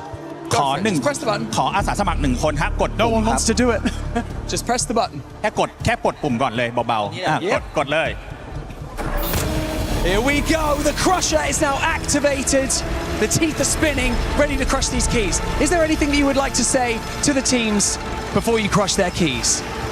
ก่อนที่เราจะได้ดึงคันโยกลงมาฮะเพื่อส่งเดอะคีย์ลงไปนะฮะมีอะไรอยากจะฝากบอก2ทีมนี้แล้วก็ทีมอื่นๆไหมฮะ ก็เดี๋ยวเจอกันรอบชิงจะแก้ตัว Yeah, to the team who qualified to the finals, see you soon. We will have our revenge. Okay, I like that. Okay, and very gently, if you could please pull on the lever and send the 2 keys home. Okay, there we go. Congratulations, placing first, destroying the keys, and making it through to the grand finals on Saturday. Now, of course, we are not done here. The survival stage begins tomorrow, and we've got plenty more action coming your way. But for now, let's head back to the studio to round out the group stage. That's right, Barney. I mean, there's plenty of action for Free Fire at the Esports World Cup 26. And what a heartbreak, to be completely honest, for Mia Corp. For everything that they have gone through. Honestly, congratulations to the squad for even making it here, for even being on this stage, Neptune. Yeah, I do agree. I mean, they've gone through a lot already, and now, despite of all the efforts that they have, it was just going down for them. And again, one reason why it is happening is the battle at the bottom really didn't stop even towards that final game, and it was difficult for Mia Corp to really catch up because even those at the top are trying to beat them down. So it's just unbelievable that they couldn't make it, but it is what it is. And a huge surprise too to see Twisted Minds end up in first place out of this group. We thought it was going to be lost. They had such an insane lead, but they were able to just knock it down little by little. Little by little, they climbed to that top spot, and you heard them. Even though they didn't have a good day, it was still a great performance out of that squad. SAUL Esports. Oh my gosh. What? They were just trying to make you sweat. They were trying to make it uncomfortable. By the way, welcome back to 7WG. None other than, sir, please introduce yourself to the crowd. Sasuke. Yeah, that's right. Neptune and Lucifer. Lucifer, SAUL Esports. It was sketchy. I mean, I was scared of that teeth when the button was pressed. It almost looked like there was an opportunity that key could have been crushed. It got so close, especially because of Straw Hats. Imagine, yesterday they were sitting at the bottom, 24 points in total, nothing in their way. And today, 90 points and a booyah is what they've gotten, and they almost shook even Total Gaming. And it came down to that last game too. But you can see the overall ranking, the top 4 teams going directly to the finals. You got Twisted Minds. Honestly, we kind of already knew that loss was going to be going because they just had such a healthy lead. Team RQ, Conchita, I know you're happy. I can hear you from over here. And Fluxo, finally getting those booyahs that we wanted to see. Yeah, 2 booyahs out of the 6 games. I personally came into this thinking that Team Vitality, they're going to join RQ in the grand finals because they both had a great start, but similar to mibr.los, they also tapered off in the second half of the day. And the only reason why Vitality was still there was because they were able to overcome some of the mid-game crisis, right? Taking down teams like Leon, the Lion, and at the same time, the bottom feeders were also fighting amongst themselves. Oh, you did mention about Vitality. They were crushed. The angle that they took on that launch pad, I think that is something that they would regret up until tomorrow. If that was not the case, they could have made it. They could have made it work, catch up, and probably make it to that get that ticket into grand finals. But again, you make some bad decisions. The only difference is this was risking a lot. It was risking a lot. One team that was willing to risk it all in the final match. As you can see, the Fluxo fans being happy, not only because their team gets to go directly to the finals, because they also get a day to rest. They could not stop dancing, jumping, playing drums. I 100% agree. I think more than the players themselves, these fans need a day's rest. We had around 3 to 4 hours of broadcast for Group B itself. These guys were continuously on the drums, cheering their fans, and it looked so brilliant. We in the backstage couldn't stop jumping to the beats. Yeah, we were surviving purely on the vibes. Yes, right? exactly. The vibes were feeding us.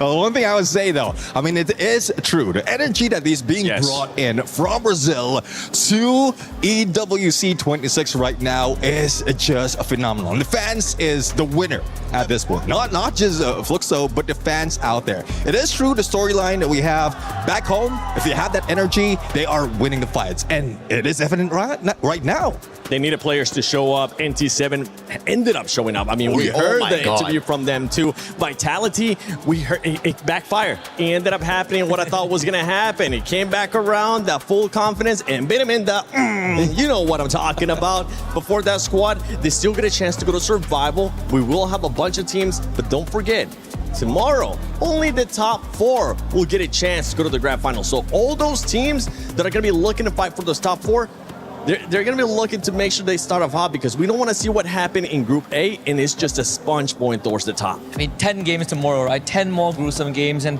a lot of the teams, they're used to playing 6 games because sometimes they don't make it to the grand finals, you don't make it to the champion rush. Tomorrow is 10 games, and if they make it to grand finals, it's unlimited. Unlimited with a 90-point threshold. So at this point of time, it has become a battle of endurance. It's a marathon. Yeah, and Husky, you've said it perfectly too. Those 10 games, something that we got to keep into account too, that some of these teams don't end up experiencing is fatigue. And that's something that can't happen in this situations, Neptune, because once you get to that 6th game, they're used to saying, okay, we're done. We get a chance to go back to our hotel room and relax. That's not going to be the case tomorrow because they're only going to have 4 more, 10 in total. And that's one thing now. I mean, it's real difficult right now because not only the disappointment of not making the top 4, they have to work even longer for tomorrow. So hopefully they rest up, but keep in mind that they also have a little bit of homework to do. They still have a lot of study that needs to be done. So it's a balance of both. Balancing everything similar to what we've seen in game, like balancing placement point elimination, same works outside the game. Lucifer, what is one team or a couple teams that tomorrow in survival you're going to be keeping an eye on how they start? I remember what you told me about tag. Trust me, we've been talking about it the whole time, baby. Day 1, it was going to be slow. Day 2, completely different. But tomorrow, survival is just one day, 10 games. One day, 10 games. As he mentioned, it is a battle of endurance tomorrow. And I think keeping up to that is going to be very difficult, and a team that I am looking forward to is Gundam Dynasty. Towards the end of the day, they managed to pick it up, and I hope tomorrow they manage to do as well to start off well. Benel's in form. And when we talk about the players in Sniper, I think there's been a lot of big names who have not yet fired as well as we wanted. MT7 did it. On the other end, I think one more team to look out for is going to be Lion. They pumped today. We saw them alive, and that is a team I'm looking for action tomorrow. For all the teams that I'm going to be looking at as I was being draped here with all this swag from Fluxo, it's going to be those teams that are going to be going to the finals. They get a chance to relax. They get a chance to VOD review, see some of the other squads, what they're going to be doing, maybe how they can adjust. We saw it from the beginning in Group A with some of the squads that were actually towards the top. They were being able to try something different. I can't wait to see what's going to happen tomorrow in survival stage. Make sure you stay tuned. Free Fire at EWC 26. The action doesn't stop just yet. We still got 2 more days. A special shout out to everybody working this show, not only the casters, the analysts, and everybody at the production. Make sure you stay tuned. Tomorrow, survival stage.